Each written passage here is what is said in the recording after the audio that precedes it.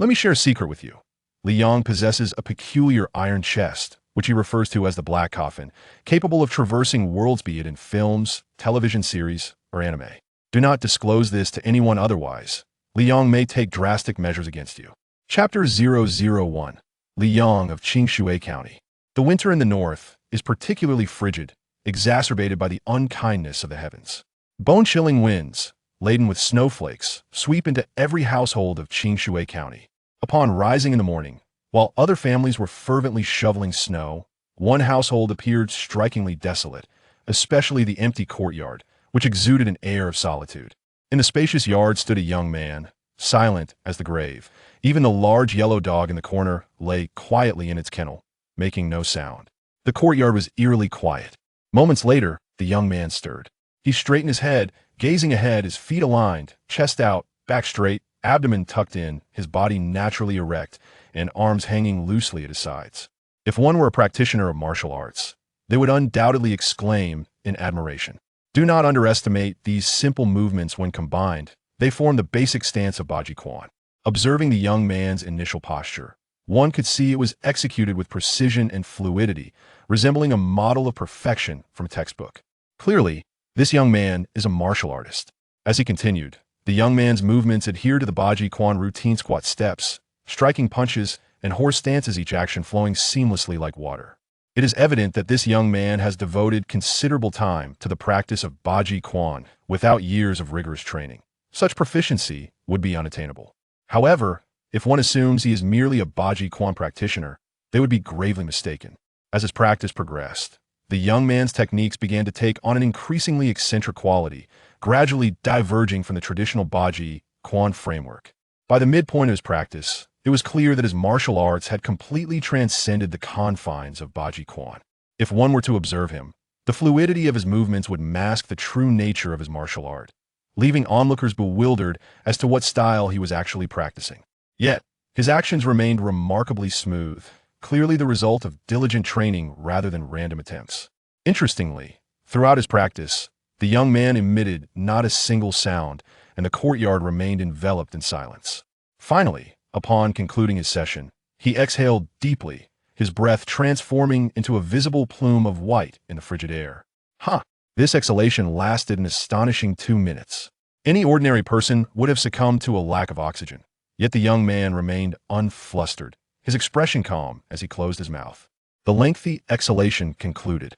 The young man stood silently, solitary in the courtyard, as snowflakes drifted down and the biting wind howled around him, resembling a proud plum blossom standing defiantly against the cold. After a prolonged silence, he spoke softly. What a pity a camera would have been perfect to capture my impressive stance. Just know it would have looked absolutely stunning. At that moment, a voice called from within the house, "Brother," followed by the creaking open of a door, revealing a delicate girl in her 20s. "Beer, it's so cold." Li Shiwerong shivered, pulling her padded coat tighter around her as she glanced at the young man. With a hint of reproach, she remarked, "You're practicing martial arts again? Your hand is still injured. In this icy weather, what if something were to happen?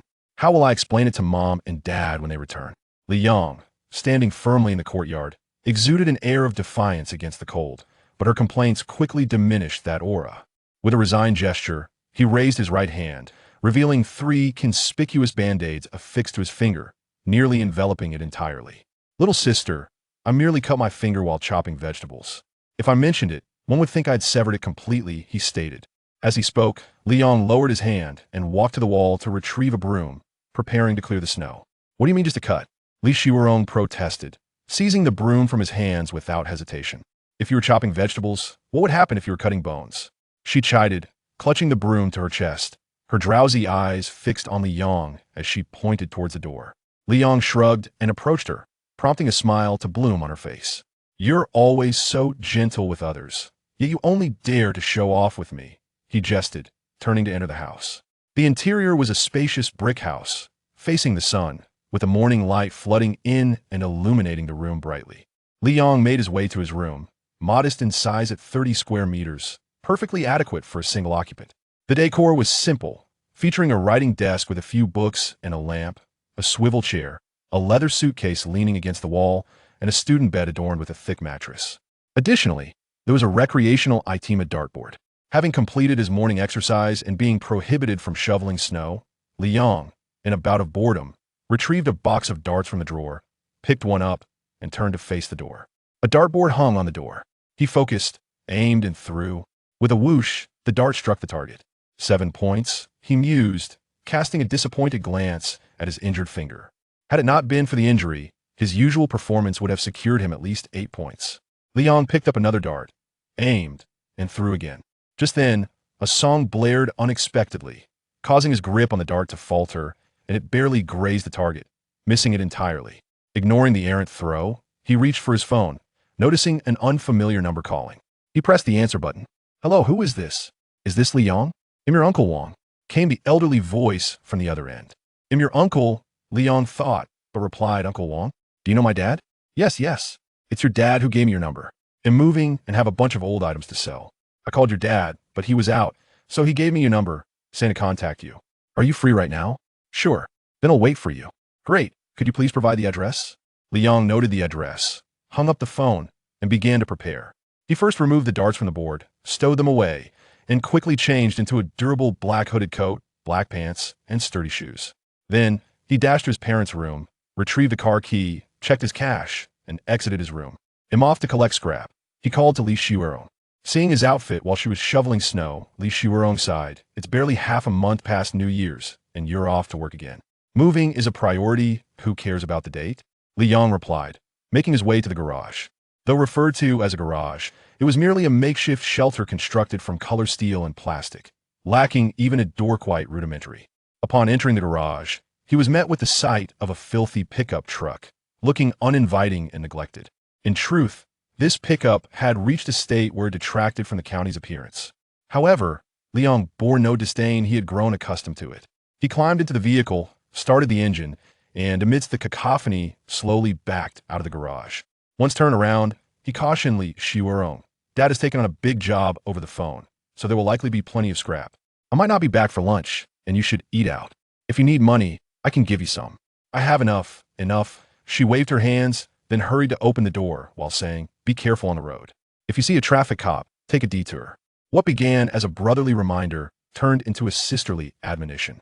Liang made an okay gesture, pressed the accelerator, and drove off in the pickup, heading towards Uncle Wang's residence according to the address he had noted. At this moment, the advantages of Qingshui County became evident.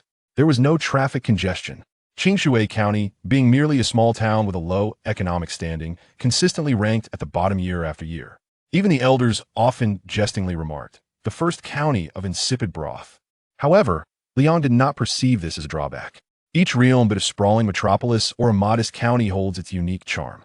As a Soon-Tog Jr., after witnessing the splendor of the big city, returning to the small town allowed him to maintain an unperturbed heart. It had become a habit. After approximately 20 minutes, he arrived at Grandpa Wang's residence, where he found the old man still sprightly. Contrary to the polite tone over the phone, Grandpa Wang's demeanor turned somewhat frosty upon Li Yang's arrival, as he directly led him to the old house in the backyard. "This house has been uninhabited for a long time, serving merely as a storage space. You may enter and see what can be sold. I shall refrain from meddling in my old age," he stated, his tone not only cold, but also somewhat condescending, as if he was reluctant to even enter his own old abode. Liang was unfazed. After watching Grandpa Wang leisurely retreat into the house, he redirected his focus to the aged structure before him. The house was indeed ancient, a mud brick abode. The beams were low, prompting Liang to bend down as he gently opened the wooden door. He worried that if he exerted too much force, he might end up paying for the damaged door after collecting the scraps. Creak! The jarring sound of wood scraping against wood echoed as the door swung open, releasing a wave of damp, decayed, and rusty odors that assaulted his nostrils. Liang could no longer remain composed. He covered his mouth and nose, donned his hat, and upon noticing a thin rope along the wall, he gave it a gentle tug. Lights flickered to life within the mud house. The illumination was a warm yellow, casting a dim glow from an old-fashioned bulb hanging at the center of the room. Even for Liang, such a scene was a rarity. Creak, creak! The cold morning breeze, which had persisted since his practice, continued to sway the wooden door, creating an eerie sound. Liang, not wishing to squander time, swiftly stepped inside the mud house. He began to assess the items within. Surprisingly, there are quite a few things here, he muttered to himself, immediately spotting an old-fashioned bicycle, likely from the 1980s. Without hesitation, he moved it outside and returned to continue his search. Tires, out they went. A broken diesel engine, out it went. Tools from a mason, out they went. Though it was a mud house, it was quite spacious, typical of such structures. They might be rudimentary, yet expansive. The space before him was nearly 200 square meters, cluttered with heaps of items on the left and trash on the right. Scraps, household goods, broken farming tools covering the floor, even piled high on the Kong, a traditional heated bed. Li Yong meticulously sifted through, selecting and relocating items. After over an hour, he had cleared a significant portion of the space. At that moment, he stumbled upon something peculiar. Amidst a pile of trash resembling a small mountain, he noticed a dark corner peeking through. Curiosity piqued, he leaned closer and knocked on it, realizing it was made of iron.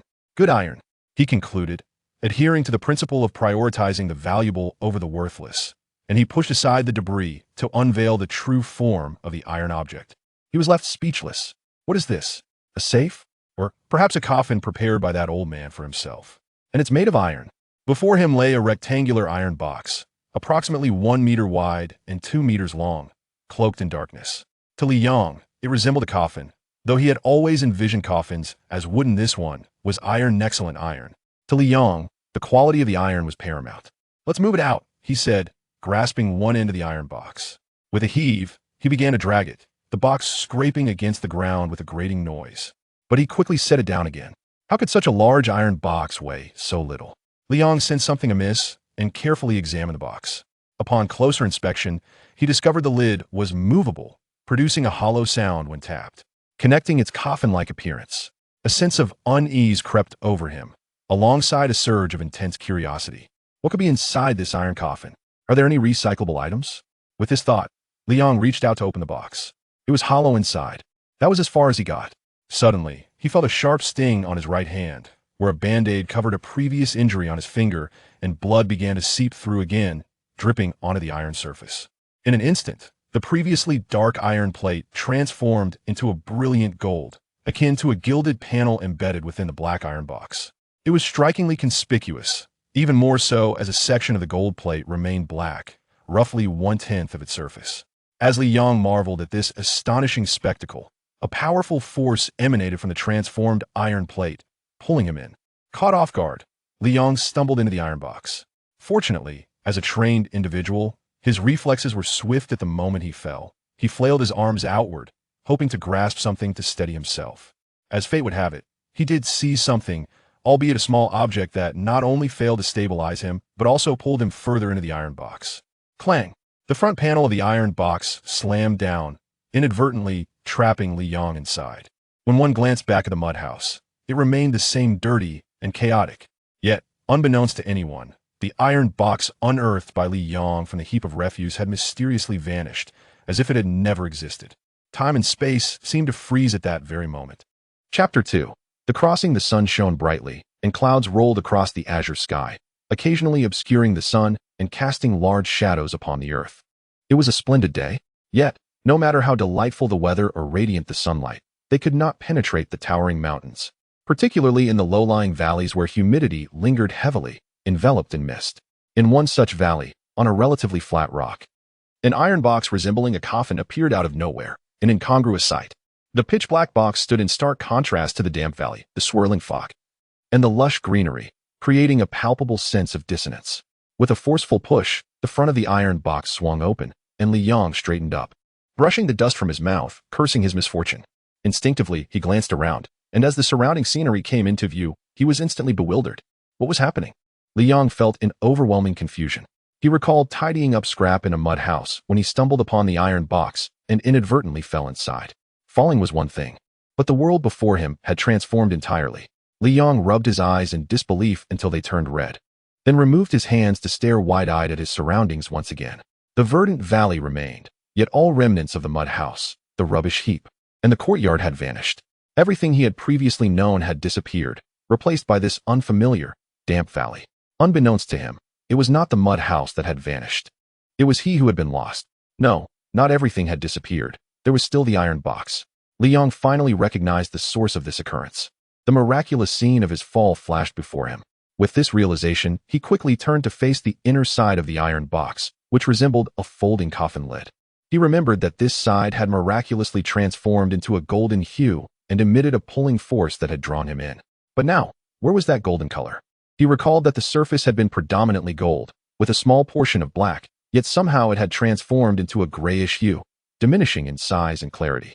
Li Yong struggled to comprehend the current situation, but one thing was certain: the environment had changed. Fortunately, he himself had not. He meticulously examined his body, relieved to find that all his organs were intact. He sighed in relief, reassured that he remained the charming young man from Qing Shui County. Reality may be harsh, but he was still himself. Li Yong regained his composure. Years of martial arts practice had fortified his willpower beyond that of an average person. Moreover, he was a youth long influenced by online novels. What was the most popular theme in novels these days? Time travel. A timeless motif that endlessly recycles itself. Past to present. Present to past. You travel into my world, I into yours. After consuming so many tales, his capacity for acceptance had grown, and he swiftly embraced the reality before him. He had traveled through time. Beyond this, he could find no more rational explanation. Though the concept of time travel itself was inherently irrational, Li Yong gazed at the iron box, the very embodiment of absurdity, and pondered, what was he to do now? The first thought was trivial, the second was his true sentiment. Confronted with this strange environment, the unknown world, and the family he left behind on Earth, how could he maintain his composure in the face of it all? Li Yong adjusted his mindset quickly. As long as he could resolve one lingering question in his heart, he would find peace. He knocked on the iron box, producing a series of metallic clangs. With a hint of desperation, he called out to the box. They say treasures have spirits. If you know anything from beyond, tell me how to return. In countless time travel novels, protagonists often swiftly adjusted their mindsets after crossing over, effortlessly moving on from past lives and loved ones. While he read them without concern, now that the situation was his own, he found it impossible to move on. Home. Just one word, etched deep in his heart, an eternal memory. Li Yong pondered whether there were other time travelers in this world or if he had merely drawn the short straw. In those novels, protagonists often developed grand ambitions upon their arrival, embarking on legendary journeys. But that was fiction.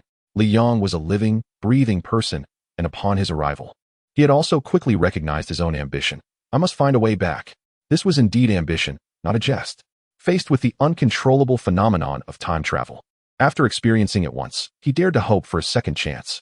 Such ambition, and the hope of returning, lay solely in the iron box before him. Li Yong remained silent for a long while, contemplating the box, then suddenly lay back down, pulling the iron lid down. Clang. As time passed slowly, 3 minutes later, the iron box opened once more, and Li Yong sat up again. The world remained intact. He gazed at the iron box in exasperation, attempting the process a few more times out of disbelief.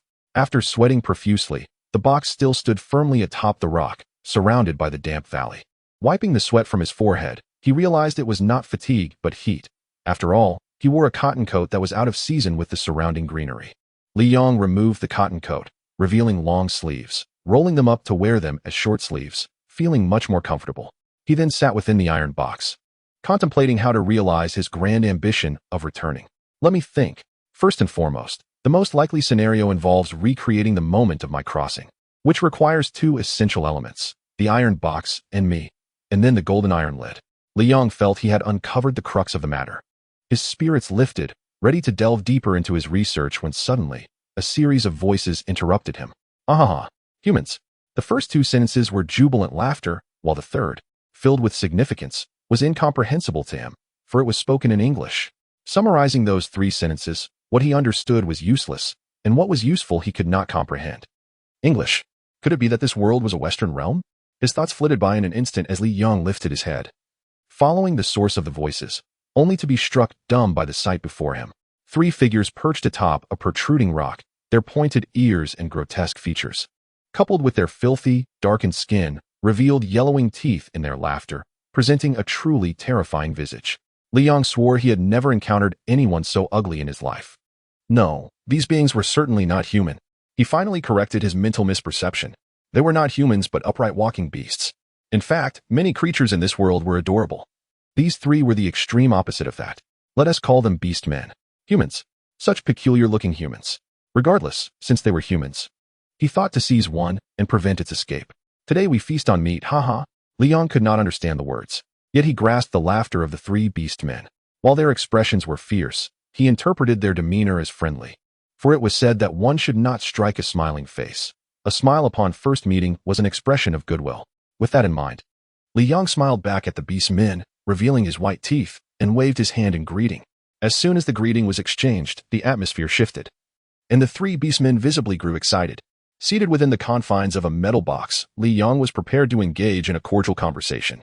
Although his ambition was to return, he could not disregard the friendly beings from another realm before him. To his astonishment, one of the three orcs, evidently overwhelmed with excitement, leaped down from the rocky ledge before Li Yong could even exit. Li Yong was taken aback. Such fervor seemed excessive. It was then that he discerned the full appearance of the orc, grotesque and fierce in visage, yet diminutive in stature.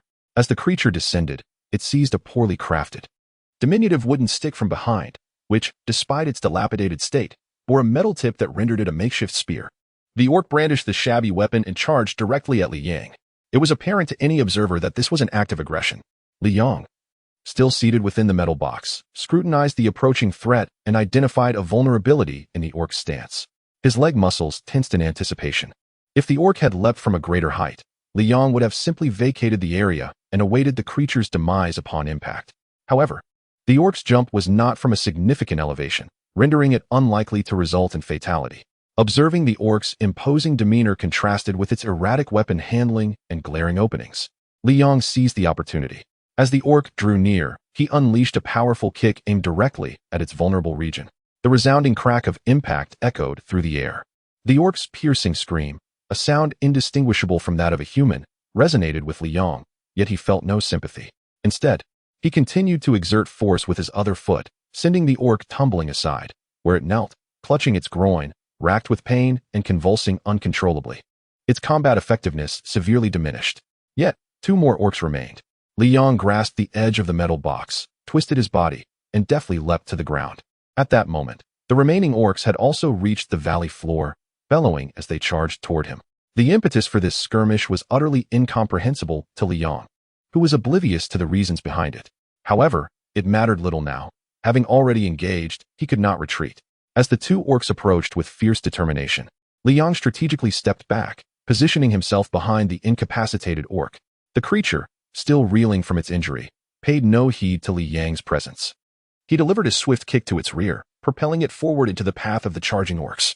The three collided, dazed and disoriented, akin to tipsy revelers. Without hesitation, Li Yang advanced, weaving between the bewildered orcs and delivering a flurry of strikes that brought them all to the ground. He was mindful to temper his blows. Given the ferocity of his martial arts, he could have easily dispatched them permanently.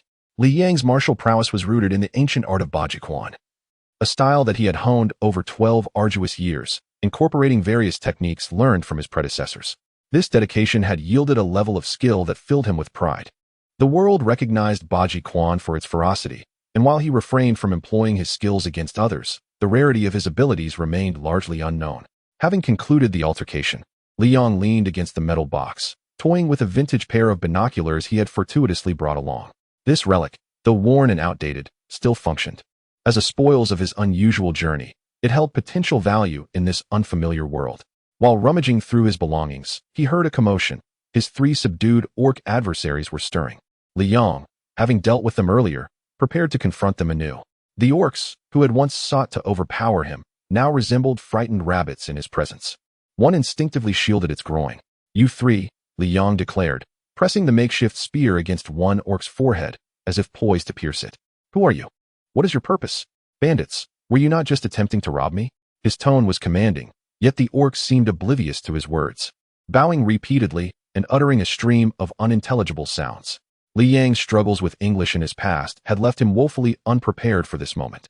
He recalled the humiliation of his academic failures, particularly in language studies, and how he had once earned the dubious distinction of being the worst in his class. Yet, amidst the confusion, he recognized the orcs were pleading for mercy. "Silence," he commanded. The orcs, misunderstanding his intent, trembled in fear, believing he was about to strike again, redoubling their cries for clemency. "Enough," he shouted, feeling as though he had wandered into a den of squawking fowl. In frustration, he struck the orcs lightly on the head with the spear, which finally subdued their cacophony. After a prolonged silence, realization dawned upon him. In a moment of clarity, He rummaged through his pocket and retrieved his smartphone, the luxurious gold iPhone 6 Plus, a device of remarkable capabilities. The key was a specific application, Youdao Dictionary. At last, Li Yong chuckled. I have found the means to bridge our worlds. Open the main menu, launch Youdao Dictionary, select English-Chinese translation, and input the phrase in Chinese that Li Yong wishes to say. The translation appears in the dialog box. Where is this? Li Yong recognizes this phrase, vaguely recalling having learned it in a certain grade of his life, but with a smartphone at hand, he felt no need to speak it aloud. With the device in his grasp, he felt empowered to traverse this new world. Confidently, Li Yong tapped on the voice translation feature. However, a small notification popped up on his phone. Pronunciation failed, possibly unable to connect to the network. Li Yong instinctively glanced at the top of his phone screen. Signal, none. 4G network, disconnected. WLAN, even more elusive. This was another world, not Earth. Accepting the reality, Li Yong reluctantly abandoned the voice translation and resorted to manual translation, directing his broken English at the three orcs who gazed at his phone with curiosity. Where's this? He repeated, questioning his own fluency. The three orcs exchanged glances, their grotesque faces displaying a complex array of emotions, as if they understood yet did not comprehend. They dared not speak. Was my accent too heavy? Li Yong reiterated. Where's this? The orcs remained silent, still hesitant to respond. In a fit of rage, he struck the heads of the three orcs with his short gun, exclaiming, prick up your ears and listen closely. If you can't even understand such simple English, are you mentally challenged? This was in Chinese, rendering the orcs even more baffled. Yet, they could discern Li Yang's expression and did not dare to argue. Where is this? He enunciated deliberately. Li Yong assessed the orcs' mental acuity and concluded they were rather dull. Yet at that moment, perhaps they finally grasped his words, or perhaps he had pronounced them correctly. One orc surprisingly understood and hastily responded, the Misty Mountains. Now it was Li Yang's turn to be confused. After much deliberation, Li Yong concluded that the three orcs before him were not only dull-witted but also illiterate. True, illiterates. He could only translate his thoughts into English using Youdao Dictionary, then laboriously articulate them. Thus began a challenging exchange. Who are you? We are the half-orcs remaining in the Misty Mountains. What do you want? To respond to Lord Saruman's call and head to Isengard. At first glance, the dialogue seemed somewhat fluid. Yet the issue was that Li Yong could not understand what the orcs were saying. Their conversation resembled a chicken talking to a duck. The sole silver lining was that despite his clumsy English, the orcs could barely comprehend him, thanks to Youdao Dictionary. This offered him a glimmer of hope. The mystery of the iron box remained unsolved, and although Li Yong had been in this otherworldly realm for several hours, he had yet to step beyond the valley. His ambition was to return to Earth, but as time passed and night approached, a pressing issue loomed. Hunger. Even a traveler could not stave off the pangs of hunger. While it was manageable for now, if he waited until he was too weak to move, the three orcs, who had only yielded to him due to his forceful demeanor, would surely revolt. Thus, the immediate concern was to secure sustenance. Li Yong remained clear-headed despite the unconventional circumstances, listing out what he needed to do now and in the future. His short-term goal was to address his hunger, followed by matters of shelter and transport.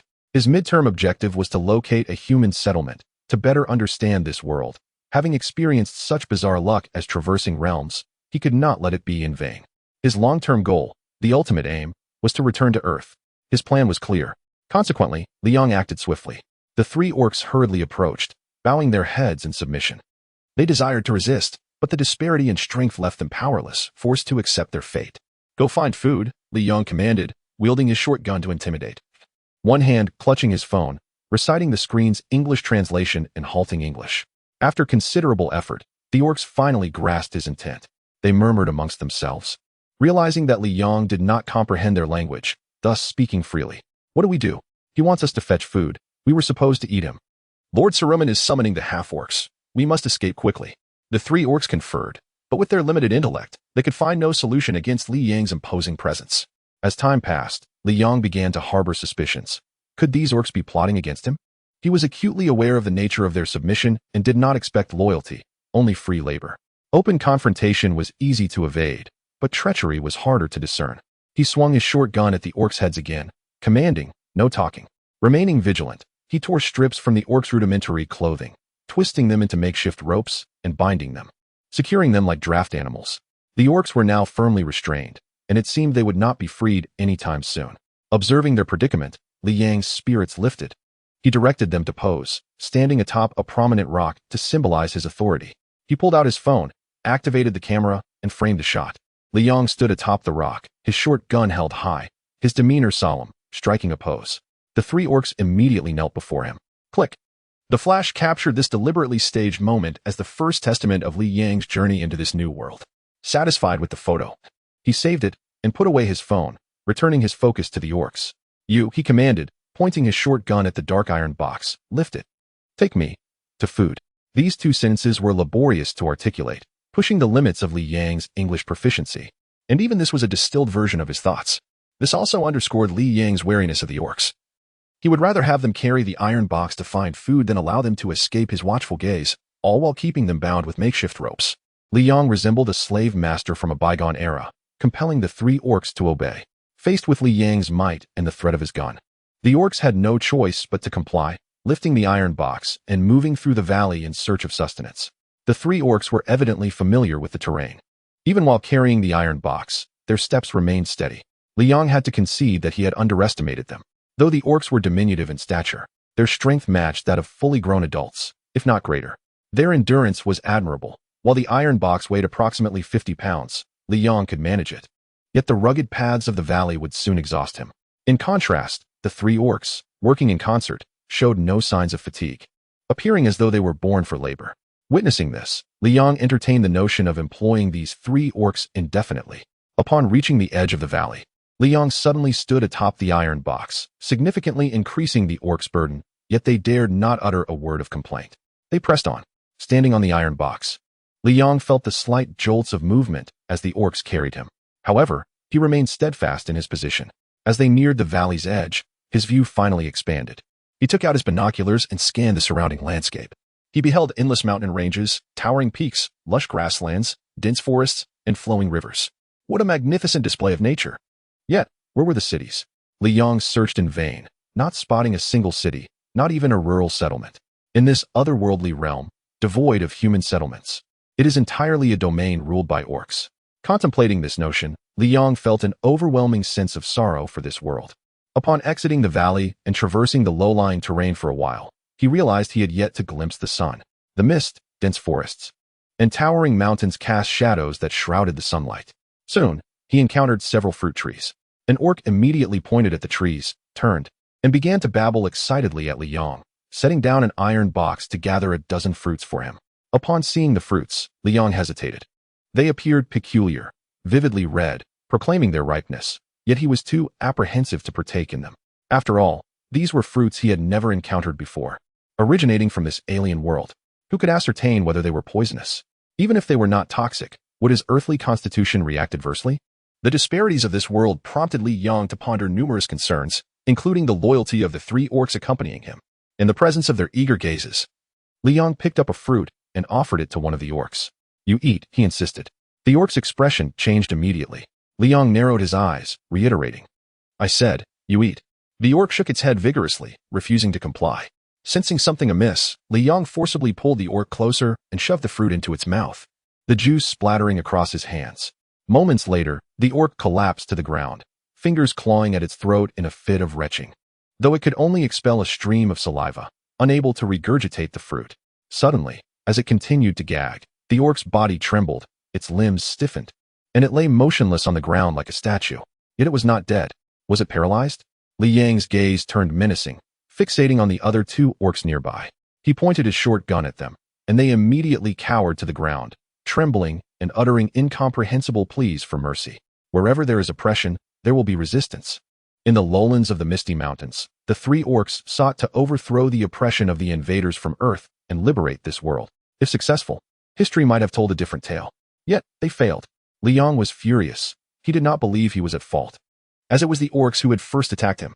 Their failure and subsequent punishment of forced labor seemed justifiable. Now, they attempted to use poisonous fruit to conspire against him. A fierce glint flashed in Li Yang's eyes as he regarded the two remaining orcs, trembling in fear. He raised his weapon and took action. 3 minutes later, one orc remained incapacitated by the poison, while the other two bore swollen, red lumps on their heads. Standing to the side, Li Yong did not punish them severely. A harsh beating sufficed as a reprimand, for he still required their labor to navigate through these unknown mountains. Otherwise, he would have to carry the iron box himself along the arduous paths, a thought that alone was exhausting. The day had not yet fully darkened. Li Yong was no longer the disoriented traveler he had once been. Through the lens of his binoculars, he had already familiarized himself with the surrounding trails. Pointing decisively in a direction, he commanded, "Go." His single word was spoken fluently, and the two orcs understood, but they shook their heads in unison, refusing to comply. Yet, Li Yong was unyielding. Under the threat of his weapon, he enforced his will upon them. He had observed that following this path would lead to increasingly flatter terrain, ultimately reaching meadows and exiting the mountainous region. The other directions were fraught with layers of peaks, steep and treacherous paths that any sensible person would recognize as unwise to traverse. Following the incident with the poisonous fruit, Li Yong had reduced his orc entourage by one, leaving two to continue carrying the iron box. The poisoned orc was left behind, abandoned to its fate. One man and two orcs aimed to escape the mountains while seeking sustenance along the way. Fortune favored the diligent, as Li Yong soon discovered another type of fruit resembling apples in size, shape, and color. However, being in an alien realm, he refrained from applying earthly logic. To mitigate the risk of toxicity, he devised a method of sampling, an orc testing protocol. As the name suggests, this involved allowing the orcs to sample the fruit first, making it clear whether it was safe to eat. The results confirmed his hypothesis. The fruit was non-toxic. Li Yong consumed several to quell his hunger and harvested the majority of the fruits from the trees, storing them in the iron box for the journey ahead. As twilight approached, they pressed onward until darkness enveloped the land. Eventually, they entered an area of notably flat terrain, yet Li Yong continued to urge the orcs forward. It was only when exhaustion overtook him in the late hours of the night that he chose to rest. They camped on the spot. And rather than succumbing to sleep immediately, Li Yong utilized a makeshift rope to bind the two orcs to a rock, securing the other end to himself. The rock rendered the orcs immobile, and any attempt to act against him would rouse him from slumber, allowing for a peaceful rest. Li Yong surveyed his handiwork with satisfaction and leaned against the iron box to rest. This marked his first night in this alien world. And due to his unfamiliarity with sleeping outdoors, it took almost an hour before he drifted off. After he fell asleep, the two orcs, after futilely attempting to escape, resigned themselves to slumber as well. Unlike Li Yong, their minds seemed less engaged. Within minutes of closing their eyes, they were sound asleep, their snores echoing like thunder. The following day, Li Yong awoke feeling lethargic, indicating a poor night's rest. However, one discovery instantly uplifted his spirits. Upon rising, he practiced a series of martial forms. Typically, this would conclude his morning routine, but from today onward, he had a new objective: investigating the iron box. Squatting beside it, he focused intently on the gray-black iron panels. A thrill of excitement subtly coursing through him. Yes, genuine excitement. The color had altered. It must have. The gray-black panels appeared unchanged at a glance, yet upon closer inspection, the gray portion seemed slightly brighter than the previous day, albeit minutely. If he had not meticulously scrutinized it repeatedly, such a subtle change might have gone unnoticed. A thrilling hypothesis surged within him. The color change indicated that the iron box was undergoing some unknown transformation. Perhaps it might even revert to its original state. Emboldened by this speculation, Li Yong imagined the possibility of the gray sections returning to gold, which would allow him to fulfill his ambition of returning to Earth. Reflecting on the scene of his original crossing, he reasoned that if he could recreate that moment, there was no reason he could not traverse once more. The process of conjecture was exhilarating. The prospect of his ambition coming to fruition invigorated him, dispelling the fatigue from the previous night. Hope of returning home sparked within him. However, this all hinged on the condition that the gray parts of the panels reverted to gold. Whether this transformation would occur remained uncertain and would require time to reveal. In this otherworldly realm, Li Yong was not short on time. With this newfound revelation, his spirits soared. Though he remained oblivious to the two orcs trembling in the shadows of the rock nearby, just as he prepared to urge them onward with renewed fervor, he finally noticed their distress. What new mischief were they concocting? Assuming they were plotting against him, Li Yong brandished his short gun and approached the orcs. The ropes binding them had yet to be loosened, and they huddled in fear, desperately attempting to shrink into the shadows. "Move," Li Yong commanded.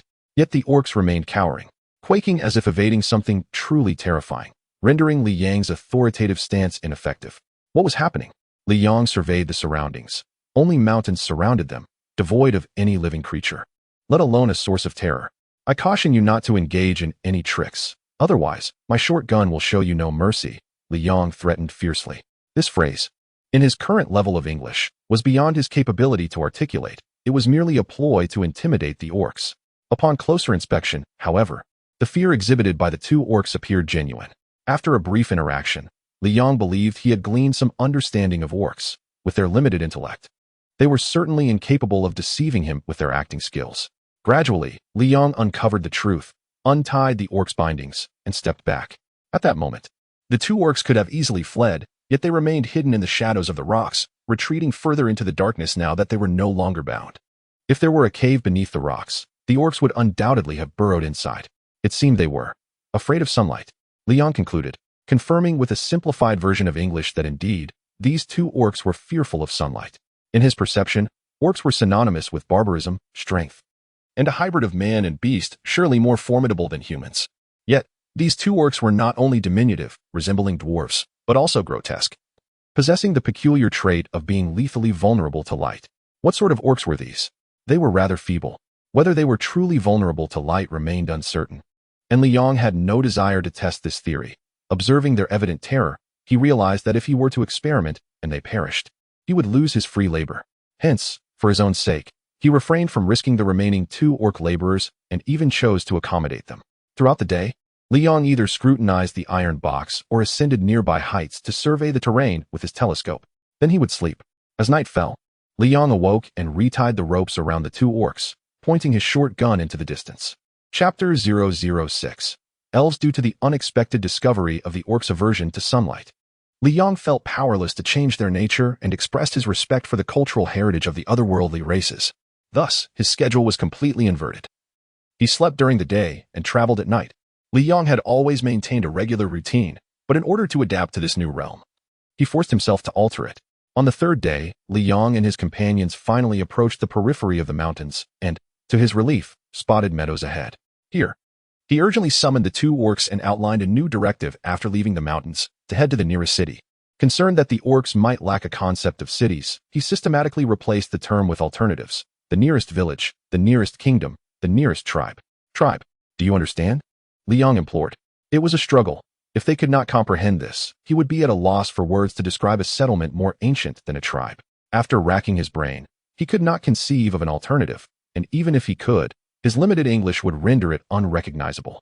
Undeterred, he reiterated tribe, convinced that perhaps his lack of fluency was the issue. After several attempts, he was surprised to see the two orcs respond eagerly, fearful that Li Yong might once again strike them with his short gun. The nearest tribe was the elven community in Rivendell. Li Yong admitted he did not understand. However, the important thing was that there was a response, indicating that this other world indeed possessed settlements. He pondered aloud, bewildered by the existence of a tribe and the backwardness of this realm, lamenting his growing disinterest in it. Yet, despite his lack of enthusiasm, he needed to seek the tribe, for he had subsisted on wild fruits for 3 consecutive days, and his stomach could bear it no longer. At this rate, he would either perish before realizing his great ambitions or suffer from gastrointestinal rebellion. For 3 days, he dared not eat to his fill, fearing he would become nauseous and vomit. He required a proper place to live, somewhere to sleep and eat, much less demanding than his life on Earth. "We go," Li Yong commanded. To his surprise, the two orcs did not obediently lift the iron box, but exchanged glances, shaking their heads in refusal. "Rivendell is the domain of the elves. If we go there, we will surely be killed. Half-orcs and elves are enemies. We cannot go." The two half-orcs attempted to reason with him, appealing to his emotions.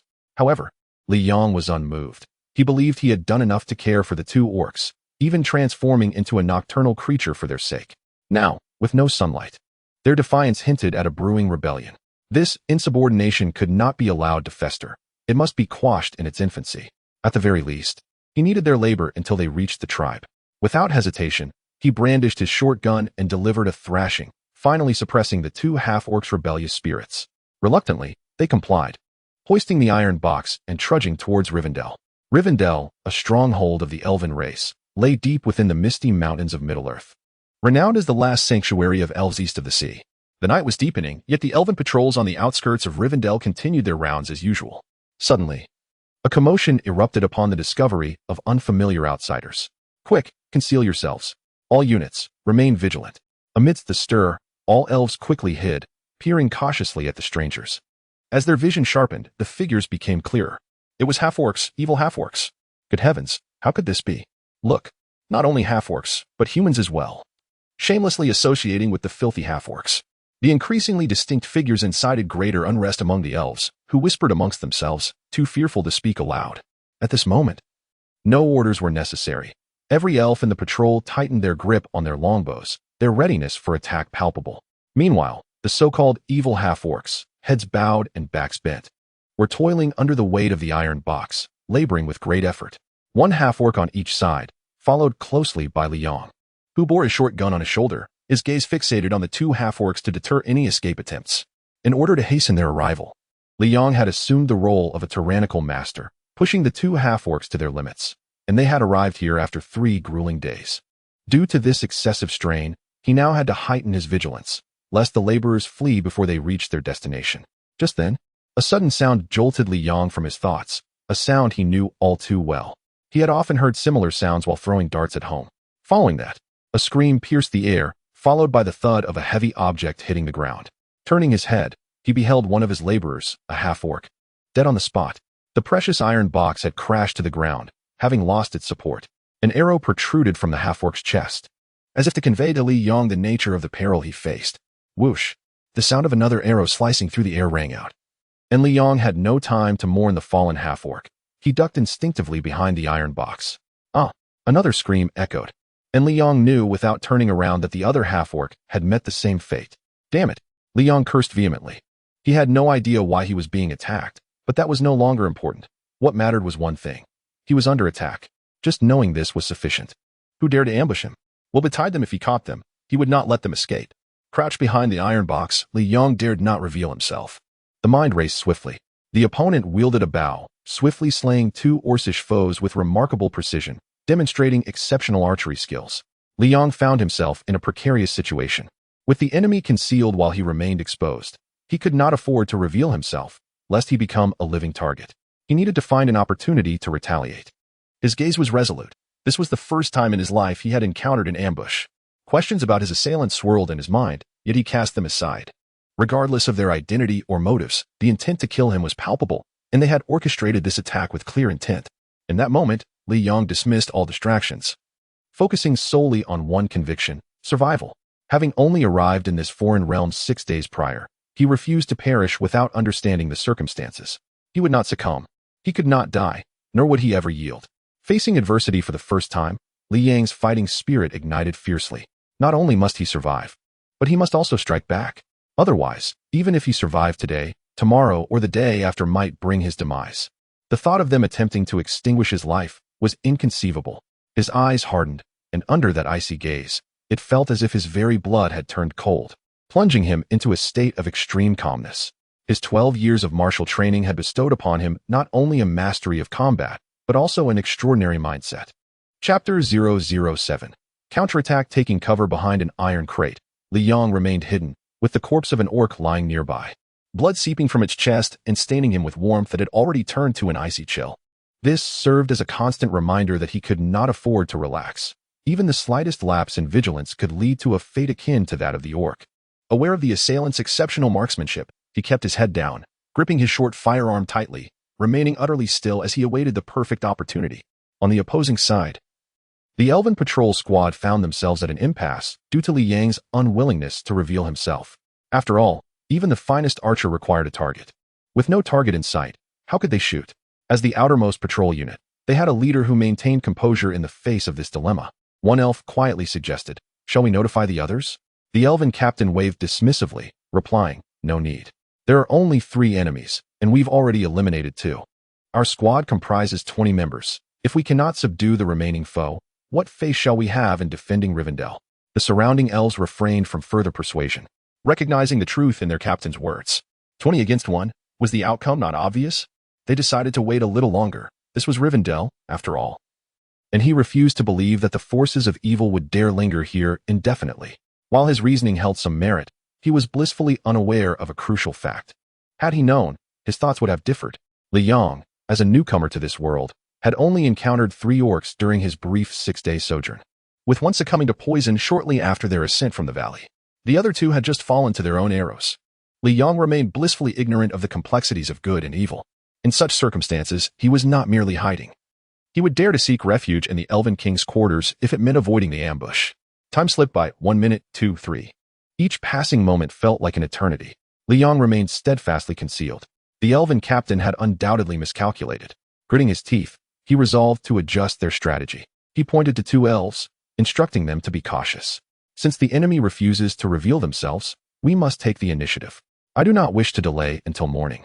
Nor do I want any casualties. 20 against 1. How embarrassing would it be to suffer losses? This was precisely why he had not dispatched the entire squad to encircle the enemy, should they push him to desperation. A dying counterattack could result in even a single casualty, a loss he could not afford.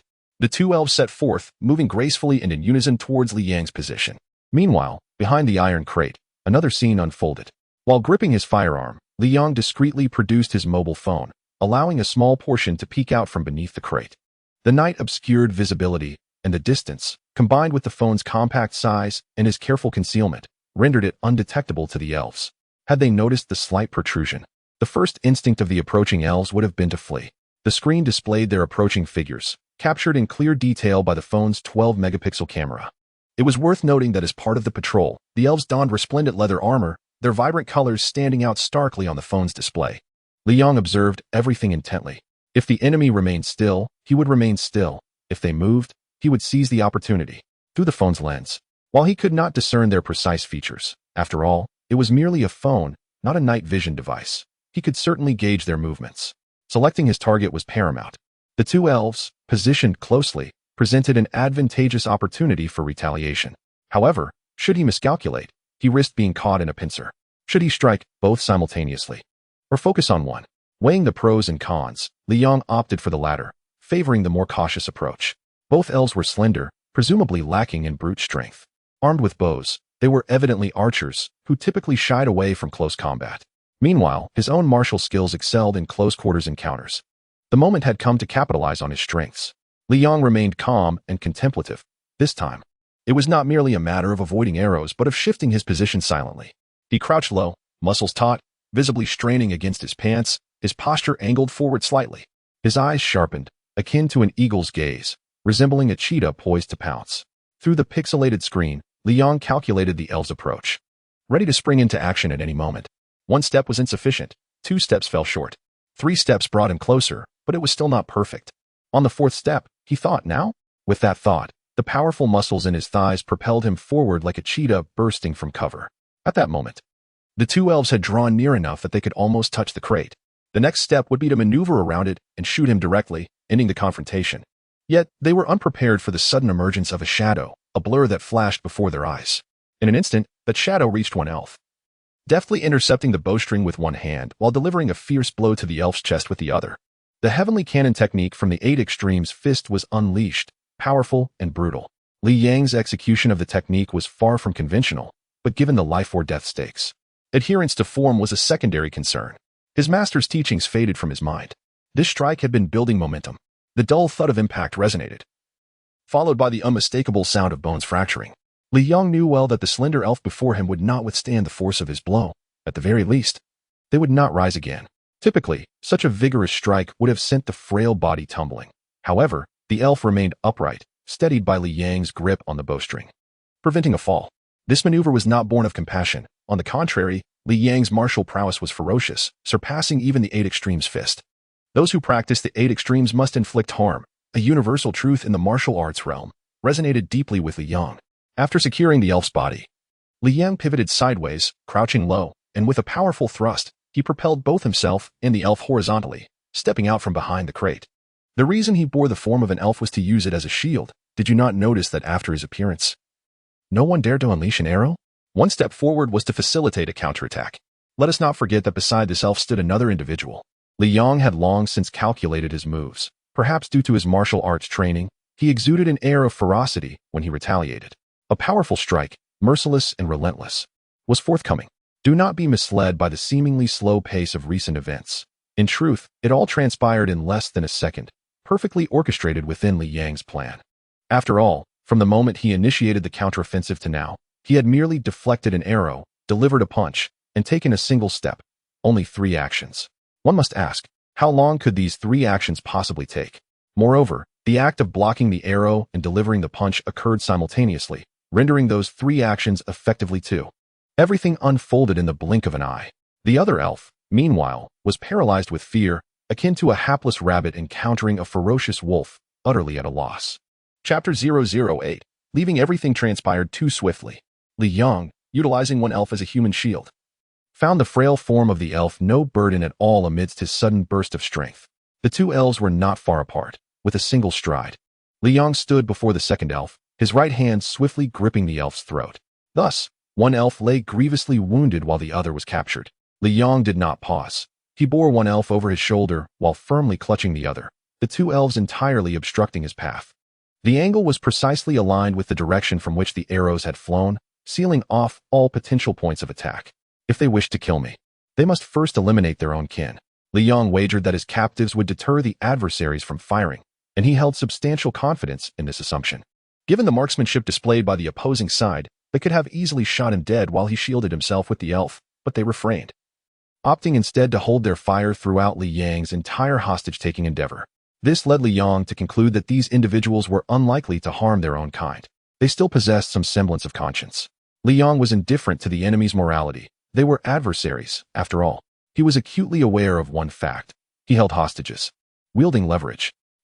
Suddenly, Li Yong unleashed a wild roar towards the opposing side, then slowly retreated, dragging the two captives with him.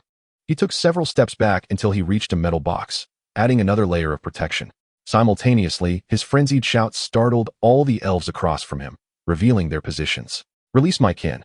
Fallen human. How dare you abduct one of our own? Let him go." Accompanied by vehement outcries, the previously concealed elves rushed forward, intent on encircling Li Yong. "Get back!" Li Yong shouted in English, enunciating clearly, his teeth gritted, as he made a motion as if to snap the hostage's neck. The advancing elves momentarily hesitated. The elf captain stepped forward, maintaining a cautious distance, and commanded, "Fallen human, release my kin." Li Yang's gaze sharpened, but he remained silent. It was not a matter of unwillingness to speak. Rather, Li Yong could not comprehend the words spoken by the opposing leader. Their fluent English sounded no different than the chirping of birds to his ears. However, he discerned one thing. This individual stepping forward was evidently the enemy's leader. And there were indeed 18 elves present, with 2 in his grasp. A complete unit of 20, each armed with longbows. Their archery skills likely rivaling those of a modern battalion. The situation appeared grim. Upon assessing the circumstances, Li Yang's mindset shifted from one of aggression to a desire to retreat. Indeed, retreat was imperative. Had the opposing force consisted of 20 defenseless individuals, Li Yong would have confidently charged forward. However, these were trained soldiers, clad in leather armor, wielding bows and arrows with remarkable skill. Although there were technically 18, what difference did 2 make? The odds remained unfavorable for Li Yong. Furthermore, as a newcomer, he was unaware of whether additional forces lurked behind these 20. This battle was not one to engage lightly. Retreat was the only viable option.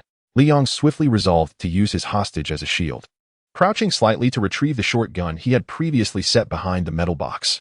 In close combat, the short gun had proven cumbersome, prompting him to leave it behind during his counterattack. By reclaiming it, he signaled a shift in his approach. The elves had maintained their vigilance, and upon noticing Li Yang's movement, they almost unleashed a volley of arrows. However, Li Yong remained focused, his gaze unwavering, exuding an aura of threat that conveyed a clear message. "I am watching you. Make a move, and I will kill the hostage." The elf whose throat Li Yong clutched struggled to break free but found himself overpowered, gasping for breath, lacking the strength to resist. The stalemate ensued. In that moment, a fleeting look of pain flickered in Li Yang's eyes, only to be replaced by determination. Suddenly, he bellowed once more. This unexpected outburst startled the elves, causing them to instinctively step back, raising their bows in preparation for an attack. Now was the time. Li Yong, poised for action, delivered a powerful kick between the two elves, striking the metal box with all his might. The force of the kick sent the 50-pound box careening towards the elves. It did not soar high or travel far, but it charged directly at them. In an instant, chaos erupted among the elves. After a moment of shock, they swiftly scattered in all directions. Had this been a mere mortal, such a sudden occurrence would have left them paralyzed with fear, likely resulting in being struck by the box. Yet these elves were not ordinary beings. As a patrol unit, their psychological resilience and reflexes far surpassed those of common folk. Coupled with their agility, akin to that of monkeys, the incoming metal box failed to hit anyone. Logically, one might expect Li Yong to feel disheartened by this outcome. Yet he did not. On the contrary, he remained unfazed, even indifferent, and at the moment the box was launched, he turned and fled. Indeed, he abandoned the box, employing it merely as a means of distraction to facilitate his escape.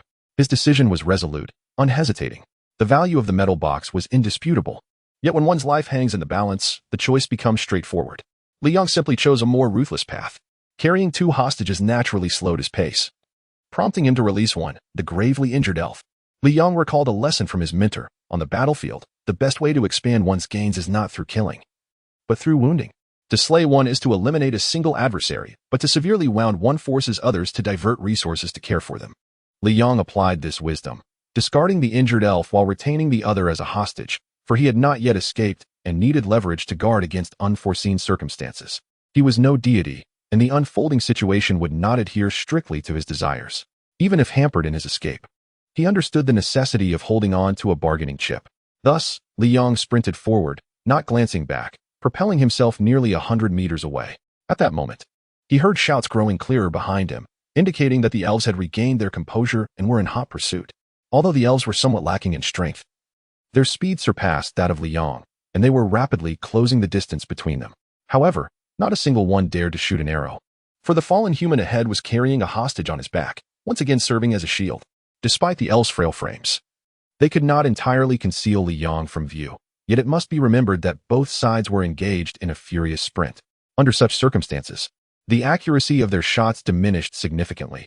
None could guarantee that the arrows released would not strike their own kin. Thus, the elves gritted their teeth and pursued relentlessly, refraining from shooting. Nevertheless, they remained confident that a fallen human could not outrun an elf. Indeed, the gap had narrowed to 50 meters, and they were on the brink of capturing this detestable human.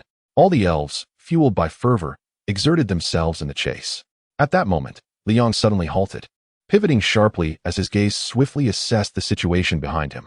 In the dark of night, faces were obscured, but 15 gleaming figures were visible. Indeed, 2 were attending to the wounded. In an instant, Li Yong locked onto his target, focusing intently on the elf captain who was leading the pursuit with fervor. His arm muscles tensed visibly, the biceps bulging as he swung his arm in a wide arc, launching the short spear with force. The spear flew like a dragon. Despite its worn and unremarkable appearance, it was a genuine weapon capable of taking lives. Coupled with Li Yang's exceptional throwing skills, the spear whistled through the air and struck the astonished elf captain. No one could have anticipated that a fallen human, preoccupied with fleeing, would turn to attack. Who could have foreseen it? The unexpected price was a bloody one. The elf captain, who had been leading the charge, was struck in the abdomen by the spear, toppling to the ground under its force. Li Yong did not witness this scene, for after releasing the spear, he darted away like the wind. Sounds he could not comprehend echoed behind him. Though unintelligible, the emotions conveyed were clear: anger, sorrow, despair. Li Yong understood them all, but his mind was a void, consumed by a singular thought: to run, to flee as far as possible. Chapter 009. The intellectuals. He ran, ceaselessly. Even Li Yong himself was unaware of where he was heading, but upon noticing the absence of pursuers behind him, he finally exhaled in relief. Now, he must increase the distance. Once daylight broke, the situation would turn in his favor. With the hostage on his back, he continued his frantic escape. Hours later, he had already distanced himself from the battlefield until the first rays of dawn began to emerge. Exhausted, Li Yong collapsed onto the ground, gasping for breath. His forehead beaded with sweat, his short sleeves thoroughly soaked, resembling someone who had just emerged from water. And what of the hostage? At that moment, they lay peacefully to one side, completely unaware and still unconscious under Li Yang's watchful guard. "You're enjoying a comfortable rest," Li Yong thought with resentment. Recalling the ambush he had suffered the previous night, an anger surged within him, directing his frustration towards the hostage. 2 minutes later, Li Yong had thoroughly examined the elf, especially the bruises marring what was once a handsome face, now nearly resembling that of a pig. What good is being handsome? Even your mother wouldn't recognize you now. After venting his fury, Li Yong regained his composure and finally noticed a long-overlooked detail: the ears. Why are they pointed? In the darkness of the previous night, he had failed to see, and with all the chaos of battle and flight, he hadn't paid attention, but now he finally did. Thus, it was confirmed: not human. Realizing this belatedly, Li Yong curiously reached out to touch those delicate, pointed ears, which, compared to the 3 half-beasts he had encountered, were far more captivating. They seemed unremarkable, feeling no different from human ears, yet the elf possessed a delicate countenance and a slender frame, excelling in archery, reminiscent of the elves from the Western world. Li Yong couldn't help but sigh. Indeed, an elf. Perhaps Li Yong had struck too hard. At his touch, the elf seemed to feel pain and finally awoke. Upon opening its eyes, it met Li Yong's gaze. Unable to discern clearly the previous night, the elf now scrutinized Li Yang's features, and its first impression was one of oddity. This human appeared strange, black hair, black eyes, yellow skin, hardly resembling a typical human. Yet, in essence, it was undoubtedly human. Upon a second glance, the elf reacted. Evil fiend. It cried out, its response fervent as it instinctively reached behind to retrieve its bow and arrow, intending to slay Li Yang. It was only then that it realized there was no bow or arrow to be found. Li Yang's voice interjected from beside. Are you looking for this? In Mandarin, the elf, though unable to comprehend the words, was drawn to the sound. Noticing its bow in Li Yang's hands as he toyed with it, almost flaunting it. A fallen human. Without a bow, I can still kill you. The elf roared, attempting to strike with fists and feet. The sudden movement ignited a wave of pain throughout its body, as if it had been trampled by countless adversaries. In agony, the elf collapsed, no longer attacking, yet its eyes remained fixed on Li Yang, filled with hatred, as if it could kill him with mere glances. Yet, what awaited it was Li Yang's fist, landing squarely on the elf's face, accompanied by Li Yang's voice. Damn it, get your act together. Now you want to play the good guy in front of me? What were you thinking when you tried to kill me last night? A bunch of scum from another world. Li Yang was quite displeased. He was the victim, yet he was being cast as the villain. Where was the justice in this otherworldly realm? Consequently, the elf's face bore new wounds, a front tooth knocked out, leaving Li Yang regretting his actions. How could I have struck its teeth? I promised not to hit its mouth. Alas, I couldn't resist. Who told this otherworldly creature to provoke me? Li Yang attributed the blame to the elf. The reason he had wished to avoid the elf's mouth and teeth was to facilitate communication. He was still baffled by the events of the previous night. It was utterly nonsensical. After the bout, Li Yang found satisfaction. But the elf's gaze towards him only intensified with loathing, as if it could breathe fire. Kill me. A noble and pure elf shall never submit to the fallen. Filthy evil, the elf declared with indignation. Goodness, what a lengthy string of words. Did it expect Li Yang to comprehend? To Li Yang's ears, it sounded like a rapid barrage of gibberish. He hadn't even managed to pull out his phone before the elf's tirade concluded. Had this occurred on Earth, he would have assumed the other party was deliberately showcasing their linguistic prowess. Thankfully, he recognized this was a different world, and thus did not think so. Yet the outcome of his understanding was little better. Li Yang, pointing angrily at the elf, exclaimed, Did you just insult me? In his haste, he used Mandarin. The elf, realizing it could not comprehend the words of the malevolent human before it, grew furious in its own right. Evil human, if you have the courage, kill me. Do not think that using vile language will force a noble elf to yield. The two were like chickens and ducks, utterly unable to understand one another. Yet the results were entirely different. You ignorant fool, Li Yang exclaimed, and with a swift slap, he struck the elf across the face. Finally, the elf fell silent. Indeed, it would never yield to the hands of a wicked human, yet it was not a masochist. Seeing the elf subdued, Li Yang finally opened a translation app on his phone and inputted a phrase. Are you an elf? Li Yang did not read in broken English. Instead, he placed his phone in front of the sprite, forcefully turning its head to meet the screen's gaze. The sprite, upon seeing the phone, was struck with fear. Having never encountered such a device in its lifetime, it remained silent, lost in thought, holding the phone with one hand and the sprite's head with the other. Li Yang was unable to free a hand, so he spoke. The sprite remained mute. Even if it wished to look away, the phone was directly before it. Closing its eyes would not help, for it believed that the malevolent human would forcibly pry them open, just as it had done with its head. Oh, how the noble sprite abhorred the thought of losing its sight.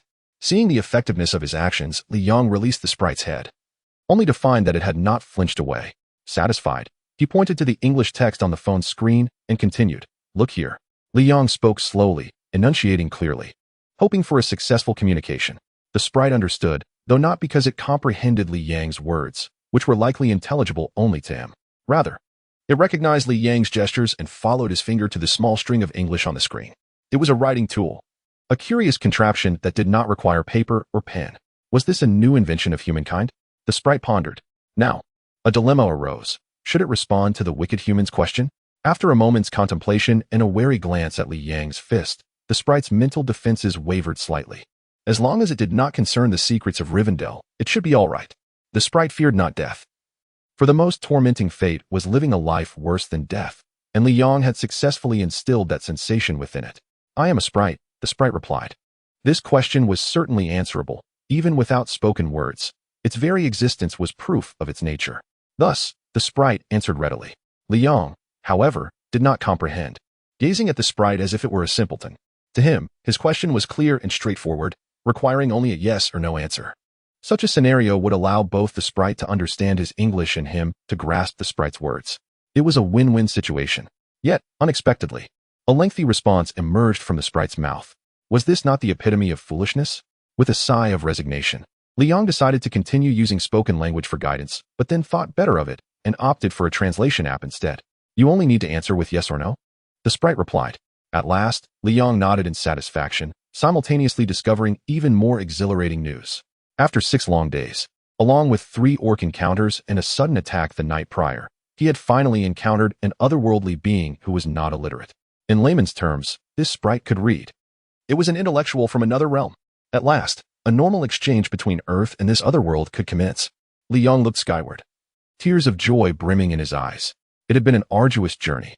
Only those who had truly lived in a foreign world could fathom the frustrations that arose from a language barrier. Turning back, Liang's gaze softened towards the sprite, for this otherworldly being was his most vital link to understanding this realm.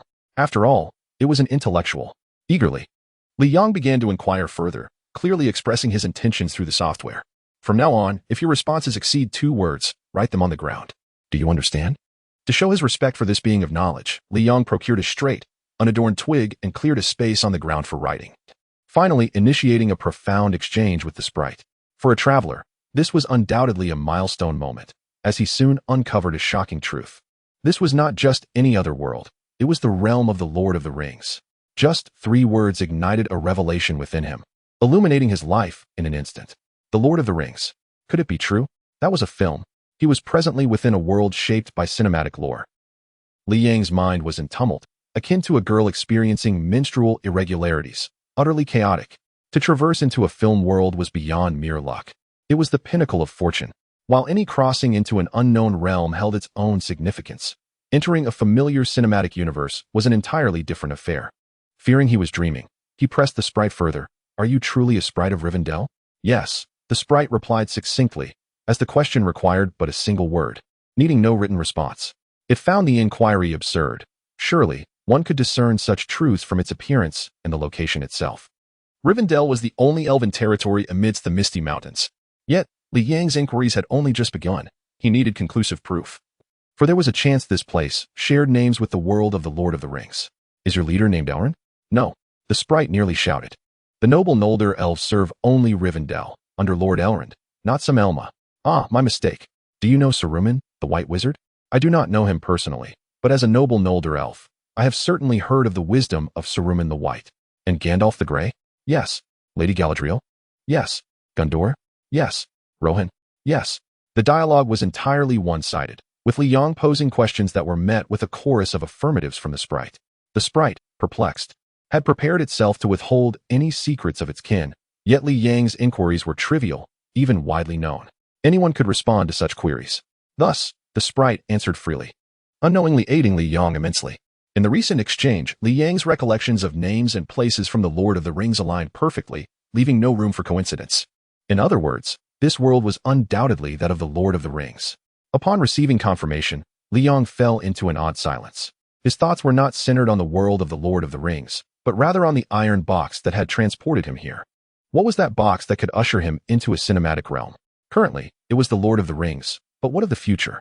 What other worlds might it lead to? Having observed the iron plate on the box change colors over 6 days, Liang noted the once gray surface growing brighter. Despite still being gray, this change instilled in him a renewed confidence about returning through the box, which he had come to regard as a treasure of utmost significance, though still secondary to his own life. In a desperate bid for survival, Liang forsook the iron box last night, despite his outward demeanor of indifference. The memory of the box lingered heavily in his heart. The reason he continued to exert himself in the presence of the sprite after his successful escape was to comprehend the foreign realm and reclaim the iron box. The hope of retrieval was undoubtedly slim. After all, it was a military stronghold, and even though Liang possessed remarkable skills, a lone tiger cannot withstand a pack of wolves. Attempting to reclaim the iron box single-handedly was akin to chasing a mirage. However, that was in the past. The present was different. Liang had acquired an extraordinary advantage, a veritable golden finger, in the form of his intimate knowledge of the plot. With this insight, the prospect of regaining the iron box no longer seemed so remote. A flame of determination ignited within him. To reclaim the iron box, he resolutely declared to himself, setting a goal for the time ahead. Subsequently, Li Yang posed a series of inquiries to the sprite, preparing himself for the realization of his objective.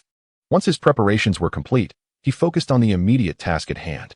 The first step in his quest to reclaim the iron box was to ensure his own safety, as he was still very much in flight. Having slain one and captured another within the realm of the Sprite clan, he knew they would not take his actions lightly. Pursuers were undoubtedly on his trail. It was merely a matter of time before they caught up to him. After concluding the conversation, Li Yang stowed away his phone and casually glanced at its battery level. To his astonishment, it had dropped significantly. How could a mere application, without internet connectivity or any background processes, consume so much power? His once fully charged phone had lost 10% of its battery life after only a brief usage. Is Youdao Dictionary really that power-hungry? Li Yang mused. This was his first encounter with the application. Having downloaded it at the behest of a salesperson when he purchased the phone, he had neither deleted it nor utilized it, thus he was unaware of its power consumption. To conserve battery life, Li Yang promptly powered down his phone and retrieved the binoculars he always carried, scanning the surroundings for any signs of pursuers. This vigilance explained why he had dared to rest only after the sun had risen. By daylight, the binoculars would serve as his means of evasion. Upon observation, he found no signs of Sprite clan pursuers. Yet, the absence of immediate danger only heightened his apprehension. With one kill and one capture, and being so close to Rivendell, the Sprite clan would undoubtedly be relentless in their pursuit. The current lack of pursuers was likely due to the news of last night's casualties spreading through Rivendell. Any subsequent pursuers would be far more formidable than the patrols of the previous night. He needed to vacate Rivendell swiftly, and with his knowledge of the world of the Lord of the Rings, Li Yang swiftly devised a plan. Just as Li Yang formulated his strategy, he suddenly heard faint footsteps behind him. Though they were deliberately hushed, he detected them nonetheless. Who could it be in this place? A sprite. Indeed, it was a sprite. While Li Yang surveyed his surroundings, the sprite seized a rare opportunity, enduring immense pain to approach him stealthily. It was the moment for a surprise attack. Would a noble sprite resort to such tactics? As it turned out, they would. In the sprite's eyes, this was not merely a sneak attack. It was a sacred act of ridding the world of evil. The sprite's hand slipped from its boot, revealing a dagger concealed within. Li Yang had been too focused on the sprite's archery skills to notice the hidden blade. Holding its breath, the sprite advanced cautiously, attempting to tread lightly despite its agonizing injuries, which hindered its usual grace, resulting in an inevitable sound. Fortunately, the wicked human before it remained oblivious. Victory was within reach. The sprite's eyes glimmered with excitement as it drew closer, the dagger poised to strike at Li Yang's back. Quick and fierce, the dagger descended. But just as the sprite thought it would succeed, Li Yang abruptly sidestepped, narrowly evading the lethal blow. This failed ambush signaled defeat for the sprite. After evading the dagger, Li Yang did not retreat. Instead, he remained dangerously close, within striking distance. Li Yang's martial arts favored close combat, and this proximity was ideal for him. Positioned to the sprite's side, he bent his knees and, with a powerful thrust of his body, collided forcefully with the sprite. The sprite, already frail and battered, could not withstand Li Yang's assault. This technique was a signature move of the Eight Extremes fist, executed effortlessly by Li Yang. The weakened sprite cried out in pain as it lost its balance and fell backward, relinquishing the dagger. In a swift motion, Li Yang grasped the fallen dagger. Casting a fierce gaze upon the sprite sprawled on the ground. With a surge of determination, he lunged towards the incapacitated sprite, dagger raised high, and struck down with force. The blade pierced the sprite's chest, plunging deep within. Blood erupted from the wound, gushing forth with such violence that it splattered over Li Yang, especially staining his face. The vivid red of the blood blurred his vision, the metallic scent overwhelming his senses. Li Yang found himself momentarily stunned, lingering in a state of shock. He rolled off the sprite's body, the victor yet appearing more disheveled than the vanquished. Though the act of self-defense had required little effort, Li Yang now felt as though he had run a marathon, gasping for breath, sweat beading on his forehead. His eyes, torn between curiosity and dread, hesitated to meet the sight of the sprite's lifeless body. His mind was nearly blank. The only sound that filled the air was his heavy breathing. Yet within his ears rang a more jarring noise, the sound of blood flowing from the sprite's corpse, pooling on the ground as if it were creeping towards him. The sprite had become a mere shell, and Li Yang didn't need to confirm its death. He felt the chilling aura emanating from it. Coldness enveloped him. I have killed. I have killed. Li Yang murmured softly, as if not wishing to be overheard, even though he was alone. For a 21st century university student, the weight of taking a life was overwhelming, despite his mental preparation. Indeed, His actions had not stemmed from a loss of reason, but were deliberate and conscious. He had extracted all value from the sprite, rendering it useless to him. Continuing his journey with the sprite as a hostage would attract too much attention, and escape was not an option. Letting it go would expose him. Thus, after careful consideration, the sprite's fate was clear. It was merely Li Yang's reluctance that had delayed this outcome. However, the sprite's sudden attack provided him with the impetus to strike. Li Yang initially believed that taking the life of one who sought to end his would not be difficult, especially given that the target was an otherworldly sprite. In reality, it proved to be quite simple.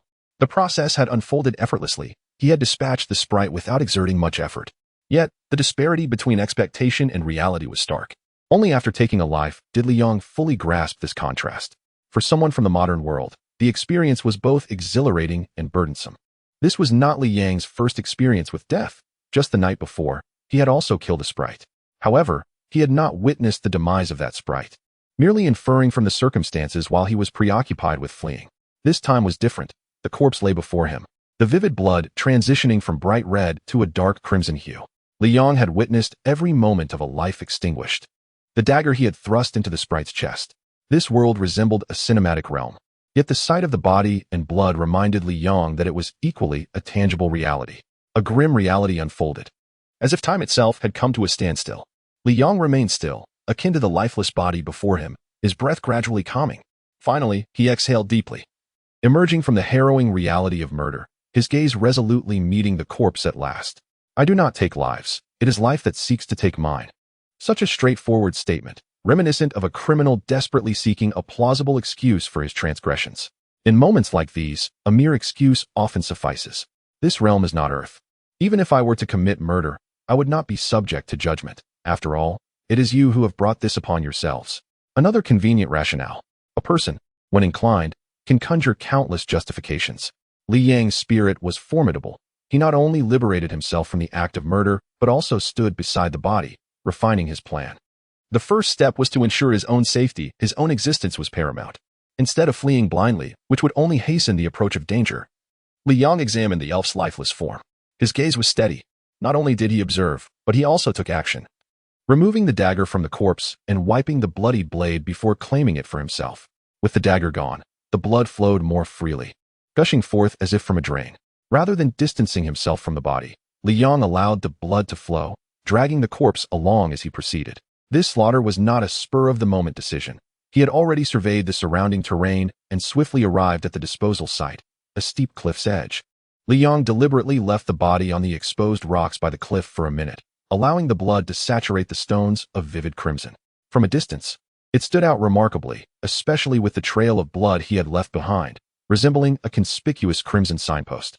If the pursuers failed to locate the body now, they would surely be blind. Once he deemed the location sufficiently obvious, he cast the body over the cliff. Retrieving it from the base of the steep precipice would consume valuable time, even for a nimble elf, granting him an opportunity to escape. After executing these actions, Li Yang departed without a backward glance, heading in the opposite direction of the disposal site. He remained uncertain whether his ruse would succeed or if the elves would be deceived, but he understood that taking action was better than inaction. The following day, Li Yang pressed onward, finally leaving the territory of Rivendell behind. A glance back revealed the boundary river of Rivendell, shallow and seemingly ordinary, barely reaching his calves. He crossed it with ease. In the film, the elf princess Arwen used this river to swell and thwart the pursuit of the Nazgul. However, having successfully evaded his pursuers, Li Yang crossed this river imbued with magical significance without the aid of elves. Even after crossing the boundary river, he dared not pause until he was well away from Rivendell, allowing himself a moment of respite only after distancing himself. As he traveled, Li Yang engaged in recollection, delving into his memories of the Lord of the Rings and connecting them to his current circumstances. As a legendary epic film, its acclaim was universal, and Li Yang had indeed watched it. Yet, due to personal circumstances, his recollection was not particularly vivid. He was not a film enthusiast and had rarely visited cinemas. He had seen films either on television or borrowed from friends' devices. Fortuitously, he found himself in the world of the Lord of the Rings, rather than any other cinematic universe, which might have left him entirely unfamiliar. Now in the year 3018 of the Third Age, Li Yang felt a surge of frustration. He had extracted a wealth of information from the elves, including the time, location, and the route he was to take. However, certain matters remained elusive despite his knowledge. For instance, where he fit into the timeline. Although he was aware of the date, he had no grasp of the current narrative progression. Nevertheless, he was not without intellect. From the respect with which the elves spoke of Saruman, it was clear that Saruman had not yet allied with Sauron, and even if he had, it had not yet been uncovered. In the film, Saruman was discovered early on, subsequently imprisoning Gandalf in Isengard. This indicated that the plot had not yet unfolded. If it had, it was still in its infancy. At this moment, Frodo had likely not left Bag End, nor had he departed the Shire.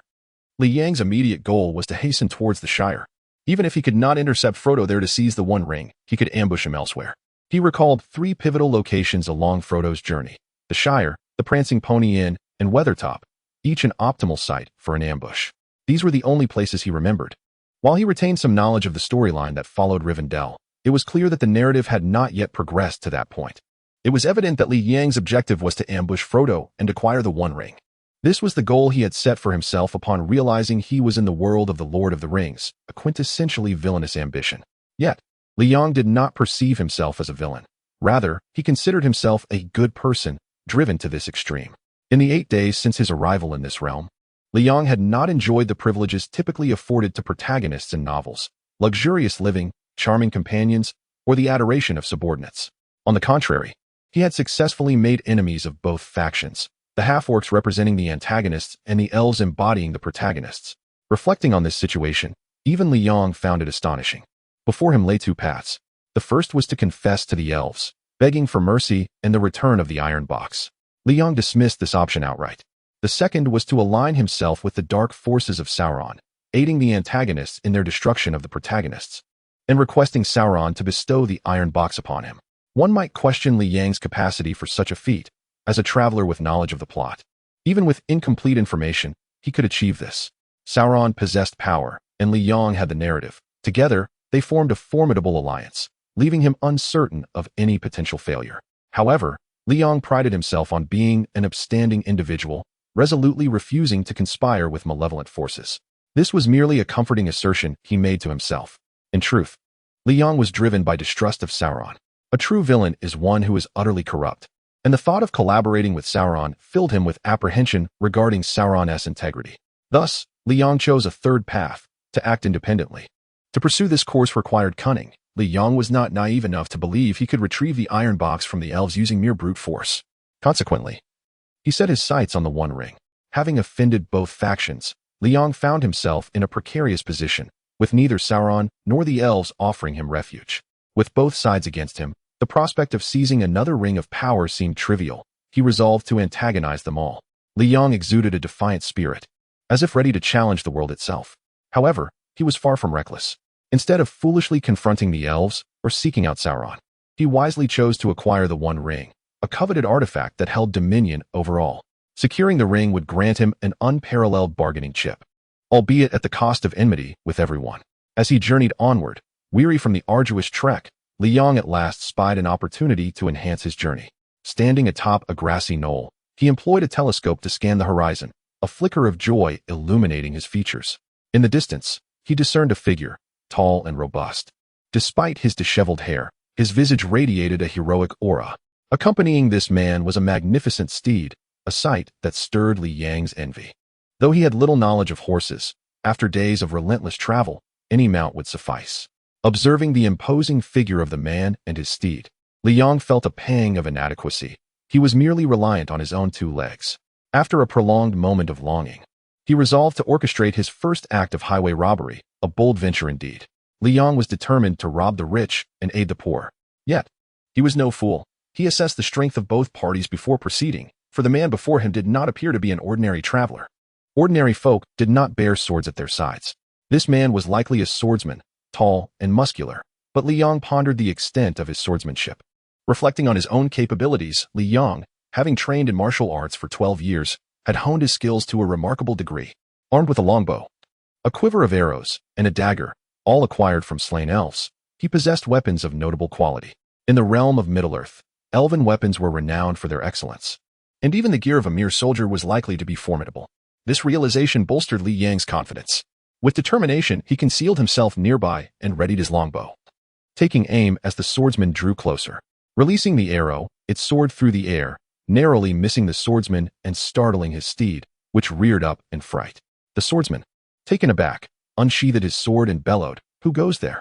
At that moment, Li Yong emerged from his hiding place, bow drawn, and aimed directly at the swordsman, proclaiming with a commanding voice, "This mountain is mine. This road is mine.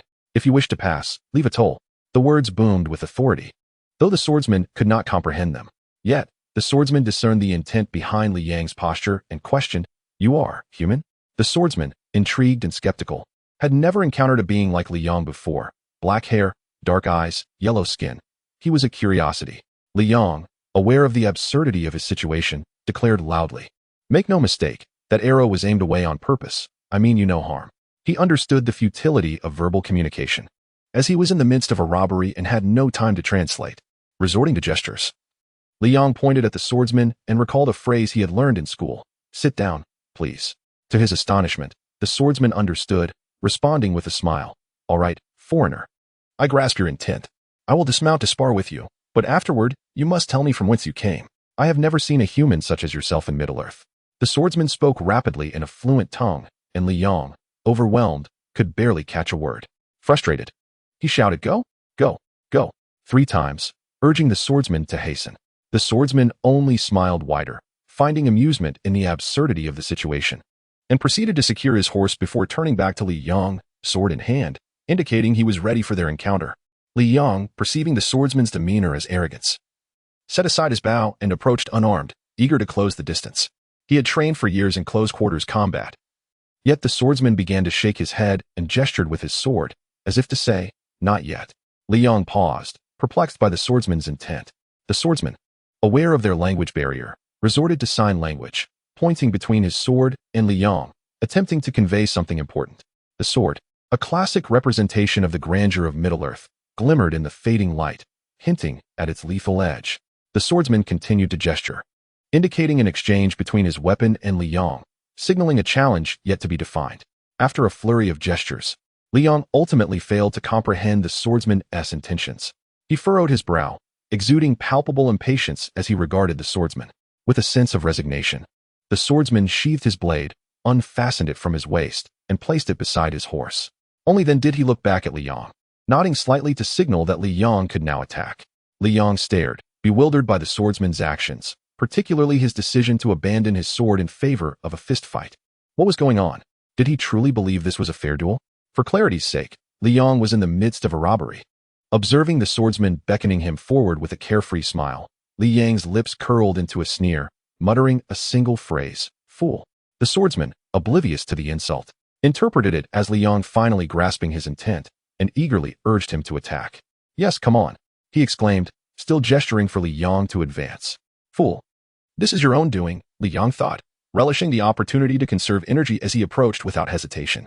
As Li Yang confidently closed the distance, the swordsman shook his head in disappointment, perceiving that Li Yang's demeanor hardly resembled that of a warrior. No longer willing to engage in idle talk, the swordsman lost interest. As Li Yang drew within 10 paces, the swordsman charged forward in a powerful stride, as if to demonstrate the proper way to engage. Li Yang had already deemed him a fool and was unconcerned with any notions of propriety. Seeing the swordsman advance, he inwardly acknowledged, "Good, I needn't close the gap myself." Standing firm, Li Yang awaited an opening as the swordsman barreled toward him, particularly eyeing his legs. The swordsman's method of running, in which he took 3 steps as one, appeared to Li Yang as a glaring flaw. With his right leg tensed, he executed a swift sweeping kick aimed at the swordsman's lower body. The swordsman, momentarily taken aback by the move, instinctively leaped, adopting a fierce posture reminiscent of a tiger pouncing down the mountain. To Li Yang's discerning eye, the swordsman exhibited considerable prowess. Yet no amount of bravado could compensate for the disparity in their martial arts. Combat was never merely about a single blow. True martial arts involved a series of interconnected strikes, each flowing seamlessly into the next. Li Yang observed the swordsman's approach, noting his battle-hardened confidence, yet he remained unfazed. The swordsman relied on brute force, while Li Yang relied on technique. The superiority was evident. Li Yang maintained his sweeping leg, lowering his body, and bending his arms to prepare for a more incisive elbow strike. As the swordsman lunged at him, ready to topple him, Li Yang erupted with explosive energy, driving upward with his elbow as the fulcrum. The impact struck the swordsman squarely in the chest, producing a sharp crack yet yielding no further sound. For an ordinary person, such a blow would likely result in broken bones, but the swordsman's robust physique, fortified by sinew and muscle beyond that of an average man, merely absorbed the strike, eliciting immense pain without inflicting lasting damage, something Li Yong had anticipated. Li Yang's fighting style was notoriously fierce, characterized by relentless follow-up strikes aimed at incapacitating his opponent. Following the initial elbow strike, he launched another. The swordsman, momentarily dazed by the first blow, could hardly comprehend the ferocity of Li Yang's onslaught. The psychological blow, coupled with the pain in his chest, rendered the swordsman unable to react, transforming him into a mere punching bag for Li Yang's relentless assault. One elbow strike followed another, each delivered with rapid precision. The swordsman found himself overwhelmed, the agony radiating from his ribs and chest rendering him incapable of movement. He wished to call for a pause, to catch his breath, but every utterance was drowned by cries of pain. Li Yong, sensing the conclusion of the bout, delivered a final kick, sending the swordsman sprawling to the ground, thus ending the confrontation. The swordsman's wounded form crumpled to the earth, and despite the intense pain coursing through him, he struggled to suppress a cry, his willpower formidable, yet ultimately inconsequential to Li Yong. In truth, neither bore animosity toward the other. Li Yang's only aim was to seize the horse, and there was no need to inflict such grave harm. Yet, his fighting style was inherently brutal, designed to incapacitate opponents. Had the swordsman been an ordinary man, the encounter would have concluded swiftly and without such grievous injury, but the swordsman was no mere mortal. Do not underestimate the swordsman. Despite his average martial skills, he radiated a fierce spirit. If sheer presence could substitute for technique, Li Yong would have stood no chance. Should 10 or 8 warriors of the swordsman's caliber band together, even Li Yong would hesitate to confront them. In summary, the swordsman was formidable. It was merely unfortunate that he had chosen to abandon his sword and engage Li Yong in a contest of fists. Li Yong, favoring archery, had played to his strengths. The swordsman, in forsaking his blade, had unwittingly played to his weaknesses. "You stop," the swordsman gasped, still conscious and struggling to rise. His voice, though weak, attempted to maintain an air of steadiness. "Oh," Li Yong turned, slightly intrigued by the swordsman's indomitable will, yet this very tenacity brought about further misfortune. "A warrior like you should not resort to thievery." The swordsman, battling through pain, sought to convey his thoughts, seemingly oblivious to the fact that Li Yong could not understand him. "You are a rare warrior. You should not engage in robbery. I, the traveler, wish to befriend you and recommend you." But before he could finish, Li Yong struck him down with a single blow. Knowing full well that he could not comprehend, Li Yong found the swordsman's incessant prattling intolerable. He clapped his hands, reveling in the newfound silence. Li Yong assured himself that he did not strike him out of annoyance. He simply had his reasons. Although this area lay beyond Rivendell, it was still fraught with danger. The traveler had seen Li Yang's face, and he could not afford to take any chances, hence the decision to knock him unconscious. Unbeknownst to Li Yong, the man he had just subdued was none other than the character known in the original text as the Traveler, whose true identity was Aragorn II Elisar, the rightful heir to the throne of Gondor, the son of Arathorn. A pivotal character in the tale, Li Yong had neither recognized him nor realized the gravity of his actions, having inadvertently gravely injured and knocked out the future king. Had Li Yong been aware, he might have lamented the disparity between Aragorn's appearance in the story and that of Viggo Mortensen, the actor who portrayed him in the film adaptation. Li Yong not only rendered Aragorn unconscious, but also stripped him of his possessions, even removing his clothing. As a fugitive sought by the elves, Li Yong could not afford to attract attention, thus he donned the traveler's attire as a guise. The stench of sweat clung to the clothes, inducing a grimace on Li Yang's face. Yet the treasures he discovered within them quickly brightened his mood. Gold and silver coins. Li Yong meticulously counted the bounty, discovering a total of 15 gold coins and 33 silver coins, which he hastily stuffed into his pockets, continuing to sift through his spoils. He took a long sword and some provisions for the journey ahead. This marked the first time he had engaged in such behavior, and it filled him with exhilaration. Originally, Li Yong was merely sorting through garbage and waste, and after completing the task, he would have to pay. However, he found himself in a situation where he could count spoils without having to spend a dime. Unbeknownst to him, Li Yong began to relish this exhilarating feeling. As for the unfortunate traveler who had been robbed, he had long been forgotten. Cautiously, he mounted the horse. Indeed, it was a careful endeavor, for Li Yong had never ridden a living, four-legged creature throughout his life. Despite being from the north, he had never had the opportunity to ride a horse, nor had he even seen one, as his home was not in the grasslands and there were no horses in the vicinity. He had to be particularly careful. Li Yong did not wish to injure himself before realizing his ambitions. After a laborious half-hour, he finally managed to sit steadily atop the horse. no longer fearing a fall. Although he still hesitated to gallop, he felt he had tamed the beast and started to meander towards Shire. When tired, he would camp in the open. When hungry, he would feast on the provisions he had plundered. Once revitalized, he would mount and ride again. This routine continued for 9 days. Liang was fortunate not to be directionally challenged. Otherwise, who could fathom where a modern youth, stripped of Google Maps and GPS, would wander off to? During these 9 days, Liang traversed through the wind and cloud peak. And what struck him most was that he had acquired an extracurricular skill, horseback riding. In fact, he had become quite proficient. Presently, he was racing along on horseback, clad in a mismatched ensemble that flapped in the wind. Compared to 9 days prior, he was not only comfortable but would occasionally break into song. The man who lassos with grandeur, rides like the wind, roaming across the boundless plains. Your heart is as vast as the earth. Liang suddenly felt that Ulan Tuoya was a remarkably prescient singer. The essence of those lyrics resonated with him. Looking at Liang now, singing joyously, one would hardly suspect the precariousness of his situation. Logically, he should be furrowing his brows in worry. Yet, Liang was just that way. He had only cried when his father struck him, and after training, even that Shu soul had lost its efficacy. Moreover, Liang was rather uninteresting. At least in terms of life, he preferred to amuse himself, becoming wooden in the presence of others. His college roommates had remarked on this during their 2 years together. It was a challenge to elicit a smile from him, and to see him cry was nearly impossible. In summary, this was the roommate's rather elusive evaluation of him. However, Liang held a different view. He believed he lived comfortably and authentically. If he were like everyone else, he would no longer be Liang. The foreign realm had, to some extent, liberated his spirit. After all, this world was not Earth, free from its myriad constraints. With his melodious voice, he continued to gallop, indulging in his own essence. The man who lassos with grandeur, rides like the wind, roaming across the boundless plains. Your heart is as vast as the earth. The song echoed, seemingly entering a loop. In truth, Liang only knew these 4 lines. It wasn't until he spotted a village that he finally ceased his singing, his expression turning serious as he pulled the reins, bringing the horse to a gradual halt. A wooden gate, approximately 2 meters high, stood as the entrance to the village. He could easily vault over it. But since it was daytime and the gate was wide open, he rode directly inside. An elderly man sat languidly on a wooden chair inside, leisurely puffing on a pipe. He was the village caretaker, and upon seeing Liang, he acted as if he had not noticed him, continuing to smoke and bask in the sun. Was this the character from the original story? As Liang surveyed his surroundings, he felt a wave of disappointment. There was little of interest. After some deliberate searching, he stopped in front of an inn, the Leaping Horse Inn. Chapter 15, Leaping Horse Inn. Shire, Leaping Horse Inn, Wind and Cloud Peak. Liang had identified these 3 key locations, which formed a crucial path from Shire to Rivendell, a route that Frodo would traverse.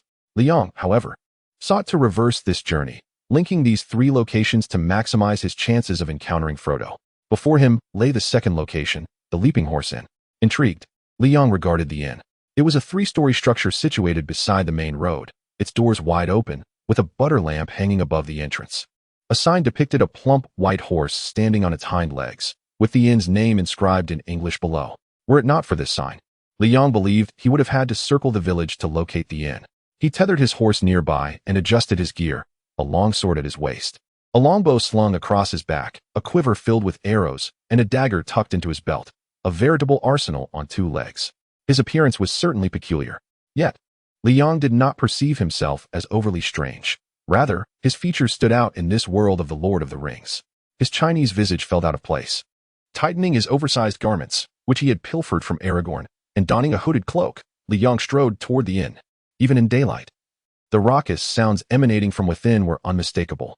Liang frowned, disliking the atmosphere, but as it was the second significant location, he felt compelled to enter. Upon stepping inside, he instantly became the center of attention. Conversations halted, drinks paused. Everyone turned to scrutinize Liang. A collective question echoed within their minds. Who was this person? A long sword at his side suggested he was a swordsman, yet the bow indicated he was an archer, and his travel-worn appearance made him resemble a ranger. He was an enigma, truly inscrutable. Meanwhile, Liang, concealed beneath his hood, furrowed his brow. For the moment he entered, an acrid cloud of smoke assailed his senses. He was repulsed. He loathed smoking, and given the current environment, he would never have entered such an establishment on Earth. How much secondhand smoke would he inhale? Suppressing his distaste, he approached the counter. Before he could reach it, a short, portly man in a white apron burst through another door, carrying a tray laden with drinks. "One moment, please," he said as he brushed past Li Yong, delivering the drinks to a table of boisterous patrons. Shortly thereafter, he returned, wiping his hands on his apron. "Good day, traveler." He bowed. "How may I assist you?"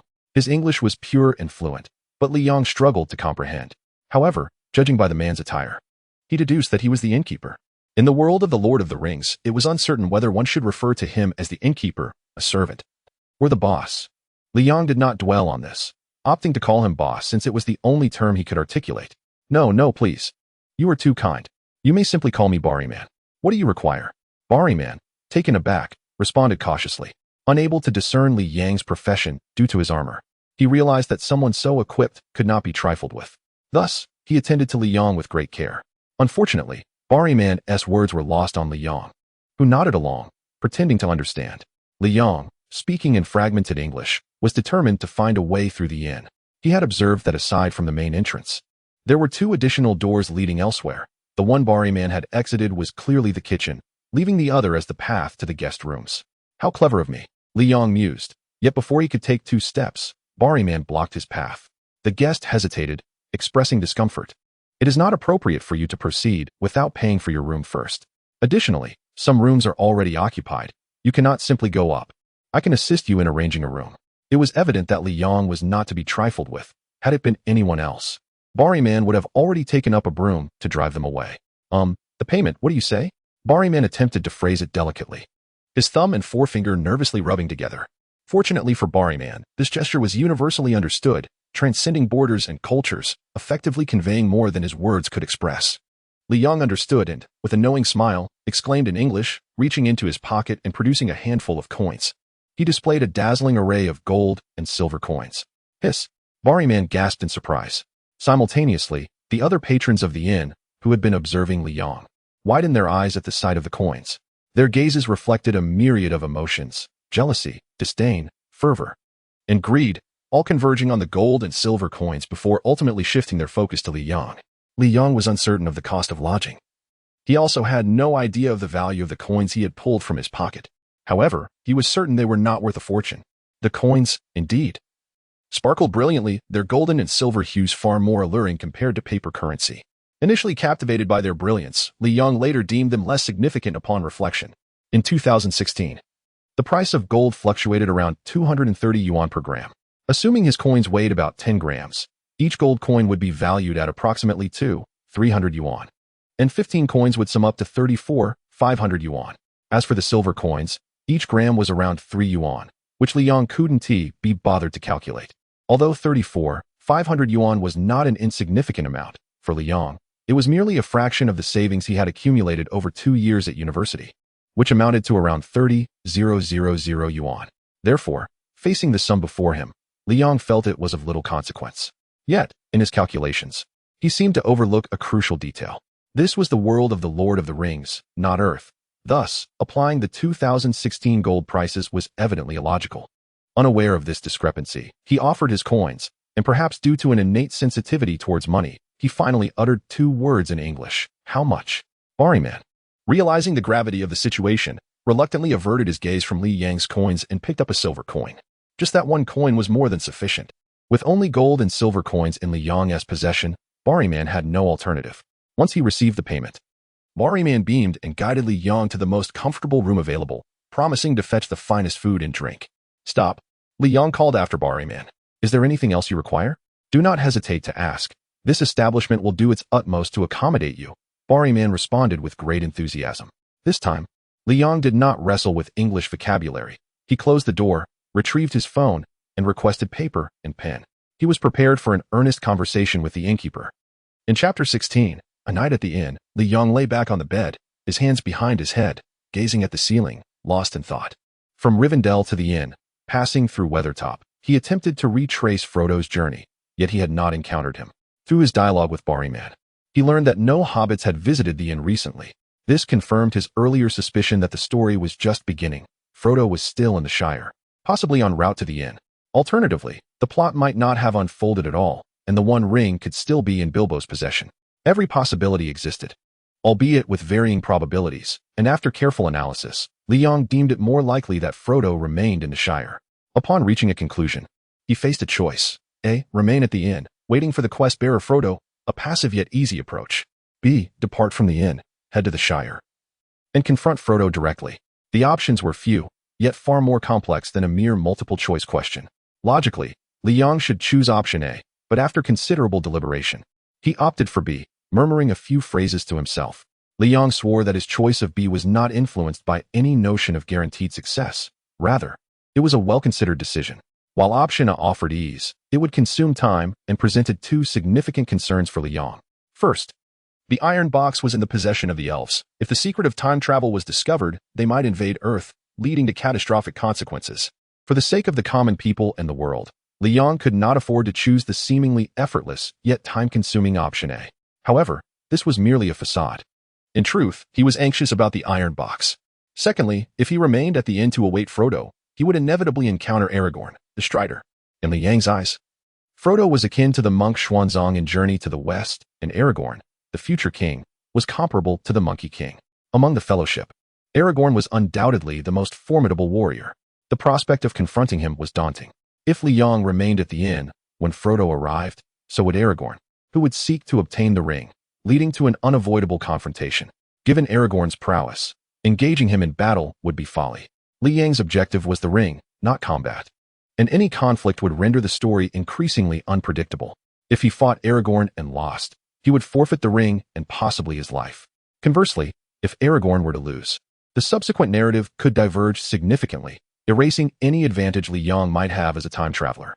Li Yong absent-mindedly picked up a piece of bread from the plate beside him and began to eat, mumbling to himself, "I would never be foolish enough to engage Aragorn in battle." Thus, he chose option B. It soon became evident that his decision was indeed well considered.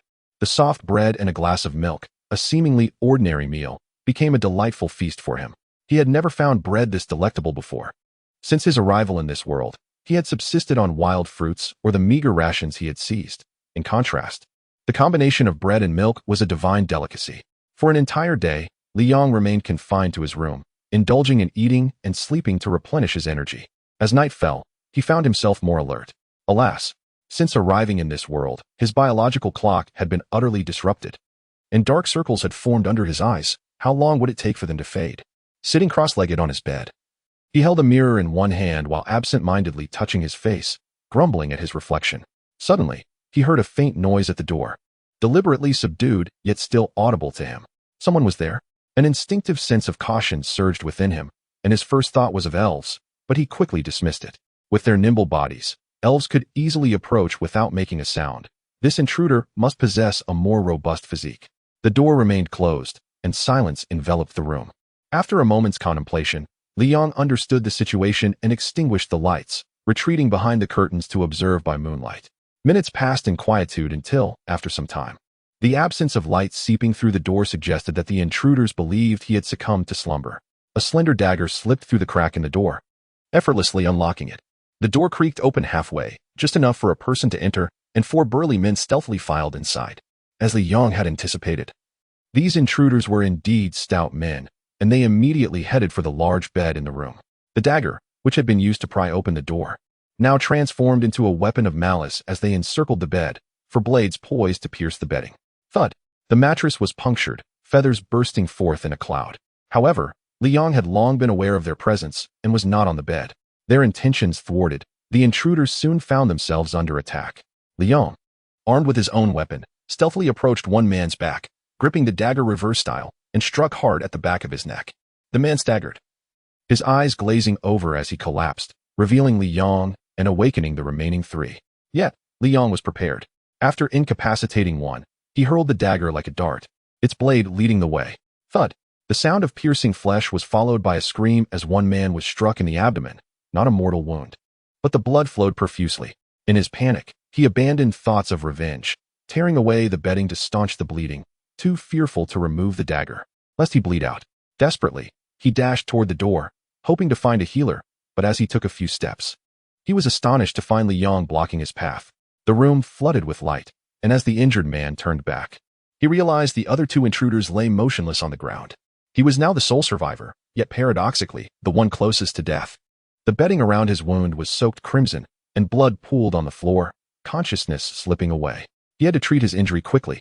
"Get out of my way," He screamed, but the sound emerged as a feeble whisper. Driven by desperation, he charged at Li Yong, disregarding the threat he posed, his steps faltering.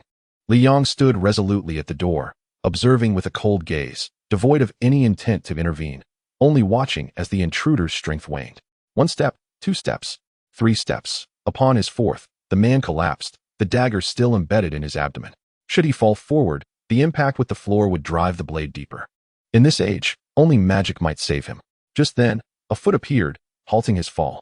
Hours later, deep into the night, Li Yong remained in the Galloping Horse Inn, the same room, with 4 men sprawled across the floor. Dressed neatly, he sat in a chair, his sword, dagger, and bow at the ready, while his horse had already been fed, waiting outside. A knock echoed on the door.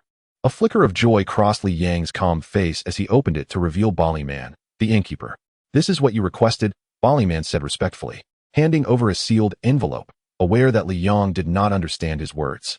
"This is your remaining payment," he added, offering a pouch of coins he had prepared himself. "No need. Keep it all. Consider it compensation," Li Yong replied in Mandarin, refusing the money. He nodded at Bali Man, pocketed the envelope, disregarded the pouch, and pointed toward the now-closed room. Without caring whether Bali Man understood, he strode away. Bali Man, perplexed but observant, sensed that the pouch was intended for himself. He licked his parched lips in anticipation, and just then, a loud whinny echoed outside. Li Yong had mounted his horse and departed. Elated, Bali Man tucked the pouch securely into his waist. Exhilarated by this unexpected windfall, he entered the room to tidy up. However, upon witnessing the 4 men on the floor, the torn bedding, and the blood-soaked floor, his expression shifted dramatically. It dawned on him what Li Yang's gesture truly signified. Chapter 017. The Shire. Although Li Yong had delayed a day at the Galloping Horse Inn, he did not rest that evening. His journey resumed with fervor as he finally crossed into the realm of the Shire, galloping across lush meadows and encountering an increasing number of villages. Everywhere he looked, hobbits flourished. What a beautiful place, Li Yong marveled, pausing to admire the enchanting scenery before him. Unlike the misty mountains, the Shire resembled a paradise, adorned with gentle hills, verdant fields, slopes, and farms, all harmoniously interspersed with the unique architectural charm of the hobbits. Truly picturesque, even more so than in the films. Unable to resist, he retrieved his phone to capture the breathtaking landscape, ensuring to include himself in the frames. After pocketing his phone, he unfurled a map he had purchased in Brie. Upon closer inspection, he noted the meticulous annotations in Chinese he had made along a prominent route leading directly into the heart of Hobbiton. As he compared the map with the real world, he feared taking a wrong turn, determined to ensure every detail was perfect. Having entered the Shire, he wondered why he had yet to encounter Frodo. Was the story still unfolding, or had he missed something? After studying the map for a while, he urged his horse toward Hobbiton, quickening his pace. As sunset approached, he finally arrived at his destination. Yet, before finding Frodo or Bilbo, he spotted a figure that compelled him to halt and hide.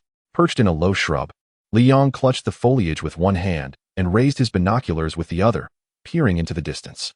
His eyes fell upon a human clad in a gray robe and cloak, with a white beard cascading to his waist, a blue pointed head atop his head, and a wooden staff in hand. The weary-looking elder appeared to be none other than Gandalf the Grey. Seeing this figure, Li Yong hesitated to enter Hobbiton in search of the One Ring. After all, Gandalf was a wizard, a wielder of magic. Though such instances were rare in the films, he was undeniably a sorcerer. In the realm of the Lord of the Rings, there exists a formidable wizard, second only to the White Wizard Saruman. As the narrative unfolds, he ascends to the rank of White Wizard, effortlessly overpowering Saruman. Yet, for someone like Li Yong, who possesses merely the art of combat, this figure is merely a brutish warrior, someone he would never deign to engage with. The plight of the elves has revealed a profound truth to Li Yong. Often, those who appear virtuous may, in reality, be far more ruthless than the villains themselves, a prime example being the elves. Deep within Li Yang's heart, he has branded the elves as barbaric outsiders. This is Hobbiton, the abode of hobbits, and the human presence here, with such an appearance, is akin to someone approaching him, pointing a finger, and declaring, "I am Gandalf." Li Yong grows increasingly skeptical. In this era, counterfeit entities abound. He continues to observe through his telescope. Upon reaching the limits of his telescope's range, he advances, climbing higher to gain a clearer view, ultimately witnessing the old man entering a dwelling. After waiting for a considerable time, as darkness envelopes the sky, he finally spots a vague, diminutive figure entering the same house. A hobbit, though the night obscures details. The figure's stature leaves no doubt. It is indeed a hobbit. Li Yong stows away his telescope, lost in contemplation. If that old man truly is Gandalf, then this household must undoubtedly be Bag End, and the hobbit he just glimpsed must either be Bilbo or Frodo. Regardless of who it is, Gandalf's presence here indicates that the story has yet to commence. It is merely on the brink of unfolding. If this hypothesis holds true, it could be immensely advantageous for him. As the narrative is just beginning, Frodo lacks the company of formidable allies, merely accompanied by a few hobbits, making it exceedingly simple for Li Yong to seize the One Ring. Now, it all hinges on the accuracy of his assumption. Li Yong designates the old man and the hobbit as his primary subjects of observation, relocating to a more advantageous vantage point. With his telescope trained downward, he can survey all of Hobbiton, focusing intently on that particular house for constant vigilance. Subsequently, he retrieves a piece of somewhat stale bread from his belongings, chewing it while continuing his watch through the telescope. As time passes and the night deepens, he remains unyielding in his surveillance. Suddenly, a new development arises.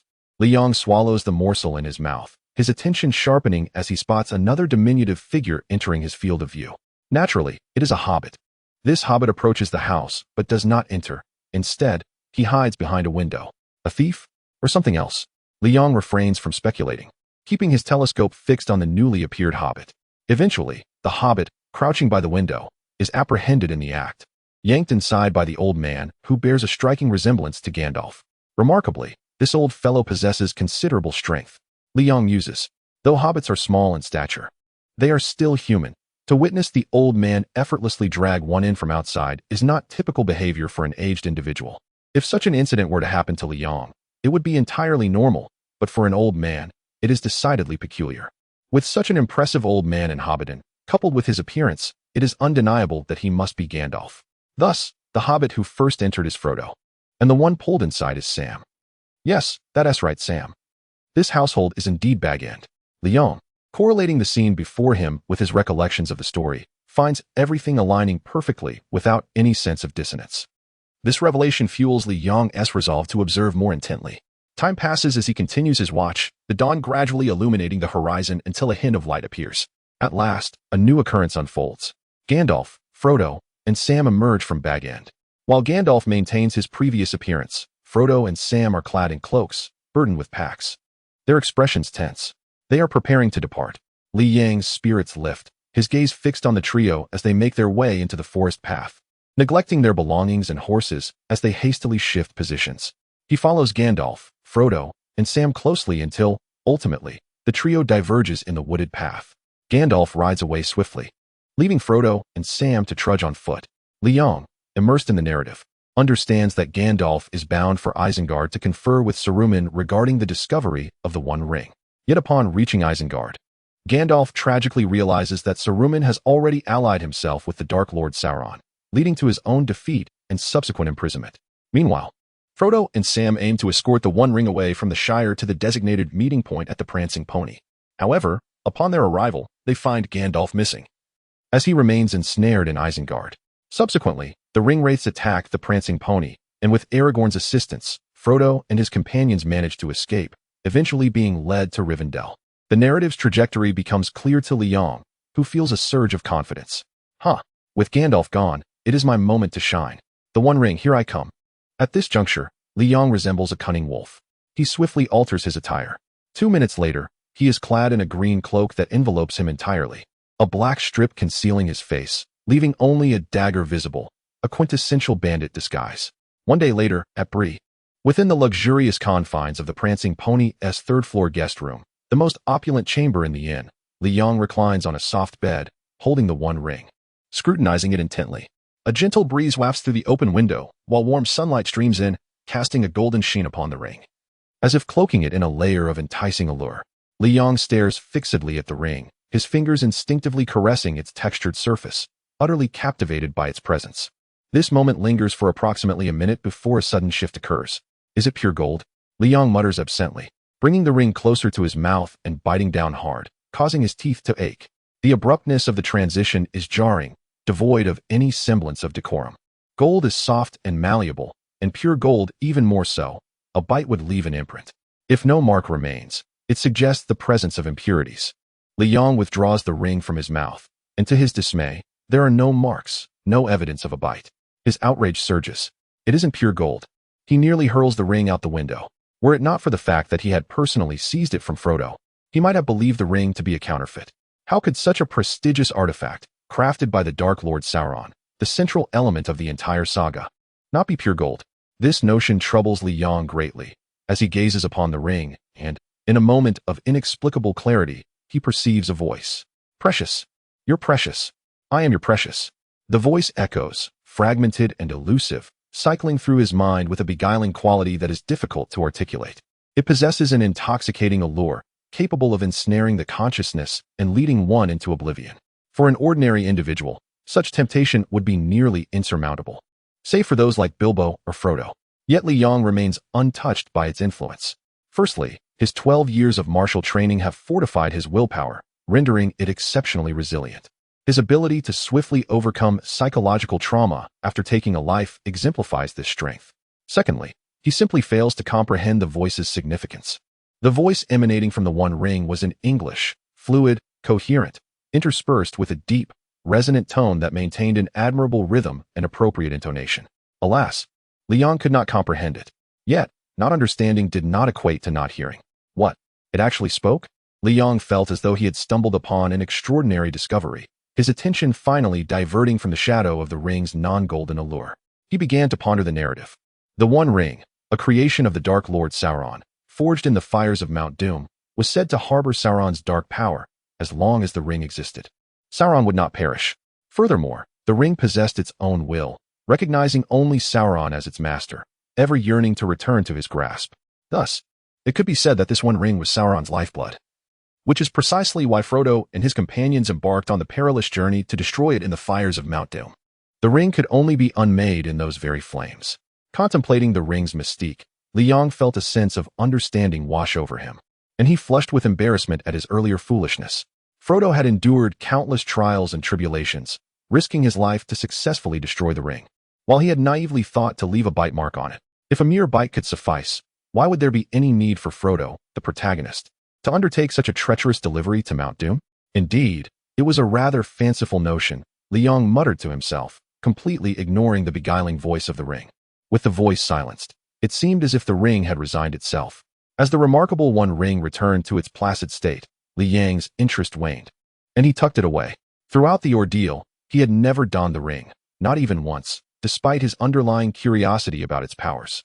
He understood all too well that once he slipped on the One Ring, the ringwraiths would sense his presence, shifting their focus from Frodo to him. That was not a scenario he wished to encounter.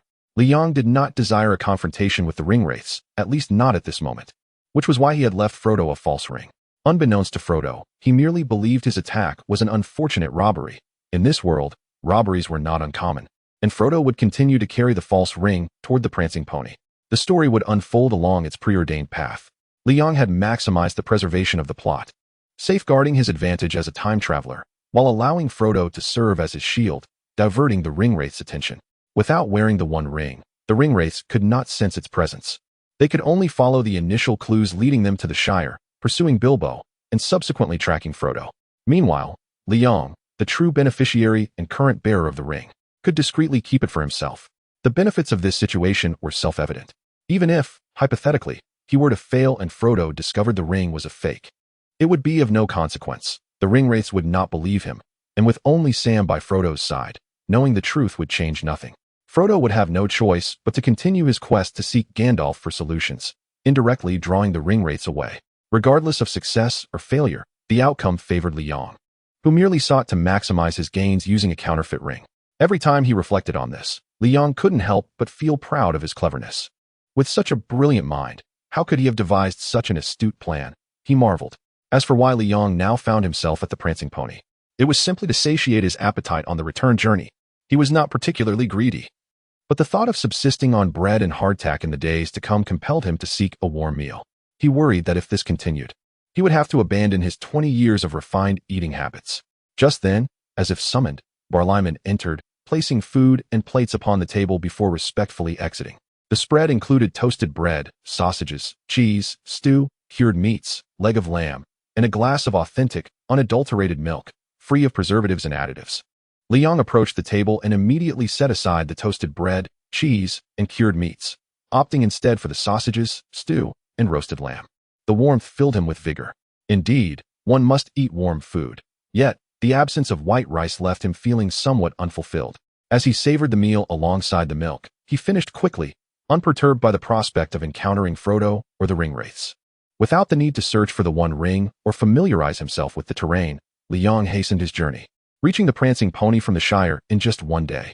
In contrast, Frodo and his companions, reliant solely on foot, would not arrive at the inn for at least 3 or 4 days, even taking shortcuts across rivers. This was reality, not cinema. There was no option for fast-forwarding. Thus, Liang dined with a sense of assurance. He also considered another individual. It was likely that Aragorn would soon arrive at the prancing pony and encounter Frodo. This unknown figure, a future king of men, was known for his martial prowess. He was likely not a match for Liang, who preferred to keep his distance. Aware of the potential appearance of Aragorn, Liang quickened his pace, hastening his meal. Just as he reached a satisfactory fullness, a commotion erupted outside, disrupting his peace. He stood to close the window and inadvertently caught sight of the scene outside. To his astonishment, a contingent of elves was present. The somewhat congested street of Bree parted as all pedestrians made way for the elves to pass. Counting them, Liang noted a full 30 elven soldiers, all fully armed. With 2 leading the group, a being of elven descent and a human, evidently their captain. The street buzzed with lively chatter. Upon realizing they were elves, Liang quickly stepped aside, drawing the curtain to conceal himself from their view.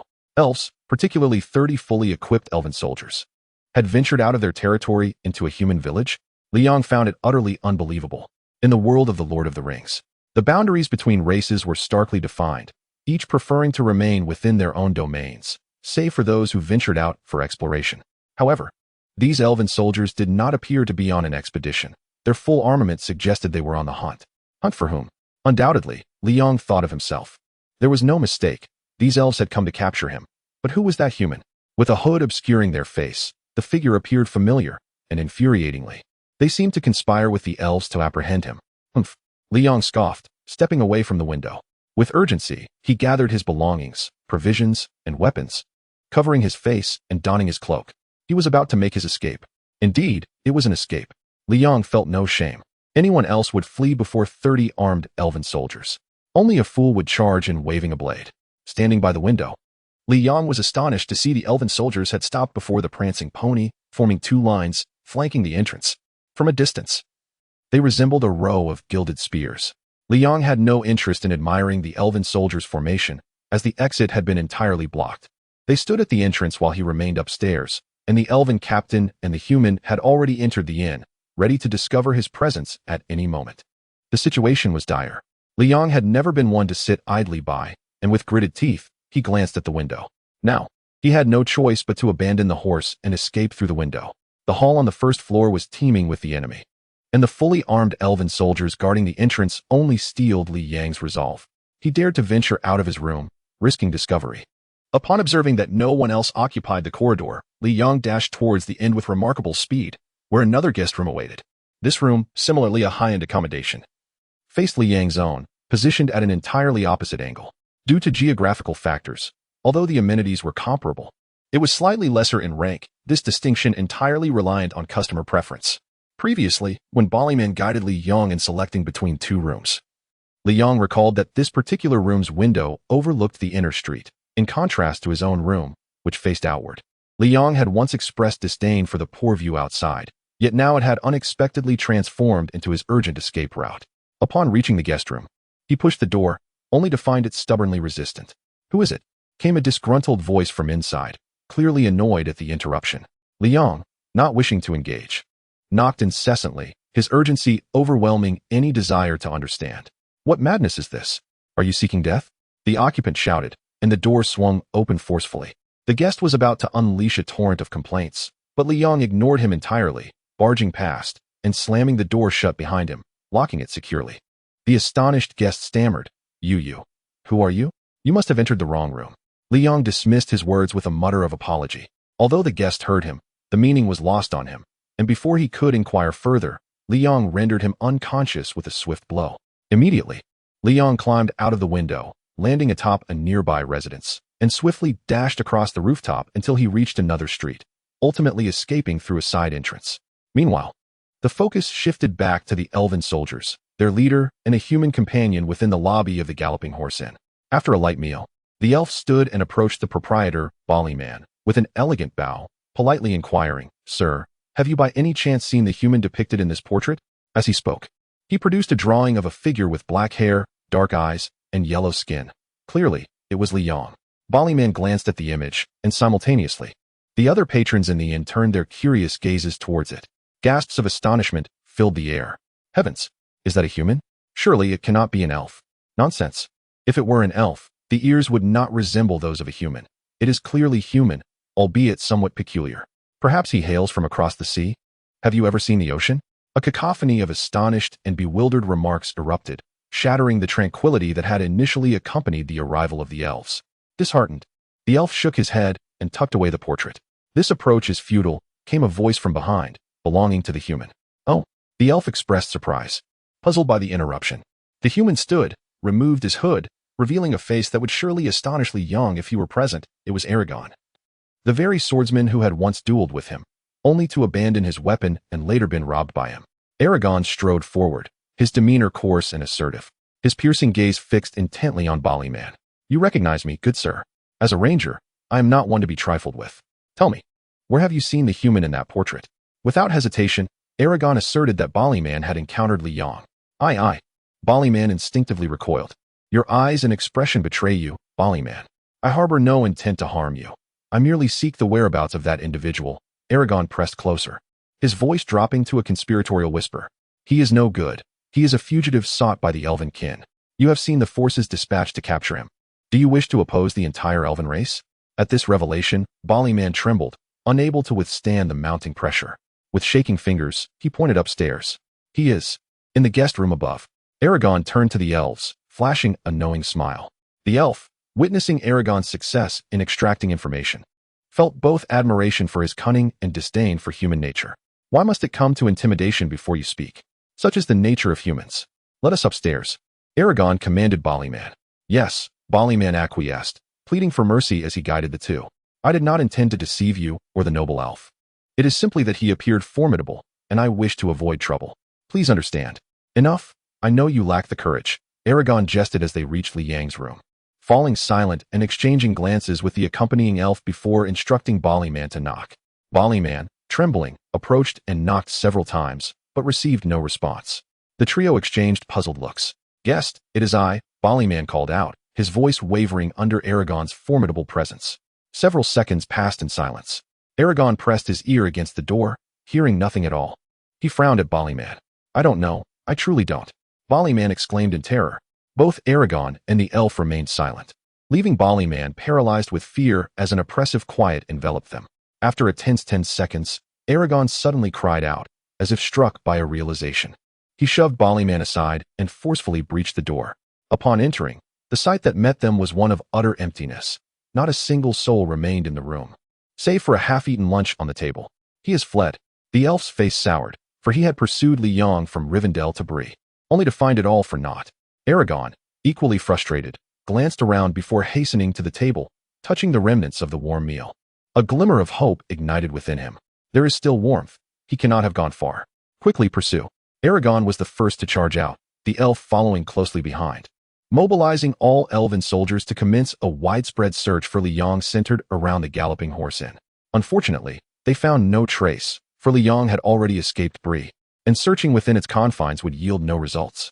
Chapter 021. The pursuit and search. Bree, being merely a village, was not extensive. Within half an hour, the 30 elves and Aragon had concluded their search, resulting in collective disappointment. Not a trace of Li Yong had been spotted, not even a shadow. However, unexpectedly, Aragon spotted a horse, one that Li Yong could not have taken, a horse that once belonged to him. "It has likely bolted from Bree," the elven leader lamented. "Who knows where Li Yong has gone now? Am I truly destined to scour the entire continent?" The elf was inundated with helplessness. An epiphany. He must have abandoned the horse and fled, certainly not far, Aragon deduced. It's highly probable he remains near Bree.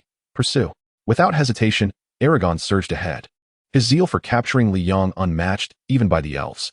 "Follow me," the elven leader called out, rallying 30 elven soldiers, all mounted, to search beyond Bree. They fanned outwards, but with 4 cardinal directions to comb, a meticulous search would require more than 30 elves. even doubling that might prove insufficient. At this juncture, Aragon devised a plan.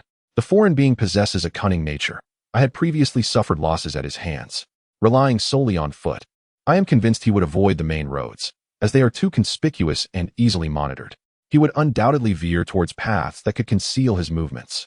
The elven leader swiftly unfolded a map, focusing intently on the vicinity of Bree. Pointing eastward, he remarked, "To the east lies the eastern road, which, as you suggest, he would likely avoid. Southward is Southgate, but before reaching it, there is a stretch of open terrain that makes concealment difficult. He would probably not traverse this path either." Aragorn gestured towards the north and west, continuing, "These two directions hold the highest likelihood. To the north is the Chit Forest, relatively close, yet accompanied by a perilous swamp at its edge, making it an unlikely route for him. However, we cannot entirely dismiss this possibility. To the west, the terrain is more intricate, featuring ancient burial mounds and river crossings, such as the Willow River and the Stronghold Bridge, leading directly into the Shire. Moreover, Barliman had mentioned that the foreigner had inquired extensively about the Shire and hobbits, suggesting that the western route might be his most probable escape. Aragorn, well-versed in military strategy, articulated a thorough analysis, which inspired genuine conviction among his listeners. "So, are we to head west?" The elven leader questioned hesitantly, feeling that Aragorn should have the final say. "No, we shall cover both fronts," Aragorn replied, indicating the map. "With 31 of us pursuing one, we hold a significant numerical advantage. We can split our forces, dividing into two groups, a larger contingent to chase westwards, where the likelihood is highest, and a smaller one to pursue northwards, where the chances are lower. Simultaneously, we shall set a limit of 3 days. Should we fail to locate him, we will return and regroup at Bree. What do you think?" Aragorn swiftly devised a plan, courteously soliciting the elves' input, given that the soldiers were of their kin. "No objections," came the reply. Thus, in accordance with Aragorn's strategy, the 31 individuals were promptly divided into two groups. The larger group of 21, led by Aragorn, headed west, while the smaller squad of 10, commanded by the elven leader, journeyed northward. The sound of hooves echoed as the two parties sped away. Unbeknownst to Aragorn and the elves, their division in pursuit was meticulously observed by Liang. As Aragorn had surmised, Liang had no horse and, in his haste, lacked the time to procure a new mount, thus avoiding the main roads. Everything unfolded as Aragorn had predicted, yet he miscalculated one aspect. The likelihood of Liang heading west was non-existent. Having originally come from the Shire, with the One Ring now in his possession and his objective achieved, there was no logical reason for him to retrace his steps. Consequently, he opted to head north towards the Chit Forest. Aragorn's assessment of Liang's chances of taking that route seemed minimal due to the swamp's dangers, an area seldom traversed. Yet, Liang remained blissfully unaware of these hazards. Ignorance, as they say, breeds courage, and under such circumstances, he naturally proceeded northward. However, he did not delve deeply, for his northern journey was merely a desperate attempt to escape. His true destination lay to the east, Rivendell, from where he sought to reclaim a precious chest. Thus, even as he fled north, he did not wish to venture far into the woods, as he intended to emerge eventually without unnecessary detours. After all, he was reliant solely on his two legs. In unfamiliar territory, he preferred not to stray too far afield. Who knew where he might end up? This was the world of the ring, where wealth and identification offered no guarantees of safety. One wrong turn could lead him into a den of danger. Therefore, Liang resolved to retrace his steps along the eastern road. Currently, he crouched behind a low tree, using binoculars to survey Bree, and observed the elves as they divided their forces. 10 individuals. He focused intently on the small group approaching him, calculating their numbers and assessing the feasibility of a counterattack. If they were ordinary folk, he would not hesitate to charge forth, but facing 10 fully armed elven soldiers necessitated caution. A misstep could spell death. In the realm of the ring, the elves were considered the champions of virtue, peace-loving, courteous, and graceful. Yet, Liang had witnessed only their barbaric side and firmly believed that should he fall into their hands, his fate would be grim. Perhaps the methods of execution varied, but he had no desire to discover how this world's elves would dispose of a trespasser, by fire, beheading, or worse. Liang had no intention of finding out. He contemplated retaliation. After a moment's reflection, he made his decision, nimbly descending from the tree and swiftly maneuvering through the forest while keeping a watchful eye through his binoculars. At last, he spotted the 10 elves entering the woods. Liang refrained from immediate action, instead maintaining a sufficient distance to monitor their movements. Through the binoculars, he could see the elves, while remaining concealed from their sight. The Chit Forest, though smaller than the famed Fangorn, was ample enough for the 11 souls present. Li Yang continued to evade the elves, akin to a game of hide-and-seek, even circling within the woods. He awaited the opportune moment. As dusk approached, particularly in the densely wooded forest, visibility diminished. In such an environment, locating individuals became increasingly challenging, and encountering danger could significantly impair one's archery skills. Li Yang understood that the elves were not foolish. As time slipped away and darkness enveloped the forest, they had yet to search even half of the area. If they continued, they would have to light torches for nighttime searching. 10 individuals searching together would prove inefficient. Let us split up, the elven leader commanded, adding with concern. Remember, your mission is to search. Should you encounter him, do not rush into an attack and scare him away. Return first to report. Thus, the 10-member team divided into 2 smaller groups of 5. This division immediately enhanced their search efficiency. Simultaneously, Li Yang, who had been patiently biding his time, finally sounded the clarion call for counterattack. Chapter 22. Ambush in the forest. Dividing forces is your fatal flaw. Li Yang set down the binoculars and surveyed his surroundings. Within the forest, he had no worry of lacking suitable spots for an ambush. The underbrush and trees met his requirements perfectly. He chose the underbrush as a warrior. He preferred to have solid ground beneath his feet, while also preparing his bow for action. Li Yang's archery skills were regrettably inadequate. Despite practicing along the way, he had seen little improvement, yet at close range, he could manage a semblance of effectiveness. The fading light rendered Li Yang's concealment increasingly difficult to detect. A 5-member elven scouting team gradually approached, their distance closing. Li Yang could even hear snippets of their conversation clearly. It seems we shall have to spend the night in this forest. That accursed human is truly troublesome. We have tracked him from Rivendell to here. Yet we've seen nothing. Shoo! Do not speak. If that foreigner hears us, he may flee, and all our efforts will be in vain.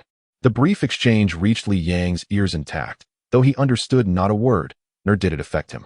As shadows grew, he continued to wait. The 5 elves drew nearer, their longbows rustling through the underbrush, each face appearing increasingly distinct to Li Yang. They were nearly upon him.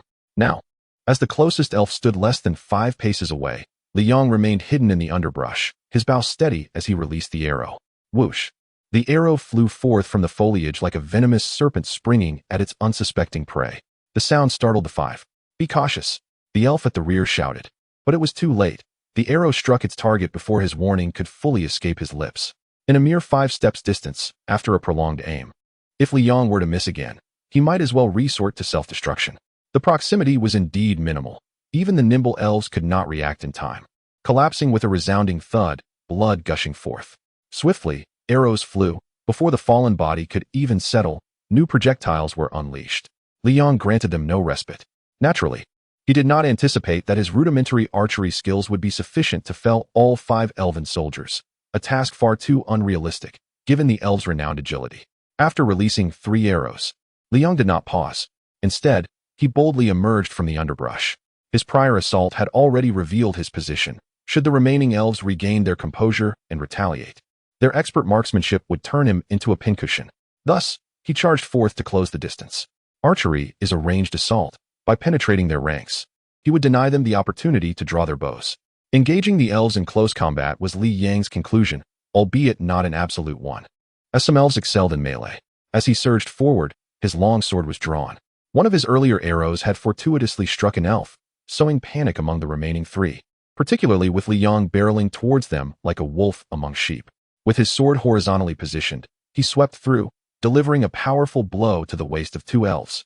This forceful strike should have cleaved them in 2, yet regrettably, Li Yang used the sword's body rather than its edge. It was as if the sword in his hand had transformed into a mere club. This was not due to leniency, but rather the unpredictable nature of battle. To ensure his sweeping attack connected, he had to adjust his stance, resulting in the use of the sword's body, though he failed to kill them outright. The elves' slight frames were no match for Li Yang's fierce might. Their waists remained intact, yet they tumbled to the ground, their postures contorted in an unsettling manner. The last remaining elf found himself on the receiving end of a powerful kick from Li Yang, who closed the distance rapidly, delivering a devastating strike to the elf's knee. A sharp cracking sound echoed, piercing the air, an unmistakable indication that the elf's patella had been shattered. Despite being a trained soldier with remarkable willpower, this elf could not withstand such agony, letting out a piercing scream that startled birds into flight. The wail lingered, almost intentional in its length, a clear signal meant to summon the other elves. Li Yang, recognizing the intent, did not intervene. Following the elf's cry, he swiftly rendered the others unconscious, including the two he had previously injured. Li Yang's tally stood at 2 slain and 3 captured. He quickly gathered the lifeless bodies and the unconscious elves together. Meanwhile, the elven squad, initially prepared to camp for the night should they fail to locate their comrades, were startled by the anguished cries that reached them. They quickly discerned the direction of the sound and recognized the voice of a fellow elf. Without hesitation, they rushed toward the source. Upon arrival, their expressions twisted in horror as they beheld their fallen comrades, deliberately arranged in a mocking display, with blood pooling around them, a grim testament to the brutality they had just witnessed. Anger surged within the 5 elves, including their leader, as they rushed to the bodies, their eyes reddening with rage. They believed them to be dead. If not, why would they be so arranged, with blood as the definitive evidence? The sight of such carnage shattered their composure. As they knelt beside their fallen kin, some closing their eyes in mourning, others pounding the ground in frustration, and a few turning away in grief, the atmosphere became thick with sorrow. Unexpectedly, a long sword emerged from the pile of bodies, sweeping through the air. The 5 elves, still in shock, were caught off guard, resulting in further casualties among them. A hand then appeared, pushing aside the carefully arranged bodies to reveal Li Yang hiding beneath. He moved swiftly, delivering heavy strikes to the injured elves, rendering them unconscious, while disregarding the dead, casting them aside without a second thought. The wounded elves, though alive, were defenseless against Li Yang's relentless assault, and one by one, they succumbed to capture. Li Yang cleaned the blood from his sword with the elves' garments and, after a laborious half-hour, successfully transported all captured elves out of the forest. There, he found 10 horses belonging to the elven race, which had been secured outside the forest upon entry. With these steeds now his, he set his sights on Rivendell. As night fell, 3 fine steeds pulled a cart along the eastern road, with Li Yang at the helm. Originally, there had been 10 horses, but Li Yang deemed that excessive and feared they would return to Rivendell on their own. Thus, he decided to sell the surplus. He purchased a cart and harnessed the remaining 3 horses, continuing his journey under the cover of darkness. "Go this way, you beasts. This way." Li Yang cursed as he struggled to control the 3 horses. His recent training allowed him to manage 1 horse adequately, but handling 3 proved to be quite a challenge. He soon realized that riding 1 horse was a far cry from managing 3. It was more arduous than driving a vehicle. Thankfully, he avoided any mishaps. Despite the reputation of foreign horses, these elven steeds were surprisingly obstinate. With his whip in hand, he corrected their course whenever they strayed from the road, keeping his eyes wide open, fearful that a moment's inattention would lead these oblivious creatures astray. After laboring through the night, utterly exhausted, Li Yang finally stopped to tether the horses and retreated into the cart to sleep. Upon entry, he found himself in a cramped space.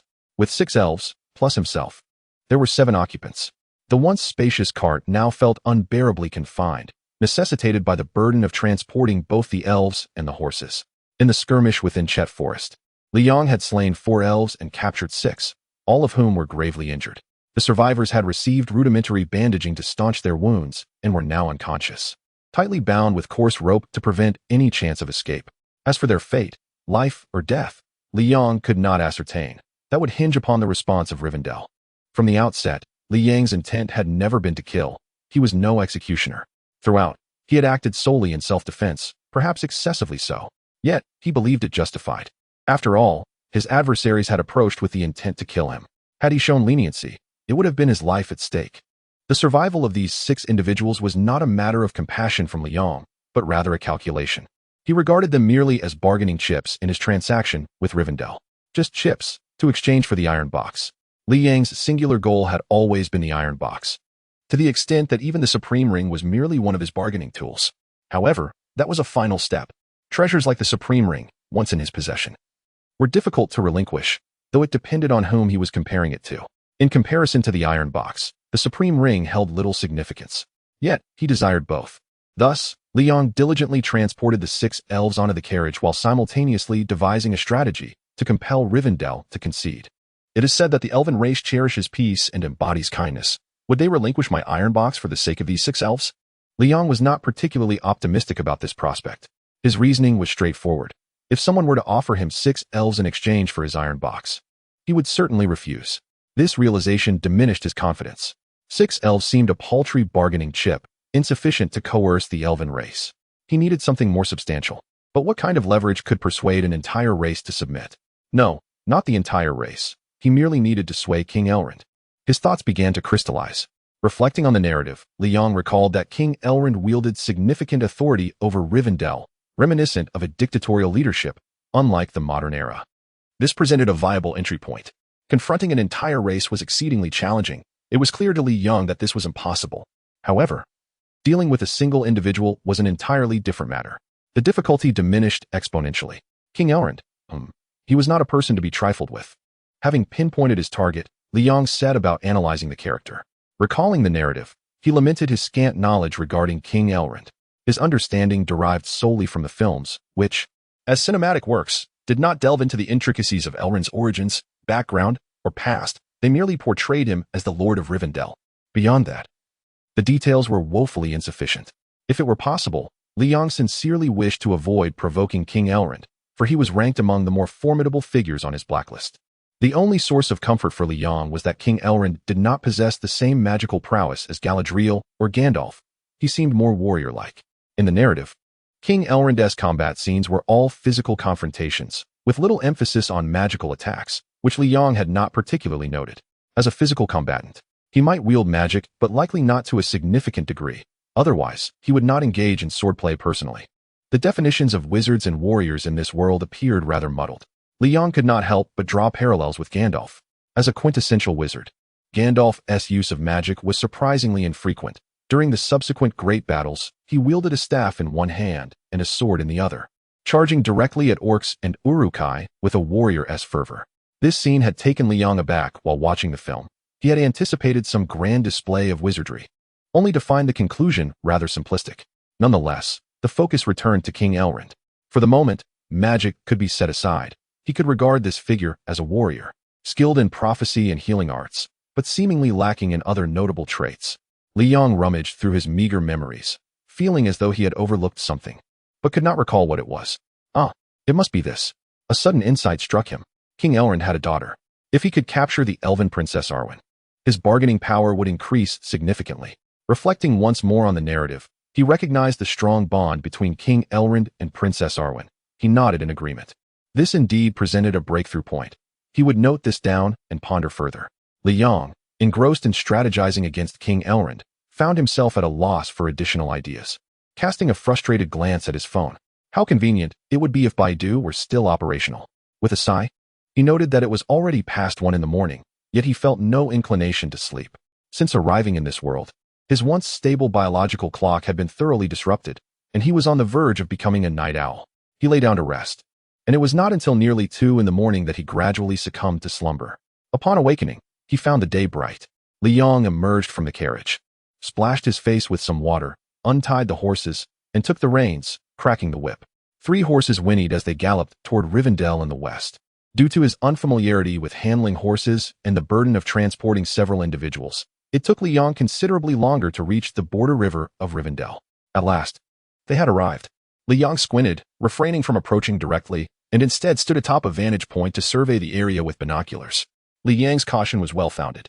Within the bounds of the river, approximately 50 meters away, a patrol of elves was diligently monitoring the vicinity, traversing back and forth. Indeed, the defensive measures of Rivendell had intensified, with the patrol now stationed at the river's edge. This was the very periphery of Rivendell. An hour passed. In his line of sight, another patrol team approached and exchanged a few words with the nearby elves before nodding and crossing paths. They were evidently swapping patrols. It was clear that additional teams were on standby in the vicinity or lurking nearby. The situation Liang observed caused him to furrow his brow. The circumstances were far from favorable. With such stringent patrols, it would be impossible for him to breach the boundaries of the river, let alone infiltrate Rivendell itself. The number of patrol members had also increased. What a farce. All this was in preparation against him alone. Liang felt somewhat flabbergasted. Yet he harbored no illusions about breaking through the patrol lines single-handedly. He continued to observe, searching for vulnerabilities. As night fell, Liang's attempts proved futile. The patrols exchanged duties seamlessly, remaining vigilant throughout. How could he possibly enter and abduct Princess Arwen? Frustrated, he watched yet another round of patrol exchanges. Throughout his journey, he had been calculating, and ultimately concluded that abducting Princess Arwen seemed the most feasible plan. Though bold, if successful, it would provide him with a trump card capable of compelling King Elrond to yield. Yet the pressing issue remained, the impossibility of entry. Or was it truly impossible? Li Yong murmured to himself, reaching into his pocket to retrieve an object that caught his eye, a golden ring. It was none other than the supreme ring. Perhaps it was time to employ your power. As if sensing Li Yang's gaze, the ring emitted whispers of temptation, echoing intermittently in his ears.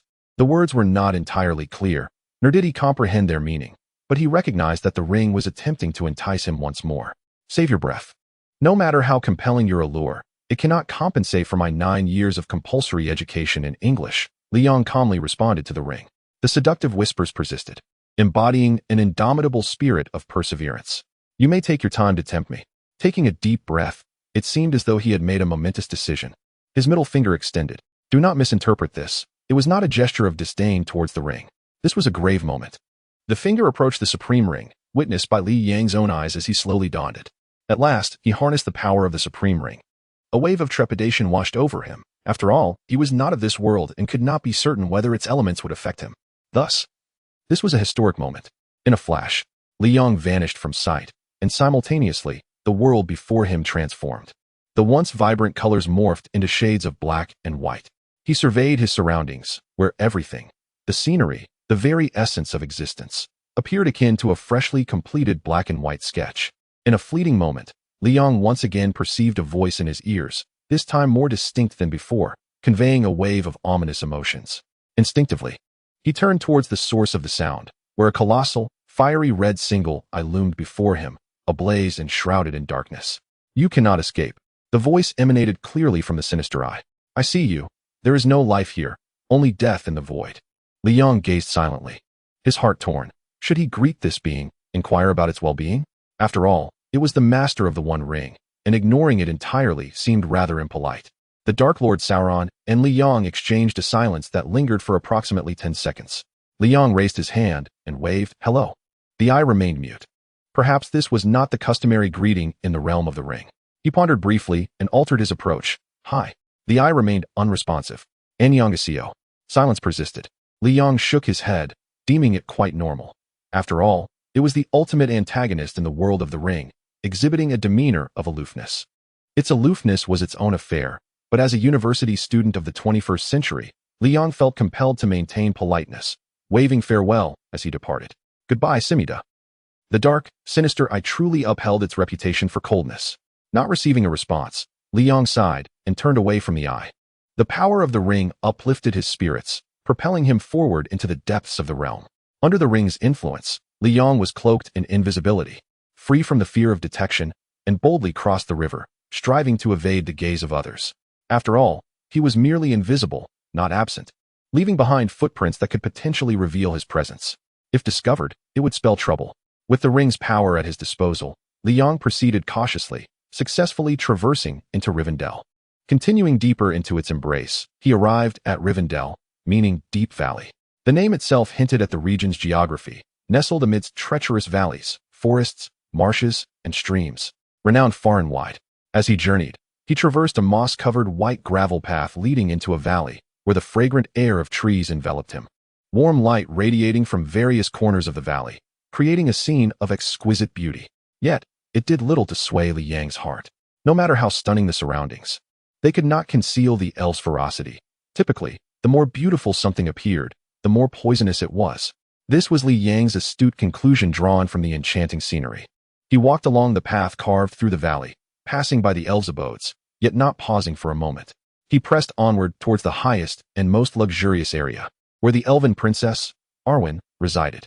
Surely, as an elven princess, her accommodations would be nothing short of a palace. Thus, Li Yong barely glanced at the humble dwellings, his footsteps unwavering as he avoided the elves in search of Arwen. Without a doubt, Li Yong recognized Arwen, although she did not know him. In other words, he was familiar with her appearance. As for how he knew, let us not forget, he had 6 elven captives in his possession. From these captives, he learned not only the appearance of Princess Arwen, but also that of Lord Elrond. Initially, the elves had resisted fiercely, displaying an unwavering spirit, but Li Yong, drawing from history, employed a mild form of torture as intimidation, and they promptly acquiesced. Castration. Thus, Li Yong gained a deeper understanding of the elven race. The elves reproduce sexually. Li Yong continued his search. Meanwhile, on the other side, at the moment Li Yong donned the ring wraiths pursuing Frodo and his companions suddenly came to a halt. They stood still, their gaze fixed on the distance. "Let us go, over there," commanded the Witch King of Almar, prompting the other ringwraiths to turn about.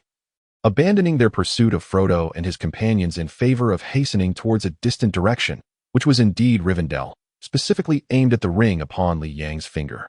025 Chapter Elrond within Rivendell. Li Yang continued his quest for the Elven Princess. Where could Arwen, the Elven Princess, be, if not at home? Li Yang pondered, feeling perplexed. He had traversed Rivendell and even encountered Lord Elrond, yet Arwen remained elusive. How peculiar. He had always imagined the Elven Princess to be a quintessential demure maiden. Yet now it seemed she was nothing but a wild child. Unfazed, Li Yang scoured the area once more, but to no avail. Ultimately finding himself despondently squatting by a small bridge, gazing blankly ahead, his mind gradually awakening. Lower it a bit. Yes, spin faster, lift that skirt. Following Li Yang's gaze, a group of female elves began to sing and dance, enchanting notes emanating from harps as the graceful elves twirled. With each movement, their delicate green skirts swayed in harmony with their slender, alluring forms, their waists as supple as willow branches, their skin as fair as snow, creating a captivating tableau that was difficult to tear one's gaze from. Li Yang found himself entranced. Could the elves' attire be any more fashionable? If only they donned bikinis or miniskirts, how delightful that would be, he mused. Undeniably, the elves were indeed strikingly beautiful, while Li Yang felt little impact from the handsome males. After all, could anyone surpass his own appeal? The females were undeniably stunning. Despite his typically Eastern aesthetic sensibilities that rendered him indifferent to Western women, he had to concede that these elves were extraordinary beauties, fit for stardom in the modern world. Alas, they were still the ferocious elves. Li Yang admired the scene for a while longer before resuming his search throughout Rivendell, convinced that even the wildest of children should have returned home by this hour. After searching again, he still failed to locate Arwen. Curse it. Could those elves have deceived me, intentionally providing false details about her appearance? That doesn't make sense. They had accurately described Lord Elrond. Even the elven lord's visage was correct. There was no reason to conceal the princess's looks. Having searched left and right with no results, and not even spotting the iron box, Li Yang felt a rising anxiety. Do not be fooled by his earlier nonchalance or his enjoyment of the elven music. It was a mere act of resignation, for he was powerless in her absence. He was merely finding solace in the midst of his frustration. Additionally, a sense of urgency tugged at his heart. I have donned the One Ring. The ringwraiths pursuing Frodo must have sensed it. It won't be long before they come here, and not only will I be exposed, but I may also become the target of their wrath. Li Yang was not being overly dramatic. The One Ring was originally the object of contention between Sauron and the forces of good, elves, men, and dwarves. Now, with Li Yang's unexpected entrance, one could question whether they would simply let it be. The answer was evident. When the time came, both the forces of good and the dark side would vie for the ring, placing Li Yang in a precarious position. This was a scenario he wished to avoid at all costs. Thus, when the ringwraiths arrived in Rivendell and found Li Yang, the potential for conflict loomed large. Hence, before that moment arrived, he had to retrieve the iron box and depart from Rivendell, a place fraught with peril. Considering the timeline, Frodo had likely passed the prancing pony, and the ringwraiths were likely in pursuit as well. If they hastened to Rivendell, it wouldn't take them long, perhaps even less than 10 days, 7 days. Within 7 days, I must obtain the iron box and make my escape. The carriage was prepared. Now all that remained was the iron box. The gravity of the situation intensified Li Yang's anxiety as he gazed at the palace before him, uncertain of his thoughts. Before long, Frodo and the other hobbits, along with Aragorn, the dwarves, men, and Gandalf, would gather in Rivendell for a council. Once they arrived, even with the One Ring in hand, my chances of acting would diminish significantly. Time was of the essence. Alas, Princess Arwen was absent. Before me stood the palace of King Elrond. I stood at the palace entrance, my gaze seemingly piercing through the walls, my eyes occasionally flashing with a steely resolve. Damn it, it's you. Who fears whom? I stealthily infiltrated King Elrond's palace, concealing myself in a corner, awaiting the opportune moment like a venomous serpent lying in wait. Time passed slowly. The outside world was enveloped in darkness, yet the night in Rivendell was radiant, with lamps casting a warm glow that illuminated the entire valley. As the night deepened, the palace doors opened once more, and a figure entered, followed by a throng of companions. You all may leave, commanded the figure. As everyone departed, only one elf remained, pacing towards the bed, seemingly unable to sleep, rubbing his temples in evident distress. A contingent of 30 soldiers, accompanied by Aragorn, had been gone far too long without news. Was it mere coincidence that the half-orcs entered Rivendell alongside men? What was that dark, golden object? King Elrond furrowed his brow, speaking to himself. The future was shrouded in uncertainty. I hope all is well. After fruitless contemplation, King Elrond finally succumbed to slumber, gradually drifting into a deep sleep. At that moment, I, who had remained motionless in the corner, finally stirred. I approached King Elrond cautiously, ensuring he was truly asleep. Like most elves, the Elf King possessed striking good looks, exuding a mature charm. He appeared to be in his 30s, embodying the archetype of a distinguished gentleman. Yet, one must not be deceived by the elf's youthful appearance. I was acutely aware that this elf had lived for at least 1,000 years, a veritable immortal. In the absence of Princess Arwen, I found myself reluctantly targeting King Elrond. Compared to the elf princess, King Elrond's value to Rivendell was undoubtedly greater. This shift represented a complete deviation from my previous plans, transforming my intentions from abducting the elf princess as leverage into a plot to capture the king himself. A kidnapping operation had morphed into an assassination endeavor. Whether this was right or wrong depended solely on my perspective, and I held no doubts about my decision. Now, the pressing question was, what to do? I had never contemplated taking action against King Elrond, considering him a formidable figure, a boss-level entity, and had previously placed him on my secondary blacklist. Yet, plans often change swiftly. The arrow was drawn, and it had to be released. This once-in-a-lifetime opportunity was not to be missed.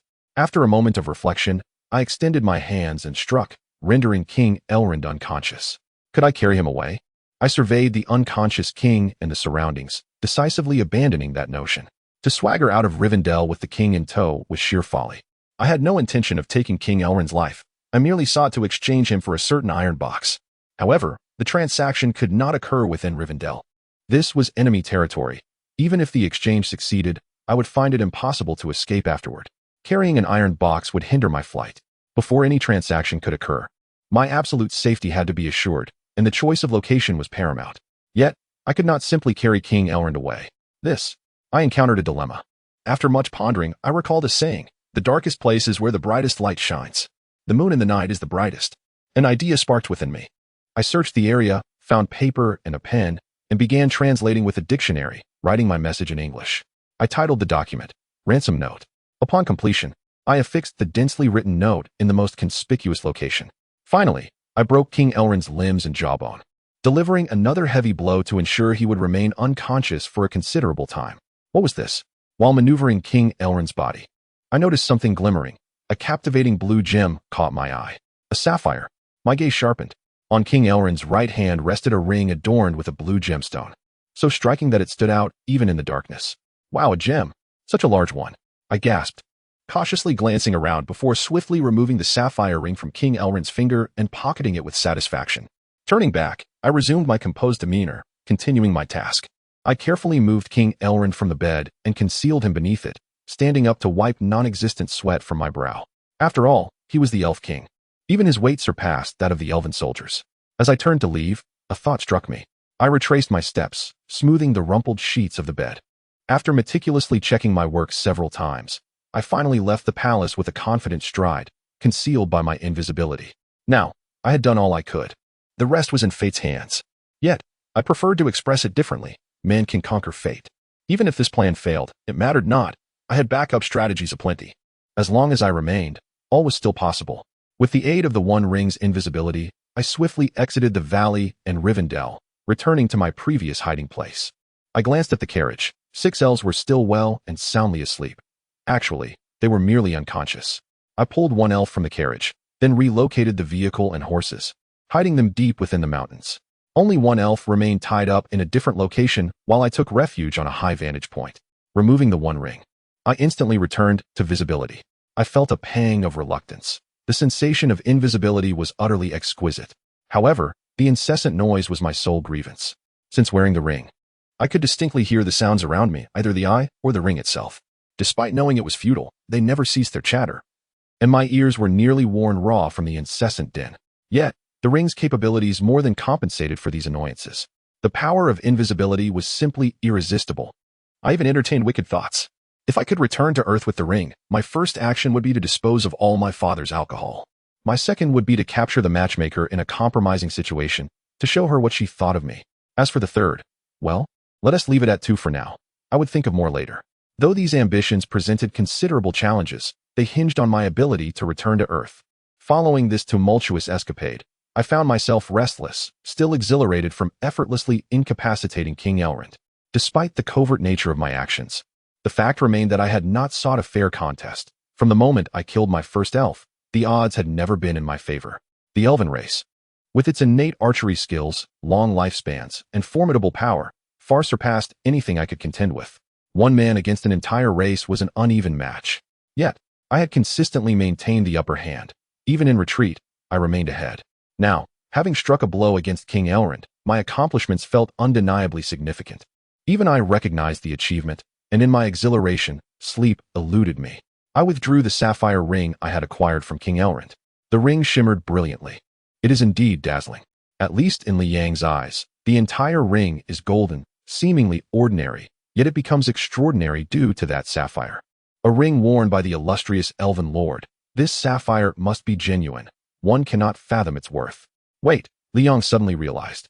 This is the realm of the Lord of the Rings, not modern times. The backdrop is the ancient West, and this sapphire should be valued as an antique. In an instant, Li Yang's eyes widened with excitement. The antique price, coupled with the inherent value of the sapphire, could potentially make him immensely wealthy if he were to return to Earth. However, such a splendid item deserves to be preserved as a family heirloom. Selling it would indeed be a regrettable loss. As Li Yang pondered the price and future of the sapphire ring, his hand unconsciously slid the sapphire ring onto his finger. It fit quite well. The more he looked at it, the more satisfied he became, deciding to leave it on and gradually drifted into slumber. Within Rivendell, the elves, unlike humans, who often indulge in laziness, rise early. Even when there is nothing to do, they prefer to spend the best part of the day in praise of their divine creator rather than waste the morning in slumber. However, today, many elves noticed that their exemplary lord, King Elrond, had yet to emerge from his chambers. No one dared to disturb him.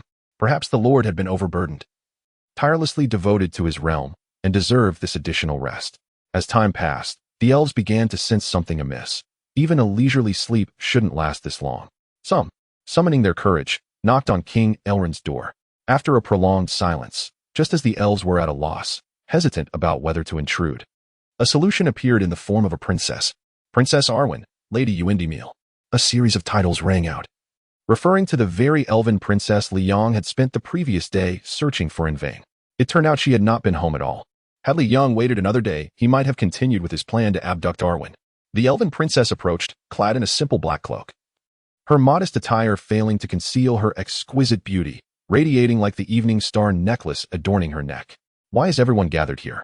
Upon her return, Arwen's first instinct was to seek her father, only to be intercepted by her kin, leading her here. The Lord has not made an appearance all morning. We are truly concerned, yet we cannot intrude. Might you check on his well-being? A seemingly high-ranking elf stepped forward to address Arwen. Hearing this, Arwen's urgency surpassed that of all others. She pushed open the door and entered the chamber, only to find her father's absence. Father, Arwen called softly, but received no reply. As she began to search the room, her gaze was drawn to a dagger lying on the table, its blade thrust down, piercing the surface conspicuously. Beneath the dagger lay a yellowed piece of paper, pinned to the table, covered in chaotic scrawl resembling a child's doodles. Arwen leaned in, her eyes immediately catching the title on the paper. A ransom note. Heavens! A ransom? Arwen's mouth fell agape, her crimson lips parted in astonishment. Struggling to regain composure as she hastily removed the dagger and picked up the ransom note. Whatever she read within caused her expression to darken. Her fair fingers clenched tightly, revealing the contours of her knuckles. Cursed be this! Arwen exclaimed. Outside, the waiting elves, upon hearing her voice, rushed in without hesitation. Upon witnessing the ransom note, they were instantly stunned. The contents of the note ignited fury among the elves, who had always prided themselves on their elegance. Now flushed with rage as though ready to exact vengeance. What is written there? Indeed, why is everyone silent? The elves who had glimpsed the ransom note shared a collective silence, leaving those who had not yet seen it puzzled. Arwen sighed deeply, retrieving the ransom note and attempting to read its contents aloud, finding it difficult to articulate. You read it, she commanded, stepping aside in frustration, uncertain of her next thoughts. The designated elf complied. This is a ransom note. The moment he uttered those words, the assembled elves erupted with indignation. Even the most refined among them could not tolerate the notion of ransom. Silence. Let us listen, Arwen interjected, raising her hand to quell the uproar, signaling for the elf to continue reading. Under the scrutiny of the crowd, the elf steeled himself and began, "O savage elves, do not presume I speak ill of you. In truth, to call you savage is to commend you on behalf of a world clad in opulent garments. Your splendid exterior fails to mask the ugliness within and the malice that springs from your very souls. Even if you all appeared as if sculpted by a master's hand, it matters not. The great Liang has proclaimed that we must respect the diversity of species and the cultures of others. Yet with your kind, that respect is utterly unfathomable. As the saying goes, one would rather engage in a brawl with an informed individual than converse with a fool. Thus, the following constitutes the main body. The preceding serves merely as an introduction. The essence is as follows. Your Lord Elrond is in my custody.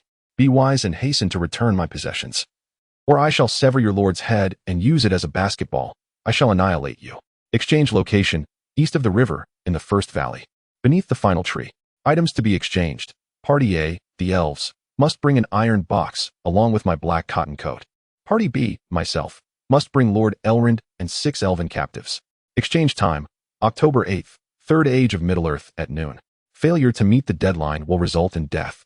Any deceit during the exchange will result in death. Insufficient items will result in death. Date of writing, evening of October 7th, third age of Middle-earth, and February 18th, 2016. People's Republic of China. Author, myself. The end. This was the epitome of a ransom note in Li Yang's mind, totaling 405 words. Written with an air of literary flair. The effort he had expended in translating this text was evident, as his phone's battery now dwindled below 20%, showcasing the gravity he placed on this transaction. The elves, however, were far from impressed. Once the 405-word ransom note was read aloud, every elf present mirrored the earlier reactions, filled with righteous indignation. This despicable human dared to insult the elven race. They clamored for revenge, vowing to slay him and avenge their honor with the blood of an outsider. Yet amid the clamor, Arwen stood frozen in a frosty silence, declaring, "If you go to kill him, who will save my father, the life of the Lord of Rivendell?" Her words brought immediate stillness. Indeed, the life of their lord was in the enemy's hands, the leader of the Noldor elves in this land. At the mention, several elves knelt, one hand over their hearts. With utmost sincerity, "Princess Arwen, grant me a company of soldiers. I am willing to fight to the death to rescue Lord Elrond. I too will join." In an instant, all present knelt, their faces resolute in their willingness to sacrifice, causing Arwen great distress. Suddenly, she was struck by a realization. Wait, what was the time stated in the ransom note? Immediately, someone responded, noon on October 8th. At the same time, not just Jan, but everyone else began to grasp the implication of this reminder. Noon on October 8th referred to the present moment. Hurry, prepare the items. We can no longer afford to think deeply about this. We must head to the designated trading location, Jan urged anxiously. Your Highness, are you certain you wish to utilize the black gold? One of them cautioned. King Eilon once issued a decree forbidding any of our kin from engaging with such items. Jan abruptly turned around, exclaiming, "There is no time for such concerns now. Please, expedite your actions. I shall confront the enemy first." Without waiting for further objections from those behind her, Jan dashed out of the palace, mounted her white steed, and sped towards the trading site like the wind. "Father, you must not come to harm," she urged, urging her beloved horse to gallop faster while clutching the evening star necklace at her chest, silently praying. Meanwhile, the elven clan was in disarray, filled with both alarm and fury. On the other hand, Liang, having overindulged the previous night, had awoken late. He had intended to rise early, but upon awakening, he realized the sun was already high in the sky, its rays glaring down. Liang stretched, practiced his punches, and returned to his vantage point, scanning the surroundings with his telescope. To his dismay, he spotted not a single trace of the elven folk. His expression darkened instantly. Could it be that these ferocious elves had become so brutal that they disregarded their own lord? Or perhaps they had discerned the value of my iron box, choosing to abandon King Eilon to seize my treasure instead? Liang quelled his conjectures and continued observing. After a brief interval, he finally caught sight of a figure, only one person, with flowing black hair and striking gray eyes that sparkled brightly. The necklace adorning their chest drew Li Yang's attention. Isn't that Jan, the very one I searched for in vain yesterday? This wild child has finally returned home. However, Li Yang's gaze did not linger on Jan. Her appearance was that of a quintessential Western beauty, and while he could not deny her allure, she was not to his taste. Therefore, the beautiful elven princess Jan failed to captivate his attention. His eyes drifted past her, searching for those who should be accompanying her. His expression darkened once more. What was this? Only Yan had come. The territory's lord had been abducted, and only a single daughter had arrived to rescue him. Li Yang could not fathom this reality. In the tales, King Ailong seemed to be faring well, yet now, when trouble arose, only his daughter appeared to save him?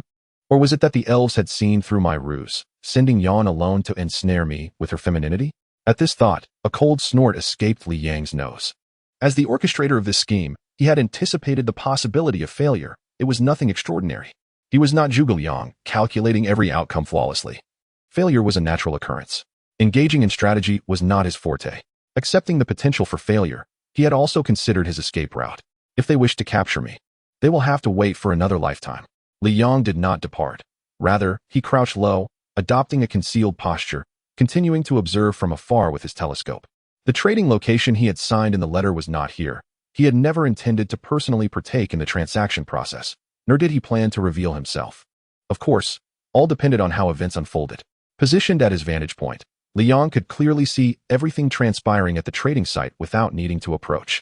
Those alien elves would never suspect that he possessed a product of modern science, the telescope. A smirk crossed Li Yang's lips. The situation remained firmly within his control. Chapter 028. The Transaction, Part 1. The rapid sound of hooves echoed through the valley, and soon a white horse galloped in. Yan gently patted her steed, gradually slowing its pace. She looked around, searching for the nefarious foreigner, Li Yang. The term foreigner was derived from Aragon's description, yet the furious elves preferred to refer to Li Yang as the wicked human. At that moment, Yan felt that neither title adequately conveyed the malevolence of the foreigner. So she combined them to create a third appellation, the evil foreigner. It was fitting, akin to how Li Yang labeled the elves as savage. The valley mentioned in the letter was indeed here, but what was this strange tree? Despite her efforts, Yan could not locate the peculiar tree referred to in the letter. In truth, she was unfamiliar with what a strange tree was, only able to interpret it as an unusually conspicuous tree, one that should stand out remarkably. As she recalled the letter's content, Yan rode deeper into the valley, growing increasingly vigilant. A strange tree.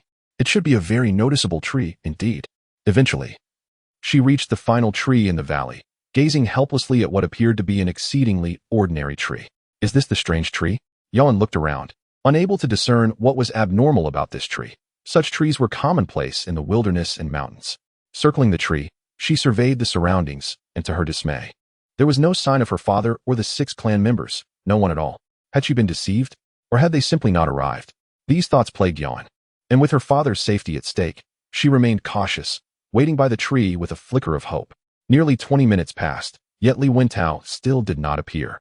Instead, the sound of thundering hooves resounded from beyond the valley, and a large group of elves entered. There were at least 100 elves, all clad in armor. And behind them, individuals carried a pitch-black iron box, while a few others held silver platters covered with white cloths, obscuring their contents. Princess Yan. The leading elf rushed forward to her, ready to inquire. Yan anticipated his query and waved her hand, saying, "The situation remains unclear. That evil foreigner has yet to show himself. What does that devil intend to do? He proposed the exchange location, and we have complied with his demands. Is he truly intending to renege?" The elf expressed his indignation, upgrading Li Yang's title from evil foreigner to devil. Yan took a deep breath and replied, "I am uncertain. Given the gravity of my father's safety, we should wait a little longer." The elves, suppressing their anger, bore a look of stoic endurance. Just then, whoosh! An arrow suddenly flew in from a distance, striking with startling abruptness. "Watch out!" cried the elf nearest to Yan, swiftly stepping in front of her. The elven soldiers quickly formed a protective circle around Princess Yan. Though Yan felt a tinge of anxiety, it soon became evident that their concerns were unwarranted. The arrow, upon nearing the group, failed to halt and continued flying forward, landing nearly 10 meters away before falling feebly to the ground. The arrow lay quietly on the somewhat damp earth, almost mocking the elves for their overzealous caution. The elves stared in disbelief at the arrow, as if to ridicule its accuracy, which had deviated so far from their vicinity. After a moment of tense silence, Yan cleared her throat and stepped out from behind the protective ranks of the elves. She approached the arrow, picking it up only to discover it was indeed crafted by the elven kin. This revelation weighed heavily on her heart. Just this one arrow was sufficient evidence that a compatriot of the elves had fallen into the hands of the evil foreigner. There was no doubt regarding the contents of the letter demanding ransom. Tied to the arrow was a note. Yan hurriedly opened the letter. The contents read, "I have seen you. Now, place my treasure on the ground, and everyone step back. Follow my instructions, and I shall release one captive, otherwise I shall execute one. Yawen read the note aloud for all to hear, then quelled the rising tide of anger among her comrades, directing those behind her to place the items on the ground. As everyone retreated a considerable distance, nearly exiting the valley, Yawen quietly issued orders to the nearby elves. Did you notice the direction from which the arrows flew? Indeed, it was from the northern direction. Excellent. Take a few individuals and stealthily follow the path of the arrows. You are bound to discover something valuable. Be cautious and ensure your safety. Yawen intentionally made the soldiers' retreat appear somewhat chaotic, providing cover for a select few to slip away from the group and position themselves. Everything was progressing favorably for Yawen, unaware that every move they made was under Li Yang's scrutiny. Chaos or not, it was all clearly visible to him. From his elevated vantage point, Li Yang surveyed the scene from above, having strategically chosen this location to maximize his observational capabilities. At that moment, he lay flat against a rock, comparing his notes on his phone's translation while fervently scribbling down his observations, occasionally glancing at the elves' activities. After a brief period, he completed his notes, folded the paper several times, and affixed it to an arrow, taking aim at Yawen and her companions. Even if I hadn't intended to shoot someone, that was quite absurd. Missing the target by 10 meters. How embarrassing. I exerted too much force earlier. This time, I'll be gentler. It should be fine. After adjusting his aim and deliberately reducing his strength, Li Yang released the arrow, which swiftly soared toward Yawen and the others. He watched intently as the arrow ascended and then, at a downward angle, plummeted helplessly to the ground, failing to reach any of the elves. Turning his head away in disappointment, he placed his hand on his forehead in frustration. He had to concede that archery was not his forte. Nevertheless, he reassured himself that archery was a rather antiquated skill.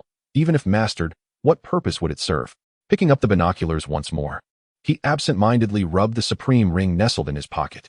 Now that the iron chest had appeared, the next step was to secure it, and Li Yang contemplated seizing the opportunity to retrieve the chest in plain sight, possibly leveraging the power of the supreme ring. Despite his outward confidence, Li Yang was acutely aware of the underlying challenges. Observing through binoculars only allowed him to see from afar. Retrieving the iron chest required more direct action. Attempting to reclaim the chest without risk was unrealistic. Chapter 29, The Transaction, Part 2, Another arrow was shot. Yawen stood firm, her kin still anxiously surrounding her. Yet she felt no trepidation. The accuracy of that arrow was too poor to incite fear. Yawen stepped forward, detaching herself from the protective circle to retrieve the arrow. From the previous two shots, she discerned that the opponent's marksmanship was abysmal, even reaching new heights of incompetence. The likelihood of being struck by an arrow was nearly non-existent.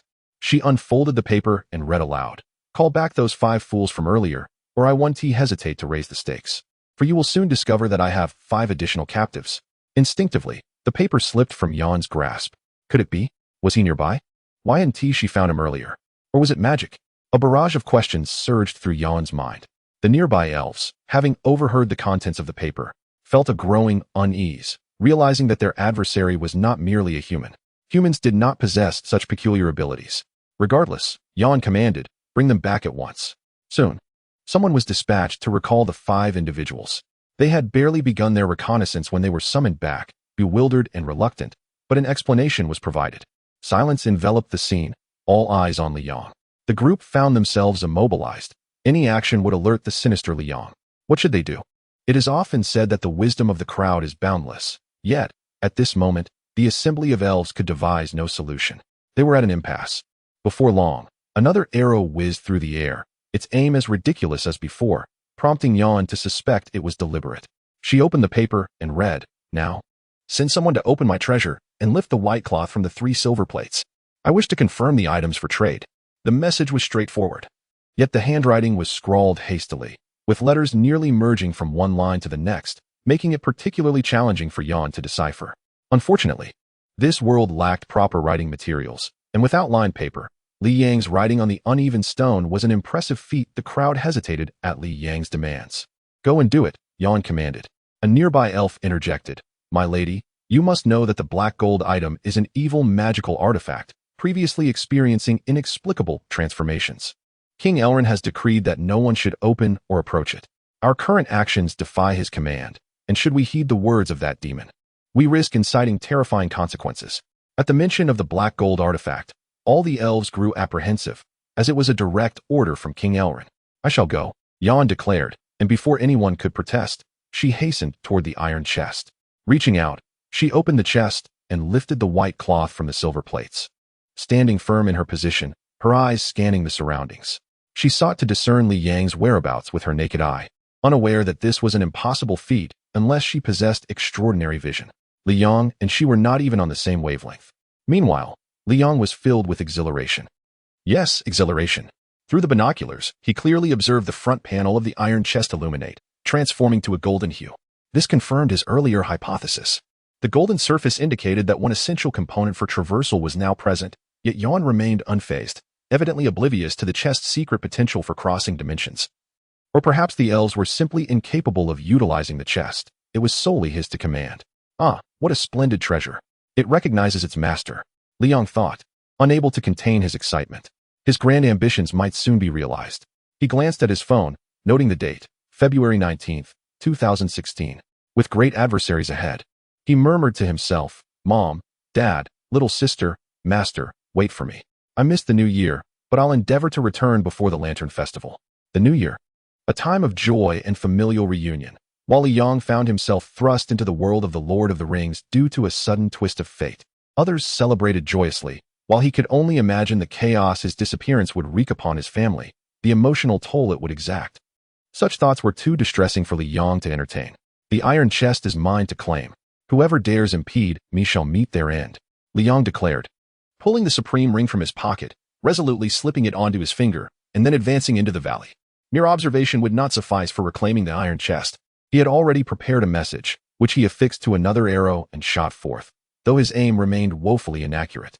Notably, everything he possessed, including his weapons, was cloaked in invisibility. This perplexed Li Yang. Why did his weapons become invisible alongside him? Yet he could not conceal himself when confronting King Elrin. Was it due to the presence of living beings? Li Yang pondered but resolved not to dwell on it, recognizing the futility of applying modern logic to comprehend magical artifacts. It was fortunate enough that he could utilize them at all. Stealthily, he approached the valley. Simultaneously, Yan unwrapped the message from the arrow, reading its contents. Keep your distance from my possessions, and retreat beyond the river boundary with your elven kin. In due time, I shall return King Ailong along with the 6 captives. However, Yan, upon absorbing this content, refused to comply. She was not a mere puppet, and such demands were naturally impossible to acquiesce to. Should the elves retreat beyond the river boundary, they would forfeit their bargaining chips. And there was the risk that Li Yang might abscond with the goods without honoring the agreement. Yan was not naive. Her patience was subtly reaching its limits. In the absence of Li Yang, she could only shout into the surrounding valleys, I have adhered to your instructions, and I have brought what you desire. I am willing to uphold my end of the bargain, but I must see my father. I need to know if my father, King Ailong, is unharmed. This request was by no means excessive. Typically, individuals engaged in negotiations with kidnappers first seek assurance of the hostage's safety. Yan's ability to endure until now was unprecedented. Yet, Li Yang could not produce King Ailong for Yan to see. King Ailong was currently hidden beneath the bed in his own chambers, and no one could fathom that Li Yang was merely employing a ruse. The initial disappearance of King Ailong had plunged the elves into collective panic, leading to chaos among them. Moreover, the dagger and ransom note left by Li Yang further misled the minds of all elves. Once ensnared in this misapprehension, it became even less likely that anyone would suspect that King Ailong was concealed beneath the bed, even while being in the same palace as everyone else. This is a classic case of darkness beneath the lamp. However, the strategy of feigned emptiness cannot endure indefinitely. Before King Ailong awakens, Li Yang must reclaim the iron box. Chapter 030, The Transaction, Part 3, I knew she would not leave. Li Yang was not surprised by Yan's refusal to depart. After all, a noble elven princess was not easily dealt with. Yet, he had a backup plan. After covering some distance, Li Yang shot another arrow, attached with a piece of paper. Upon retrieving it, Yan's brows slightly relaxed. The note read, You may exit through the valley, where you will find a peculiar tree tied to a captive. As a gesture of goodwill, you may take him first. The note did not specify who the captive was, but at least it indicated progress. They could save one person. Yan immediately relayed instructions to those behind her. However, the party that set out to retrieve the captive consisted of 30 fully armed elves, proceeding cautiously. This demonstrated the elves' wariness towards Li Yang. Moreover, they were still not satisfied with the numbers. It was well known that a previous patrol had suffered significant losses in an encounter with Li Yang, and the 30 elves dispatched to pursue him had since disappeared without a trace. From the captives in Li Yang's possession, The elves deduced that they had likely met with misfortune. Judging by this, 30 individuals were indeed insufficient. Had it not been for the need to ensure adequate protection for Yan, more would certainly have been sent. In hindsight, they all felt they should have brought a larger contingent from the outset. Previously, they believed that a 100-strong team would suffice for various scenarios, yet once they split up, anxiety quickly set in. "I want to see my father," Yan shouted again, and not only she, but other elves echoed her calls. Yet Li Yang could not comply, so he fired another arrow.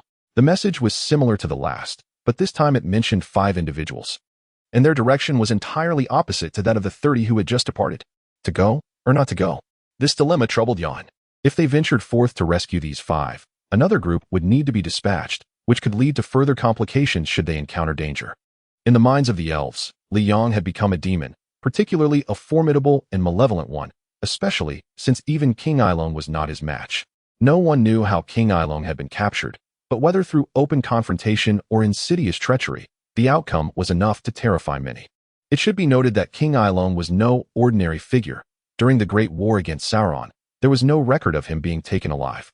This alone magnified Li Yang's perceived power in the eyes of the elves, along with his wickedness. "Let us wait until the first group returns before we attempt to rescue the remaining 5, Yan quickly resolved, commanding her companions. The others concurred. As Li Yang approached the edge of the valley, he noticed that none of the elves had left, realizing his plan had failed. However, he did not grow disheartened. He shot another arrow, declaring, "I have now relinquished 6 captives to you, making the greatest concession possible. Now, all of you must enter the valley and position yourselves on the other side." Upon reading this, Yan shouted into the surroundings, "Where is my father? I want to see my father. Why won't you let me see him?" Yan sensed that something was amiss. Li Yang shot another arrow, stating, "King Ailong is my most precious bargaining chip, my last resort. Until I receive what is mine and ensure safety, I will not allow you to see him, for that would only place me in jeopardy." In conclusion, Li Yang added a final note: "Follow my instructions, or the next message you receive will be the severed head of King Ailong." Yan sighed in resignation, instructing everyone to enter the valley and move to the other side, uncertain of the nefarious intentions of the malevolent outsider. Unbeknownst to her, Li Yang was already stationed at the valley's edge, capable of observing the situation within without the need for binoculars. Once everyone had entered the depths of the valley, Li Yang stealthily followed suit. It appeared he was clearing a path not for entry, but for his own egress. Alone, bearing the magic ring and shrouded in invisibility, Li Yang could traverse anywhere as long as his legs remained intact. However, the iron box posed a challenge. Although it weighed only around 50 pounds, its size rendered it cumbersome. Li Yang could not embrace it with both arms, forcing him to drag or carry it. Fortunately, it was not too heavy, allowing him to manage a semblance of movement while dragging it. Now, he needed the elves to clear a path for him to enter the valley and subsequently escape with the iron box. Naturally, Li Yang would not be foolish enough to drag it himself. There were readily available steeds nearby. Li Yang revised his plan. Initially, he had intended to use his own cart, but finding no opportunity, he decided to commandeer the elves' horses instead. Send 3 horses over, Li Yang conveyed through an arrow. Yan, uncertain of his intentions, hesitated as she led the 3 horses forward, simultaneously noting a change in the direction of the arrow. This indicated that the position of the malevolent outsider had also shifted. Yan remained vigilant. However, at that moment, a chilling sensation coursed through her skin, akin to a sharp blade resting against her neck.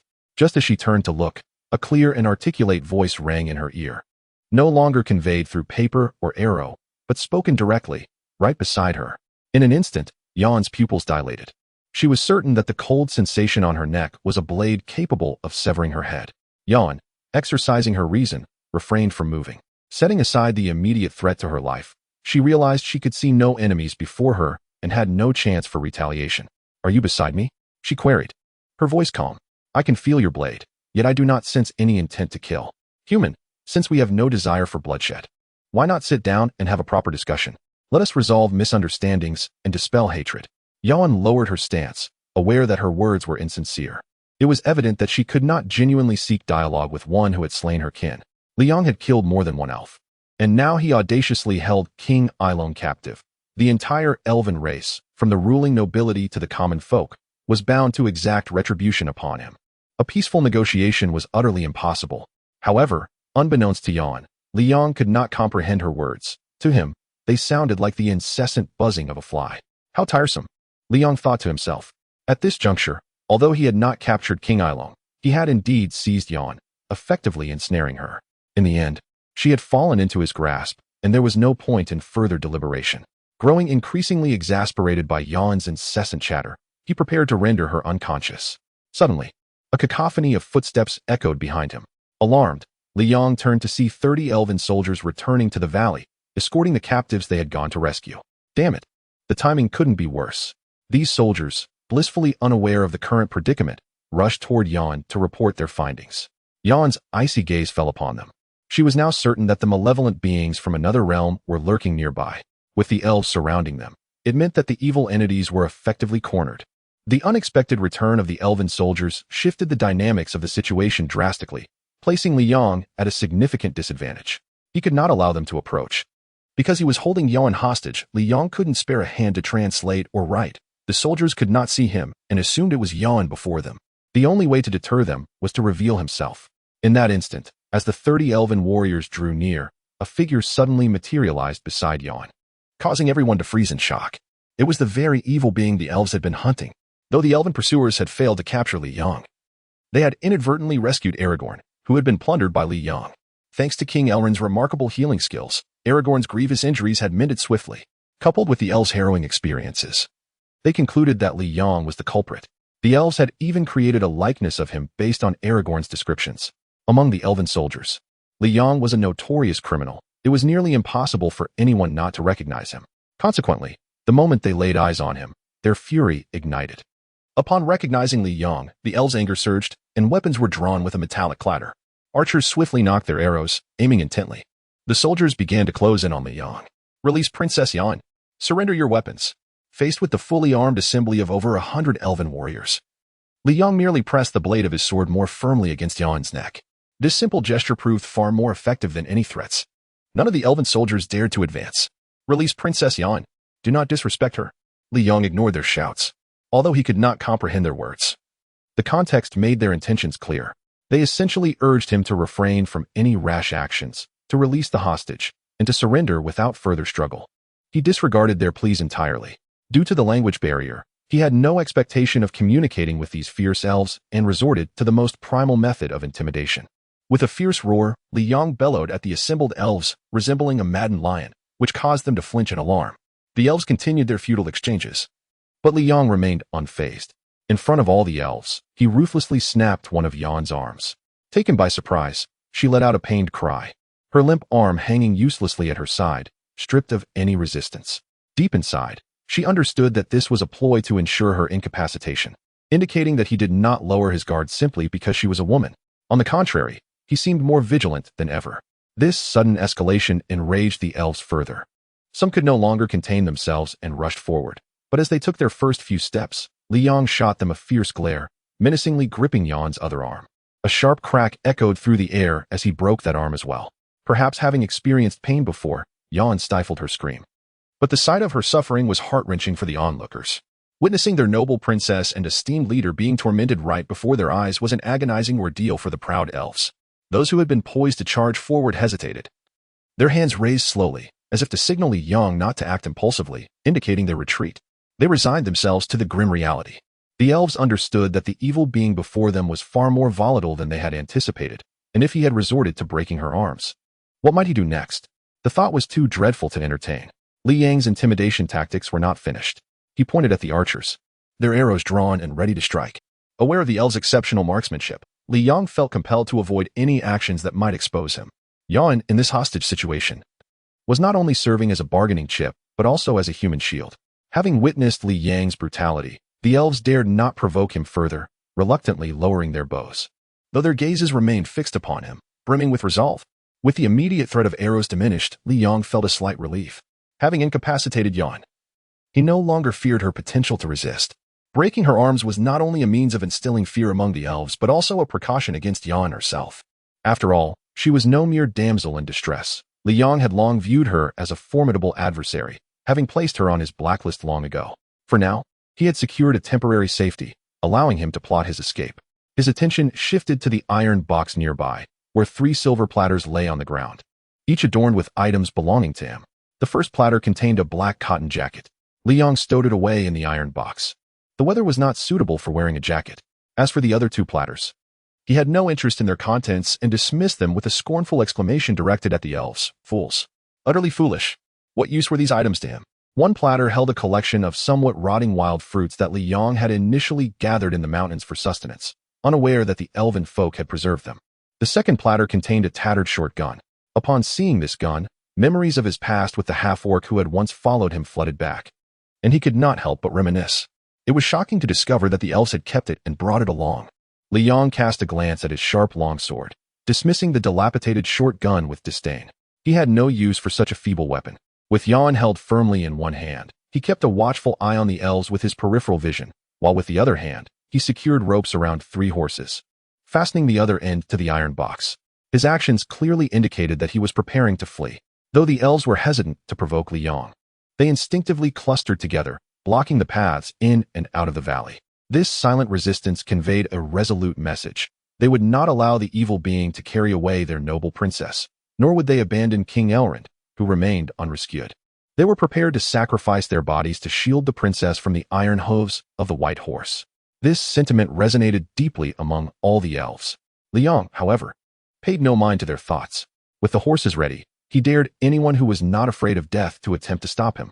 These ruthless elves had brought this upon themselves. With the threat of arrows diminished, Li Yong felt emboldened to make bold movements, hoisting Jan onto a horse, both of them mounting the strongest white steed. He strategically placed Jan behind him. Should anyone shoot arrows during their escape, she would be the first target. He then bound her hands together, positioning them in a way that appeared as if she was embracing him, while he firmly grasped her with one hand and the lead rope with the other. "Come on," Li Yong shouted, perched on the horse's back, looking down at the gathered elves with a fierce glare, as if he were a warrior poised to charge. He slightly adjusted the horse's angle, ready for the impending escape. A sudden loud shout startled Li Yong, causing him to nearly release his grip on Jan's hand, but he quickly tightened it instead. "What are you yelling for?" Li Yong snapped angrily, glancing back. Jan paid him no mind, turning to the surrounding people, her voice resolute. "Step aside. Do not concern yourselves with me. I have my own means of escape. Rest assured, this foreigner cannot understand my words. Just watch and see how I capture the evildoers in the River of Realms." At Jan's declaration, the elves finally realized that Li Yong was heading straight towards Rivendell. Could it be that this demon intended to invade Rivendell? Before that could happen, they would see if he even had the strength to cross the River of Realms. The elves, sensing her intent, instinctively parted to create a pathway. Li Yong, initially ready to berate Jan further, was momentarily taken aback by the elf's compliance, but soon found himself elated. Was it not a clear passage ahead? With a firm squeeze of his legs against the horse's flank, he shouted, and the 3 horses surged forward in unison towards the River of Realms. Indeed, it was the River of Realms, not the Rivendell within its bounds. Li Yong had not lost his senses. That was the stronghold of the elves, and venturing there would spell his doom, facing not just the 100 before him, but the entire elven race. He had no delusions about confronting the entire elven clan alone. His objective had been achieved, the iron box was secured, and his immediate goal was to flee. Where to, however, became the crucial question. Venturing deeper into Middle-earth, where humans and hobbits dwelled in abundance, appeared harmless. Yet Li Yong was acutely aware that if he could travel there, so could the elves, as allies of justice. The elves, who rarely left their territory, might also pursue him. Thus, he risked being ensnared not only by the elves, but also by the combined forces of humans and other races. That was not a viable option. To the north lay uncharted territory, a risk Li Yong was unwilling to take. Ahead, crossing the River of Realms and continuing onward would lead him directly to Rivendell, the enemy's lair, which was even less advisable. Therefore, Li Yong resolved to retrace his steps along the path he had initially taken, bypassing Rivendell after crossing the River of Realms, making his way towards the Misty Mountains. The Misty Mountains served as a natural barrier against the elves, and he sought a tranquil place to examine the iron box and restore it to its original state. This route mirrored his initial journey, albeit in reverse. Yet he felt confident navigating it. As the 3 horses galloped out of the valley, Li Yong gazed longingly at the River of Realms, reflecting on the fact that he was about to traverse this enchanted elven river once more. Suddenly, a realization struck him: magic. A spark ignited in his mind as he recalled a crucial detail he had overlooked. In the film, Jan had used the surging river to fend off the ringwraiths, and she was right behind him. If she were to cast a spell while he crossed the river, he would be in grave danger. Realizing this, beads of cold sweat formed on his forehead. Fortunately, he had recognized the threat in time. "My apologies, I nearly overlooked your magical prowess," Li Yong said, turning to Yan with a broad grin, though his words were lost on her as she did not understand. Before she could inquire further, he struck her and rendered her unconscious. Chapter 32. A turning point. Turning back, Li Yang caught a glimpse of the elves' expressions upon witnessing him incapacitate Yan. Shock, fury, and helplessness etched on their faces. I knew these ruthless elves harbored ill intentions. It was no wonder they let me go so easily. They had plotted from the start. However, the astute me has seen through it all, Li Yang scoffed. As he spoke, the 3 horses thundered past, the iron box trailing behind, scraping against the ground and creating a cacophony that tugged at Li Yang's heart. This iron box was his prized possession. Yet circumstances forced him to endure the wear. While it was indeed valuable, he hoped such friction would not cause it irreparable harm. He urged his horses onward, prepared to cross the River of Realms and redirect towards the Misty Mountains, where he would find freedom to soar as he wished. The elves were relentless, pursuing him closely. But given that Yan was unconscious behind him, none dared to shoot arrows, left to watch helplessly as the malevolent foreigner escaped with their princess. The elves' inner turmoil was palpable. Clop, clop, clop. Li Yang had entered the River of Realms, the 3 horses plunging into the waters, their iron hooves thrumming against the surface, sending up a flurry of spray. The iron box was dragged into the water behind them. Safety was within reach. But at that moment, Li Yang's eyes narrowed, and he tightened the reins. The horses shrieked in pain, halting abruptly. Damn it, how could he be here? Li Yang mused, incredulous. He had clearly broken the limbs and jaw of the one person he expected to find here. Even if he were to regain consciousness, there was no way he could have emerged from beneath the bed. Yet here he was. Li Yang's gaze fell upon an unexpected figure on the opposite bank of the River of Realms, King Elrond. The very individual Li Yang had believed to be incapacitated and hidden beneath the bed was now miraculously standing on the riverbank, fully intact, with no sign of his previous injuries. This was the source of Li Yang's astonishment. No ordinary person could withstand such a situation. It was indeed a stroke of luck. King Elrond was no ordinary being. This was the first miscalculation made by Li Yang. Despite his belief that he had taken adequate precautions against Elrond, the reality proved otherwise. Secondly, it is said that a healer cannot heal themselves. Thus, even if Elrond were to awaken, his renowned healing skills would be of no use to him alone. Yet Li Yang forgot that Elrond was not alone. Rivendell was not solely inhabited by him. Thirdly, while Li Yang had drawn Yan and her companions into a trap through a threatening letter, the elves present had failed to see through it. However, he overlooked those absent from the scene. As the Lord of Rivendell, Elrond would not have personally attended to the palace's cleaning, leaving it to the designated elves. These elves, far from the status of Yan and her companions, were mere minor figures. Yet it was precisely these minor figures who, upon discovering Elrond beneath the bed after Yan and the others had departed, successfully rescued him. Li Yang was not Zhuge Liang, nor was he a master strategist.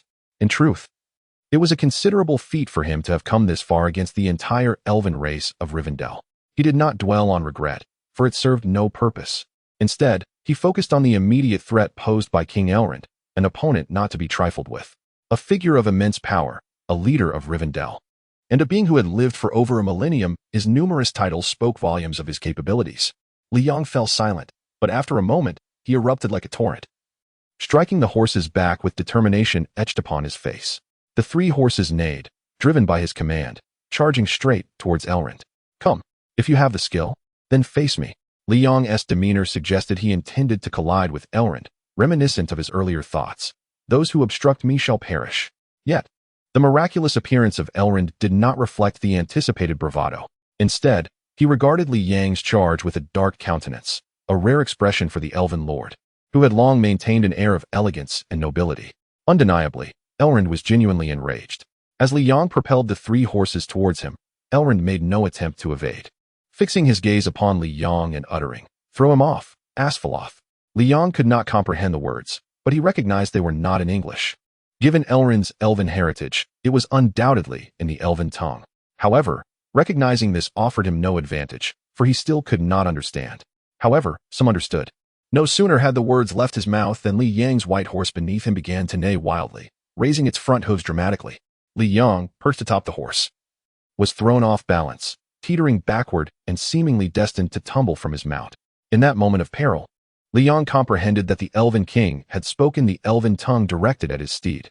In a frantic attempt to regain control, he grasped the reins tightly.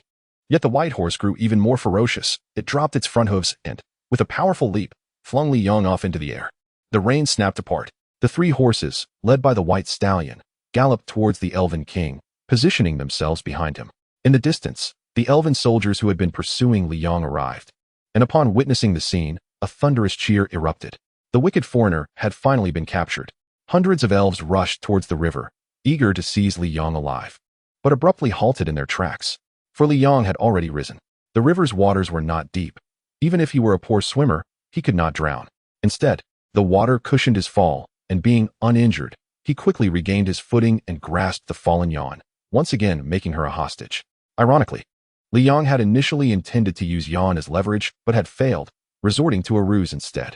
Yet now, his original plan had unexpectedly come to fruition.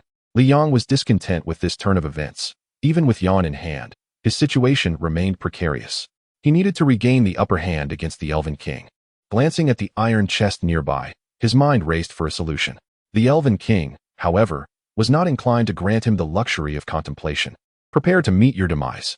This is your tragic fate for insulting the Elven race.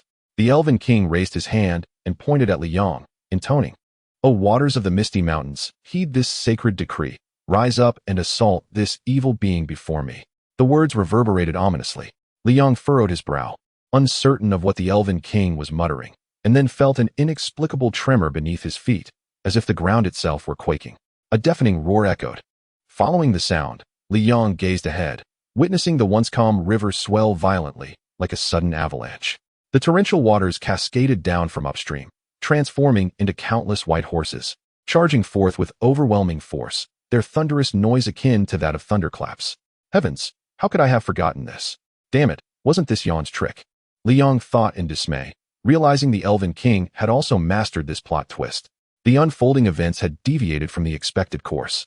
With no time to evade, Liang clenched his teeth and, in a moment of desperation, thrust Yan away. "I refuse to believe you would harm your own daughter." Liang's eyes widened. To his astonishment, the multitude of white horses conjured by the river veered away just before colliding with Yan, instead rushing towards Liang. Liang barely managed to utter before he was overwhelmed by the onslaught of white horses, the surging waters engulfing him entirely. The orchestrator of this chaos, the Elven King, wore a satisfied smile, and the elven soldiers across the river beamed with pride, reveling in their anticipated victory. Yet, something astonishing transpired. The white horses crashing against Liang inflicted no harm whatsoever, as if the impact were merely droplets of water. The river continued its assault, yet Liang stood bewildered. His hands instinctively raised to shield his head, a reflexive act of self-preservation. But it seemed unnecessary. Stunned, Liang lowered his hands, astonished by the scene before him. Unbeknownst to him, the sapphire ring adorning his finger flickered with a faint light, its hue too subtle to detect. "Never mind that, my treasure." Amidst the torrent of rising waters, Liang's thoughts immediately turned to the iron chest. Upon glancing back, he saw it had already been swept away by the currents. "My treasure," he shouted, dashing forward, inexplicably unharmed and buoyant in the rushing waters. He even harnessed the current's momentum to swiftly pursue the iron chest. The water continued to surge. Realizing he was unscathed, Liang had a sudden epiphany. He flung open the iron chest and tumbled inside, allowing the water to carry him downstream. Chapter 033.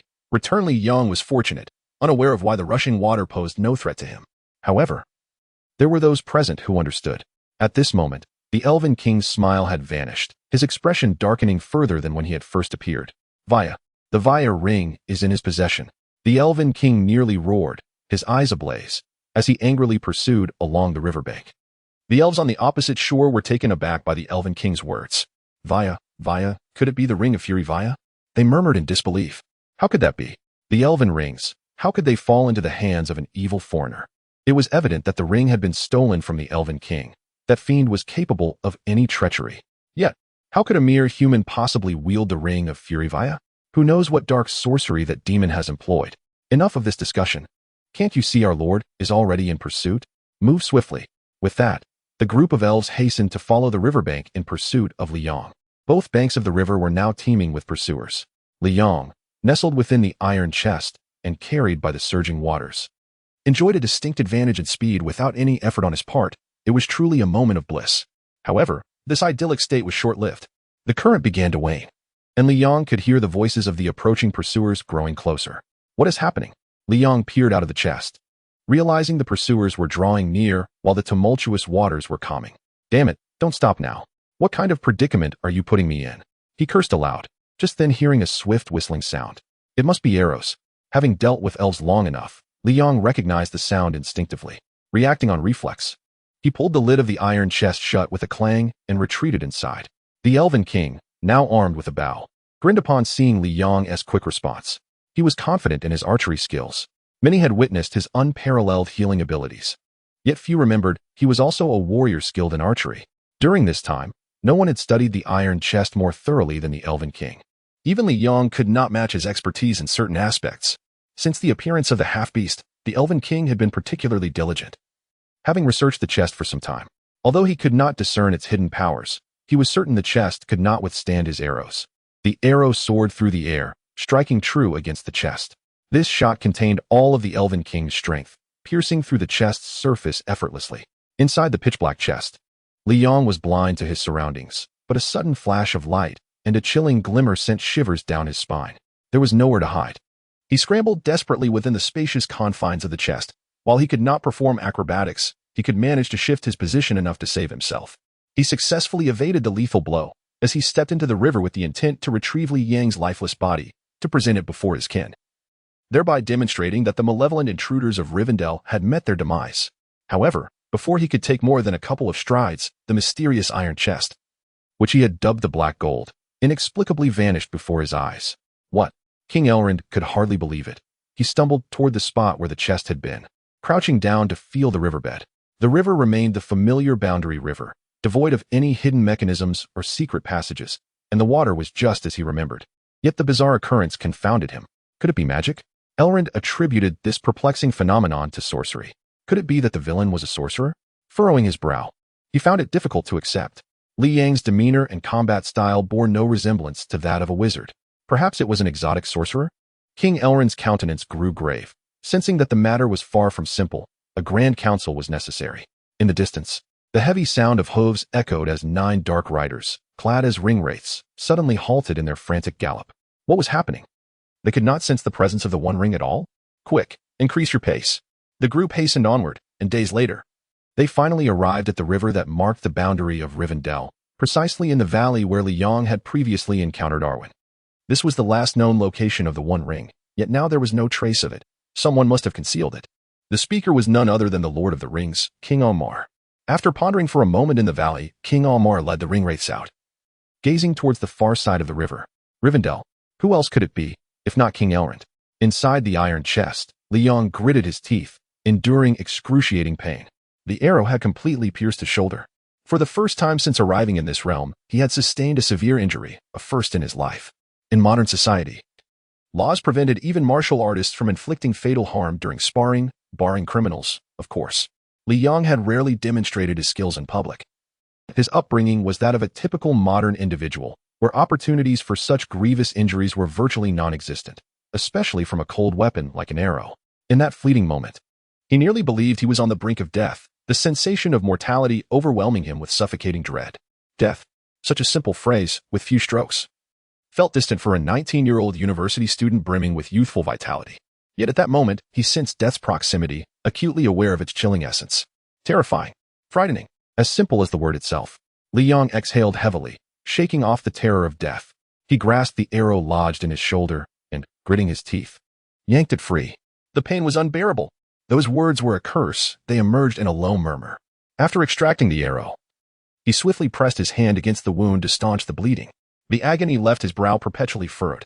With one hand pressed to the wound, he lowered his head in silence, but after a few seconds, he abruptly lifted his gaze, pushed aside the iron chest, and sat up from within it. Come on. If you have the ability, let us do this. Li Yong froze. Before him lay a dimly lit, dilapidated earthen room, cluttered with old, disheveled furniture, debris, and emitting an unpleasant odor. The pursuing elven army of over 100 had vanished, and so had the elven lord, Elrond.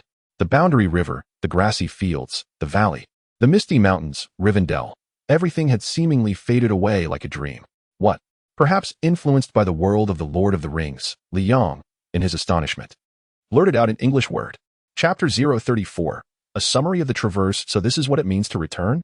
Li Yong could hardly believe it, feeling as though he were in a dream. The timing of his return was uncanny. Just as he was about to be captured by the elves, he had found himself back This was more than a stroke of luck. It was a miraculous rescue. Was it possible that it had all been a dream? Everything had transpired too quickly. The transformation of the world before him felt surreal and unprepared. He raised his hand, noticing the sapphire ring still adorning his finger, radiating a soft blue glow. Li Yong smiled, a radiant grin. This wasn't a dream. This was real. He lowered his hand and reached into his pocket, retrieving a ring of pure golden hue. The one ring was also with him. After securing the one ring, Li Yong examined his possessions once more. A longsword, a bow and arrows, a dagger, 3 gold coins, 9 silver coins, and a bloodied arrow, all remnants from the world of the Lord of the Rings. Additionally, he had his phone, a telescope, and several modern garments, all part of his own life. Everything was intact. He chuckled to himself, his face brushing against the sapphire ring while his hand caressed the one ring through his trousers. He reveled in his possessions. Now it was all his. Elrond, weren't you formidable? Come, come. I await your arrival. Prove your worth. Li Yong mumbled to himself. Ah, this is my true treasure. He glanced back at the iron chest, unable to resist caressing it as if it were a beloved companion. What a precious item. This was Li Yang's heartfelt sentiment. As he gazed at the chest, he noticed its transformation. The golden surface had reverted to gray once more. Gold and gray.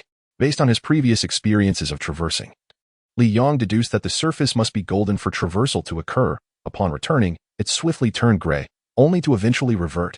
The exact duration for the restoration remained unclear. He had traversed on January 15th in the morning. He couldn't recall the specific time, but now it was February 19th. At precisely 10 minutes past 1 in the afternoon. Excluding the hours, and accounting for the day of the 15th, he calculated a total of 36 days for the traverse. Li Yong conducted his calculations and reached a preliminary conclusion. The restoration period for the gold surface could tentatively be set at 36 days. Observing closely, he noted other phenomena.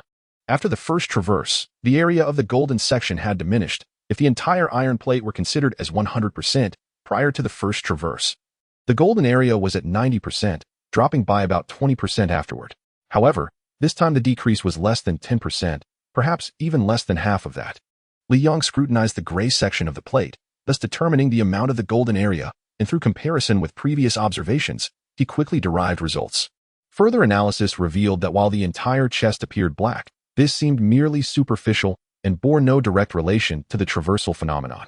The truly significant aspect was the iron plate, resembling a coffin lid, which could be pushed and pulled, and whose color changes throughout the traverse were crucial.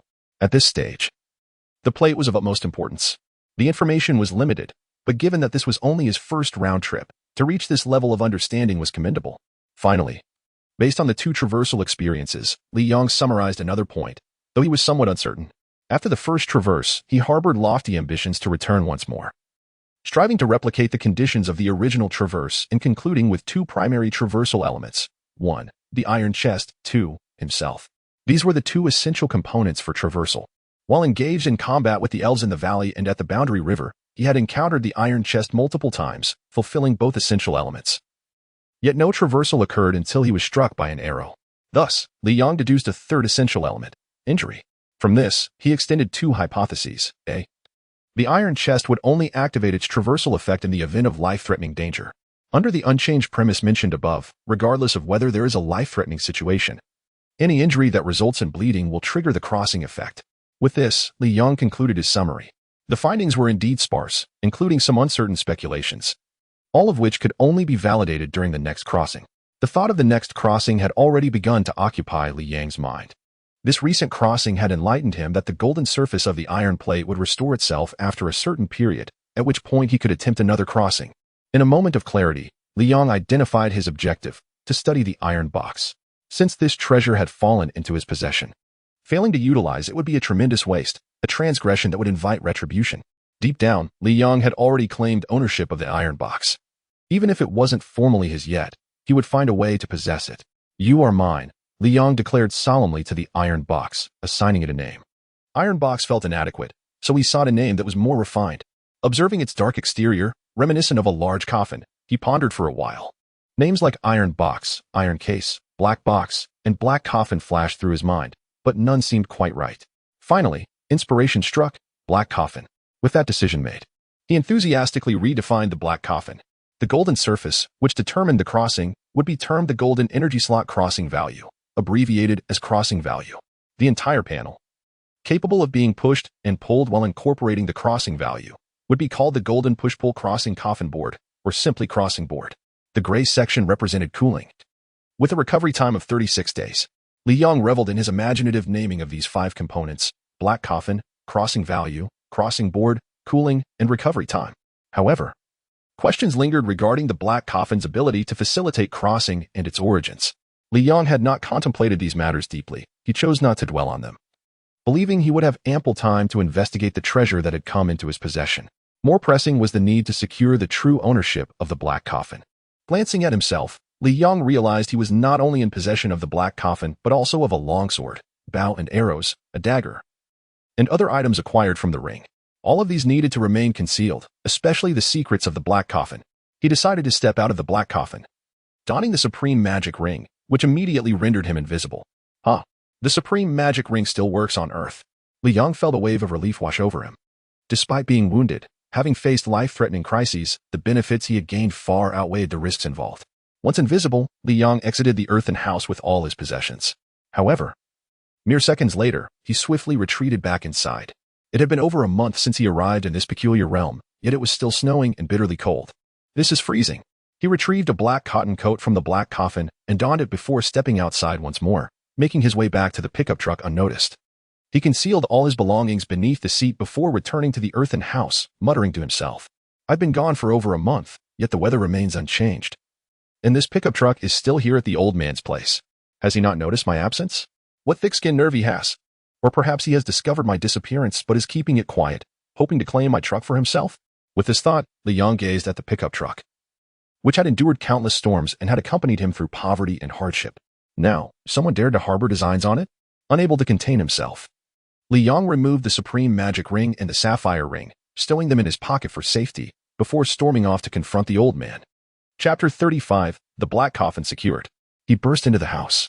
Unlike the earthen dwelling, Grandpa Wong's residence was a brick house, spacious and simply furnished, exuding a sense of modesty. Upon entry, there was a living room with a large window facing the door, flanked by 2 rows of heating pipes, and a wall clock prominently displayed. Li Yong noticed the clock read 8:10 a.m. "This old man doesn't even bother to fix a broken clock," he mumbled, turning to enter Grandpa Wong's bedroom. Yet, he froze in surprise. Wait a minute. Li Yong thought he had uncovered something. He turned back to glance at the clock, which appeared new and evidently had been purchased recently, with the hands ticking steadily.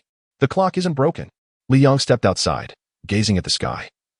The sun hung in the east, clearly indicating morning. He reached out to catch a drifting snowflake, the biting cold turning his fingers slightly numb. "I remember the weather was like this when I first crossed over, and it was morning then too. Could it be? My phone shows the wrong time?" Numerous peculiarities finally alerted Li Yong to a discrepancy. He took a deep breath and returned inside, entering Grandpa Wong's bedroom. There sat Grandpa Wong, cross-legged on the Kong, holding a deck of playing cards, amusing himself. Upon seeing Li Yong, he looked up and said, "Oh, it's you. Thirsty? Just turn around the corner. There's a water tank and tap water. I haven't boiled any hot water this morning because I'm moving again, so make do with what you can find." Grandpa Wong's demeanor did not suggest he was speaking to someone who had been missing for over a month. Li Yong steadied himself and said, "I suddenly remembered I needed to tell my family something, but my phone is dead. Would it be convenient to use yours?" "Why not?" Grandpa Wong shifted slightly and retrieved a Nokia phone from a drawer, handing it to Li Yong. "I'm old and don't carry this thing around. Go ahead. Don't worry about the phone bill. I just paid for it a few days ago." Grandpa Wong's generosity surprised Li Yong. He took the phone, feigning a call as he walked out of the bedroom. He could clearly hear Grandpa Wong's voice behind him. These kids nowadays, always trying to hide when they make calls. At my age, can I still eavesdrop? Ignoring the comment, Li Yong stepped outside, pretending to make a call while his eyes were fixed on the phone's display. The date read January 15th, 2016, at 8:13 a.m. This indicated that the time remained the same as when he first crossed over, though he couldn't discern the exact difference in minutes or seconds. Checking his own phone, he confirmed the date displayed February 19th, 2016. This meant the time spent within the ring was indeed real. The 2 worlds operated at different temporal speeds. Li Yong concluded this observation and committed it to memory, returning the phone before quietly resuming his activities, acting as if nothing had transpired. Initially, he had been troubled about how to explain his absence to his family. However, this newfound clarity alleviated his worries. He decided to act as if nothing had happened, continuing with the tasks he had been engaged in a month prior. Returning to the earthen house to sort through valuable scrap materials, everything returned to the trajectory of January 15th. An hour later, a layer of white snow blanketed the ground, alongside several piles of scrap materials that had been meticulously organized. Dressed warmly in a thick down jacket, Grandpa Wong exclaimed, "Youth is truly wonderful. This young man works with such vigor, finishing so quickly."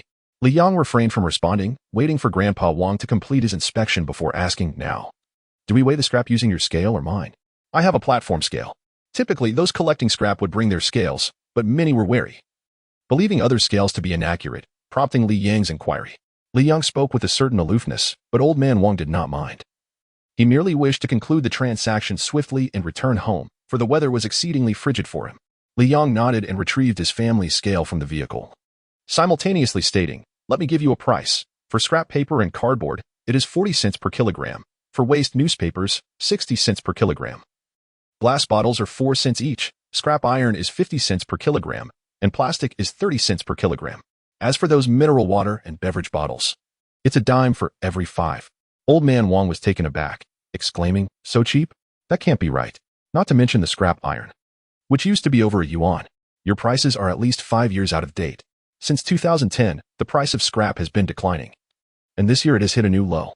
The production capacity nowadays far exceeds demand. With steel mills suffering from overcapacity, the prices for scrap naturally keep plummeting."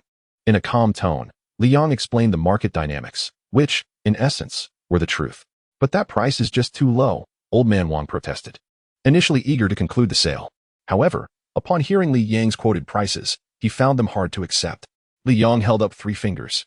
"In Qingshui County, there are 3 waste recycling businesses. There's one by the main road that is rumored to be closing down, and to the west of the county, there's Wang Huzi's, an old establishment. If you sell to them, I can guarantee you'll receive an even lower price. As for my place, you just need to inquire about our reputation." Lowering his fingers, Li Yang continued, "Aside from these 3, you would have to sell to individuals. However, I must responsibly inform you that about 60% of those individuals ultimately sell to my family, while the remaining 40% go to Wang Huzi. They make their profit from the price differential. If you sell to them, your price will be further depressed." Li Yang offered one last piece of advice. "If you refuse to sell to any of these people, your only option would be to hire a vehicle and transport your scrap to Hebei, where the prices are slightly higher. Alternatively, you could seek out manufacturers such as steel mills or paper factories in industrial cities, but considering your goods, you might not even recoup the fuel costs." After speaking, Li Yang fell silent, standing in the cold wind without pressing for an answer, patiently waiting for Old Man Wong to make a decision. Any rational person would know what to choose, and Li Yang was confident that Old Man Wong would sell to him. After all, he was stating facts that could withstand scrutiny. Most importantly, Old Man Wong needed to move, and these items were taking up too much space. If he did not sell them, he would have to discard them, turning them into mere trash that he would still have to dispose of. The choice between selling and not selling was glaringly obvious. Old Man Wong was not yet senile. "Could the price be a bit higher?" he asked, hoping to negotiate further. "My price is absolutely the market rate in Qingshui County. I am not in a hurry. You can go to Wang Huzi and ask about his prices. If he offers higher prices for the same scrap, I will buy yours at double the rate." Li Yang spoke with such conviction that it instilled confidence in Old Man Wong, assuring him that he was not being deceived. Old Man Wong, unwilling to endure the discomfort of traversing to the west of the county in the biting cold at his age, conceded. Then it settled. "I'll sell." He waved his hand, slightly displeased, as he had hoped to earn a bit more, but now understanding the market conditions, his enthusiasm had waned. "Well, I will start weighing the items." "Go ahead," Li Yang replied, taking on the role of the laborer as he weighed the scrap, quoting prices as he transferred the items to the back of the pickup truck, including the Black Coffin. "Old man, did your family once engage in the coffin business? How did you end up with this coffin? Is it made of iron?" While working, Li Yang casually inquired. "How would I know? This old house has been here for years, serving as a storage space. It used to be inhabited. But who would want to live with a heap of junk when life gets better? Ever since moving out, it has just been a dumping ground for discarded items, turning the place into a filthy mess with no space left to stand. After all, it's all scrap, and no one bothers to clean it. So it has simply accumulated." At this point, Old Man Wong gazed at the Black Coffin, pondering aloud. Perhaps it belonged to someone from the older generation. "Child, do you think this thing could be considered an antique?" Li Yang felt a jolt of alarm, fearing the old man might want to reclaim it. Chuckling, he replied, "An iron lump? How could that possibly be an antique? If you had any old porcelain or calligraphy from your ancestors, that might be worth a gamble. But this thing?" He shook his head. "Indeed, if it were valuable, it wouldn't have been tossed into the rubbish pile.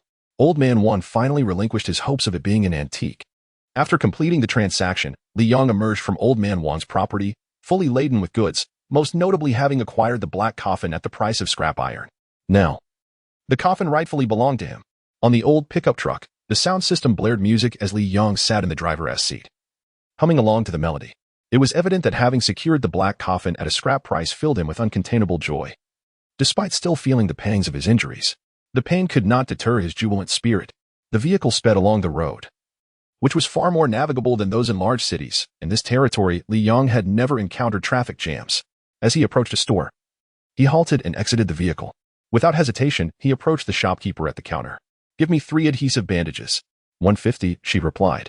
After paying, he returned to his vehicle, glancing at his finger, which bore a small cut from when he had been chopping vegetables. The injury had healed over the course of a month, but the 3 bandages had unfortunately been left behind in that other world. In this reality, it was merely yesterday's wound. If he attempted to return in that state, his little sister would likely think he was an alien. Wrapping the 3 bandages around his hand, he resumed his journey but soon stopped in front of a barber shop. "I need a haircut." "What style?"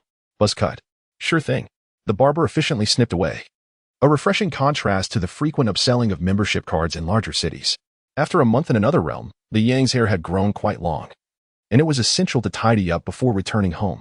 Half an hour later, he exited the barber shop and parked in front of a clothing store. "Welcome, you." The sales clerk, noticing Li Yang's dusty appearance in the scrap collection truck parked outside, quickly realized, "I'm sorry, we don't sell scrap here. I'm here to buy clothes." "Oh, you're buying clothes? My apologies. I thought you were here to collect scrap."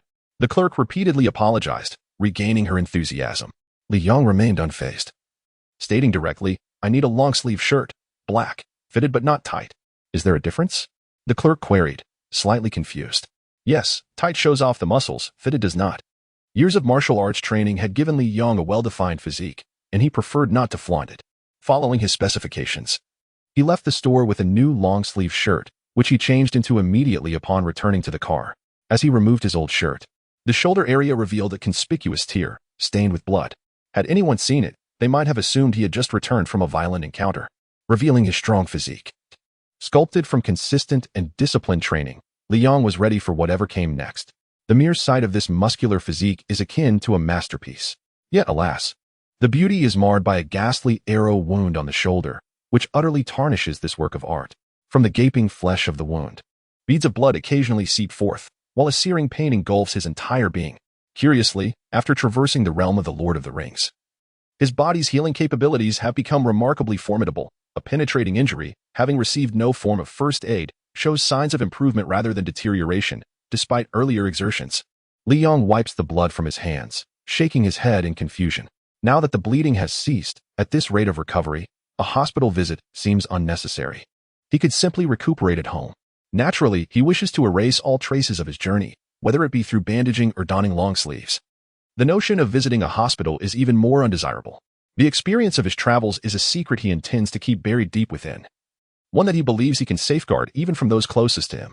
His father, fond of alcohol and with a dismal tolerance, could inadvertently expose this secret in a drunken stupor. His mother, loquacious and prone to gossip, might let it slip in a moment of carelessness. His younger sister, though obedient, possesses a gentle nature that could lead to trouble if she were entrusted with such a secret. His master, bedridden, cannot be disturbed. These 4 individuals are the closest in Li Yang's life, and while he holds unwavering trust in them, he is acutely aware that none could keep such a secret. Thus, it must remain locked within him. After changing into long sleeves, he drives home, still contemplating how to conceal the truth, only to find the house empty. What a relief. "Ah, yes, it was during my departure that I mentioned I might not return for lunch, prompting my sister to dine out. I truly possess a knack for foresight, recalling events from a month prior. In reality, according to the world's timeline, it has only been a few hours since the morning incident." With a cheerful demeanor, Li Yong enters the courtyard, reverses his car into the garage, and methodically organizes his belongings. The only exception is the Black Coffin, which he drags into a small storage room. Before leaving, he glances at the crossing board, noting that the crossing value has yet to restore. Full recovery remains a way off, 36 days, to be precise. Muttering to himself, he secures the Black Coffin and locks the storage room door, carefully keeping the key close. Upon entering the house, he ignites the boiler, a compact domestic unit that connects to several rooms' heating systems. Adding coal, the fire quickly ignites, a task Li Yong finds effortless. As he observes the flames roaring within the boiler, he tosses his bloodied shirt into the inferno, watching it reduce to ashes in mere moments. With a sense of relief, he turns to his side, where his longsword, bow and arrow, and dagger are neatly arranged. The question of where to conceal this array of weaponry now looms large. Despite the spaciousness of his home, suitable hiding spots are scarce, especially for such conspicuous arms. If it were merely a sapphire ring or the One Ring, it would be a different matter altogether. However, these are instruments of lethal intent, akin to controlled knives in modern parlance.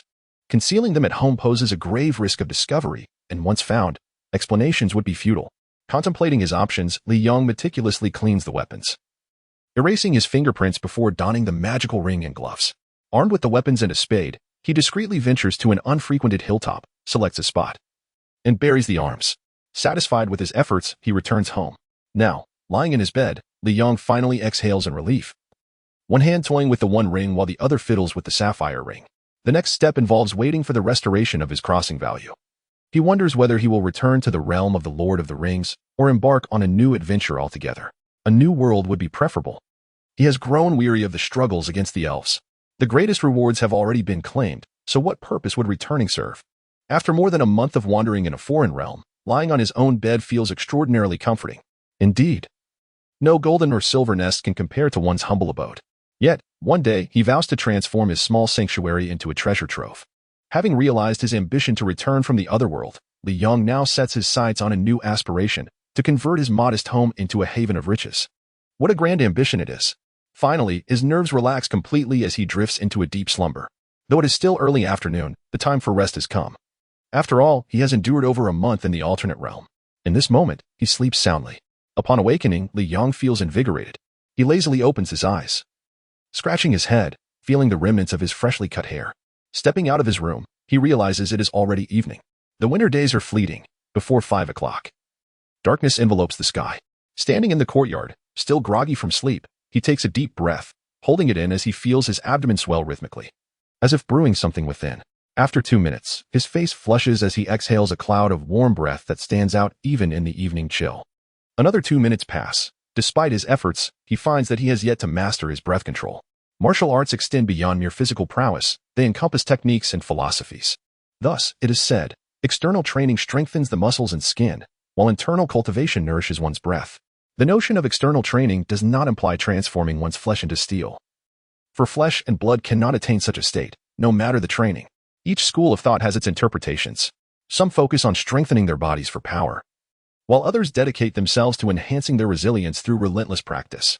Li Yong, having trained diligently over time, has cultivated an understanding of technique. Though he has not engaged in rigorous physical conditioning, his strength has developed gradually through consistent practice of martial arts. While various training methods sound appealing, they can be detrimental to one's body. Even under the guidance of esteemed masters, one cannot guarantee zero injuries. After all, humans are made of flesh and blood. Li Yong is not concerned with how others practice their martial arts. He has yet to perfect his own techniques, leaving little room for curiosity about others. He reflects on his external training, believing he has grasped its essence, yet he recognizes that his internal cultivation of breath requires further refinement. The breath he has acquired is insufficient for true martial application. While he can hold his breath for over 2 minutes, this is a controlled practice. In the chaos of combat, breathing is frequent and necessary. To expect himself to hold his breath during a fight would be folly. With his current level of breath control, he would likely exhaust himself within mere moments of actual combat.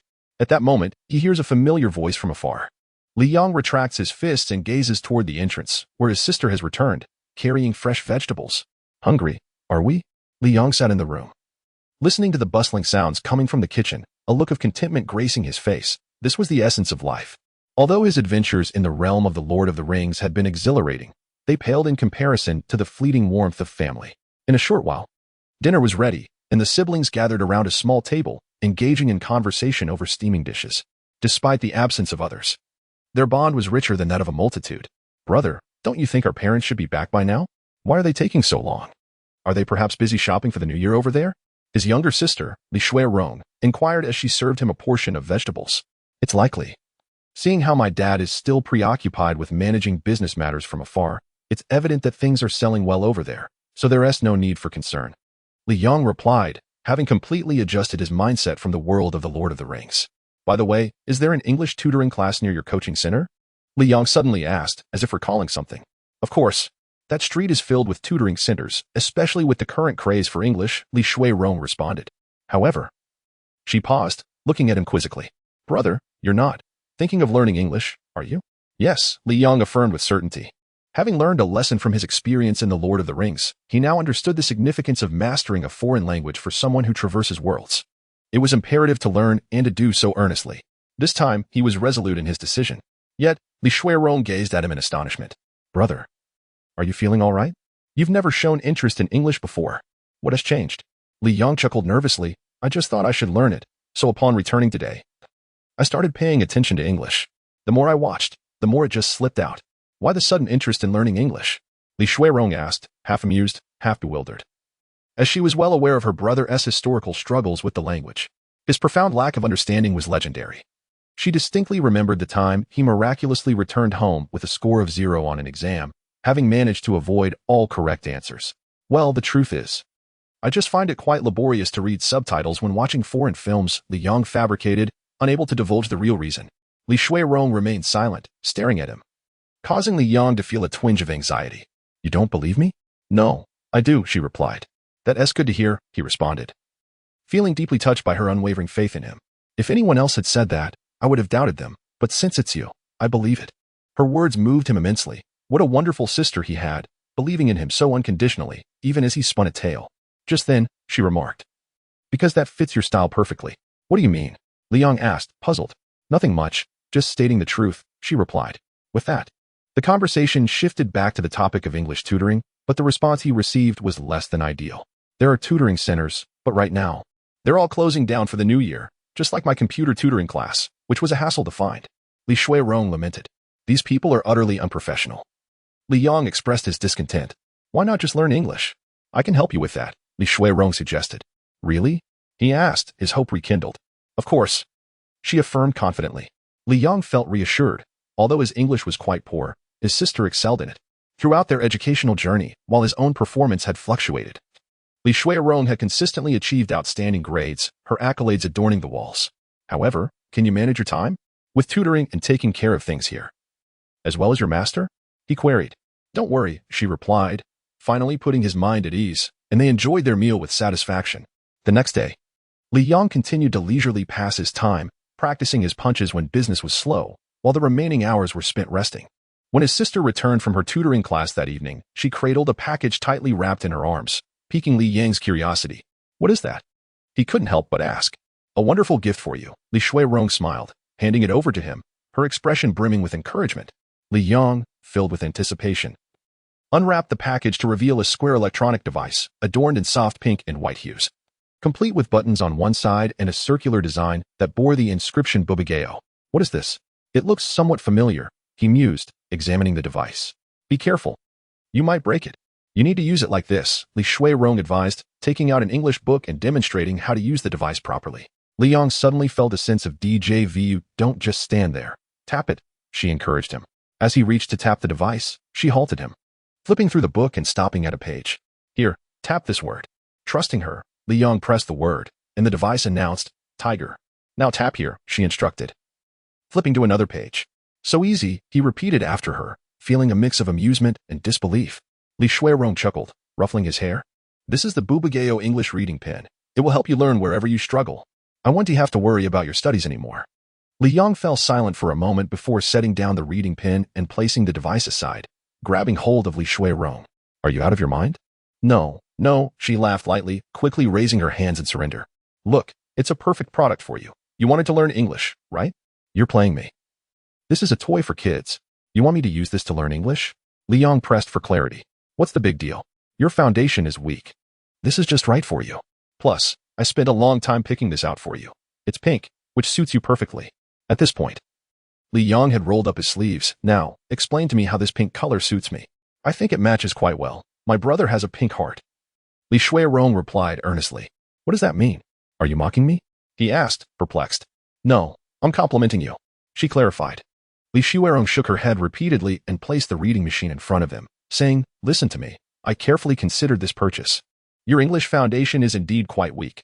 I can't possibly start teaching you from the basics, can I? That would surely exhaust me.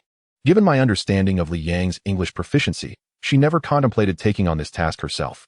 After all, 9 years of compulsory education failed to tame this wild horse. And she certainly did not believe she possessed that capability. You must learn independently. If you are earnest in your studies, with your intelligence, you will undoubtedly learn quickly. However, if this is merely a fleeting interest, no amount of reform over 9 years will help you grasp the material, Li Xuerong stated with reason and evidence. Indeed, this was the case. Li Yong gradually quieted down and, after a moment, silently accepted the reading machine from his younger sister's hands. Yet, he noticed she did not let go. What does this mean? Are you not giving it to me? Li Yong inquired. Li Xuerong chuckled, releasing the reading machine but extending her hand toward him, a bit shyly saying, I actually bought this reading machine with my grandfather's welfare money. Brother, could you perhaps reimburse me? Li Yong, not particularly concerned, replied, I thought it was something significant. Just now I was going to ask you where the money for this reading machine came from. So, it was from welfare, huh? Did the benefits come through? Yes. I checked when I passed the ATM yesterday, and they came through, so I purchased this reading machine today. How much was it? $13.98. That's so expensive, Li Yong exclaimed, astonished that such a simple device could cost over $1,000. Not too expensive, considering it's for a child. Naturally, we should choose a good one, Li Xuerong responded earnestly.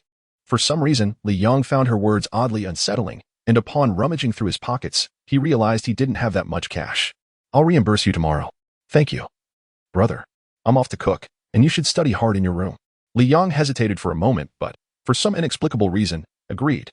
Holding the pink reading machine, he returned to his room, though he did not study. He locked the door, drew the curtains, and isolated himself within. He then retrieved the sapphire ring from his pocket. Due to its small size and ease of carrying, the sapphire ring and the magic ring had always been with him.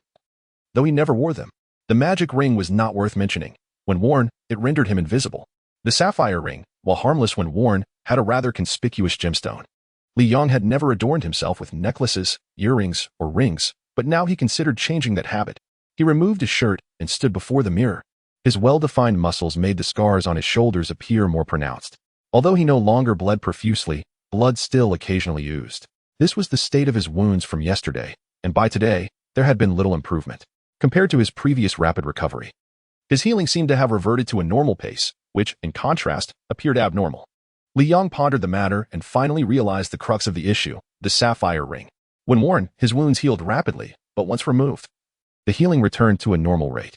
It was clear that this was not an ordinary ornament. Realizing its significance, he took to the internet and began researching.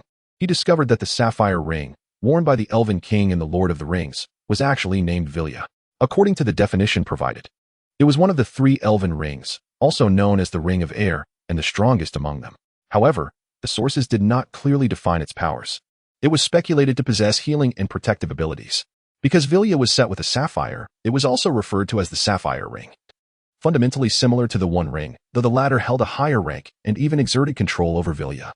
Li Yong finally grasped that it was Vilya that had protected him in the tumultuous waters of the river and subsequently aided in healing his wounds.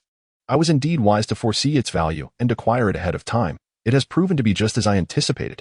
Feeling immensely pleased with his decision to take Vilya, he adorned it, hoping to achieve complete recovery before his parents returned. Currently, this wound was the most challenging mark to explain since his arrival in this world, a wound caused by an arrow. If his parents were to see it, it would undoubtedly raise questions. Consequently, Li Yong did not mind being seen with Vilya. Even if he claimed it was the sapphire ring of the Elven King from the Lord of the Rings, no one would believe him. He gazed at Vilya on his finger, then at the pink reading machine, and shook his hand at his reflection. The gemstone suits me better. Just as he was indulging in his vanity, a sudden, jarring sound from a truck horn pierced the air, followed shortly by Li Xuerong's voice. Dad, Mom, you're back. What? They returned already? It was indeed as if fate had summoned them, hearing the voices outside. Li Yong hurriedly donned his shirt to conceal his wounds and opened the door to step out. The cold wind howled fiercely as the year drew to a close. Nothing felt more heartwarming than a family gathered around the table for a meal, a true reunion day. Li Bao and Zhang Xiaomei returned just in time for a warm meal, and the family shared a cozy dinner. Li Bao, tall and robust, had skin darkened from years of labor, and as usual, he sat quietly sipping his liquor. Zhang Xiaomei, though not as dark as Li Bao, had calloused hands that spoke of her labor. Her youthful days were long gone, yet her lively spirit was far more vibrant than in her youth, and she filled the air with chatter after the meal. Li Yong and Li Xuerong were focused on their food, trying to finish quickly lest they be subjected to their mother's lengthy plans. However, even after finishing, they could not escape being compelled to stay at the table and listen to Zhang Xiaomei's grand schemes. Naturally, Li Bao contributed, but he relinquished the floor to his wife. Zhang Xiaomei was quite excited. Finally, the siblings learned the reason for their parents' late return. It was not to purchase holiday goods, but rather to look at houses. Having made a special detour to Shangrong City. Although Shangrong City was not as grand as international metropolises, it was bustling enough and was the city where Li Yang and Li Shuerong studied at university. Zhang Xiaomei posed a serious question to Li Yang. What do you plan to do after graduation? Will you seek employment elsewhere, help at home, or start your own business? Zhang Xiaomei laid out 3 options for Li Yang to choose from. What's the difference? Li Yang asked.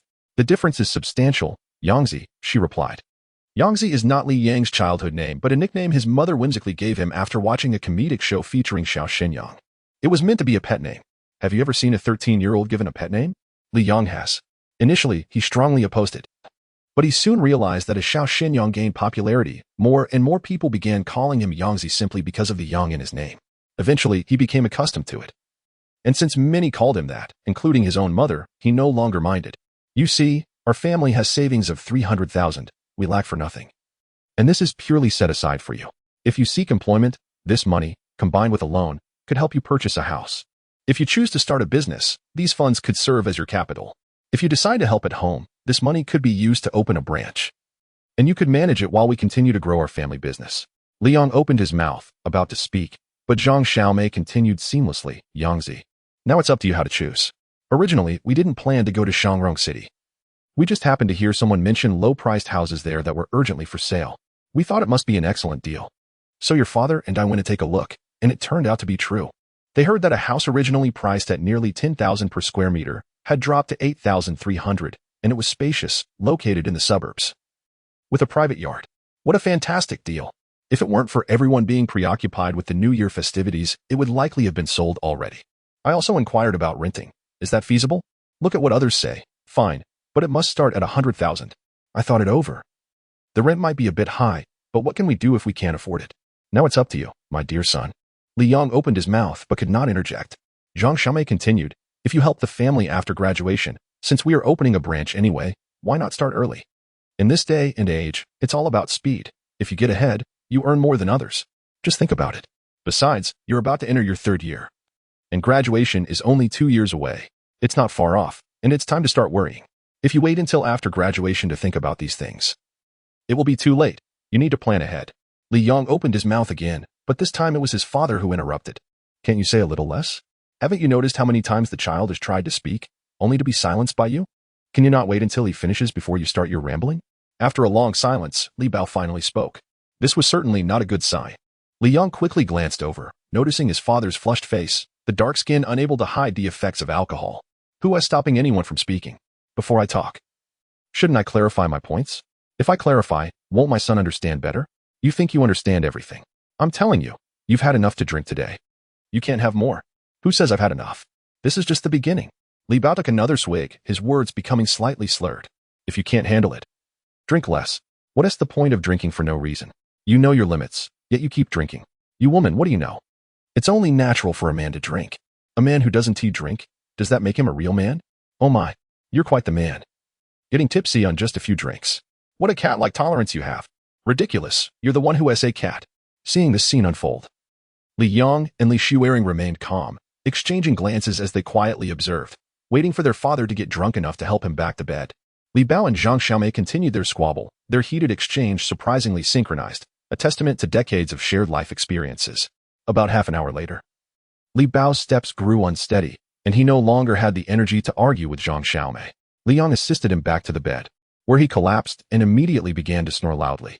In the kitchen, Zhang Xiaomei and Li Shuerong cleaned up the dining table. This stubborn man seems to have built up quite a tolerance. In the past, he couldn't last more than 20 minutes. And now he is held out for half an hour, Zhang Xiaomei muttered as she washed the dishes. Li Shuerong smiled quietly, neither pointing out the obvious nor getting involved. Simply enjoying the moment as she helped. Li Yang lingered in his father's room for a while, lost in thought, then walked out to the kitchen. Mom, what's up? Let's open a branch. Zhang Xiaomei paused, a hint of surprise in her voice. Really? You're willing to help the family? Not planning to venture out on your own? Knowing their own family's situation, Zhang Xiaomei would never have brought this up if they had a prestigious company. However, they were in the scrap collection business. It sounded better to call it scrap collection, But the reality was that they were picking up trash. Their family had improved slightly, evolving from mere scavenging to running a proper business with a storefront and address, earning some money, yet losing face in the process. Zhang Xiaomei had resigned herself to this life, but she knew her son was different. He was a university student, at the very least a graduate. Would he willingly spend his entire life collecting scraps? How would his classmates perceive him? Today's university students had a strong sense of pride, always aspiring to be entrepreneurs, white-collar workers, or big bosses, who would willingly settle for a life of collecting scraps after graduation. Yet, life was as it was. And Zhang Xiaomei hoped her son would help the family. After all, they were just 4 people in the household, and since Li Xuerong was a girl, she couldn't force her to help. But Li Yong was different. Absolutely, Li Yong affirmed. Beside him, Li Xuerong looked over in surprise. She understood her brother well. Even better than their parents, having spent their lives together, school, home, everything, far more than with their parents. The response she just heard was unexpected. She had always thought Li Yong would choose to start his own business after graduation. But I have conditions, Li Yong stated solemnly. Conditions? Zhang Xiaomei wiped her hands on her apron, pulling out a chair, equally serious. What are they? She believed her son wouldn't demand anything unreasonable, as she always saw him as a considerate child. After opening the branch, I want to move out of the school and live in the store to manage it myself. That's in the suburbs. Zhang Xiaomei touched her son's head, saying, silly boy, do you know how far that is? Are you going to take the bus back and forth every day? That would be exhausting. It's not far, Li Yong argued. This university has fewer classes, especially in the 3rd and 4th years. I have plenty of time each day. Staying at school is a waste. It's better to go straight to the store. Isn't that what you said? We need to prepare early and get ahead. Besides, I know the ins and outs of scrap collection. As long as I'm home during the holidays, I manage the family business without any issues. I have ample experience. Also, Mom, don't forget. Standing in front of you is a martial arts expert. What's there to fear about a longer distance? It'll only serve to strengthen my physique. After hearing Li Yong's reasoning, Zhang Xiaomei thought for a moment and found it hard to refute. However, she still felt that it would place too much pressure on her son. Her intention was to have him help gradually, not to thrust him into management while he also needed to study too much to handle. It's fine. If it gets too much, I can always buy a bicycle. That distance is nothing to me. You forget, I always won first in long-distance races when I was young. If you hadn't stopped me, I would have gone to the sports university. Li Yong felt his arguments were quite compelling, and his mother had no real counter-arguments. I will think it over, Zhang Xiaomei said hesitantly, torn between wanting her son to help the family and not wanting him to tire himself out. Her heart was conflicted. Seeing that he had not succeeded in convincing her outright, Li Yong felt a bit disappointed. He returned to his room, lying on the bed, unconsciously caressing the Wei-Ya ring. I still need to fight for it. This is my only opportunity. Chapter 40, Girlfriend. Brother. A soft call at the door snapped Li Yong back to reality. He got off the bed and opened the door. Why are you up at this hour? Is something wrong? No, I just wanted to chat. His sister entered the room, sitting comfortably on his bed. Brother, were you serious about what you said to Mom earlier? Li Yong was taken aback, a bitter smile creeping onto his face. He knew that his unusual response could deceive their mother, but not his sister. This was only natural, frankly. He had spent far more time with her than with their parents, making it challenging to fool her. Of course not, he replied, though he had no intention of revealing the truth. Then why did you say that? Is there something else going on? Li Xuerong inquired, puzzled. No, Li Yong lied firmly, intending to continue this charade. After all, deceiving family members is often the simplest, owing to the inherent trust that exists. I don't like collecting scraps. It's dirty, tiring, and lacks dignity. People look down on it. But what can I do if I don't like it? Li Yang's tone was reminiscent of a seasoned man who had endured countless hardships. The matters of this world cannot be dictated merely by likes or dislikes. This business of collecting scrap has sustained our family, ensuring we are well fed and clothed. It is true that I harbor no fondness for it. Yet I do not reject it. Life necessitates work and earning a livelihood, rather than laboring for someone else. It is preferable to assist my family and safeguard our means of living. With only 4 of us in the family, if I do not return after graduation, how long can my parents manage alone? Time inevitably brings aging, and the responsibility for our family's livelihood will sooner or later fall upon me. I cannot expect you to return to do this, can I? At that moment, Li Yong did not resemble a vibrant university student at all. Why can't I come back? Li Xuerong retorted, somewhat displeased. She, too, was not fond of collecting scrap. Yet she was willing to contribute for the sake of their family. Silly girl, you are my sister, not a servant. Li Yong gently ruffled his younger sister's hair. Speaking earnestly, Li Xuerong opened her mouth but found no words to express. Am I touching your heart, making you think your brother is especially handsome right now? Li Yong playfully tapped his sister's head, grinning. Yes, my brother is indeed handsome, Li Shiwerong responded, patting her head in agreement. Don't speak such nonsense. Humility is essential. Li Yong admonished, though a smile betrayed his delight. However, brother, Li Shiwerong suddenly grasped Li Yang's hands with seriousness. You really need to take a shower. You smell quite sweaty. Ah, this must be the legendary truth that handsomeness lasts only 3 seconds. Nonsense. I bathe regularly. How could I smell? Li Yong protested, slightly embarrassed. Despite their family's scrap collection business, he was genuinely fastidious about cleanliness. He despised being called dirty or smelly, and had it not been for his sister, he would have shown his displeasure immediately. But you really do smell, Li Shiwerong insisted, her tone earnest. Li Yong raised his arm and sniffed. Is there a smell? I can't detect anything. That's because you have an inflated sense of self. Here, smell me, then smell yourself, Li Shiwerong said, bringing her hands to Li Yang's nose. Upon sniffing, he detected a faint scent of dish soap, as he had just cleaned the kitchen. When he turned to smell himself, he recognized the difference. It dawned on him that after over a month of battles and exertions in the Lord of the Rings, he had not bathed even once. I'll go prepare hot water for you. You can wash up later, Li Shiwerong said, noticing his realization, and went to draw the water. With only Li Yong left in the room, he felt a mix of embarrassment and guilt.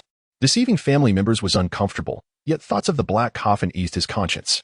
He needed this branch store. After the new year, school would commence, and he couldn't very well drag the Black Coffin with him. Leaving it behind posed the risk of his parents selling it as scrap. To keep the secret of the Black Coffin safe, it had to remain under his watchful eye. Setting aside the logistics of transport, even if he managed to bring it to school, where would he store it? In the dormitory?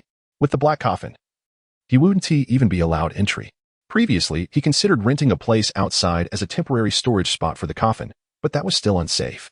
Being a boarding student, the school was not particularly strict about such matters, but prolonged absence would be troublesome. The branch store appeared to be a divine blessing, allowing him to keep the Black Coffin there. If he moved out of school and into the store, he would have no further worries. Brother, the hot water is ready. Coming. Li Yong snapped back to reality and entered the bathroom.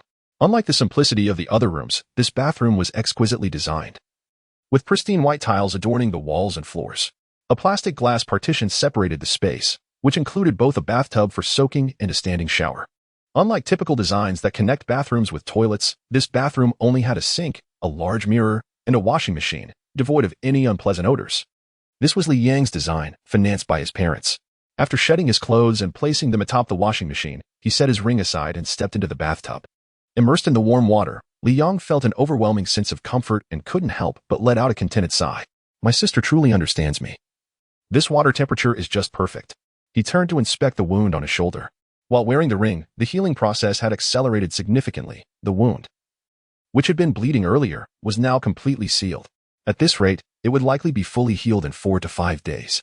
The Qi ring is indeed remarkable, Li Yong mused. The legendary One Ring might be revered as the strongest, yet in Li Yang's possession, it offered only the power of invisibility. While the Qi ring provided far more gratifying benefits, setting aside the protection it granted him in the river, its ability to heal injuries alone was invaluable. Henceforth, he would no longer fear injury and could save on medical expenses, which perhaps mattered most to him. Brother, the towel is by the sink. Do you want me to wash your clothes? Li Shiwerong's voice came from outside. No need. I'll wash them later. Oh. The person who has never washed clothes wants to do it himself? My brother is becoming increasingly peculiar, Li Shiwerong muttered to herself, not pressing the issue as she turned to leave. Just as she was about to exit, something shiny caught her eye. The Qi ring, under the bathroom lights. The sapphire on the ring refracted brilliant rays, captivating in its beauty. Women are naturally drawn to such allure. And Li Shiwerong couldn't resist picking it up and trying it on, gazing at it under the light. So beautiful. Brother, is this ring yours? Startled, Li Yong opened his eyes wide and then quickly closed them, adopting a nonchalant tone. Yes. It's so beautiful. What made you decide to wear a ring? You've never worn accessories before. Li Shiwerong inquired, taking off the ring. Though lovely, it wasn't hers, and she wouldn't ask for it. Unless her brother offered it willingly. I just wore it for fun. Where did you get it? I want to buy one for Mom, Li Shiwerong expressed her curiosity. It's not for sale. A friend gave it to me, Li Yong replied without a hint of embarrassment. Li Shiwerong's expression shifted as she seemed to ponder something, her eyes widening in surprise. Is it a girlfriend? Brother, have you finally come to your senses? Girlfriend? Li Yong's thoughts instinctively conjured the image of Elrond. Just joking. How could that be? He quickly retorted. Is it not? Li Shiwerong's surprise turned into curiosity. Then who is she? Not a girl, Li Yong clarified. And not a girl? Li Shuerong echoed, struggling to comprehend. A boy. Li Yang remained oblivious to any potential misunderstanding, responding earnestly, I. Li Shuerong opened her mouth but found herself at a loss for words, staring at the sapphire on the ring for a long while. There was no longer any admiration in her gaze. Finally, she averted her eyes and left the room, as if somewhat disdainful. Li Yang, still soaking in the bathtub, was entirely unaware of his sister's demeanor. Hearing silence from outside, he knew she had departed. No need to check, he knew his sister well. Chapter 041. What are you looking at? As firecrackers heralded the arrival of a new year, the spring breeze brought warmth. The Spring Festival, a traditional Chinese holiday, holds profound significance, and even as night falls, all homes are aglow. After the rituals of cleaning, pasting couplets, and preparing festive goods, Li Yang's family finally welcomed the 2016 Spring Festival. With an array of poultry and seafood gracing the table, along with drinks, candies, and fruits beautifully arranged, the small family of four filled the atmosphere with warmth and cheer. They gathered in front of the television, as watching the Spring Festival Gala had become a customary practice for the Chinese during the holiday. Despite the growing chorus of voices claiming that the Spring Festival Gala diminishes in quality with each passing year, with programs lacking in originality, people still gather around their televisions at this time. The Li family is no exception. Brother, look, Yang Yang is so handsome, Li Shuerong exclaimed, nudging her brother Li Yang and pointing excitedly at the LCD screen. Yang Yang? I don't know him. I only know you, Li Yang replied, a hint of melancholy in his tone, feeling somewhat out of place. What's wrong with you? Li Shuerong asked, puzzled. I'm just not happy, Li Yang stated bluntly, showing no concern for the ambience. Why aren't you happy?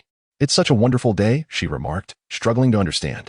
I've grown a year older, Li Yang replied earnestly. Li Shuerong decided it was best to focus on the gala. The television continued to switch programs, and in recent years, magic acts have garnered considerable attention at the Spring Festival Gala. It's him again. I still prefer Lu Qian, Li Shuerong lamented as she watched the magic segment. As for the performances, anyone could do them. Zhang Xiaomei, hurry up. It's New Year's. Bring me that bottle of Matai. In Li Bao's eyes, fine wine held a far greater allure.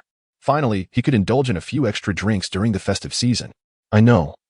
You can't stay away from that little bit of liquor. A disgruntled voice came from the kitchen as Zhang Xiaomei entered without sitting down. A busy housewife with many tasks to attend to. She walked directly to the cupboard against the wall, which was unremarkable except for a lock on the lower right drawer, as if guarding a secret. Unbeknownst to anyone, since Zhang Xiaomei entered the room, Li Yang had been discreetly observing her from the corner of his eye. Zhang Xiaomei retrieved a key, opened the drawer, and to her surprise, it was filled to the brim with white liquor. Matai. This one. After some deliberation, she chose the Matai, poured about 4 ounces into a decanter, returned the bottle to its place, locked the drawer, and carefully stowed the key away before placing the decanter on the table before Li Bao. Drink less, she advised. I know, Li Bao replied dismissively.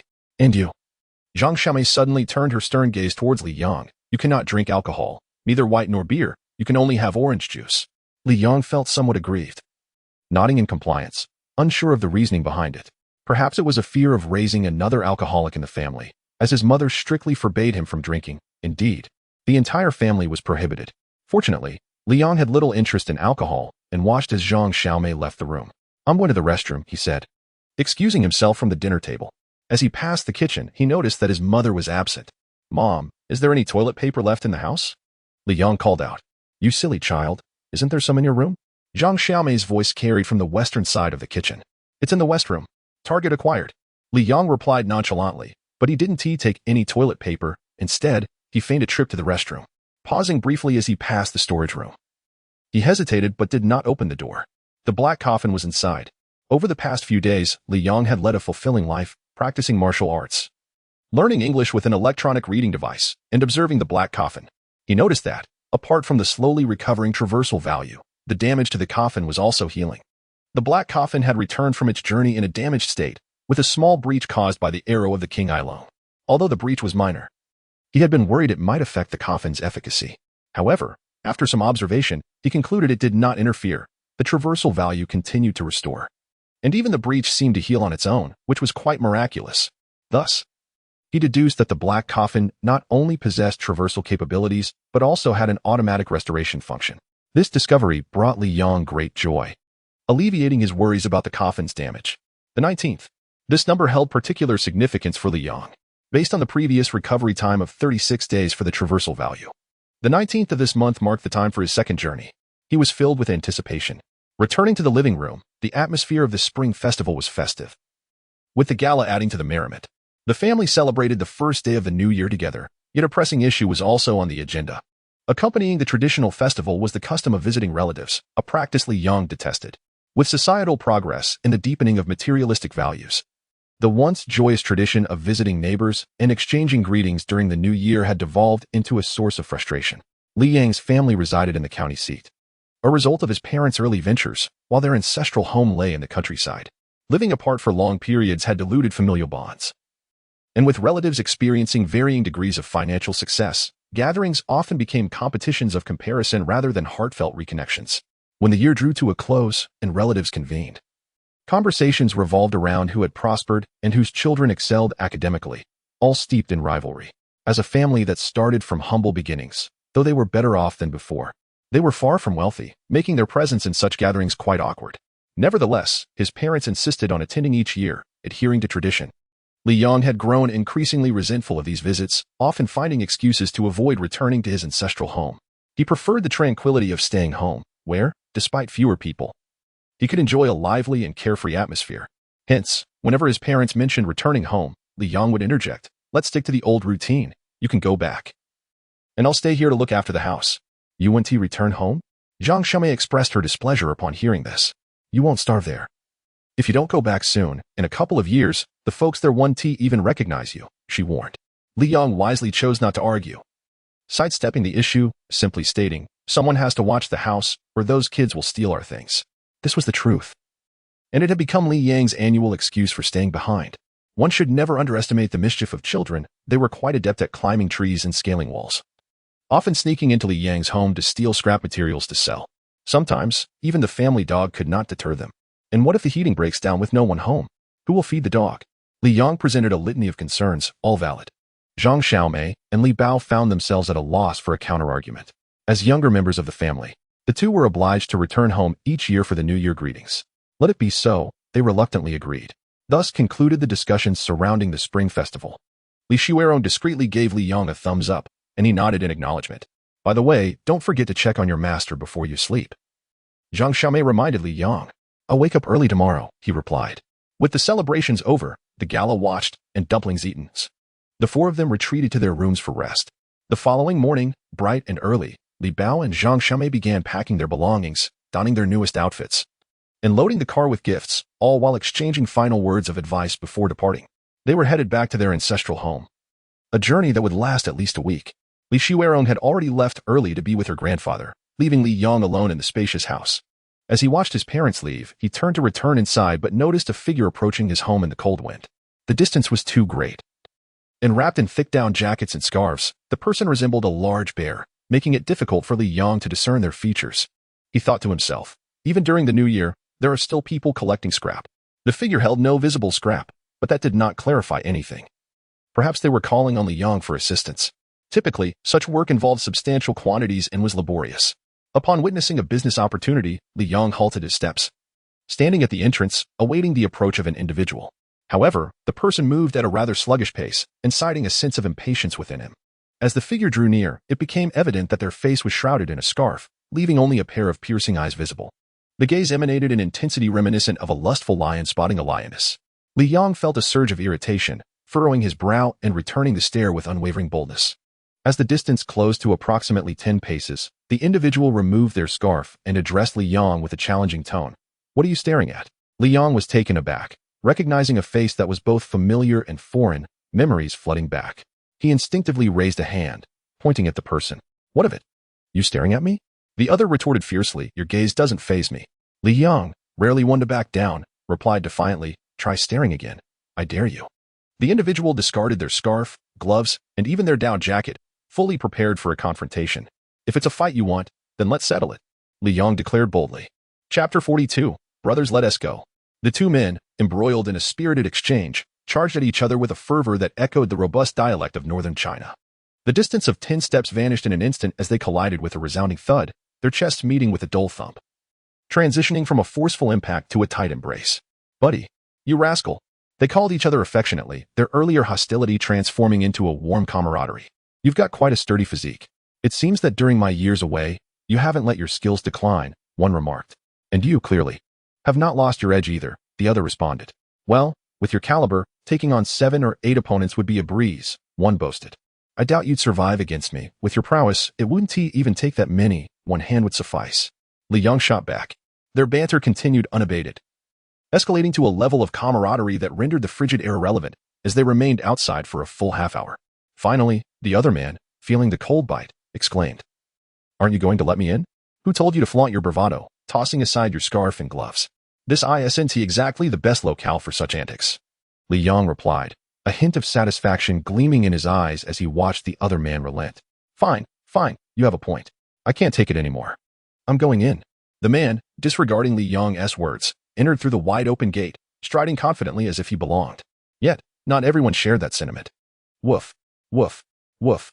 The once comfortable dog, lying in its kennel, erupted upon spotting the unfamiliar figure, baring its teeth and barking ferociously, as if it yearned to devour the intruder. Whoa, you startled me. The man instinctively jumped back, hand reaching for his waist, but upon realizing it was merely a dog, he sighed in relief.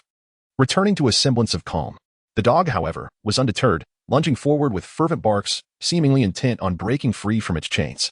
Li Yong, come handle your dog. It's far too aggressive. What if it really does break loose? The man urged, concern etched across his face. At that moment, Li Yong entered, shouting at the dog. Yet it continued its relentless barking. Li Yong, shaking his head in resignation, muttered, Typically, these local dogs are quite fierce. Since I was away at school, I haven't built a rapport with this one. If my parents were here, it would listen to them, but with me, it's a different story. Don't worry about it. Just go inside. It'll quiet down soon enough, Li Yong assured nonchalantly. Is it really so? You can't even control your own dog? The man retorted, clearly uneasy in the dog's presence. Sensing the tension, he hastily slipped into the house. Li Yong stood before the dog, softly reprimanding. I told you to stop barking, yet you insist on making a scene. You'll go hungry tonight. Only then did he step inside. You rascal, what are you drinking? The man inquired. Anything will do, preferably something warm. I'm freezing. And by the way, I'm no longer rascal, I'm Wang Jingjun, he stated seriously. He was adamant about shedding the childish nickname. You're still a rascal, Li Yong asserted as he placed a cup of hot water in front of Wang Jingjun, reiterating the term with a smirk. I'm serious. That name is quite unbecoming. If my friends hear it, I'll have no face left. Wang Jingjun protested earnestly. Rascal. Li Yong repeated, enjoying the banter. Wang Jingjun, exasperated, replied, After all these years, I've done so much for you. It was fine when my little sister called me that. But you? Why must you keep using it? How can you say that? Li Yong countered, having struck a nerve. Look at how you treat your sister. Other brothers dote on their siblings, while you've bullied her since childhood. She has a wall full of awards. And you tore them all down. And yet, you dare to complain? Surely, I can't be entirely to blame. I didn't perform well at school. And she flaunted her accolades in front of me. How could I not feel provoked? That's nonsense. She is your sister. She is merely seeking your approval. Why else would she show them to you? This topic struck a chord with Li Yong, and soon they were engrossed in conversation. Moreover, other brothers give their sisters money to spend. What about you? You not only took her money but even forcibly snatched it. Who else but a rascal would behave like that? At this, Wang Jingjun's bravado faltered. But in the end, she always gave it to you anyway. Whenever she had money, it all went to you. Of course, it was to prevent you from taking it. Afterward, I reformed my ways. I never took her money again. Don't embellish the truth. It was only because you couldn't overpower me. If you could, you would snatch my share too. Li Yong's confidence surged. Yet Wang Jingjun was no pushover. He retorted, You make it sound like I have no redeeming qualities. Remember that time when you and your sister got into trouble? And I took the blame for you? There was that incident when you both failed to complete your homework and claimed I was playing with fire at home, burning your assignments. Don't pretend you've forgotten. You always listened to our grandfather's advice, avoiding confrontation, while I never hesitated to defend you. Whenever someone threatened to fight you, I was the one standing up for you. If it weren't for me, how many times would you have been beaten? Li Yong shot him a sidelong glance. The truth is, I've fought before. It's just that no one saw it. Unlike you, who seems eager for the world to know every time you get into a scuffle. Their repartee continued, each refusing to yield ground, until they eventually found themselves laughing heartily. Memories flooded back, and in that moment, it was evident that childhood was a treasure that remained unforgettable. Li Yong's own childhood was unremarkable, filled with typical mischief, and the only two companions he had were his sister and Wang Jingjun. In fact, Wang Jingjun and the sister were acquainted first, with Li Yong joining later.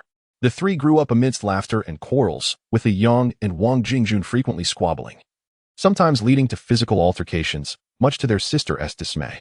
Yet, Despite their disagreements, they always found their way back to one another, laughing and playing, often even more joyfully than before.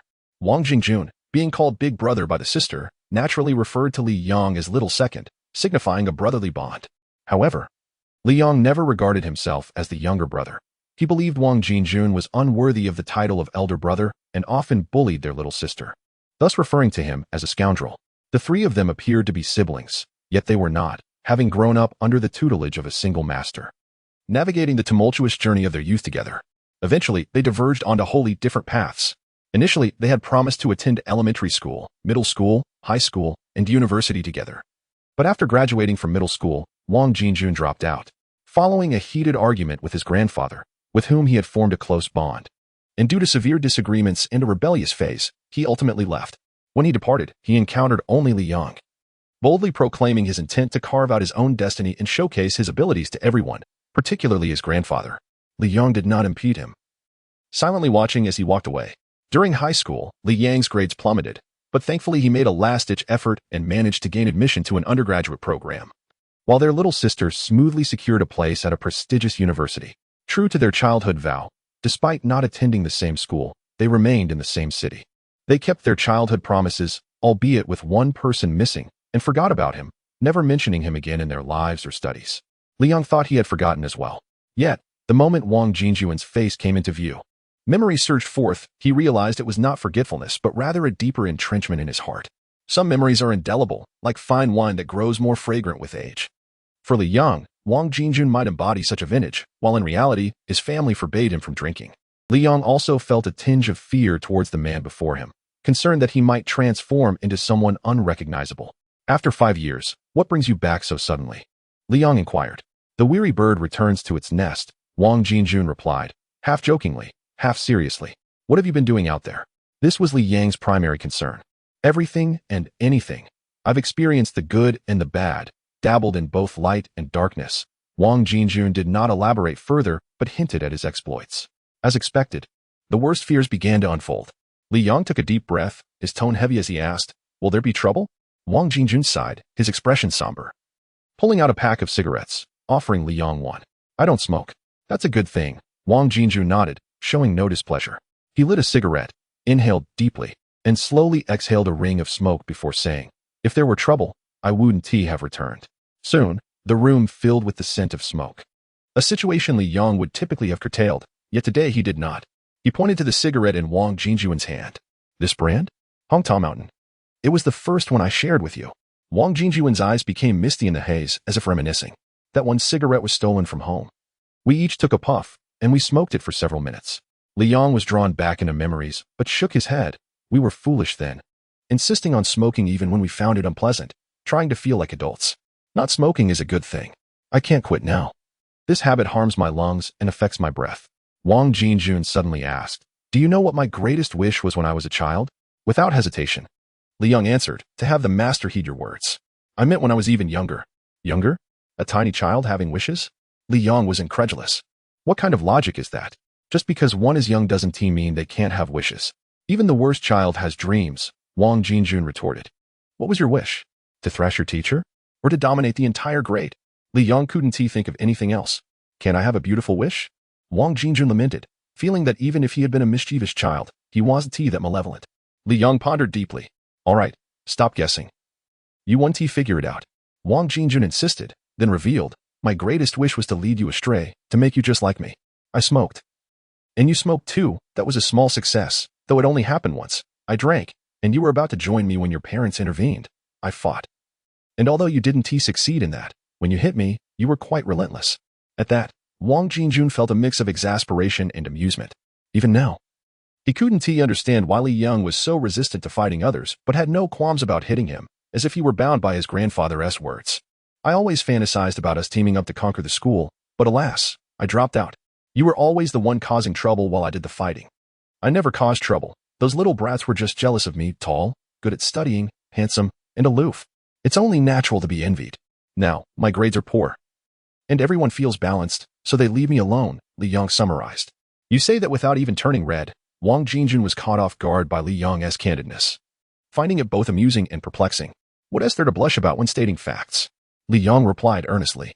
Wang Jinjun fell silent, pondering. Have you changed? Li Yang raised an eyebrow. Are you suggesting I've become humble? Forget I said anything. Wang Jinjun thought it unwise to delve into this topic with Li Yang, who had transformed so much since childhood, once so humble. I'm going to see the master. Are you coming? Li Yang, unaware of Wang Jinjun's inner thoughts, asked another question. Wang Jinjun hesitated before answering. No. Really not going? No. I fear he'll send me off to the army again. Perhaps it's for the best. The master can't handle any more stress.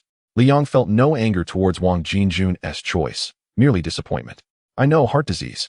This single line shifted Li Yang's perspective, prompting him to scrutinize the childhood friend he had seen for 5 years. With a square jaw, tall stature, and slightly dark skin, healthy, athletic, the kind of person who would undoubtedly be a key player on the basketball team, he was somewhat of a model. But upon closer inspection, he seemed different. You have changed. You've become more sensible, Li Yang remarked after a moment of silence. I originally thought you would return draped in gold, bearing gifts and cash. Striding directly into the master's presence, Wang Jinjun rolled his eyes. Am I really that much of a scoundrel? Time flowed swiftly, and the two moved from initial warmth and familiarity to silence, until they found themselves with nothing left to say. Yet, they could still linger in each other's presence. I must take my leave. For many years on the first day of the new year, I've spent it at the master's house. If I stay too long, they might call to check on me. Li Yang glanced at the time, standing up. You stay here. By the way, has little sister seen you? It's probably better if she has the tea. I fear she might not take it well. I have seen her, Wang Jinjun said solemnly. Li Yang froze mid-motion, staring at Wang Jinjun in astonishment. How could you get away with it without any consequences? I'm impressed. A brother who left home for 5 years without a word, neglecting elderly relatives in dire health, had suddenly returned. Even the most obedient and well-mannered sister might explode in such a scenario. By the way, Li Shuerang also practiced martial arts. Although she had persevered for 12 years like Li Yang, her foundation was still there. Look here, Wang Jinjun said, revealing the collar of his coat, tilting his head to expose a series of 5 distinct red marks. I was just saying, I actually wanted to punch you earlier, but I held back. Li Yang, as he prepared to leave, casually remarked, I could have done the same. Wang Jinjun paused, then rushed after him. What's the rush? Li Yang asked. You're leaving, and I'm just lingering here. I'm off to the hotel, Wang Jinjun said, stepping ahead and leaving Li Yang with his departing silhouette. Li Yang shook his head, locked the door behind him, and proceeded towards the master's house. When he was conducting business, he preferred not to drive. Lacking a license, he aimed to avoid any unnecessary trouble, even though he had acquaintances in the traffic police. This journey took him half an hour. The master's home is a large courtyard, a typical rural farmhouse with a vegetable garden, dilapidated earthen houses, and newly constructed brick houses. The brick house is modest, accommodating only the master, consisting of a bedroom, a kitchen, and a bathroom, funded by Li Yang's family. Brother, you're here. You arrived quite late today. Grandpa has mentioned you several times, greeted Xiaomei as she stepped outside to welcome him. How is the master? He's doing quite well. And you? Of course. I'm even better, Xiaomei replied, somewhat perplexed. That's good, Li Yang said as he visited the elderly man, entering empty-handed. He understood that any material gift would be meaningless to his master. His true offering had long been prepared. As Li Yang entered the house, Li Shuerong promptly closed the door and hurried inside. It seemed as if she had foreseen the moment, effortlessly picking up a cushion from the chair and laying it on the floor. Inside, an elderly man, around 70 years old, lay on the calm, wide awake with a pair of keen eyes, seemingly awaiting something. This was Li Yang's master, Wang Jiangwo.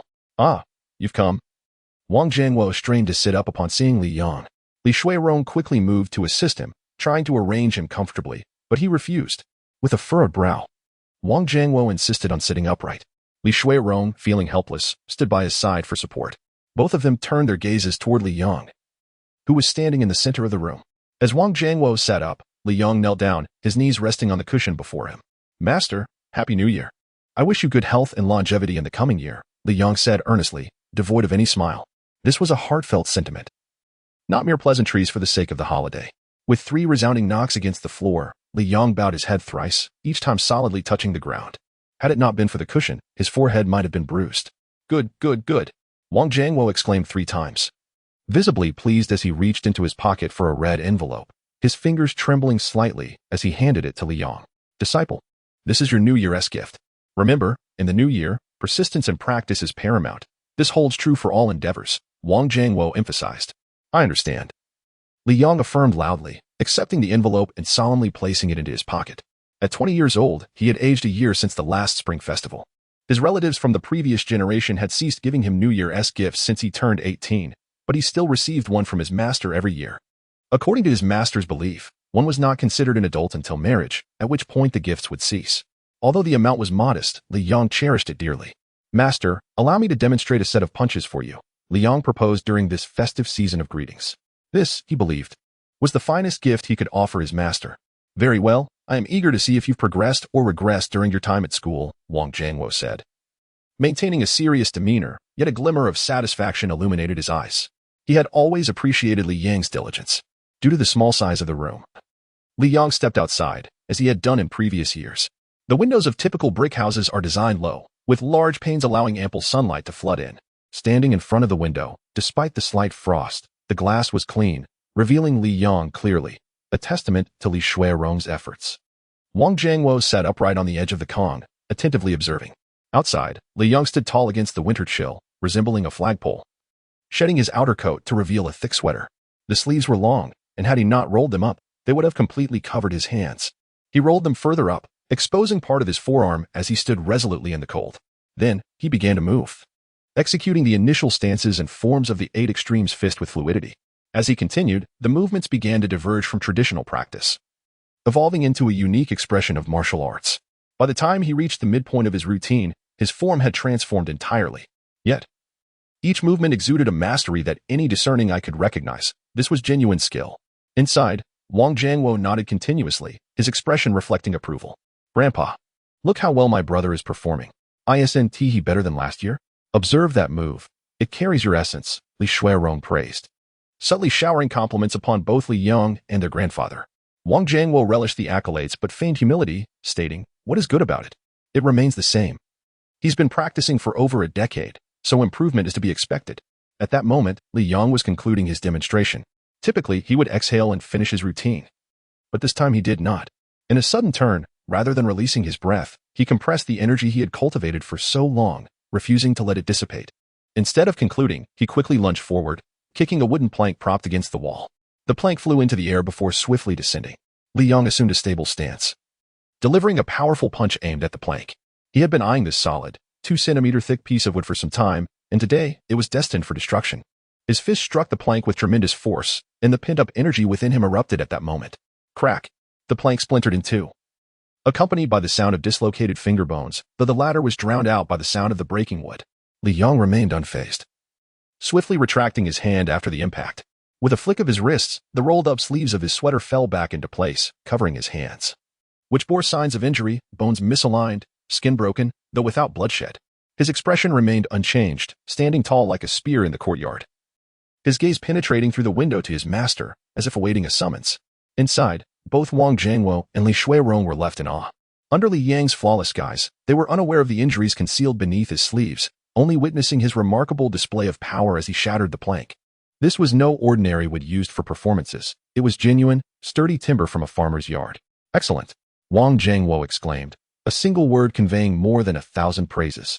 Yet, he felt compelled to offer more. He could not withhold his admiration at this moment. Last year, Li Yong had struggled to control his breath. Yet this year he exhibited remarkable prowess. Truly, he was a prodigy in martial arts.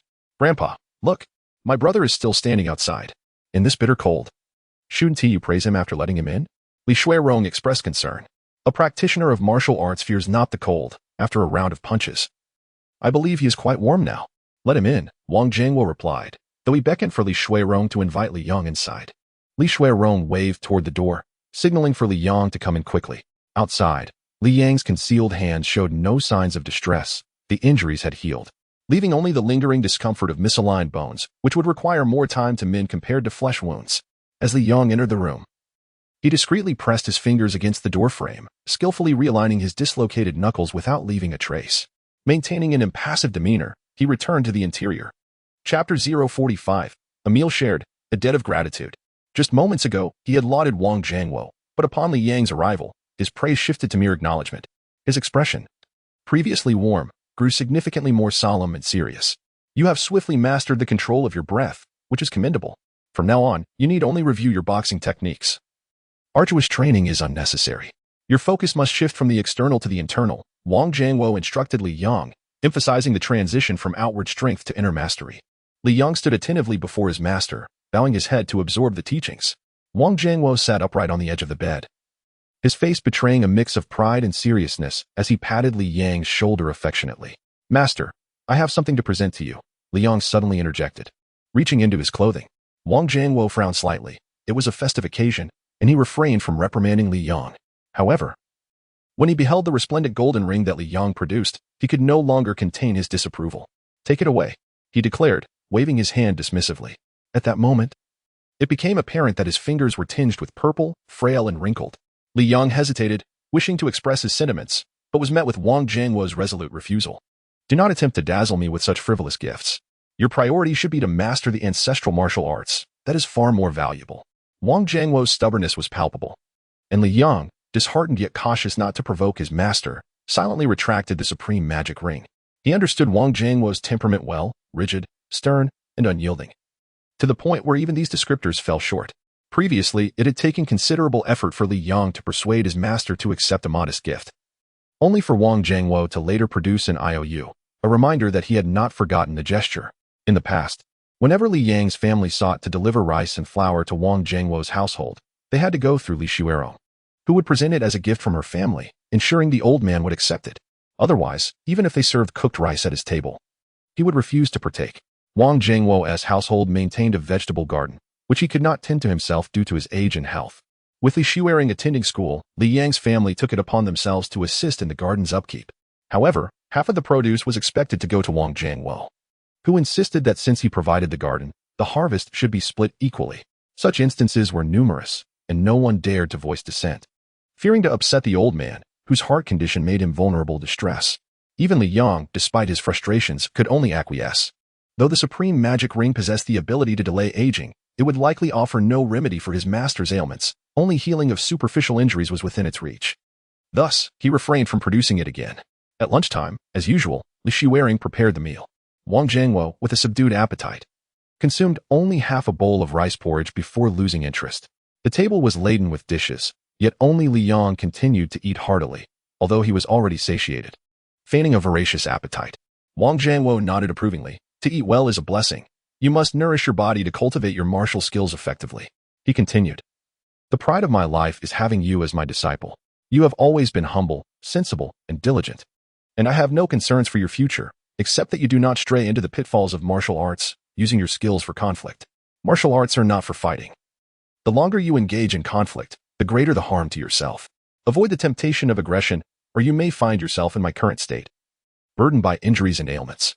Li Yang set down his bowl and nodded vigorously. "I understand."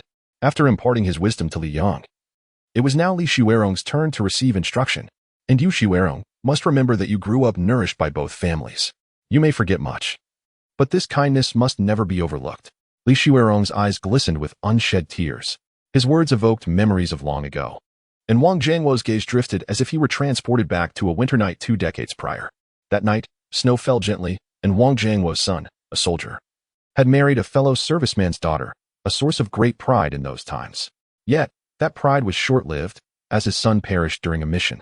As Wang Jianguo journeyed to the provincial city to mourn, despair enveloped him, rendering him almost oblivious to his surroundings until the wail of an infant jolted him back to reality.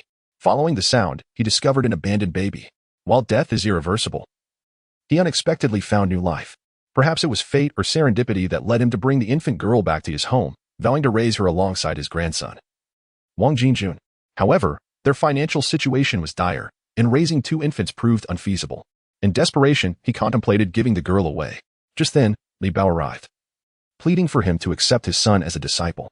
"I still vividly recall your father's words," Wang Jianguo said, looking at Li Yang.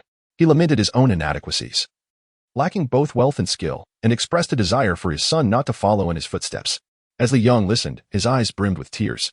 "To be honest, your father's appeal did not sway me. I had no intention of taking on a disciple, as I was already overwhelmed with 2 children." Wang Jianguo's candidness about his earlier reluctance was evident, but his heart changed when he considered the infant girl. Recognizing Li Bao's honest and kind nature, he felt assured that the girl would be well cared for. Thus, he proposed a condition: if the Li family agreed to adopt the girl, he would accept Li Yang as his disciple. At that time, Li Bao faced a conundrum. Their family was impoverished, and no one could afford to raise another child. After much deliberation, they decided to share the responsibility, One family would provide nourishment one day and the other the next, ultimately raising the infant together. The food on the table had long since cooled, yet none dared to touch it, enraptured by Wang Jiangwo's recollections. Another matter arose regarding the child's surname. A name implies belonging. As Wang Jiangwo discussed this, his expression became a tapestry of emotions, pride, nostalgia, and a hint of shame. The question of whether the child should bear the Wang early surname left both families in a quandary. Ultimately, Wang Jiangwo suggested a playful solution. They would draw lots. 2 slips of paper, one inscribed with Wang and the other with Li, would determine the child's fate. Thus, Li Xiuerong emerged from this arrangement.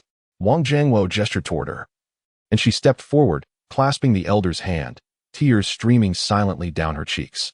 You chose the Li family. They granted you your name, and you became one of them. I was merely a helper. You grew up nourished by both families. In the future, you must care for Li Yang, and likewise ensure my final rights are honored. I understand. I will never forget, Li Xiuerong declared, her voice resolute amidst her tears, as if to affirm her commitment. Why weep? This is a joyous occasion. You should rejoice. It is a blessing to have encountered the Li family, Wang Jiangwo reassured her, wiping her tears away. Remember, you owe a debt to the Li family, as do I. This final sentiment had echoed in Wang Jiangwo's heart for many years. Li Yang remained silent, the weight of those words heavy upon him. Every year on the first day of the Lunar New Year, he would visit his master. Yet the atmosphere was devoid of laughter and cheer, growing heavier with each passing year. In Chapter 046, at the Shurong branch, Li Yang remained at his master's modest brick house until dusk. This small dwelling barely accommodated 2, leaving no space for a third occupant. As he was leaving, Li Yang caught a glimpse of someone, Wang Jingjun.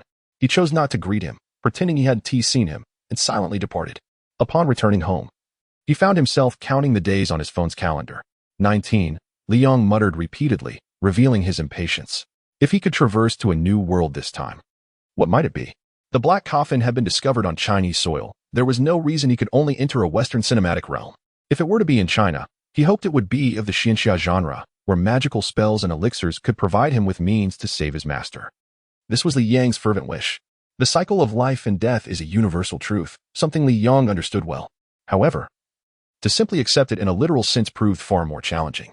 While everyone comprehends the grand principles, embracing them when they hit close to home is a different matter. Alone in his house, Li Yang's thoughts soared unrestrained. Late at night, standing before the Western room, a thought crossed his mind. Should he venture into the West room to retrieve the key? No, perhaps it was better to wait. The house was empty, and should the alcohol be lost, he would be the one blamed. He decided to wait until everyone returned for his own safety. It was evident that Li Yang was concocting a significant plan, one he had previously vowed in the realm of the Lord of the Rings, to dispose of his father's alcohol. This was no trivial matter. Zhang Xiaomei had struggled for decades to break Li Bao's drinking habit, ultimately resorting to locking the liquor in a drawer with limited access. Like mother, like son, Li Yang had been sharpening his resolve for this moment, and the emergence of the Supreme Ring had only bolstered his determination. Now, he merely awaited the opportune moment. In the ensuing days, Li Yang maintained a disciplined routine, visiting his master daily, engaging in banter with Wang Jingjun, studying English alone with his reading machine, and feeding the dog. Gradually, his circadian rhythm, disrupted by the world of the Lord of the Rings, returned to normalcy. In the midst of counting down the days, Li Yang's parents finally returned. It had been precisely 1 week. To Li Yang's astonishment, upon their return, his parents suddenly seemed enlightened, readily agreeing to the matters concerning the branch store. The aftermath of the Black Coffin had been resolved satisfactorily. With their return, his younger sister also came back from his master's home, transferring the caretaking responsibilities to their parents. Finally, a matter of utmost importance loomed: the commencement of school. Classes were set to begin on February 20th, and with February 15th upon them, Li Yang had merely 4 days left to witness the Black Coffin's next traversal. However, this time, it would not be in Qingshui County. On this day, before dawn, Li Yang's family commenced their preparations with great urgency, fueling the car, packing their belongings. Leaving only Zhang Xiaomei at home, Li Bao intended to drive Li Yang and Li Xiuerong to Shurong City to inspect the branch store, after which the siblings would not return home, awaiting the start of school. During their return to their ancestral home, Li Bao and Zhang Xiaomei had not been idle. Over the phone, they finalized the arrangements for the branch store, pending only the payment and paperwork. Li Yang, what are you dawdling for? Li Bao shouted from the car, which was already running, yet Li Yang was nowhere in sight. Dad, I'm in the warehouse, Li Yang's voice echoed from within. As he emerged carrying sack after sack of scrap materials, Li Bao recognized the bags, filled with sorted plastic bottles, but was puzzled by Li Yang's intentions. What are you doing? he inquired. Moving them, Li Yong replied. Moving where? Li Bao questioned. To the branch store, Li Yong declared, leaving Li Bao momentarily speechless. While Li Xuerong and Zhang Xiaomei exchanged bewildered glances. Yang, do you even know where the branch store is? Zhang Xiaomei asked, swallowing hard. Of course, it's in Shurong City. Li Yong assured her. Yes, that's right, Shurong City, not in the county. Zhang Xiaomei emphasized. I know, Li Yong insisted. But if the store has just opened, it will undoubtedly be empty. If others see it, they might speculate that it's a shady establishment or that the prices are too low, leading to no customers. Li Yang's reasoning plunged the three into contemplation. This was indeed a matter of appearance, akin to a car dealership if one only saw the sign without the vehicles. Skepticism would arise, prompting potential customers to turn elsewhere. Thus, if I bring some scrap materials now and place them in the yard, it will serve as a fade. Upon hearing Li Yang's rationale, the trio exchanged glances, recognizing the logic in his words. Zhang Xiaomei, though uncertain, found herself momentarily entranced by Li Yang's argument. Li Bao, who was typically straightforward, was now convinced. Yet, Li Xuerong sensed something amiss. Although she too studied business management and understood the importance of fade, Li Yang's interpretation was unprecedented to her ears. At that moment, Li Yang had loaded a multitude of bags into the car, culminating in him dragging out a substantial object from the warehouse, the Black Coffin. My goodness, where did this coffin come from? Such an ominous sight during the new year. Zhang Xiaomei exclaimed in shock. This is not a coffin, Li Bao interjected, recognizing its distinction. Li Xuerong also gazed in astonishment. For even she had never seen this black coffin during her time at home. Li Yang forcefully secured the black coffin in the vehicle, then approached the trio to clarify. Stop your wild guesses. It's not a coffin, merely a metal box welded from sheets of iron, which I acquired from old Wang's place before the new year. Oh, that old fellow, Zhang Xiaomei recalled. Li Bao and Li Xuerong shared the understanding. Mom, should we keep it for you to use as a box? Li Yang asked indifferently. Zhang Xiaomei waved her hands dismissively. Just take it away. What is this welded monstrosity? It resembles a coffin. Who would use that? Finally, Li Yang hopped into the car. After this brief interlude, the family officially departed from Qishui County, embarking on their journey before dawn, traveling until late into the night before reaching the outskirts of Shurong City. Upon arrival, Li Yang noted the distance. It was indeed far from his school. In his 2 years at university, he had been unaware of such a place existing. Upon entry, a spacious courtyard greeted them, already vacated and appearing desolate. Li Bao led Li Yang and Li Xuerong inside. Not too shabby, Li Yang commented. The ample space, garage, and even a basement seemed ideal for storing the black coffin, certainly a favorable arrangement in his eyes. Decent enough, though it is a bit remote, Li Xuerong observed. Considering that a secluded location was not ideal for business, but suitable for collecting scrap materials. Once inside, Li Bao began issuing instructions. In the coming days, I will finalize the paperwork and ensure everything is in order. After school begins, Li Yang will handle his enrollment, while Xuerong can comfortably prepare for her own classes. Li Xuerong would commence school 3 days later than Li Yang, who nodded in agreement, secretly elated. As night deepened, the three returned to their respective quarters to rest. In Chapter 047, the second traversal approached swiftly. For days passed in the blink of an eye, with Li Bao already home. Only Li Yang and Li Xuerong remained at the branch store. Today was significant for Li Yang, February 19th. During the day, he deliberately took his sister out for a substantial shopping spree, preparing a large bundle of supplies to serve as resources for his impending journey. To an outsider, it might appear as though he were preparing for an escape. As night fell, just like Li Yang, Li Xuerong adhered to a strict schedule, ensuring she was asleep before 10 o'clock. After 10, Li Yang ventured into the yard, where the black coffin lay quietly, merging seamlessly with the surrounding scrap. As if it too were merely refuse. Li Yang is seeking an opportunity to isolate the black coffin, waiting for his younger sister to start school. He plans to be alone at the branch store, where no one would interfere even if he were to dedicate the black coffin, with a heavy load on his back. Li Yang approaches the black coffin and opens it, revealing the interior he has named the Transcendence board, which has transformed into a golden hue, signifying that the Transcendence value has been restored. In fact, the Transcendence value had already been restored on the 14th, however, at that time.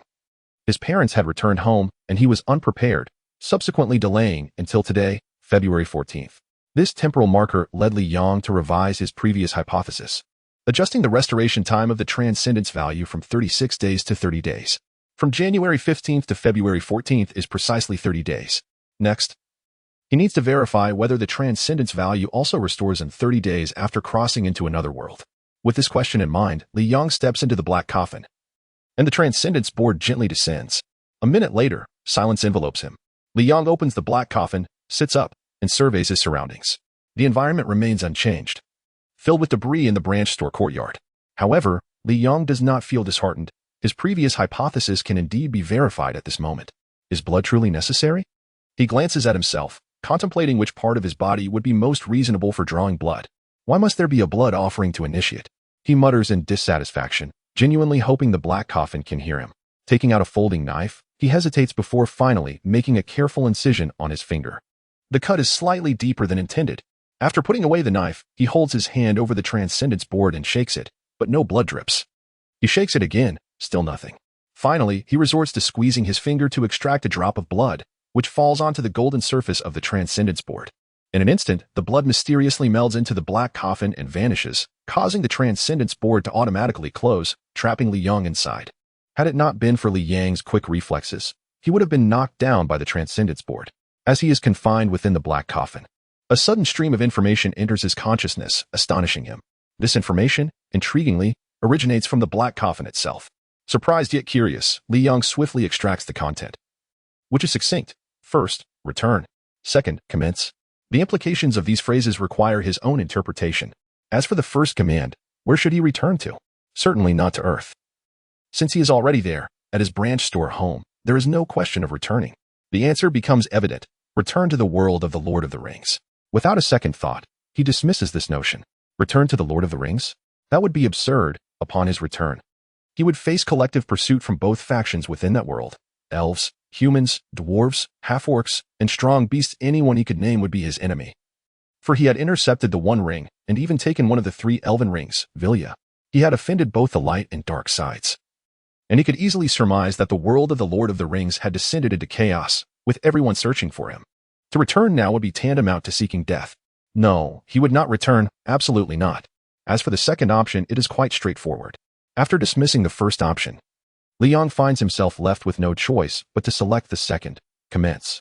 He initially believes he needs to vocalize this decision. However, to his surprise, once he resolves within himself, the entire black coffin trembles inexplicably. The next moment, the black coffin vanishes from its location, into a brand new world, a new beginning. During the transcendence process, Li Yong feels little sensation while inside the black coffin, merely noting a slight tremor before an overwhelming stillness envelopes him.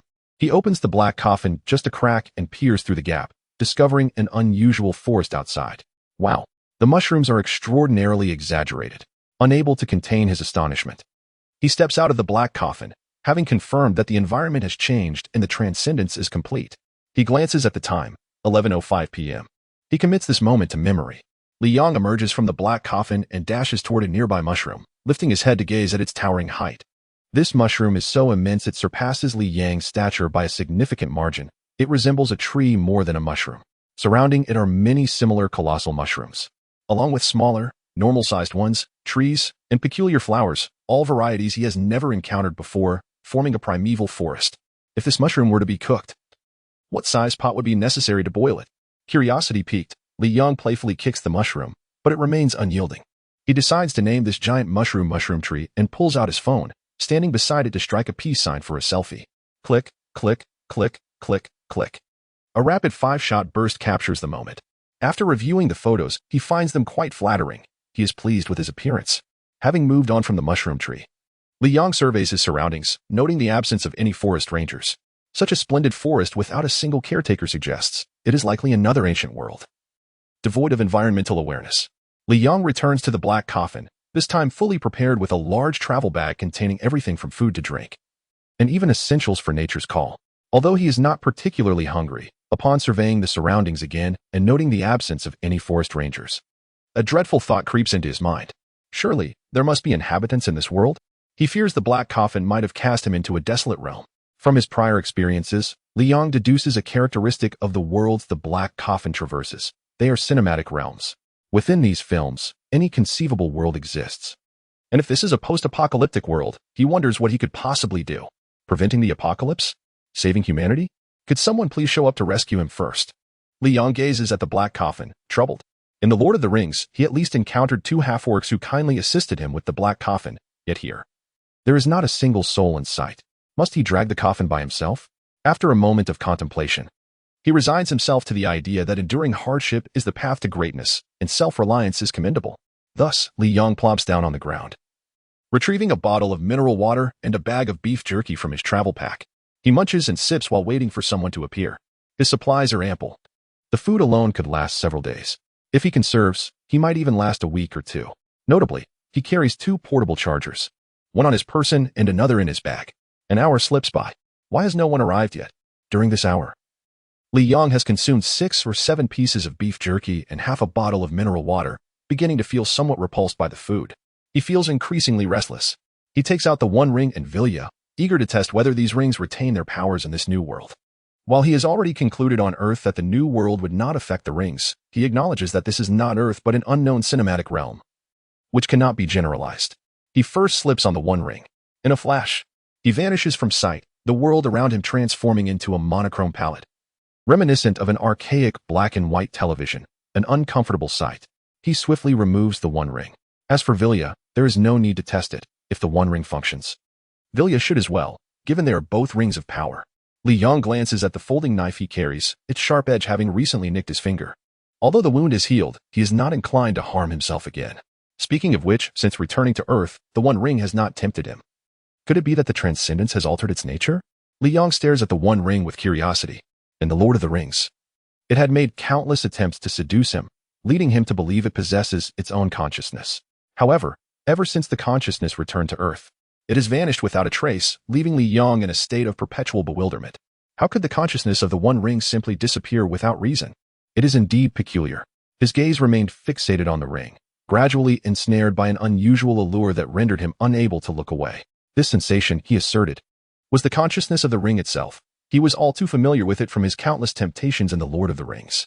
Treasure, treasure, your treasure, a voice, rich with temptation, emanated from the ring, resonating clearly in Li Yang's ears. It was this very voice that sent a shiver down his spine. It was not in English. It was in Chinese. You can speak Chinese, Li Yang exclaimed in astonishment. Just imagine. The One Ring had only been on Earth for a little over a month and had already learned Chinese, a language renowned for its complexity, arguably more challenging than Li Yang's own attempts at mastering English. This revelation also made Li Yang realize something significant. The One Ring was absorbing Chinese culture. More precisely, it was gathering knowledge. If it could learn Chinese in just over a month, who could fathom how much more knowledge it might acquire over time? And for what purpose would the ring utilize this knowledge? Did it still long to return to Sauron's grasp? The implications were concerning. Observing the One Ring's persistent attempts to tempt him, Li Yang felt it was perhaps time to confront it. Hey, ring, he called out, only to be met with silence. As if the ring had turned into a timid little rabbit. Hey, ring, he raised his voice. Still no response. Ring, come out, I need to talk to you, he said, snapping his fingers as if trying to rouse it from slumber. Yet, the ring remained unyielding. Was he being too brusque, frightening it into silence? Ring, be good. Come out, let us share a secret. He tried a gentler tone to entice it. At this moment, a fairy tale aptly illustrated the relationship between Li Yang and the ring, the tale of the big bad wolf and the little rabbit. Despite the latter not resembling a rabbit in the slightest. If you can absorb knowledge from the outside world, you must have witnessed my journey across dimensions. I can tell you directly, this world is no longer the one you once knew. If you wish to return to your original world, to your master, then come forth and speak with me. My patience is limited. After today, should you wish to converse again, the opportunity may no longer be available. When soft persuasion failed, Li Yang resorted to intimidation. Within the ring, the bond between the One Ring and Sauron was one of sweet devotion. Years had passed since Sauron's finger was severed and the ring was taken, yet it still yearned for its master, longing to reunite with him. This love was profound. And Li Yang believed that such genuine affection could be used to threaten the ring. If the ring remained indifferent to its former love, then he would resign himself to despair. Surprisingly, his tactic proved effective. The consciousness of the One Ring responded. Li Yang was momentarily taken aback, then sighed in realization. True love indeed. Just moments ago, the ring had remained unresponsive, but upon mentioning Sauron, it cowered. Ring, Li Yang addressed it. In this extraordinary exchange between a man and a ring, spanning the realms of Earth and Middle-earth, the dialogue was bound to have profound implications. Can you take me back? The ring inquired eagerly. No, Li Yang replied decisively, then promptly told a fib. I cannot control which world I might traverse to. Perhaps one day I might return to your realm, or perhaps I never shall. As he spoke, his tone was calm, his heart steady. Unless the ring possessed a lie detector, it would be unable to discern the truth. The ring fell silent. It had indeed witnessed Li Yang's journey. Thus it harbored no doubts about his words, only an inability to accept the reality. Your chances of returning are slim. By the time you do, Sauron may very well no longer be among the living. Therefore, why not stay with me? Li Yong declared, thumping his chest, resolved to assert his dominance and claim the ring as his ally. The ring, however, remained unresponsive. I want to return. I have but one master, the Dark Lord Sauron, the ruler of mankind, the Lord of the Earth. A lengthy string of titles made Li Yong slightly dizzy. What good is that?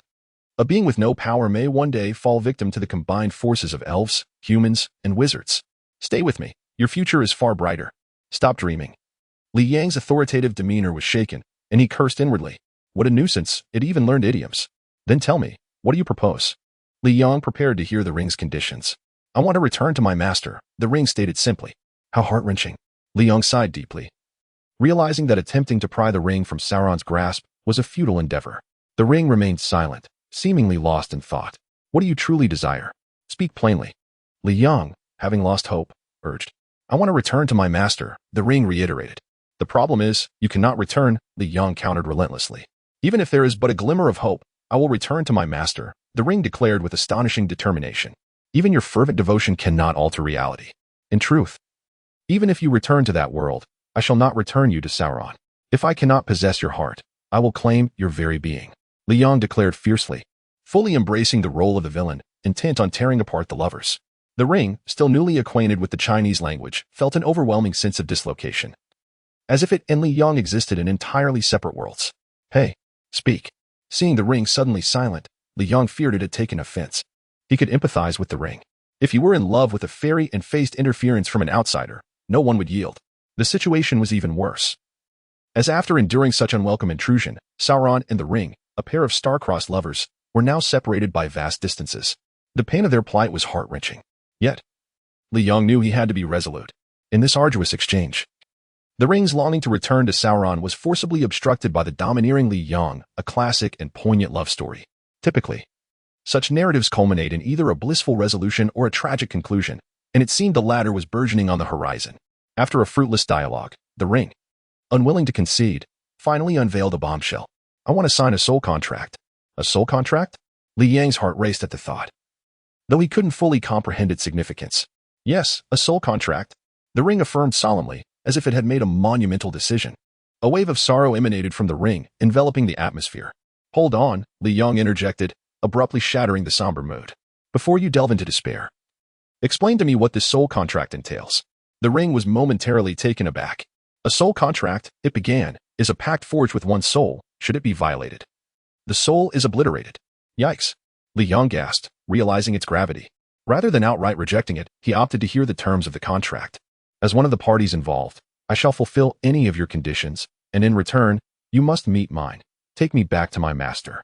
I've already stated that I cannot guarantee your return to your world. That is beyond my control, Li Yong replied, feigning seriousness. Even if there's a slight chance, I will not relent. If we enter into this contract, upon my return, you must ensure I am reunited with my master, the ring insisted resolutely. What do I gain from this? Li Yong asked directly, sensing the ring's unwavering resolve. The moment the issue was raised, the ring fell into silence, as if contemplating. Li Yong did not rush it but patiently waited. After approximately 4 to 5 minutes, the ring finally spoke. I can refrain from interfering with you while you wear me. Li Yong smirked dismissively, saying, whether you interfere or not is irrelevant. You cannot tempt me. Before my patience runs out, do not attempt to bamboozle me with such trivial offers. The ring found itself in a predicament, despite being the embodiment of its own power. It had little of tangible benefit to offer Li Yong. After much hesitation, Li Yong grew impatient, glanced around, and stated, take your time to ponder. I shall seek out humanity first. Not wanting to miss the opportunity, the ring quickly called out to him, fearing that reaching an agreement later would be difficult. I can grant you dominion over my powers. Li Yong paused. What does that entail? The ring repeated, dominion over my powers. It sounded impressive, piquing Li Yang's interest. He urged the ring to elaborate, and once he understood the implication, he felt tempted but remained cautious. You're not planning to tamper with the contract, are you? The power resides with you. Even if I wished to meddle, I could not. We shall each vow to one another, invoking the magic within the ring. And under the witness of our souls, we will establish a binding contract. Should either of us violate it, our souls shall be extinguished. The ring succinctly outlined the process of the soul contract. It seemed sound. Li Yong contemplated, his interest piqued, and finally said, let us proceed. You go first. The ring readily agreed, and and a series of incomprehensible incantations echoed in Li Yang's mind, none of which he could decipher. However, he understood that the ring was swearing an oath. It was neither English nor any known language, but rather a peculiar dialect from the realm of the ring. Li Yang did not interfere and listened quietly. Once the ring completed its oath and was about to prompt Li Yang to take his turn, he interjected. Repeat that in Mandarin. The ring was momentarily taken aback. Why didn't you say so earlier? It retorted angrily. You seemed so devout. How could I interrupt? Besides, who knows if my interference during your oath would entwine my fate with yours? I am not well versed in the affairs of your magical realm. It's best to refrain from meddling. Li Yang's reasoning was sound. Under normal circumstances, the ring would not have backed down, but it was currently at Li Yang's mercy, desiring to return to Sauron's side. In truth, even if it could return to the realm of the ring, it would find it exceedingly difficult to tempt Li Yang unless he willingly relinquished his hold.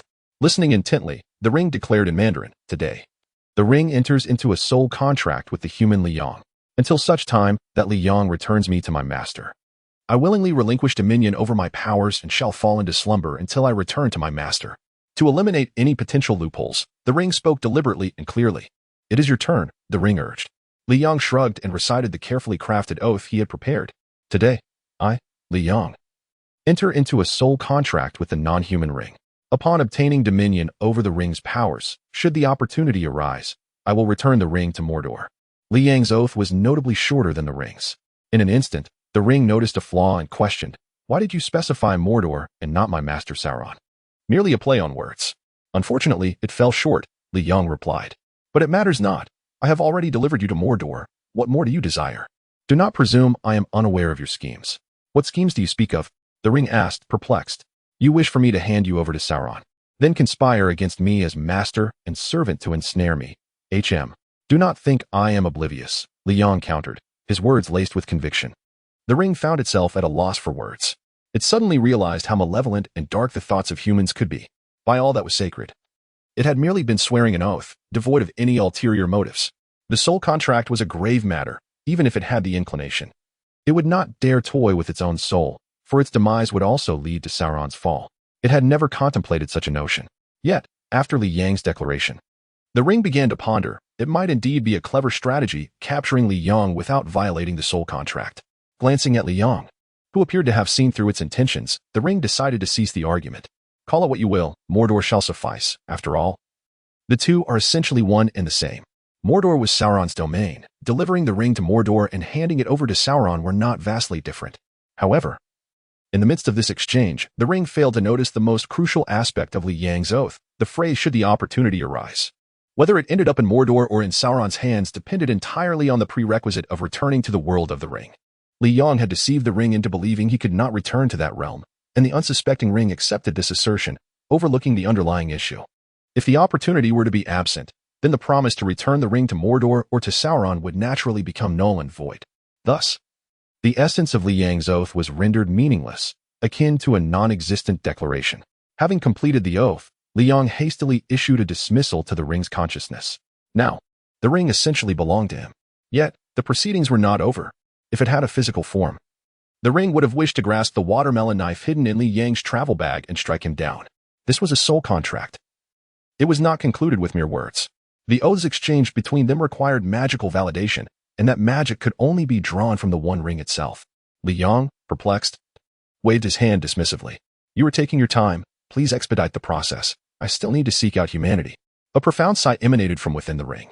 Although Li Yang spoke casually, his gaze remained fixed on the ring, indicating his concern regarding the soul contract. In an instant, the ring underwent a transformation, and a sequence of characters that resembled letters or musical notes appeared on its golden surface. Li Yang scrutinized them, unable to comprehend their meaning. At that moment, the ring's voice resonated. This is the manifestation of the ring's magic. Quickly, wear the ring, and you shall officially complete the soul contract and gain dominion over its powers. Li Yang hesitated but eventually donned the ring. Strangely, the ring, which typically rendered its wearer invisible, now seemed to lose its effect. Not only did he remain visible, but the ring also radiated an intense heat. It felt as though the ring had just emerged from a furnace, burning hot to the touch. Li Yang's flesh could not withstand it. He attempted to forcibly remove the ring, only to find it stubbornly affixed to his finger, resistant to any effort to pry it off. Endure, endure, it will pass. After all, you are merely human. Easy for you to say. Try enduring this yourself. It's scorching, truly scorching. even beneath the ring's cover. Li Yang's fingers bore visible burn marks, with sizzling sounds emanating from the contact. Had the ring been slightly larger, it would resemble ancient branding. Fortunately, the discomfort was short-lived. After about 10 seconds, the ring returned to its normal temperature, and the golden characters gradually faded away, restoring the ring to its usual appearance. Although the ring remained on Li Yang's hand, he was still visible. He removed the ring and found himself unchanged. There was no discernible difference whether he wore the ring or not. I have fulfilled my promise. Now it is your turn to honor yours. During this time, I shall fall into slumber. Before I do, there is one last thing I must tell you. You have more to say? Li Yang immediately grew wary. Previously, the One Ring had already elucidated the matter of dominion over the ring. It was precisely for the sake of this power that Li Yang consented to sign the soul contract. However, judging by the current tone of the ring, it was evident that there was still a hidden card waiting for him. The ring dismissed Li Yang's reaction, believing that since the soul contract had been executed, it was too late for him to repent. As an entity of the ring, I inherently lack the magical power to forge such contracts. The recent successful signing was solely due to the invocation of the magic contained within the ring. This power is derived from that very magic. Li Yang sensed an ominous shift. The damage to the magical essence naturally affected the capabilities of the ring. Rest assured, you will still be able to wield the ring, albeit with a reduction in some of its powers. As a human, you cannot access the magical essence infused by the Dark Lord Sauron within the ring, and thus can only utilize its inherent abilities. First, to delay aging. Second, to become invisible. Third, to mesmerize with a voice. This last ability should have been under my control, but since you have acquired dominion over the ring, you may now also wield it. These were the original 3 powers. However, due to a loss of magical essence during the signing of the soul contract, the ring's functionality has been impaired, most visibly manifested in the loss of the ability to delay aging. The ring's hidden agenda arrived swiftly and ruthlessly. The phrase to delay aging may sound simple, yet for a fleeting mortal, it is an enticing prospect. Now, it has been rendered null. The ring felt no remorse and offered no apologies to Li Yang, for the soul contract had been completed, leaving no room for withdrawal. It had outmaneuvered Li Yang. However, he remained silent throughout, seemingly unable to accept the situation, yet perhaps waiting for the consciousness of the ring to dissipate on its own. The ring departed. More accurately, the consciousness of the ring slipped into a profound slumber, nestled deep within, not to awaken until one day Li Yang returned it to Mordor. During this slumber, it would remain completely oblivious, unable to perceive the external world or acquire knowledge from Earth. Bound by the constraints of the soul contract, the ring's consciousness refrained from deceit. It slept, deeply and soundly. The forest regained its tranquility, devoid of the ring's voice, and Li Yang's surroundings finally returned to silence. He emerged from his silence, a genuine smile gracing his features. Indeed, it was an unpretentious smile. Had the ring still been awake, it would have found his expression perplexing, considering he had just been outmaneuvered. The answer was simple. Li Yang was the true victor. From the moment the soul contract was signed, he had already secured victory. Even if he had been outwitted during the process, he remained a winner. It was akin to a buyer negotiating a lower price in a marketplace, believing they had made a gain, while unbeknownst to them, the seller was the one truly profiting, the difference merely a matter of extent. Similarly, the transaction between Li Yang and the ring was merely a question of relative gains. Why then would Li Yang feel disheartened? Regrettably, the consciousness of the ring could not witness this scene. Li Yang donned the ring upon his hand, remaining stationary, not becoming invisible. He focused his mind, striving to master the ring's abilities. Previously, he could only passively employ its powers by wearing it, but now he could actively control it through his consciousness. A fundamentally different experience. Concentrate your thoughts. Issue the command. Invisibility. After numerous attempts, he finally succeeded in becoming invisible, gradually grasping the technique. There was no need for constant focus. Momentary concentration at the moment of utilizing the ring's abilities sufficed, allowing him to control it with his mind. Having mastered the technique, Li Yang grew increasingly adept. After several trials, he could manipulate it with ease. Meanwhile, he adorned his other hand with Vilya. In his right hand, he held the One Ring, and in his left, Vilya. Sunlight filtered through the leaves above, illuminating the 2 magnificent rings, casting reflections of gold and blue, making Li Yang's hands glimmer. He felt an overwhelming sense of pride, gazing at his hands with a somewhat dazed expression, genuinely marveling at his fortune. After indulging in this moment of self-admiration, he reminded himself that it was time to seek out humanity. Over a month had passed. He could not afford to linger in the forest any longer. Li Yang snapped out of his reverie, realizing that this forest was unmistakably primordial. Who knew what beasts might lurk within? He needed to prepare himself.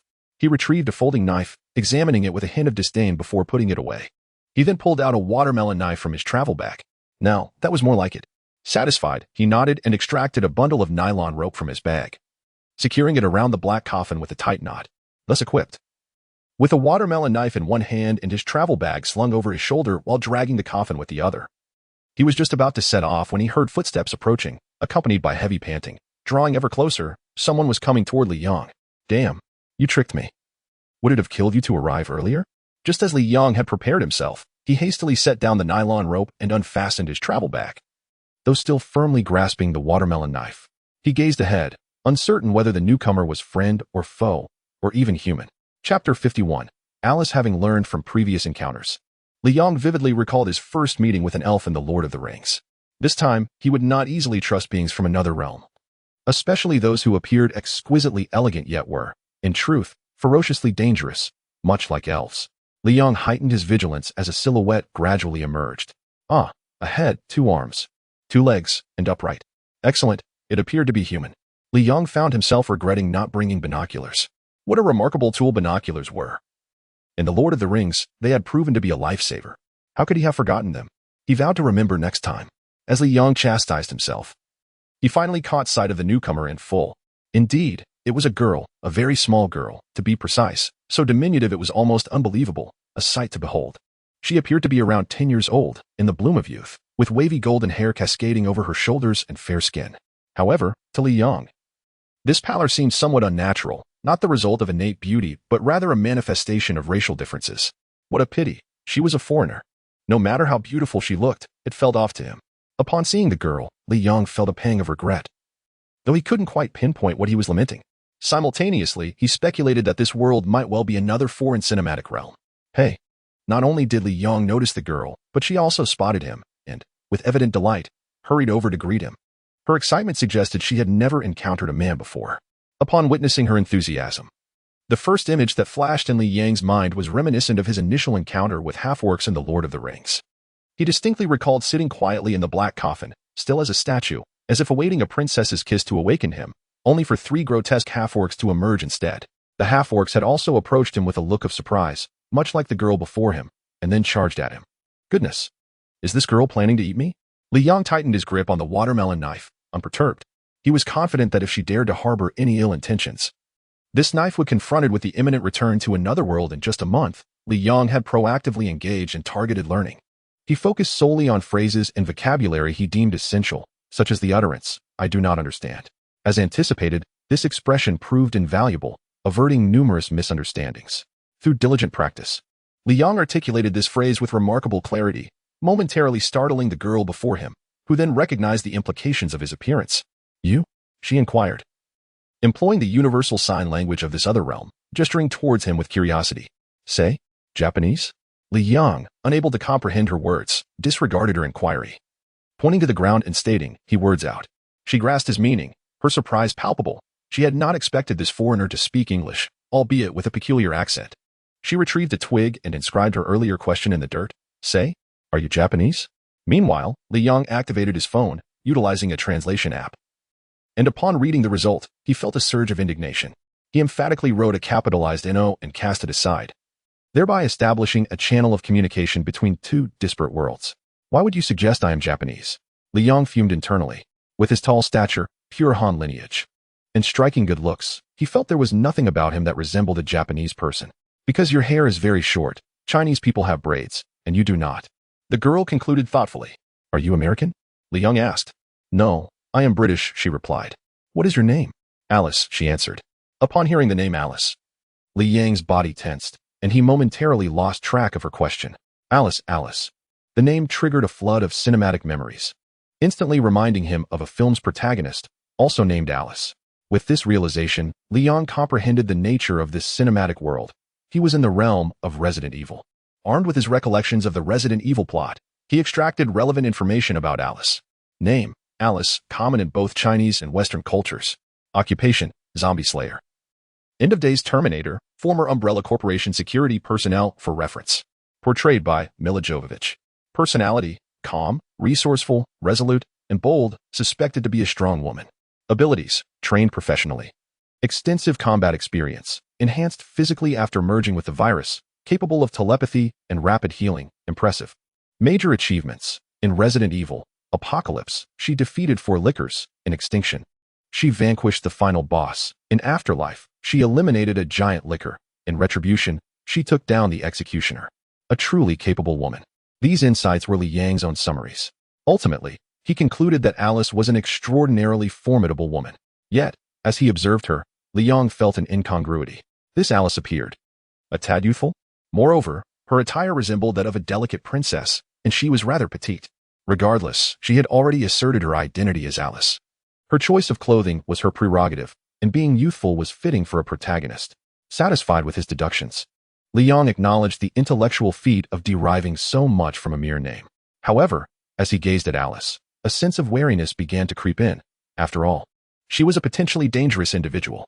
He calculated that, even with a decade of rigorous training in martial arts, he would likely be no match for Alice, who had been enhanced by the T-virus.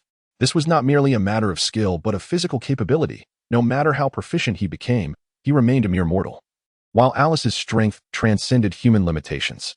"Hey," Alice exclaimed, noticing Li Yang's prolonged silence. Initially, she assumed he was contemplating her earlier question, although they could communicate seamlessly. The act of writing and using translation apps inevitably introduced delays. However, as time passed without a word from him, Alice's curiosity grew. "What are you thinking?" "I asked you your name." "Li Yang," he replied, snapping back to attention, though he had only partially grasped her earlier words. Throughout their exchange, the watermelon knife in his hand remained steadfast. After they exchanged names, Li Yang crouched down to engage Alice further. "Where are you headed? To the Umbrella Corporation?" he inquired seriously, aware that this question could influence the timeline of the narrative. "Umbrella Corporation?" Alice responded, a large question mark forming in her mind, shaking her head. "I know nothing of this Umbrella Corporation. I'm trying to wake up." "What do you mean?" "I am dreaming, a very peculiar dream. This is my dreamscape, but I cannot awaken." Alice stated earnestly, "Even you are a part of my dream. It's strange, isn't it, why I would dream of a Chinese person?" Li Yang blinked, perplexed, and chose to ignore her statement, proceeding to inquire about the injury on her exposed arm, which bore 3 gruesome scratches. "What happened to your arm?" he asked, astonished at what kind of creature could inflict such wounds on the protagonist. "I'm not quite sure. It seems to be from something called bander or bandies. Perhaps a dog or a bear." Alice replied, equally bewildered. Li Yang gasped, "Is it a licker?" "A licker? What is that?" Alice queried, her confusion deepening as her dialogue with Li Yang yielded more questions than answers. Li Yang's inquiries continued to shift. "Why can't you heal your wounds rapidly? How does one heal quickly?" Alice was taken aback by his unpredictable questions. "By the way, why are you so small?" Li Yang instinctively reached out to poke at Alice, who bore an uncanny resemblance to a Barbie doll. Indeed, she was remarkably similar to a Barbie, with no exaggeration. Li Yang had seen a Barbie doll before, and the likeness was striking. Is the Alice from Resident Evil this petite? His thoughts grew muddled. Ultimately, film remains film, and upon entering the realm of reality, the so-called formidable heroine turned out to be diminutive in stature. Li Yang felt a twinge of empathy. After all, she was the protagonist, and despite her impressive capabilities, he refrained from prodding her. As a newcomer, it was wise not to provoke the leading character. "I am unsure how it happened. I drank a bottle of something very strange, and that is how I became like this." Alice expressed her frustration. "A bottle of something miraculous? Could it be the T-virus?" But the film never suggested that the virus would cause one to shrink. Could it be that this was not the Resident Evil universe at all? Caught in a peculiar conundrum, Li Yang finally glimpsed a ray of hope, a potential path to uncover the truth. Something that makes one shrink? He began to connect the dots, matching this clue with his other cinematic memories. The outcome was a resounding none. Indeed, he found no correlation within the cinematic realm. Yet amidst the labyrinth of animation, he successfully identified a connection: Detective Conan. However, a dilemma arises. It seems the leading female character in Conan, named Ran, bears no resemblance to Alice whatsoever. After finally escaping the cognitive trap of the Resident Evil mindset, Li Yang finds his thoughts becoming increasingly muddled, unable to devise a solution. The clues are too sparse, he internally laments, as he can only ascertain that this world is not one of Resident Evil. The specifics remain to be verified. There is no need to rush, as he has only been here a day. Adopting a calm demeanor, Li Yang once again gazes at Alice, his expression shifting. Initially filled with trepidation, due to Alice being a superhuman infected by the T-virus, his perspective now regards her as merely a doll. "Why do you look at me like that?" Alice notices the change in Li Yang's gaze, feeling a wave of anxiety wash over her. "How dare you deceive me?" This phrase is in Chinese, which Alice does not comprehend, but Li Yang's subsequent actions truly infuriate her. He pokes at Alice with his finger, occasionally tugging at her hair and flicking her head, as if toying with a plaything. Alice recognizes this scenario, akin to a cat playing with a ball of yarn, where Li Yang is the cat and she is the yarn. "Don't touch me," Alice shouts in anger. "Oh, you dare to threaten me? Do you truly think you're Alice?" "Even if you were Alice, I am no predator." Li Yang disregards Alice's indignation, persistently poking and prodding her diminutive form with a finger, thoroughly entertained. Frustrated, Alice seizes the moment during one of his jests, using her hands and feet to envelop Li Yang's palm, and bites down fiercely. Li Yang yelps in pain. "You little thing, how dare you bite me?" He flings Alice away, sending her soaring through the air. "Ah!" Alice cries out in terror as she free falls, bracing for a disastrous landing, only to be caught by a warm hand. "You!" Alice gasps in disbelief, struggling to understand Li Yang's erratic behavior. Why his demeanor fluctuates so drastically? After catching Alice, Li Yang ceases his playful antics. He has vented enough frustration and is ready to return to the matter at hand. "Have you seen anyone else? I mean, normal adults, not someone like you." He emphasizes the last part. "I'm not a little person," Alice protests. Li Yang remains indifferent, showing no interest. Alice lets out a resigned sigh. "Since I arrived, all I have encountered are peculiar creatures. As for humans, there were only a pair of plump brothers." "I suppose." Li Yang, sensing the unreliability of this answer from Alice's expression, turns his gaze toward the Black Coffin. Could it be that he must drag it himself? Perhaps Alice could serve as labor. However, observing Alice, who he could easily lift with one hand, he wisely dismisses this notion. With one hand clutching Alice and the other wielding a watermelon knife, Li Yang leans lazily against the Black Coffin, devoid of motivation. A petite Alice hardly inspires vigor. What shall we do now? Alice feels equally bored. The necessity of communication through tools only amplifies her ennui. We wait for humans. Li Yang turns to rummage through his travel bag, extracting a bag of chips, tearing it open, and pouring some into his palm. "Would you like some?" he asks, popping a piece into his mouth. "What is this?" Alice inquires. "Potato chips." Though she does not understand, she mimics Li Yang's actions, but with her current size. She struggles to grasp them. Instead, she cradles a chip and begins to nibble. "This tastes good," Alice praises as she eats. Li Yang remains unresponsive. They munch on chips and wait, continuing until sunset deepens into night, at which point the forest takes on a more sinister ambience. They both sigh at the sky. When will this dream end? This can't possibly be a horror film, can it? They are not conversing per se, but rather voicing their respective frustrations to the night sky. In the distance, a shadow flits by, ethereal and uncanny. "Oh, look, a stranger." A voice of surprise suddenly erupts beside them, startling both. And they turn to see a plump cat. Chapter 053. Cheshire Cat once again, a strange creature. Alice is not too surprised. She has grown accustomed to the bizarre. However, Li Yang reacts differently. "A monster," he exclaims, leaping in fright, nearly tossing the petite Alice off of him, then pointing the watermelon knife at the creature. "What kind of demon are you?" Compared to Alice, Li Yang's reaction is exaggerated, but encountering a talking cat that appears so suddenly in this strange world, coupled with his childhood memories of Journey to the West, instinctively leads him to label it a monster. A cat demon. Li Yang's hand trembles as he grips the knife. Even if he is skilled in martial arts, he knows he stands no chance against a supernatural being. He strives to manage his fear. No, no, no.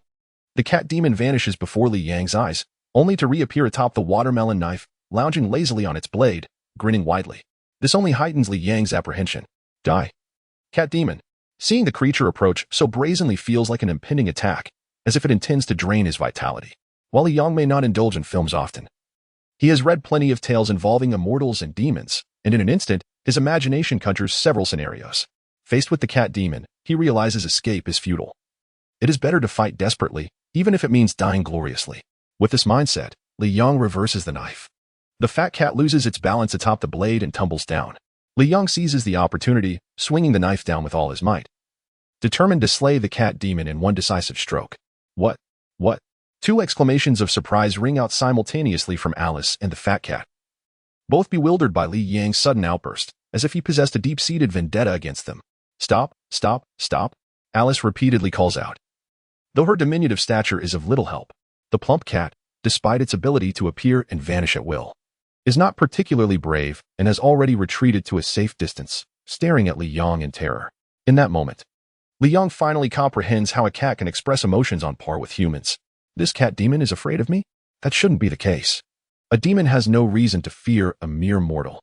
Li Yang begins to grasp the situation but remains vigilant, aware that this fat cat, even if not a demon, likely possesses some degree of sentience. "What are you doing?" Alice breathes a sigh of relief as Li Yong finally calms down and questions him. Having nearly been flung away herself, slaying demons and exorcising evil, Li Yong proclaims with noble conviction, as if a halo were illuminating above him. Alice is rendered speechless. It's just a magical creature that can talk. It's not some malevolent entity. There's no need to be so extreme. Alice, worried Li Yong might attack again, hastily clarifies. At this moment, she feels sympathy for the cat. You speak so lightly, it can talk. And that's all? Just that? The cat is practically sentient. Li Yong admonishes in a lecturing tone. Hey, I'm not a demon. I'm the Cheshire Cat. The plump cat interjects, attempting to clarify the peculiar exchange.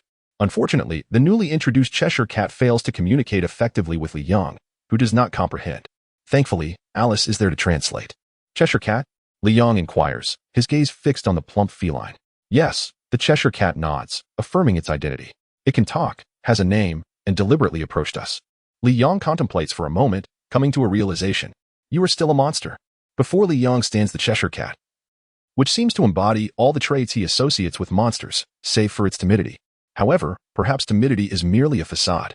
Historically, as chronicled in Journey to the West, many supernatural beings delight in disguising themselves as innocuous entities to deceive humanity, with their ultimate aim being the absorption of vital energy or even devouring humans to enhance their powers. Li Yong remained extraordinarily vigilant. Hello, I am Alice. She introduced herself generously after hearing the name of the fat cat, which caused Li Yang to furrow his brow. Generally, supernatural creatures excel in beguiling mortals. If this feline demon were indeed ensnaring them, it was evident that Alice had succumbed to its enchantment. Alice? The Cheshire Cat exclaimed in surprise. Li Yong was startled, gripping the watermelon knife tightly, fearing that the cat demon would reveal its true form. Are you that Alice?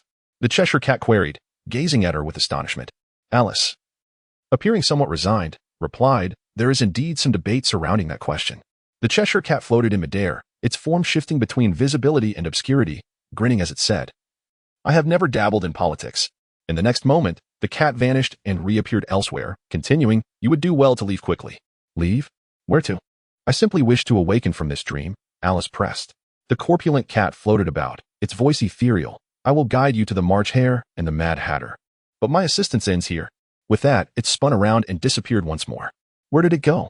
Alice looked around, unable to spot the Cheshire Cat. Li Yong pointed ahead, roughly 10 paces away, where the cat demon waved its paw gently at Alice. Come this way, its airy voice beckoned. Shortly after, the feline demon vanished again. Quick, let us chase it. Alice urged Li Yong, still perched upon him. Their previous conversation had transpired entirely in English, a language Li Yong did not comprehend. Now you want me to go over there? He frowned. I advise against trusting that cat demon. Typically, supernatural beings enjoy misleading mortals. Remember how Tang Xin was deceived? I don't understand what you're saying. If you want to help me, please let me down so I can pursue it myself. Alice said politely, wishing to avoid further explanation about the Cheshire Cat, which she deemed unnecessary. No, Li Yong replied. Even the courteous Alice found herself stumped, retorting, why not? I'm not your servant. Because you are the only person I have encountered, and I wish to use you to find other humans. The food in my pack will not sustain me for long on my own, Li Yong articulated convincingly. That was the truth. He also withheld another vital detail, his true identity as a traveler from another world. For a traveler, understanding the narrative was as crucial as survival. Given that Alice was the only human he had encountered, her potential as the protagonist was significant, and he wished to glean insights about this world and its story through her. Thus, Alice was invaluable to him and could not be allowed to escape. Let me go.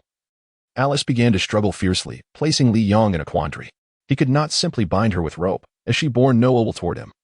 Unlike the half-beasts in the realm of the Lord of the Rings, as a virtuous individual, he could not resort to such measures. After a moment of internal conflict, he concluded that Alice had been thoroughly enchanted by the cat demon, akin to Tang Xin being tricked by the white-bone spirit. Li Yong did not wish to play the role of Sun Wukong. He was not afraid of the cat demon. Although it flickered in and out of sight as if teleporting, its rotund physique suggested a lack of formidable strength. Such creatures were typically lesser beings, relying on deception to ensnare mortals, and thus were not particularly daring. With the Supreme Ring granting him invisibility, the healing abilities of Vaya, and his proficient martial arts paired with a stainless steel watermelon knife, he felt little fear. Very well, I shall take you there. But on the condition that you assist me in locating other humans, help me carry things, lead me to a human settlement, and provide me with food.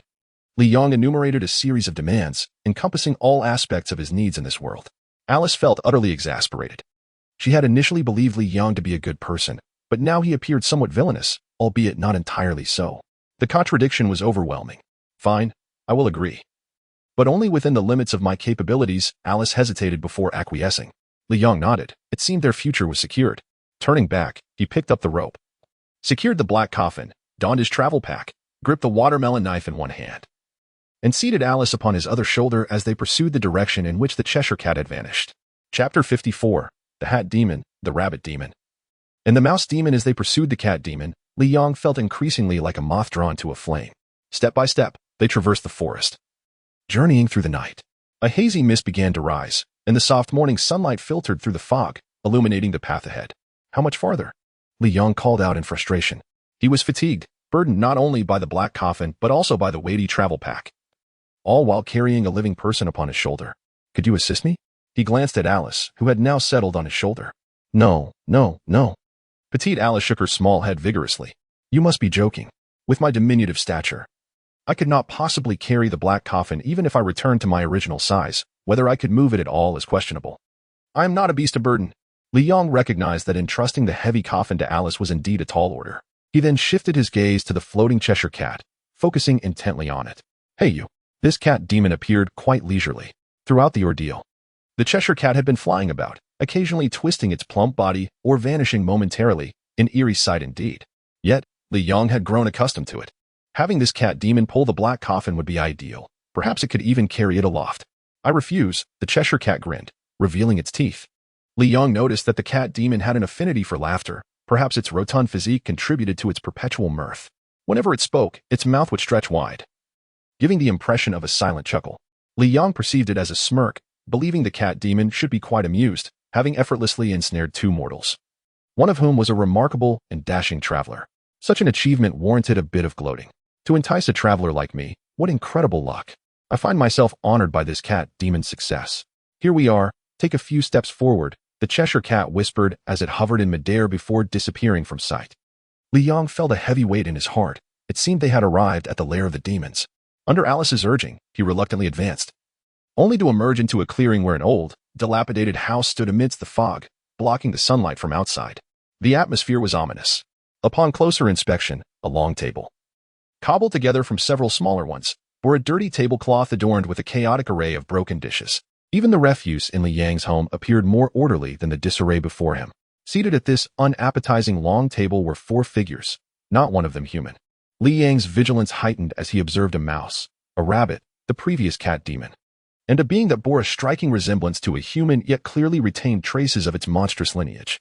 The first two were unremarkable, dressed in clothing without anything particularly peculiar about them. Perhaps they were akin to the cat demon. What truly piqued Li Yang's interest was the last one, seated at the head of the table, indicating its status as the leader. It indeed resembled a human, yet it could not deceive his discerning gaze. Li Yang swiftly identified this adversary. Here sat a creature that, while humanoid in shape with hands and feet, unmistakably bore the remnants of its monstrous heritage. With a shocking red afro, thick and long eyebrows that curled upwards, pale skin, and eyes that shimmered with hues of gold and green, this peculiar figure exuded an otherworldly charm. Adorned with a tall gentleman's hat, an extravagant patterned bow tie, fingerless gloves, and a front-button coat paired with trousers, the attire was tattered yet exuded a Gothic essence. Li Yang could understand this peculiarity, for this was the Western world, where even the supernatural beings were distinctly Western in nature, demons, as they would say. Before him stood a demon steeped in Gothic allure. However, Li Yang preferred to use the term monster, as it better encapsulated his worldview. Alice. Before Li Yang could make a move, the creature sprang into action, leaping from its perch onto the dining table, clattering an unknown number of dishes in its wake, and finally landing right before Li Yang. Its gaze fixated on Alice perched upon his shoulder. As he marveled, he instinctively reached out to take Alice. But at that moment, an exceptionally sharp blade lunged towards him, aiming straight for his head. "Oh my day!" he exclaimed, narrowly evading the attack, his agility saving him from what could have been a disaster for his beloved hat. "Who are you?" he demanded, creating distance. The assailant was none other than Li Yang himself, seizing the opportunity to protect himself as the monster approached. If all else failed, he could always rely on the supreme magic ring to make his escape. He had come prepared, ready to fight or flee, seizing any advantage he could. Everyone around was left in stunned silence. "Hey, big guy, are you challenging us?" The mouse brandished a thin needle, exuding arrogance, while the rabbit cackled madly. In response, Li Yong coldly scoffed. Indeed, they are all monsters. The notion that a talking cat might be a mere coincidence was one thing, but the idea that all animals could converse was utterly preposterous. Thus, a standoff ensued between Li Yong and the trio of a mouse, a rabbit, and a human. Oh no, how could this be? The Cheshire Cat, who had just lifted a cup of coffee, set it down in resignation. It's a misunderstanding, a misunderstanding. Alice interjected frantically. Don't let his appearance fool you. He is actually a good person. She attempted to clarify, explaining that Li Yong had some difficulty communicating and mistook them for villains. Given that talking animals were indeed rather bizarre, weren't they? With this revelation, the hostility dissipated from the opposing side. The rapid shift in atmosphere caught even Alice off guard. She had not anticipated that her words would carry such weight. Turning back to Li Yong, she explained at length, exerting all her efforts to finally convince him to lower his guard, albeit temporarily. Before long, Alice became the guest of honor at the table, with Li Yong seated beside her, listening to the rapid-fire English chatter around him. It was all too fast for him to comprehend, but he gleaned certain insights from their expressions. The hat monster, the mouse monster, and the rabbit monster appeared somewhat deranged, while the cat monster seemed the most composed.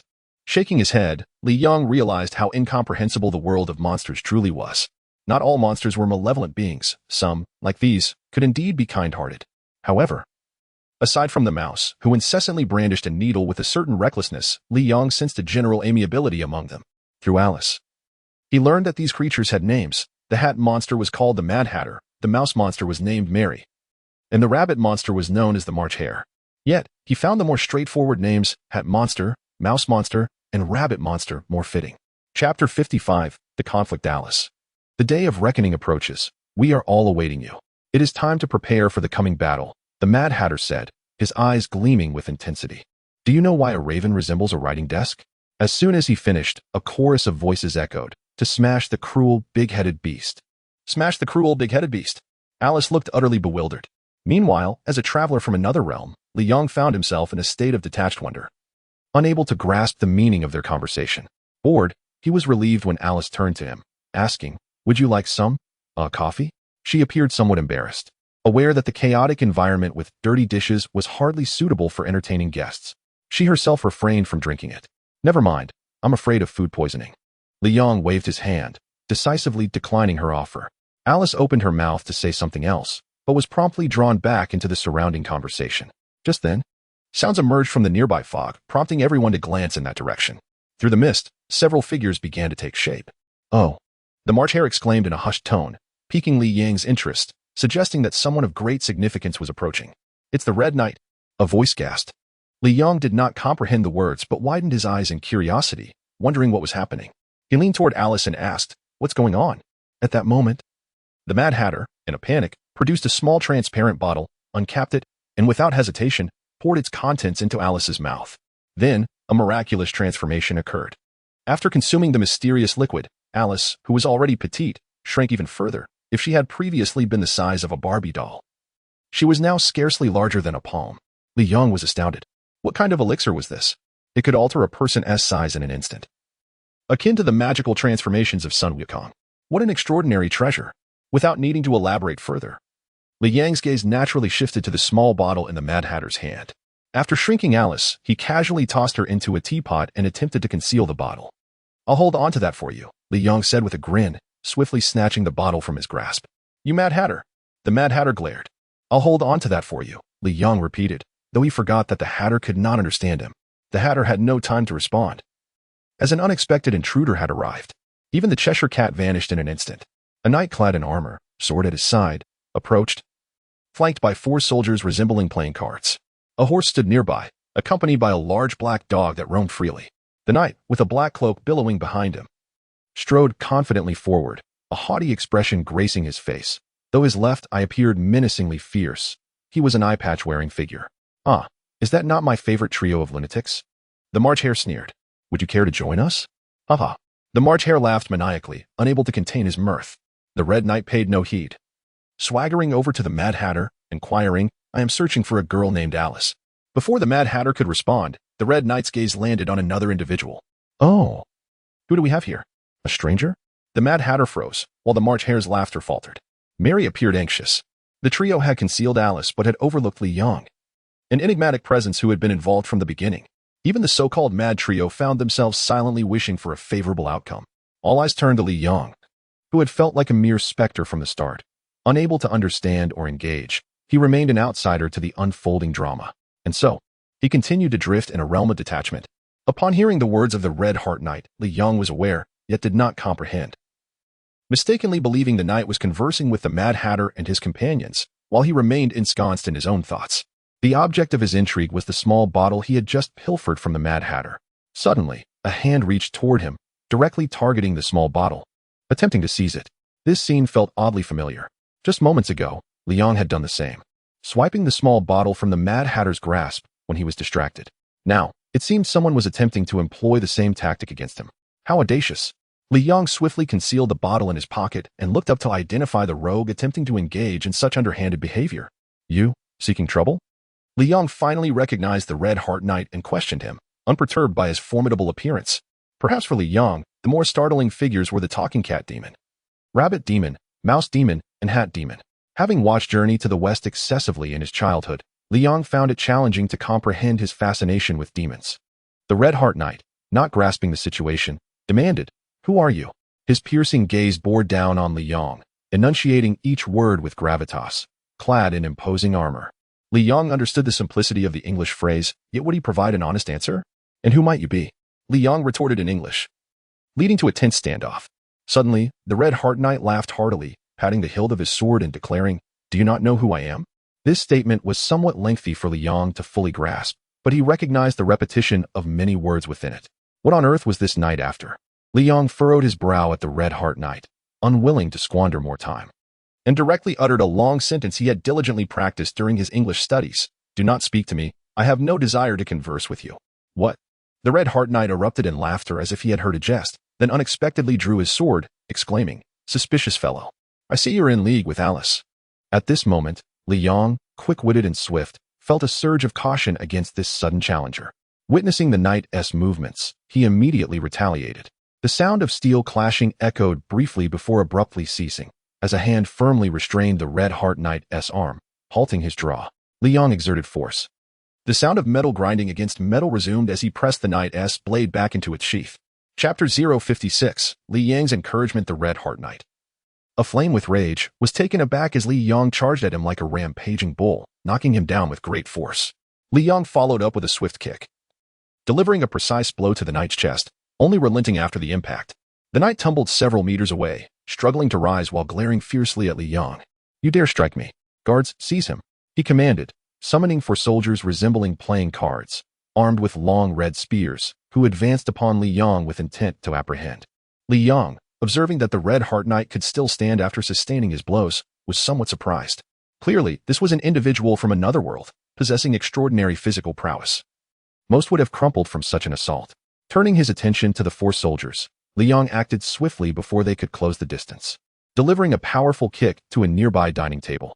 The table teetered ominously and crashed to the ground, scattering dishes everywhere. The table collided with the 4 soldiers, who were caught off guard and struggled to escape its weight. Li Yong would not grant them such an opportunity. "It matters not if you are sentient playing cards. Even if you formed a bomb, you cannot hope to defeat me." With a leap, Li Yong ascended onto the table. The soldiers, almost freeing themselves, were unprepared for Li Yang's sudden descent, which added an overwhelming weight upon them. Standing at nearly 6 feet tall, Li Yang's sudden presence nearly forced the soldiers to the ground. Following this, he flipped a nearby watermelon knife and struck each of the soldiers on the head, rendering them unconscious. Upon descending, Li Yong sought the Red Heart Knight, only to discover he had fled, along with his steed. Frustrated, Li Yong stood quietly to the side, entirely relinquishing the opportunity for dialogue to Alice and the Mad Hatter, content to play the role of a supporting character. Occasionally, Alice would glance over, only to find Li Yong gazing back at her, his eyes brimming with encouragement. Encouragement for what? Alice sighed deeply, dismissing Li Yong and focusing intently on conversing with the Mad Hatter, from whom she learned of the events that had just transpired. "He is that formidable?" Alice could not suppress her astonishment, casting a look at Li Yong, who, despite wielding a watermelon knife, appeared utterly harmless. The attention of the Mad Hatter and his companions had completely shifted away from Li Yong, and after a brief exchange, they prepared to escort Alice to the White Queen's castle. With the departure of Mary and the March Hare, the Cheshire Cat had vanished without a trace, leaving the Mad Hatter to accompany Alice towards the castle. The group disbanded, each member taking their leave. Alice followed the Mad Hatter, while Li Yong trailed behind, occasionally casting encouraging glances toward Alice, silently urging her on. You can do it. I believe in you. Behind Li Yong was a large black dog, tethered by a nylon leash, panting heavily as it pulled the Black Coffin forward. Li Yong had to admit that he had underestimated the dogs of this other world, particularly the one before him, which had no trouble dragging the coffin. To enable this dog to speak and become more sentient, Li Yong had expended considerable effort. Although this dog had been brought by the Red Knights, Li Yong discovered afterward that it was, in fact, one of his own, a spy dog bearing the name Bloodhound Bayard. Yet in the end, it was destined to pull the Black Coffin. As the group traversed the forest, the Mad Hatter conversed with Alice while Li Yong chose not to interject, finding himself growing somewhat bored. No matter the distance, emotions remain. In this alternate realm, could I not survive? No, Li Yong mused, entertaining himself with poetic thoughts. The trio and the dog continued on their way. Would a potion suffice? I believe it would. The Mad Hatter quietly inquired of Alice. Who exactly is that person? What is he muttering about? I cannot comprehend a word. Ignore him. Alice replied, having learned to overlook Li Yang's presence. With a resolute tone, she pressed on. Is there any more of that shrinking potion? That was the last bottle of shrinking potion that you drank. Alice expressed her mild disappointment.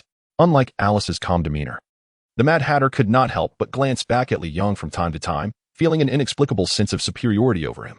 As they walked on, the atmosphere was filled with the sounds of their conversation, Li Yang's mumblings, and the heavy panting of the large dog, all creating a harmonious ambience.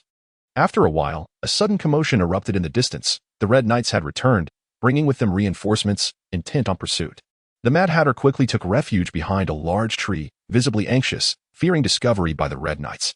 However, it was only a matter of time before they would be found, as they were far too conspicuous. Setting aside the Mad Hatter, Li Yong and the Bloodhound were already two glaring targets, and the Black Coffin was even more conspicuous. Initially, everyone had wondered why Li Yong insisted on dragging a large iron coffin. Even Alice had been puzzled.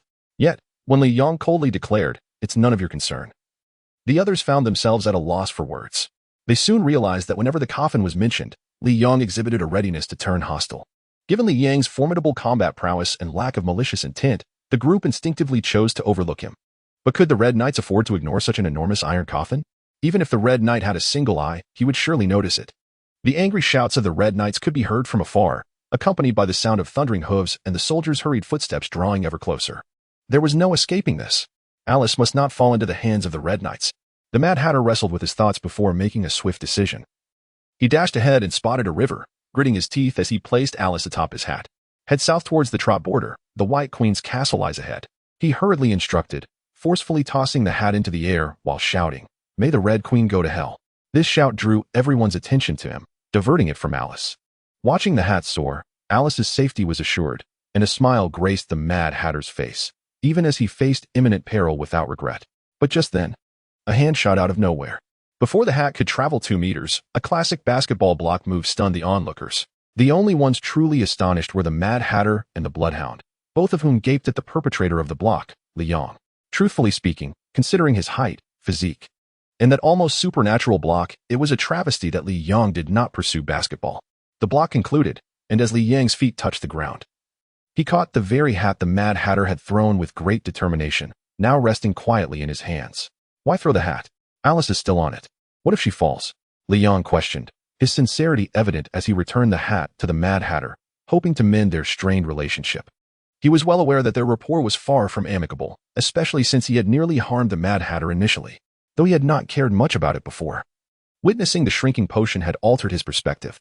He had sent Alice to befriend the Mad Hatter, hoping to procure the potion, but to no avail. In fact, he had noted that Alice's interactions with the Mad Hatter had begun to sway her resolve. Girls are inherently fickle, especially those from this realm. They are unreliable. He would have to take matters into his own hands. Li Yong had followed behind for an extended period, entertaining himself while observing and seeking an opportunity to intervene. He had not even had the chance to engage the Mad Hatter in conversation. However, when the Mad Hatter suddenly threw the hat, Li Yang's eyes lit up, without hesitation. He swiftly grabbed the hat. This was a perfect opportunity to approach the Mad Hatter. Offering the hat was a gesture of goodwill, and Li Yong smiled sincerely. The Mad Hatter, now thoroughly exasperated, gazed at the hat in Li Yang's hands, his most cherished hat, yet hesitated to reclaim it. "Take it. Don't be shy," Li Yong encouraged, putting on a facade of goodwill. A bark from the dog snapped the Mad Hatter back to reality. Without time to engage with Li Yong, He snatched the hat from him. "Wait a moment," Li Yong interjected, reclaiming the hat to bring down the astonished Alice before returning it to the Mad Hatter. "It's quite dangerous for her to sit atop the hat. Now it's safe." Li Yong endeavored to express his pure intentions. The Mad Hatter accepted the hat, but Alice was no longer present. It was too late to say anything, for the Red Knights had arrived. "Huh, finally found you. Don't think you can escape my grasp. Seize them all," the Red Knight commanded, and the soldiers surged forward. Li Yong had already sensed the approach of the Red Knights, but knew that with their overwhelming numbers, taking the initiative would be unwise. Moreover, there was still some distance between them. How could he be certain the Red Knight was targeting him? Perhaps they were merely passing by? Of course, this was merely a figment of Li Yang's imagination. In reality, he had not regarded the Red Knights with much concern as a traveler in this world. He had not come here specifically to seek out conflict. Initially, Li Yang's objective was quite straightforward: to locate a settlement, ensure his survival, and then unravel the mysteries of this cinematic realm. Unlike the world of the Lord of the Rings, where one is immediately thrust into peril, Li Yong harbored no desire for conflict. He yearned for a tranquil existence, indulging in the pleasures of a fantastical life while reaping some benefits. However, in the realm of the Lord of the Rings, such aspirations were doomed to remain unfulfilled. In this new world, the landscape was entirely different. There were no adversaries, only strangers and unfamiliar entities. With this fresh environment came a renewed mindset for Li Yong. He now approached his exploration as a curious traveler, embracing a playful spirit alongside his quest for knowledge. Yet, a new goal swiftly emerged: to acquire the shrinking potion. From the moment he laid eyes on it, his focus shifted entirely to the Mad Hatter. The mission was clear: to devise a strategy to befriend the Mad Hatter and procure the shrinking potion. At this moment, Li Yang's gaze was solely fixed upon the Mad Hatter, rendering the Red Queen and even Alice insignificant by comparison. When the Red Queen made her entrance, instead of feeling anger, Li Yong felt a surge of excitement. The Red Queen had cornered him, the Mad Hatter, Alice, and the Bloodhound, presenting him with the perfect opportunity to shine. The adage that a small act of kindness should be repaid in kind may not be a custom in this strange world, but exchanging a life-saving favor for a vial of shrinking potion seemed quite reasonable. Li Yong resolved to wait until the Red Queen had thoroughly tormented the Mad Hatter before making his move, thereby deepening the Hatter's gratitude towards him. He envisioned acquiring several vials in the end. Just then, the Red Knight approached, addressing Li Yong directly with a hint of mockery. It appeared that the situation was not unfolding as Li Yong had anticipated. Rather than tormenting the Mad Hatter, the Red Knight seemed intent on bullying him instead. Li Yong furrowed his brow, realizing that the Red Knight was drawing closer, his sword glinting ominously.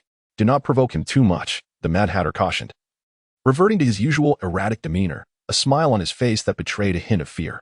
The Red Knight, towering above, proclaimed, "You are all in my grasp. I shall dictate the terms." The Mad Hatter nodded, adding, "But it is often the wounded beast that is the most ferocious. If it were me, I would keep my distance," implying Li Yong. The Red Knight hesitated, recalling the earlier incident where Li Yong had bested him in combat. The Hatter's warning and the Knight's newfound perception of Li Yong made him regard him as a wild beast, prompting him to maintain a cautious distance. Losing interest in tormenting Li Yong, the Red Knight commanded his soldiers to encircle them instead. As the Mad Hatter was captured and shackled, Li Yong found himself hesitating. Should he remain passive or retaliate?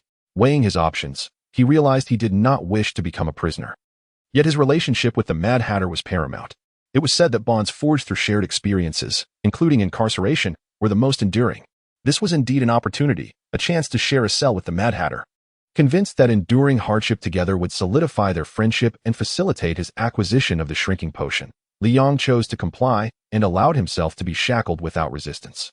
The Red Knight, in his peculiar generosity, ensured that Li Yang's chains were long and heavy, further emphasizing his preferential treatment.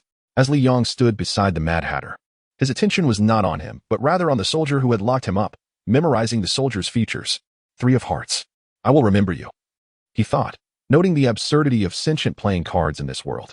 Amidst the throng of soldiers, they made their way towards the Red Queen's castle. Within the palace, the Red Queen sat regally, her stature exaggeratedly disproportionate, commanding attention with her presence.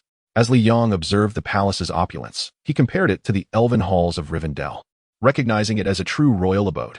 Listening to the conversation between the Red Queen and the Mad Hatter, he discerned her volatile temperament. When it was his turn to speak, he found himself at a loss, for the Red Queen was far less accommodating than Alice. The communication barrier only heightened her fury, culminating in a final outburst before Li Yong was escorted away. Left behind, the Mad Hatter remained, and as Li Yong was led away, he pondered the Queen's motives for separating him from the Hatter. His imagination ran wild with thoughts of royal intrigues and romantic entanglements, even as he found himself imprisoned. Meanwhile, a soldier rifled through Li Yang's belongings, including his phone and other possessions. Unable to contain himself, Li Yang exclaimed, "What are you doing?" The soldier paused, momentarily startled, before carelessly tossing the phone back onto the table, igniting Li Yang's frustration. "Be courteous to my luxurious treasures. Should you damage them, it will be to your detriment. As for my Via." The soldier, oblivious to Li Yang's words, busied himself inspecting his phone and the Via ring before packing them away. "Three of hearts. Don't let me catch you," Li Yang cursed. Indeed, this soldier was the very one holding the key to Li Yang's handcuffs, a detail that Li Yang had firmly etched in his memory. At that moment, Li Yang felt an itch across his body. "Have you had your fun? Come out," Li Yang bellowed. The hem of his shirt was lifted, revealing a petite face, none other than Alice, who had been hiding on Li Yang's person. After Li Yang had removed Alice from his hat, she had no choice but to conceal herself beneath his garments when the Red Heart Knight appeared, remaining hidden until now. "Have you had your fill of mischief? All the way here, you were either sprawled across my belly or tugging at my belly button. Get down." Li Yang shook his body, dislodging Alice. Unable to comprehend Li Yang's words, as there was no mobile translation software available, Alice remained silent, understanding the situation, and declared, "I will find a way to rescue you." With that, she attempted to escape through the gaps of the prison bars. Clang! A chain fell from above, blocking Alice's path. Those were the chains of the handcuffs, a formidable barrier for the diminutive Alice. Simultaneously, a large hand seized Alice. "Where do you think you're running off to without saying a word?" Alice was captured, akin to a mouse before a cat, utterly defenseless against Li Yang's grasp. Chapter 059. The effect of the magic ring. "Let go. You're hurting me." Alice's voice echoed with ambiguity within the cell. Although Li Yang could barely grasp half of what she said, the most crucial part eluded him. Without a mobile device, their communication was destined to be challenging. Yet Li Yang persevered with unwavering spirit, for he was utterly perplexed. What could the Empress possibly want? What was she doing with the Mad Hatter? Why did the Mad Hatter not resist? How would he himself be treated afterward? Countless questions lingered, and only Alice could provide answers. Alice had been present during the conversation, albeit hidden within his clothing, allowing her to overhear. What had the Empress said? Given Li Yang's proficiency in English, accurately conveying this inquiry proved somewhat difficult. Consequently, he devised a novel means of expression, blending sign language, facial expressions, English, and Chinese, ultimately succeeding in his communication. Decapitation. Such a simple statement, yet regrettably, Li Yang did not comprehend it. No matter, Alice had another method. She extended her hand, forming a blade-like shape to indicate a knife, then gestured toward her neck, mimicking a classic beheading motion. If he failed to understand this, she would question his intelligence. Decapitation. The clever and handsome Li Yang finally grasped the meaning, though it was hard to fathom that all the previous dialogue in the palace was merely about executing him. With great difficulty, he inquired, "What does the Empress intend to do to me?" Alice mimicked the beheading gesture again. Decapitation. Li Yang was stunned. "I have no connection to that Empress." "She intends to behead me?" His astonishment reached new heights. "And what does she wish to do to the Mad Hatter?" he asked again. Alice repeated the beheading motion. Another beheading. Li Yang's shock had escalated to an overwhelming level. "What about the Bloodhound?" Alice continued her beheading charade. Still a beheading. This time, Li Yang was no longer shocked. He had grown numb. Decapitation, decapitation. Why is that Empress so fixated on executions? Does she fancy herself a certain infamous figure? Alice was not jesting. She was serious, and she believed Li Yang should comprehend the gravity of the situation. "So, can I be freed now? I need to rescue you." Expressing this was quite challenging, yet she succeeded. "No," Li Yang firmly replied, his English flowing with ease. "Why?" Alice found Li Yang utterly incomprehensible. Li Yang struggled to convey his thoughts. "You must first help me find the Three of Hearts, the key, my phone, and the sapphire ring." The vocabulary alone demonstrated the challenge of conveying his message, yet he managed to succeed. "Yes," Alice nodded in agreement. Only then did Li Yang release her. Upon touching the ground, Alice immediately darted away from Li Yang, escaping through the gaps in the prison bars. Before departing, she turned back. "What are you doing?" Li Yang noticed Alice's peculiar behavior. "Fool, I was just teasing you." Alice stood at the prison door, sticking out her tongue and making a silly face before zipping away like the wind. Li Yang was momentarily taken aback but quickly realized that although he did not understand Alice's words, her gestures conveyed meaning. With a sigh, Li Yang pondered, "Three of Hearts. It seems I must seek you out myself." It was evident that Li Yang was not overly concerned about his predicament. Rather, he contemplated how to locate the Three of Hearts.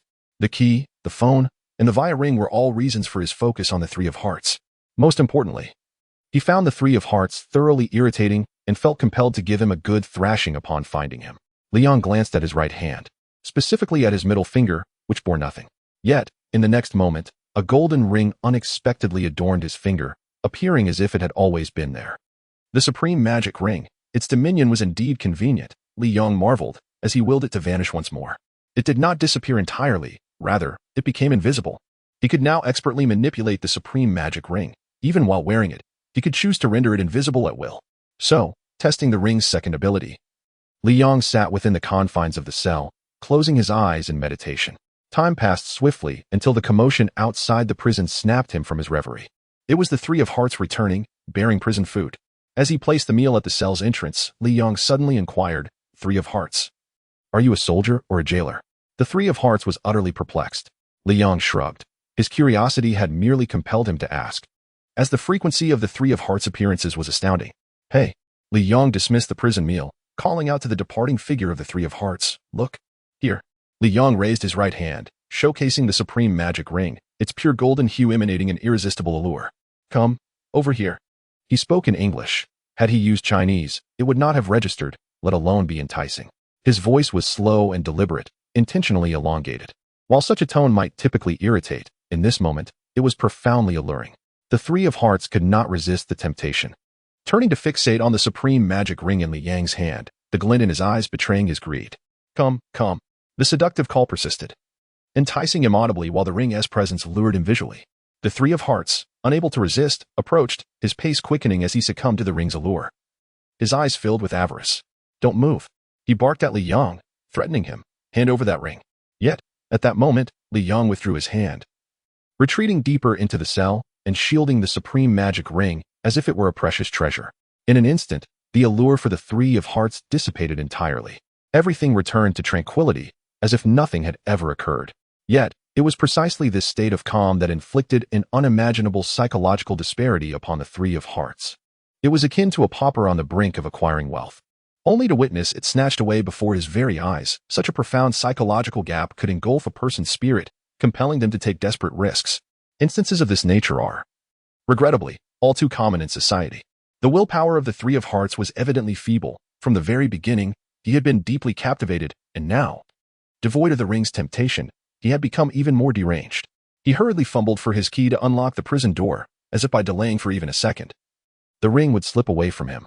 With a resounding crash, he flung open the cell door. The Three of Hearts charged into the cell, racing towards Li Yong, intent on reclaiming what he believed was rightfully his.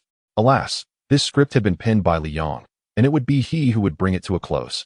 As the Three of Hearts lunged forward, consumed by greed, Li Yong, who had been lurking in the shadows, suddenly sprang into action. With swift precision, he tripped the Three of Hearts, sending him sprawling to the ground. Li Yong then advanced, wrapping the iron chains around his fists, transforming them into genuine iron fists. He unleashed a furious barrage upon the Three of Hearts. The blows fell like rain, and within moments, the Three of Hearts was rendered unconscious. Li Yong paused, retrieved the key from the fallen figure, and easily freed himself from his shackles. However, there was no joy in his newfound freedom. After all, Li Yong had willingly entered this predicament, never believing that mere playing cards could confine him. The formidable allure of the ring had indeed surprised him. He had underestimated its seductive power. He had assumed the ring's whispers would not be particularly potent. Yet it had employed both its abilities and its very form to amplify its allure, yielding astonishing results. The Three of Hearts had offered no resistance and had fallen prey to the temptation effortlessly. Li Yong now realized he had grossly underestimated the ring's captivating influence, which was undoubtedly connected to willpower. The recent events had made it abundantly clear that the Three of Hearts possessed little fortitude, making him susceptible to the ring's lure. Had he been a person of resolute will, the outcome might have been entirely different. After this brief reflection, Li Yang's focus returned to the immediate situation. The time for escape had passed, now it was time for retribution. Three of Hearts, dare to throw me your opulent gold? Do not think that just because you are the Three of Hearts, or even a king, you can escape unscathed. Li Yong unleashed a flurry of punches and kicks upon the Three of Hearts, continuing his assault for a full 10 minutes until he felt completely satisfied. As he departed, he picked up the long spear that had fallen from the Three of Hearts. This should prove useful. Gazing at the spear, Li Yong felt uncertain. It appeared overly cartoonish, resembling a toy. Its entire body was painted in the same vibrant red as the Three of Hearts, and the spearhead bore an uncanny resemblance to the heart symbol found on playing cards. Such a spear certainly lacked intimidation. For now, it would have to suffice. Li Yong hoisted the spear and, in a surprising move, secured the handcuffs on the three of hearts before locking the cell and entering a state of invisibility. He strolled out confidently, unseen by anyone. Upon exiting the cell, Li Yong headed directly toward the palace he had previously visited. His sights set on the highest authority in the castle, the Red Queen. Entering the palace, he wandered through its halls, nearly losing his way before finally locating the Red Queen. At this moment, the night had deepened. The Red Queen was fast asleep, entirely unaware of the figure lurking at her bedside, watching her intently. My Via. Indeed it is here, he mused, as his gaze fell upon the Via ring adorning the Red Queen's hand. With force, he pried it off her finger. The Red Queen remained deep in slumber, oblivious to the theft. Li Yong meandered through her chamber, successfully locating his opulent gold S+ at the vanity. With Via and his phone in hand, Li Yong did not cast another glance at the Red Queen and simply exited the chamber. What more could he do? Li Yong considered himself a principled individual and was certain that his actions bore no relation to the Red Queen's appearance. Leaving the palace, he did not flee the castle. Unseen, he wandered about, akin to a wandering spirit. Eventually, he discovered his Black Coffin. In stark contrast to Via and his phone, the Black Coffin had been relegated to a dark, narrow room, treated like refuse. I apologize for your treatment, he lamented as he took a seat upon the coffin. Contemplating his next course of action, having arrived in this world, he resolved not to leave without purpose. The shrinking potion was essential, and he would need to extract it from the Mad Hatter. Li Yang's thoughts lingered on the shrinking potion, still referring to the Mad Hatter as the Hat Demon. Yet, the relationship between the Hat Demon and the Empress was murky. It would be prudent to avoid entangling himself in this mess, lest he find himself ensnared as well. Alice had a good rapport with the Hat Demon. Thus, it would be wise to approach Alice first, as it presented a shortcut. As if summoned by his thoughts, Alice appeared before him, and to his astonishment, she had grown remarkably larger. The once miniature Alice had transformed into a small giant. How had she returned to this state? Intrigued by Alice's remarkable change, Li Yong followed her closely, witnessing her engage in various activities. For instance, he saw Alice sneak into a monster house. Indeed, a place housing a creature that was part bear, part dog, covered in long, thick fur, its mouth drooling with saliva dripping from its fearsome teeth. What shocked Li Yong further was Alice's audacity to barter with this beast, offering an eyeball in exchange for a key, which she then used to unlock a chest guarded by the creature, retrieving a finely crafted sword. This Alice was no ordinary girl. Her ability to negotiate with a monster suggested that he had underestimated her prowess. Observing the entire exchange, Li Yong pondered. Not only did the monster display signs of having been tamed, but it also gazed longingly at Alice's departing figure. This prompted Li Yong to recall the film Beauty and the Beast, though he had never seen it and knew little about its plot. He felt the title resonated with the scene before him. As Alice departed, Li Yong remained, deep in thought, examining the creature before resolutely revealing himself. The monster, startled, bared its teeth and drooled menacingly at the sight of a human. With a low growl, it lunged forward. But Li Yong adeptly rolled away and vanished once more into invisibility. Faced with the sudden disappearance of Li Yong, the beast was visibly perplexed, pacing anxiously as if agitated and frightened. Hey!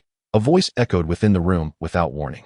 The creature's fur bristled, and it growled in response to the sound, lunging again. But to no avail. After several futile attempts, the monster finally conceded defeat, lying down as if to rest, though its eyes remained vigilant. Li Yang's voice broke the silence. Now we can converse calmly. From your earlier demeanor, it is clear you possess considerable intelligence. Remaining here is beneath your capabilities. Why not become my pet? Chapter 61. A tense confrontation. As Li Yong spoke, he remained concealed, indicating his cautiousness towards the beast. However, his words bore no semblance of jest. Li Yang's intentions were straightforward. Having arrived in a world teeming with monsters of evidently low combat capability, how could he not acquire one or two as companions? Such a simple desire. To Li Yong, this creature, displaying considerable intelligence and on the verge of becoming a true spirit beast, had instantly transformed into a potential pet. Hey, seriously, I'm not joking. Let us discuss this. Li Yong tempted the beast. You become my pet, and I will introduce you to Alice. In return, I shall ensure you win her heart. What do you think? The beast remained unmoved. Frustrated by being ignored by a mere creature, Li Yong contemplated using the magic ring to entice it. Suddenly, a revelation struck him. It dawned on him why the beast was unresponsive. It was a creature from another realm, incapable of comprehending the Chinese language. Realizing the futility of his efforts, he decided to directly employ the magic ring for a lure. He was hesitant to use the ring for this purpose, as it was not a sustainable strategy and could not guarantee loyalty. Unlike Sauron, even if he could tempt beings with the ring, He could not ensure their unwavering fidelity akin to that of the ring wraiths. Li Yang's so-called temptation merely relied on the ring's power to transform his voice into an alluring siren call. There were two methods of application. The first was to make his voice enchanting without revealing the ring, thus preventing the tempted from discovering it and harboring murderous intentions. This method favored him. The second method, however, involved showcasing the ring, which could incite greed in the weak-minded, possibly leading them to attack Li Yang to seize it. The choice of method depended on the situation. For enticing the beast, the first method was undoubtedly more prudent. With his strategy decided, Li Yang began to entice. "Look here, come over." His voice was irresistibly alluring, yet upon closer inspection, it became evident that he repeated these few phrases ad nauseam. This was not due to a lack of creativity, but because he only had these few lines at his disposal. Gradually, the beast succumbed to Li Yang's seduction. At the moment it stepped out, Li Yang activated his invisibility to avoid detection, yet his voice continued to echo in the beast's ears. Upon reaching the Black Coffin, he found the nylon rope still tied tightly. He fashioned a knot and secured it around the beast, thus eliminating the need to find a means to drag the coffin. Li Yang perched atop the Black Coffin, leading the beast as they moved outward, and everything proceeded smoothly until Alice suddenly burst into the scene, brandishing a sword she had acquired from the monster's lair. Instantly, soldiers flooded in, transforming the once spacious area into chaos, thereby disrupting the enchanting atmosphere Li Yang had created. The beast, now free from Li Yang's allure, let out a furious roar, attempting to break free from the coffin. Alice and the soldiers took notice of the beast, recognizing it as the banner beast. "Be careful." The soldiers instinctively retreated, seemingly terrified of the creature. The banner beast, as Li Yang had whimsically named it, was indeed drawn to Alice. In an instant, it calmed down, approaching her and crouching. Alice, displaying remarkable bravery, climbed onto its back without hesitation. The banner beast roared, effortlessly tossing aside soldiers in its path as it charged out of the castle, dragging the coffin behind, which clanged and scraped against the ground, sparking as it went. Li Yang, still invisible, seized the opportunity to ride along without further need to entice. However, the roughness of the ride left him somewhat uncomfortable. Along the way, the bloodhound Bayard appeared, having escaped unbeknownst to both Li Yang and Alice. And it was now ahead of them. "Alice, the bloodhound is here," Bayard barked, joining their escape and leading Alice towards the marble hall, the palace of the White Queen, where she intended to present the Vorpal sword. As Alice rode the banner beast, leaving the Red Queen's castle behind, the sunlight caught her golden hair, which danced in the wind, adding an air of heroism to her appearance. Her gaze was resolute and brave. Just then, an incongruous voice shattered the serene atmosphere. "Your charm is truly boundless. Not only have you captivated a beast, but even this hound obeys you." A hint of jealousy laced the tone. It was Li Yang. Alice turned in surprise, spotting him comfortably seated atop the Black Coffin, appearing utterly relaxed. Before she could respond, the banner beast abruptly halted, nearly throwing her off. "What's wrong?" Alice struggled to maintain her balance, caught off guard by the beast's sudden stop. The banner beast turned to Li Yang, baring its teeth in irritation, recalling how he had just toyed with it. "Consider this a warning. Do not provoke me." Li Yang sensed the beast's malevolence had reached an irredeemable level. The idea of acquiring a pet was now out of the question. A meal, perhaps, was a possibility. Li Yang readied his spear, confident that with the supreme ring and the Vaya ring, coupled with his skills, he could eliminate the beast if he remained cautious. The banner beast, however, was on high alert, its drool dripping as it eyed Li Yang but refrained from attacking, seemingly aware of the danger he posed. A confrontation between Li Yang and the banner beast was imminent, yet it was destined not to occur, for the situation was not solely between them. "Stop," Alice nearly shouted, leaping off the banner beast and positioning herself between Li Yang and the creature. Li Yang had anticipated an inevitable clash given the beast's ferocity. But he had underestimated Alice's allure. No, he had underestimated the beast's resistance to beauty. The once fearsome banner beast softened upon seeing Alice step forward, lying down and even licking her hand. "Enough, behave," Alice laughed, stroking the beast's fur. The banner beast, seemingly in bliss, closed its eyes. This scene of beauty and beast was almost frozen in time for Li Yang, who found it too exquisite to bear. He redefined the creature in his mind. The term beast seemed inadequate to describe it. Chapter 62. The White Queen, how did you manage to escape?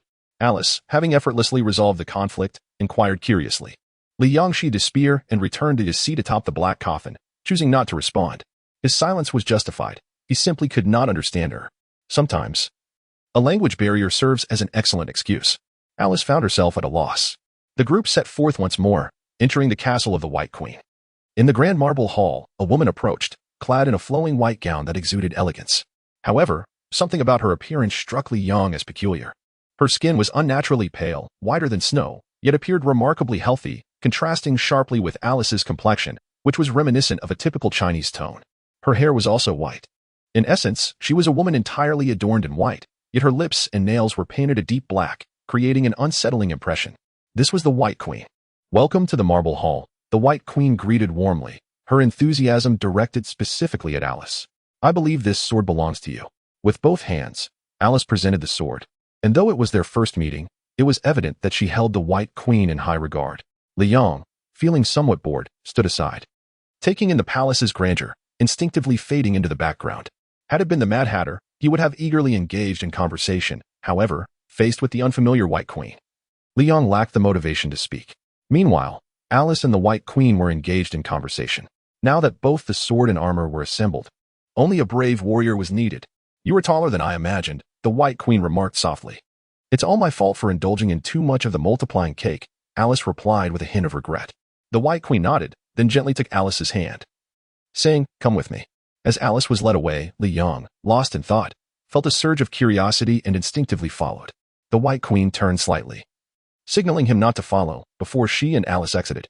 Doesn't he want me to follow? What could she be hiding?" Liang pondered. "Surely, there must be something significant that she wished to keep from my sight." With a swift turn, Liang maneuvered around a column in the palace, rendering himself invisible upon re-emerging. He trailed after them, unable to shake the oddity of the situation. Were the inhabitants of this world so enamored with beauty that they could not see beyond Alice's charm? It was perplexing to him. Logically, a man of his stature, good looks, and capabilities should be the favored one among these royal figures. Yet here he was, overlooked. With this thought weighing on him, Liang stealthily entered another chamber, where he witnessed the White Queen meticulously arranging a variety of peculiar items on a long table, eventually beginning to brew something resembling a witch's concoction from a fairy tale. Could she truly be a witch? Liang mused, observing as the White Queen ladled a spoonful of the concoction and offered it to Alice. Alice took a small sip, and instantly, a miracle unfolded. She shrank from a giant to the size of an ordinary 10-year-old girl. Liang immediately recognized the shrinking potion as the same one the Mad Hatter had given Alice, realizing that this White Queen, no, this Witch Queen was the true alchemist behind the potion. Enlightened, he grasped his objective. He needed this shrinking potion. However, the Witch Queen seemed decidedly aloof towards him, rendering any charm offensive futile. Remaining still in his hidden state, Liang did not leave even after the White Queen and Alice departed. The chamber was now empty, save for him, and his gaze was fixed on a small cauldron on the long table, the very pot the White Queen had used to brew the shrinking potion. Since Alice only took a small sip, there remained a substantial quantity of the potion. With no one around, he grinned. "This is all mine." In a state of concealed jubilation, he selected a few empty bottles from the table and began filling them with the precious liquid. He managed to gather 2 bottles, totaling approximately 500 milliliters, almost enough to quench a thirst like that of bottled water. Satisfied, Liang sought a discreet corner to stash the shrinking potion before returning to the previous chamber, revealing himself as if nothing had happened. He lingered in the palace for quite some time, as the daylight gradually faded. Liang remained steadfast, for he had a plan. "I cannot leave. If the Witch Queen discovers the potion is missing, I will be the prime suspect. I must stay here until someone arrives to escort me away and create an alibi." This was the rationale behind his persistence. As the days passed without a single restful night, fatigue soon overtook him, and he succumbed to slumber within the palace. When darkness enveloped the land, the White Queen and Alice re-entered, appearing more closely bonded than before, sharing laughter. However, upon the White Queen's entrance, her demeanor shifted. Her previously flawless complexion now bore hints of darkness. Alice, noticing the change, followed the White Queen's gaze and immediately recognized the sleeping Liang. In that moment, anyone would feel discomfort. Alice inwardly chastised Liang. "Why must you sleep here? With such a vast castle, could you not find another place to rest? Why here? Upon the throne of the White Queen?" Had it been the Red Queen, Liang would likely have faced dire consequences. His actions were akin to sleeping on an emperor's throne, and to make matters worse, he did so in the presence of the sovereign herself. Well, this is..." Alice hurriedly explained to the White Queen. "He's south new to this place and not entirely in his right mind. I hope you can forgive him." The White Queen paused, her expression returning to normalcy. "Of course, my warrior, I shall not punish one who is ignorant." Alice managed a sheepish smile before hastening to awaken Liang. "Wake up, quickly," she urged, nudging him. Fortunately for Alice, Liang was not a morning person, but his routine was so consistent that he had never needed anyone to rouse him. Consequently, he was not accustomed to being disturbed. After only a brief sleep, coupled with the uncomfortable position on the throne, His quality of rest was lacking. Thus, he awoke swiftly. "You're back," he said, shaking off the remnants of sleep as he sat upright. "Get down," Alice insisted, pulling him off the throne. "What is wrong with you?" Li Yong queried, bewildered by her strong reaction. He had merely been sleeping, so why the fuss? Ignoring his protests, Alice turned to the approaching White Queen, offering an apology before attempting to lead Li Yong away from the palace. She felt it necessary to separate him from the White Queen and was somewhat embarrassed, given that she had brought him along. Li Yong was reluctantly dragged along when suddenly, the White Queen called out, approaching him with a calm demeanor. Her expression reverted to its previous tranquility, as if the earlier incident had been forgotten. "Is there something you need?" Li Yong responded somewhat curtly. His tone was not an act of bravado. Rather, it stemmed from his unease, and the more anxious he felt, the more resolute he became. The White Queen was taken aback, surprised by Li Yang's attitude. Under normal circumstances, given the dynamics of power and the recent occurrence, one would expect her to be the assertive party. Alice subtly tugged at Li Yang's sleeve, signaling him to temper his words. "This gentleman," the White Queen maintained her composure, her habitual smile returning. "I have heard of your deeds from Alice.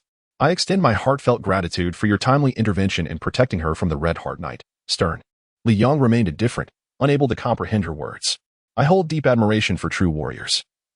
The mere ability to escape from the grim confines of a dungeon speaks volumes of your prowess."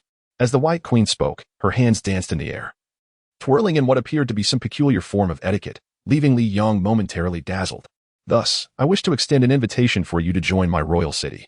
To fight for the day of reckoning for a glorious future." The White Queen finally revealed her true intentions. Li Yong, however, remained indifferent, his lack of comprehension evident. The atmosphere grew somewhat tense due to his silence. "Might I inquire your thoughts?" The White Queen, her movements slightly stiff, reiterated her question. Li Yong still did not understand, maintaining a stoic expression throughout, and the tension escalated. At this moment, Alice, standing nearby, facepalmed and exclaimed, "I forgot to mention he is Chinese and does not understand our language." The White Queen halted abruptly, nearly losing her balance. Having spoken at length, laden with compliments and preambles, it dawned on her that all her words had been in vain. "Do you have paper and pen?" Alice inquired. "Yes," came the White Queen's terse reply. She was not inclined to converse further. Taking the paper and pen, Alice transcribed the Queen's message and relayed it to Li Yong once more. "A decisive battle? A glorious future? What nonsense is this?" Li Yong, upon receiving the translation, felt somewhat bewildered.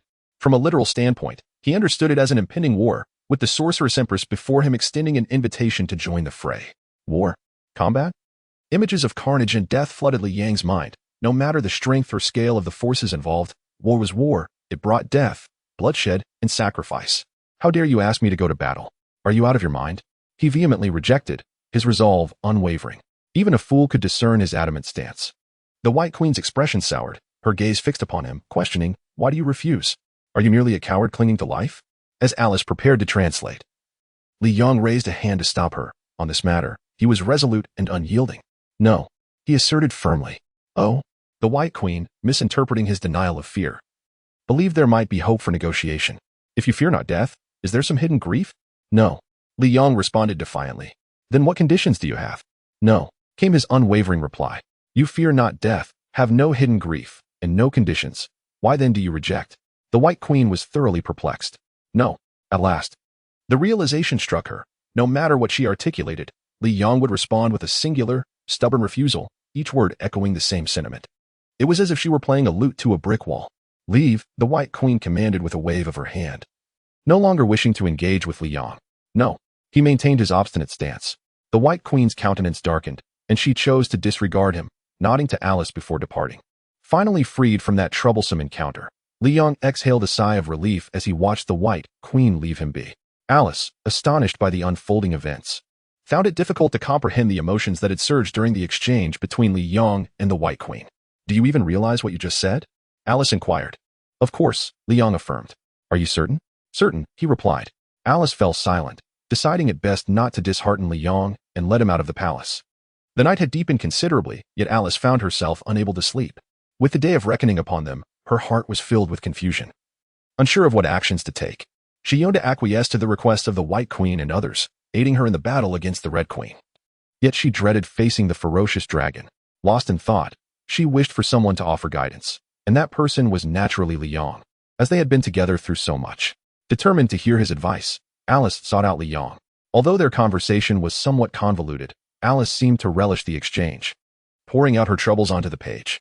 In contrast, Li Yang gazed at the multitude of written words before him with mild exasperation. The extensive sheets were densely filled with lines of black ink, and he felt dizzy merely from looking at them. What is this? A novel? He queried, puzzled. If it were indeed a novel, he would choose not to read it. Certainly not. You will understand once you finish reading. Alice rubbed her hand, which was sore from writing, and spoke. Just looking at those letters made Li Yang reluctant to read. Yet seeing Alice's earnest expression assured him that it must be of great importance. Go ahead. Li Yang began to type on his phone, letter by letter.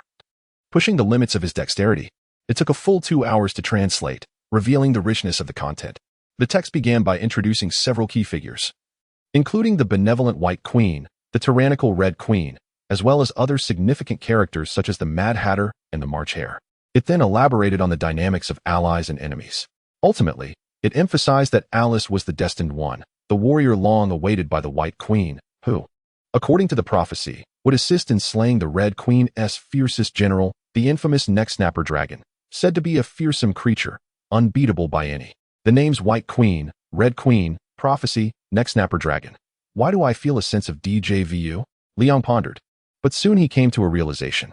Since this was a cinematic world, it was possible that he had seen this movie before, albeit without any lasting impression. Hence his inability to recall it. Li Yang felt a twinge of anxiety. From Alice's narrative, it was clear that she was the protagonist of this cinematic realm. And according to her storyline, tomorrow marked the day of the final battle, clearly leading to a climactic conclusion. However, as of now, he still did not know which film world this was. With a sigh, he thought, before I can comprehend, the story is nearing its end.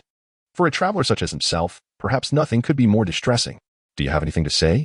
Alice inquired, noticing Li Yang had finished reading. Her expression a mixture of emotions as she pressed for answers. She genuinely needed assistance, even if it were merely moral or verbal support. Do I appear to be a warrior? Should I participate in the final battle? Can I truly slay the neck-snapper dragon? Alice asked earnestly. Li Yang shook his head. Is that so? Upon receiving his response, Alice felt both disappointment and relief, disappointed by her own perceived inadequacy, yet relieved to find someone who shared her thoughts. What should I do now? She lamented, burying her face in her golden locks, feeling utterly helpless. Why doesn't he the White Queen kill the neck-snapper dragon herself? Li Yang asked curiously. It is neck-snapper dragon, not neck-skewer dragon, Alice corrected him with exasperation. Close enough, Li Yang dismissed. That White Queen seems quite formidable. Why doesn't she act? Why must it fall upon you? Because the White Queen adheres to a principle of nonviolence, Alice explained. Having already inquired about this matter with her. Nonviolence? Li Yang found this outrageous. She is about to incite war, yet claims she does not kill? It is different. Alice clarified. The war is to overthrow the Red Queen's brutal regime and to rebuild a glorious future for the underground kingdom. Li Yang opened his mouth but said nothing. He could not accept such lofty ideals. Only a naive girl like Alice could believe in them so fervently. Discussing this further seemed futile. He had a lingering suspicion that the White Queen was rather manipulative. This world was undeniably peculiar. And Li Yang could not ascertain whether the White Queen was indeed scheming or genuinely adhered to her principles. He chose not to delve deeper as it was irrelevant to him. He offered Alice a suggestion. Since the White Queen refuses to kill, why not send her subordinates instead? The Cheshire Cat, with its ability to teleport, and that other fellow, equip them with a weapon and let them infiltrate the palace. Target the Red Queen while she sleeps. Once she is slain, her forces will surely crumble. Li Yang spoke casually, and indeed, it was a feasible plan. Perhaps the dragon was too formidable. But assassinating a single individual should be child's play for the stealthy cat and the other fellow. Such a simple act of decapitation. Alice paused. That might not be appropriate. After all, this is a war, and the White Queen has mentioned that it is a glorious final battle. This is war. Li Yang emphasized the term. In warfare, deception is key. Besides, there is nothing wrong with it. China has 5,000 years of history, and when it comes to war, various strategies abound. A mere act of decapitation is inconsequential in my eyes. He recalled how easily he had infiltrated the Red Queen's chamber. If only the Cheshire Cat were willing, its teleportation abilities would surely suffice. That seems quite reasonable, Alice mused, visibly swayed by Li Yang's words. Li Yang shrugged, indicating that this was only logical. Alice, more invested in the matter, could no longer remain seated. She dashed out to seek the White Queen. Half an hour later, she returned, her face etched with disappointment. Not possible. From her expression, Li Yang could already guess the outcome. Alice nodded, utterly dejected. Then there is nothing to be done. What a stubborn White Queen. Li Yang spread his hands, feigning helplessness. Why did you refuse the White Queen today? Alice asked after a moment of silence. She was curious about Li Yang's resolute rejection, hoping to glean some insight from it. Me? Li Yang countered. Alice nodded. Li Yang retorted, does this require justification? What do you mean? Alice was puzzled. Li Yang shook his head, genuinely baffled by the girl's naivety, who would pose such an absurd question. He was reluctant to answer. Yet Alice persistently pressed on. This is quite simple. Li Yang finally conceded to Alice's relentless inquiry. The White Queen is neither kin nor friend to me, thus, I have no obligation to fight for her. Is this not a straightforward principle? Li Yang responded incredulously, would you risk your life for someone you do not know? The answer was as simple as that. Alice fell silent.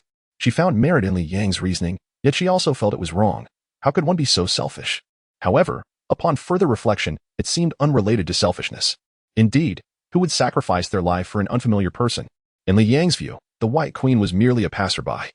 Someone he had encountered briefly, having stolen 2 vials of shrinking potion from her. That was the extent of their connection. Alice departed, her mind awash with confusion. Her conversation with Li Yang had not alleviated her worries. Rather, it had compounded them. Night fell, cool as water. Li Yang lay in bed, his mindset remarkably tranquil. Alice's troubles clearly did not affect him. Perhaps Alice too was just a passerby. And so the night passed.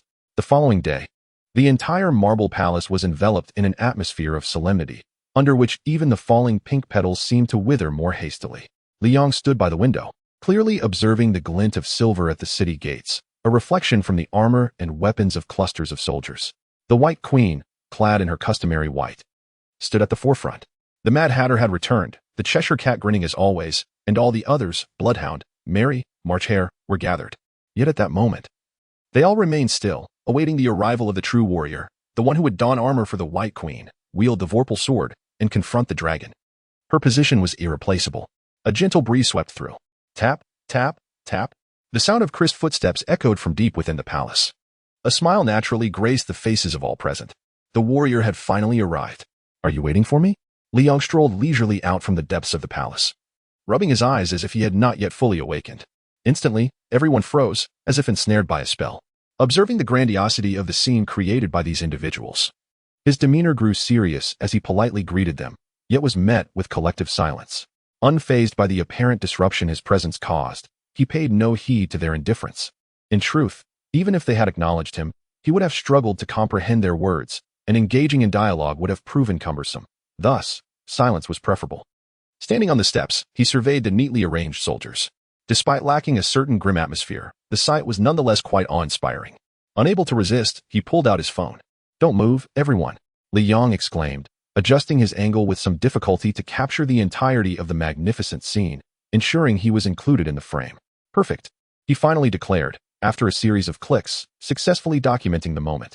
Suddenly, a resounding sound of footsteps interrupted his self-portrait, and he turned to see a silver-armored knight approaching. Exuding an impressive aura, it was Alice. At last, the White Queen and others revealed the smiles they had been withholding. Just as the White Queen prepared to speak, a figure darted past her, reaching Alice first.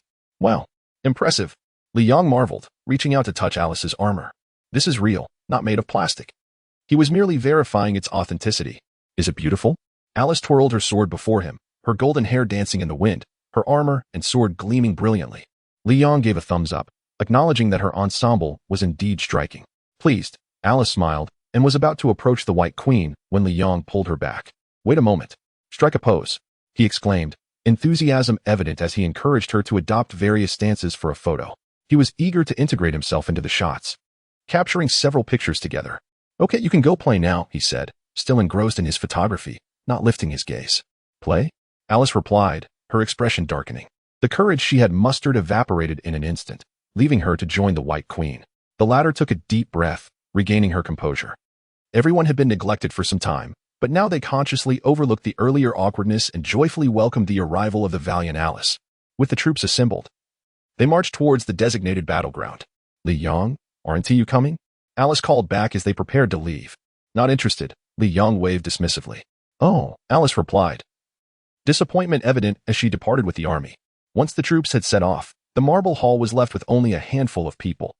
The vast palace now resembling a lifeless fortress devoid of vitality. Li Yang retreated to his room early. If anyone were to check, they would find that he had already vanished, having joined the army on their expedition. Indeed, This was Li Yang's self-defined expedition. In reality, he remained hidden, following the troops from a distance, entirely detached from the unfolding events. As they advanced, he noticed the Red Queen's army approaching in formation. Eventually, both sides halted, establishing a standoff. Soon after, the White and Red Queens faced off, exchanging a few words before dispatching their respective champions. Emerging from the Red Queen's ranks was a monstrous creature, not a dragon, as Li Yang vehemently denied its classification. With its grotesque claws, hideous head, and sharp fangs, its enormous wings resembled those of a bat. It was utterly unsightly. In stark contrast, the White Queen's representative was Alice, who, in addition to her previous attire, now wielded a silver shield that perfectly complemented her armor and sword, a dazzling sight. Unfortunately, beauty alone could not equate to strength. After witnessing the confrontation with the monster, Li Yang held little hope for Alice. The disparity in levels was glaring. However, the ensuing battle defied Li Yang's expectations. He observed as Alice engaged the creature with apparent ease, wielding her sword with what seemed to be reckless abandon. Strangely, the monster appeared to fear her, avoiding her erratic swings, as if confronted by a mere child. Is this truly a monster? Li Yang pondered, now doubting even its classification as such. Could there be such a feeble creature that cannot even best a young girl? In an apparent attempt to assert its dominance, the monster finally retaliated, unleashing a torrent of purple lightning from its maw. Is this the legendary dragon's breath? Li Yang thought, finally taking the situation seriously. Yet, to his astonishment, Alice effortlessly blocked the dazzling, electrifying attack with her shield, not even retreating a step. With her shield, she absorbed the monster's powerful strike with ease. Then, turning around, Alice unleashed her singular ultimate move, swinging her sword at the creature. There was no deeper strategy, it was simply Alice raising her sword and striking at the beast.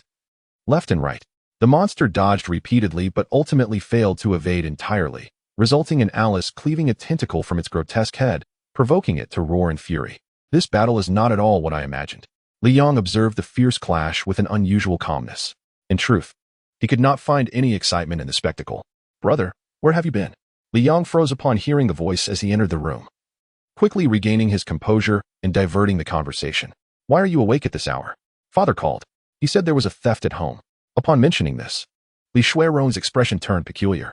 He said that all the valuables were untouched, except for his liquor. The entire drawer of alcohol is gone, leaving only a bottle of Maotai, the one he drank during the New Year. Isn't that strange? Li Yang responded. Brother, what's wrong? Nothing, just shocked. You say this thief. What kind of person would steal only father's liquor? He must be a drunkard. Li Yang felt a pang of guilt, instinctively steering his sister's thoughts toward the notion of a drunken thief to deflect suspicion from himself. Indeed, it was he who had committed the crime. Li Yang's thieving inclinations had simmered for years, but the opportunity had always eluded him. With the supreme magic ring in his possession, he could no longer suppress his burgeoning desires. Thus, on the eve of his departure, he donned the ring and executed this grand heist. He had anticipated that the household would be busy and would not discover the theft immediately. He had not expected it to be uncovered so swiftly. But what of it? No one had seen him. Brother, why do you think that thief took all the liquor, leaving only that bottle of Maotai? Li Shuirong suddenly inquired. Li Yang, caught off guard by his sister's perceptiveness, instinctively replied, Of course, that bottle is the most expensive, worth several thousand yuan. Why would I throw it away? It was too late. He had inadvertently let slip his thoughts. He felt a surge of anxiety as he glanced at his sister. Li Shuirong bore an expression of realization, her gaze sharp and piercing, making him feel increasingly uneasy. You cannot tell father, Li Yang asserted, not acknowledging his guilt, but rather adopting a protective stance as an older brother, glaring back at her. Li Shuirong remained silent. Dare to tell dad? I'll take away your pocket money. Li Yang threatened, knowing that apart from the welfare card from their master's family, his little sister's money was entirely in his hands. Go ahead and deduct it.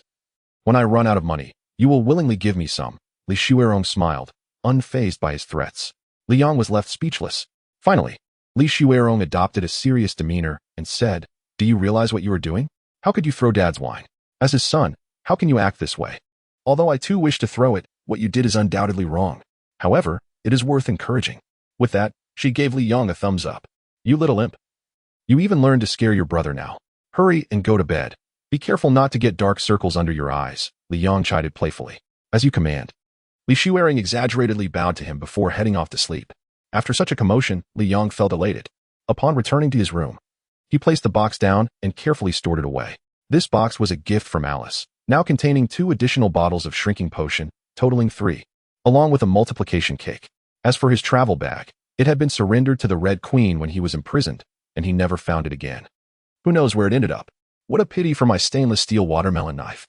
Before sleeping, Li Yang set his alarm clock. Traveling through time was indeed a blessing.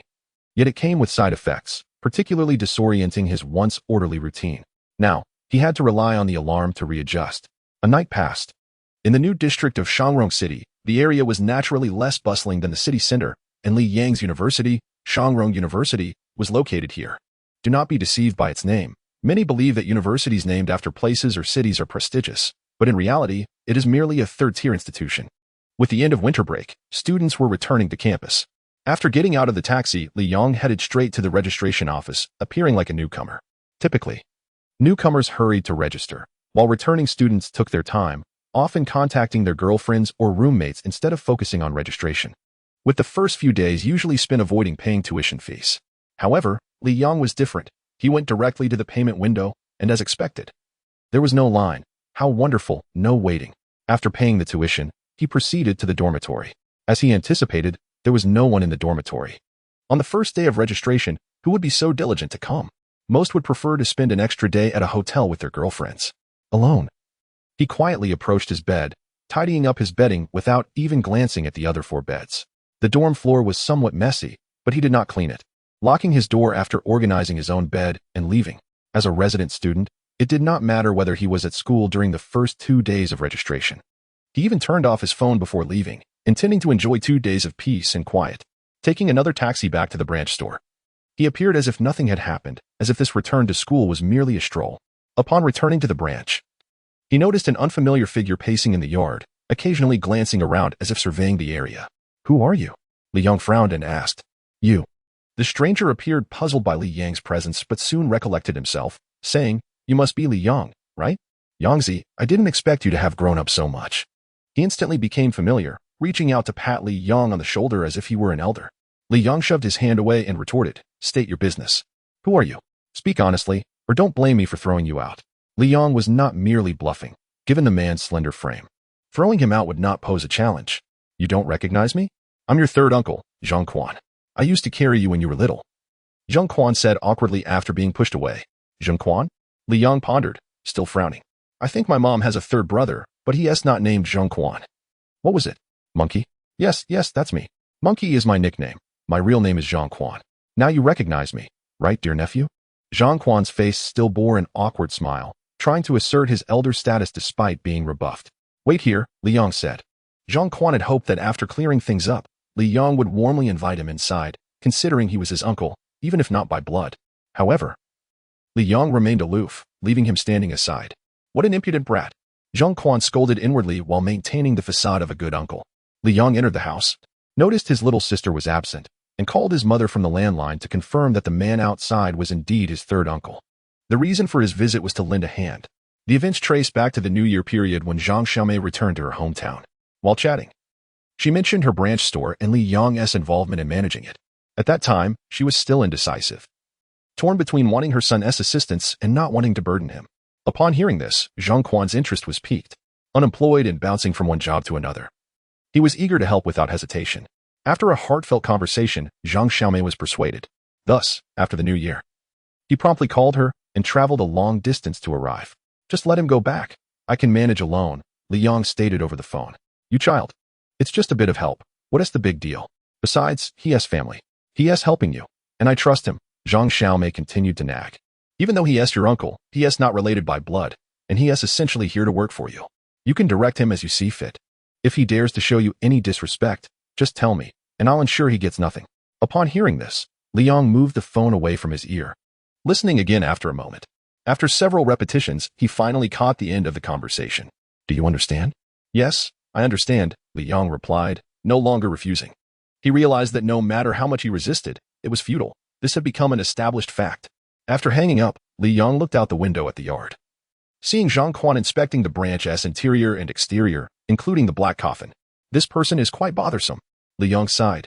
Originally, he aimed to manage this branch to conceal the Black Coffin, and everything was proceeding smoothly until this unexpected third uncle appeared, with his Shuerong soon returning to school.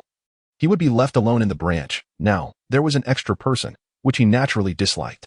Returning to the yard, Zhongquan said, "So, do you believe I'm your third uncle now? You little rascal, I didn't expect you to be so cautious." He again attempted to pat Li Yong on the shoulder, asserting his elder role. Li Yong frowned and dodged his hand. "Has my mother explained how to operate this branch to you?" "She did, quite clearly," Zhongquan replied, seemingly having grasped Li Yang's character. "First, you are the boss. I will listen to you. Second, this branch is only responsible for collecting scrap. There is no need to sell it. Every so often, my brother-in-law will come to take it away. Third, my wages will be calculated monthly, paid in cash, and you will distribute it, dear nephew." Zhongquan laid out the details clearly, which surprised Li Yong, noting that this man was quite articulate. Li Yong nodded, saying nothing further, and walked aside to retrieve the black coffin from a pile of scrap iron. Now that there was an outsider, he could no longer leave the coffin in the yard. "Dear nephew, let me help," Zhongquan offered, noticing the work and thinking he should make a good impression. "No need," Li Yong coldly rejected him. Zhongquan felt a sense of frustration, yet he chose not to dwell on it. He observed that his nephew was rather reserved, which explained the coldness in their interactions. This young man, still untouched by the realities of society, would not be able to intimidate him. With this thought, Zhongquan became even more attentive, hovering around Li Yong. "Nephew, what are you up to?" Li Yong sighed inwardly, recognizing the consequences of having an outsider around. When alone, he could do as he pleased. But with an additional person present, he felt the need to answer questions, not wanting to appear guilty. He simply replied with a terse explanation and quickened his pace to shake off Zhongquan.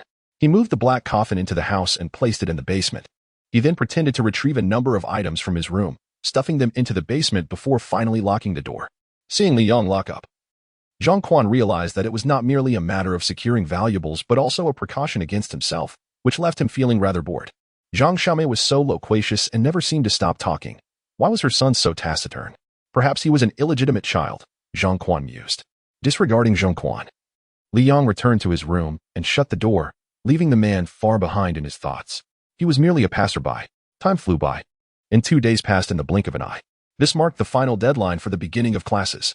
A day that boarding students like Li Yong had to return to school. Otherwise, they would face penalties in their credits.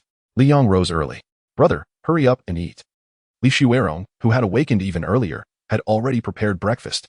"You eat first. I'll go call third uncle," she said as she headed toward the door. Li Yong stopped her. "No need to call him. Isn't it inappropriate? After all, he is our elder. It wouldn't be right for us to eat without inviting him." Li Xuerong hesitated. "He is here to work, not to enjoy life." Li Yong took a sip of rice porridge and bit into a bun. If he gets hungry later, he can sort it out himself. Am I supposed to cook for him? Upon hearing that Li Yong might have to cook, Li Xuerong immediately interjected, "No, I'll do it." Li Yong looked at her with mild exasperation. "I'm not joking. Besides, you are my sister, not a maid. Sit down and eat." "Oh." Li Xuerong finally complied and took her seat. Just as she settled down, her phone chimed with a WeChat notification, and she quickly pulled it out to reply. "Is that your boyfriend?" Li Yong inquired. "No, it's my best friend," Li Xuerong replied honestly. Li Yong nodded and continued eating. Just as he reached a satisfactory level of fullness, he noticed his sister suddenly burst into laughter, startling him. "Brother, look at this." Li Xuerong seemed to have discovered a treasure, leaning over to show her phone screen, pointing at a WeChat message. "Look at this message." Li Yong instinctively leaned in and read aloud. "He is just a big, shy person." The phrase big shy was punctuated with exclamation marks, accompanied by a large, cheeky emoji. "Who is he?" Li Yong asked, puzzled. Li Xuerong took back her phone, her eyes fixed on him, silently conveying a message. "It's you. What are you looking at me for?"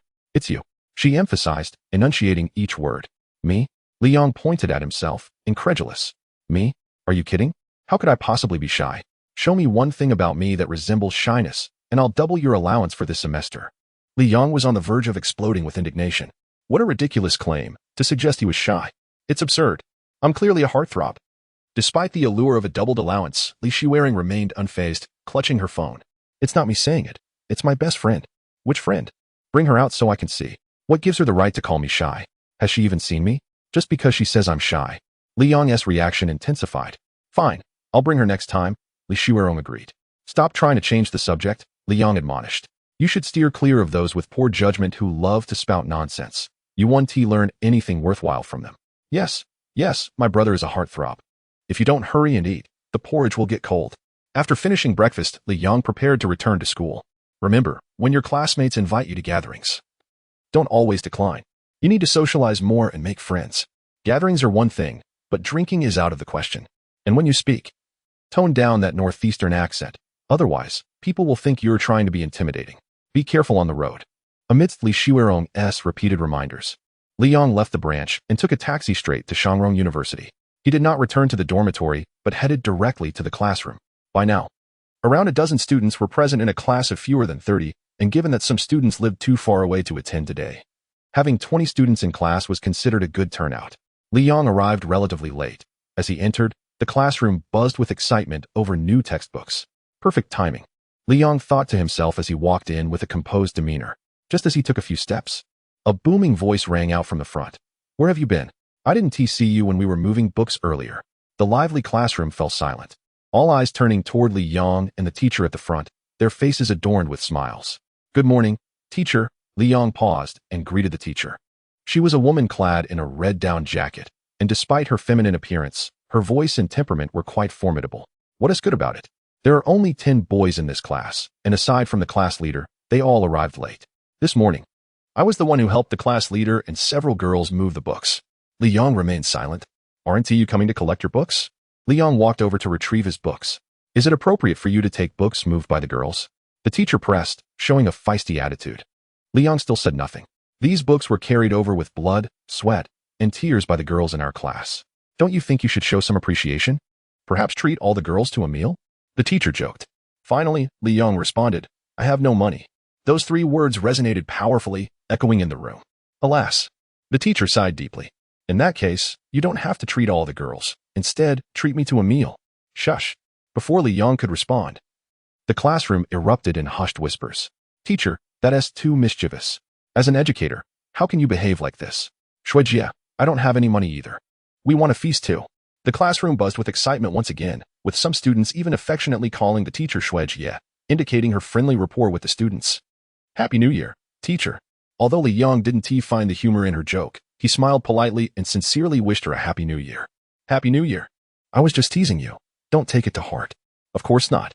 If someone else had teased him like that, Li Yong would have been furious. But he held no ill will toward this friendly teacher. Over the past 2 years, he had grown accustomed to her style. If it had been someone more serious, he would have felt out of place. He genuinely appreciated her. Li Yong scanned the classroom and casually found a corner where the boys were gathered to sit down. "Look at you, gaining more popularity among the girls. Not only are the girls in class eager to joke with you, but even the teacher is starting to tease you." The speaker was a boy who quickly ignited a discussion after the teacher left. "What do you think? Does the teacher have a crush on Li Yong? Who knows? Maybe before Li Yong graduates, he'll have a sensational teacher-student romance. But I wonder if Li Yong likes older women." Haha. Li Yong shot him a glare. "You'd better watch your mouth. You can joke around, but don't say anything reckless." His words instantly chilled the atmosphere. A moment of silence followed. "Li Yong, today marks the commencement of the new semester, and I feel as though I have ingested gunpowder." Without a word, he gathered his books and departed from the classroom, indifferent to the murmurs that followed him.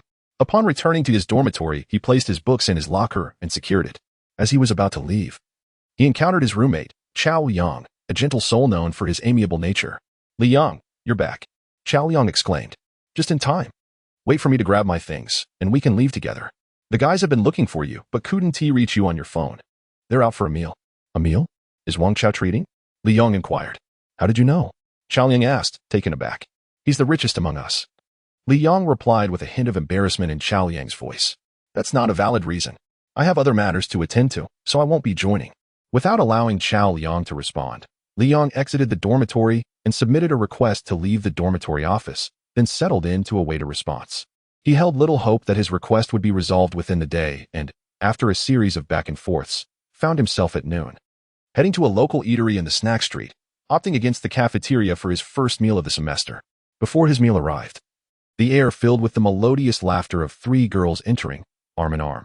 Li Yong glanced up, then quickly averted his gaze, inwardly muttering, "It's Wang Meipa. I didn't expect to see her so soon." He feigned ignorance and busied himself with his phone. Wang Meipa was a moniker he had assigned to Wang Xixin, who, while not a campus beauty, certainly qualified as a departmental flower. She was vivacious and sociable, effortlessly engaging with anyone and amassing a plethora of friends in university, often playing matchmaker. Li Yong, in a moment of idle curiosity, had once calculated that around 60% of the couples around Wang Xixin were brought together by her. Thus, After his first unsuccessful confession, he dubbed her Wang Meipa, and they became distant. Interestingly, many girls enjoyed teasing Li Yang, but upon realizing his lack of reaction, they eventually lost interest and drifted away. Wang Xixin was different. She had succeeded in piquing his interest, leading to a misunderstanding. Li Yang believed that she might harbor feelings for him, simply too shy to express them. Consequently, he resolved to take the initiative. However, the reality was stark. His confession was met with a strong reaction from Wang Xixin, who, caught off guard, exclaimed, "How could I ever like you?" It was a simple yet incredulous statement that prompted Li Yang to turn and leave, thereafter choosing to remain silent about both Wang Xixin and the matter of his confession. How could I ever like you? The incredulity of her tone resonated in his mind. Wang Xixin had continued speaking, but he had not absorbed her words. That singular utterance sufficed for him. How could I like you? Why wouldn't I? Am I lacking in some way? Is my background as a child of a scrap collector the issue? Whether Wang Xixin intended to convey such sentiment remained unknown, yet it profoundly affected Li Yang, who had long grown accustomed to the judgment of others. As Wang Xixin and her friends dined nearby, she noticed Li Yang and quickly lowered her head. Anxious about being seen. "Let us change places," she suggested quietly to her companions. "Why?" They responded, puzzled. They followed her gaze and spotted Li Yang.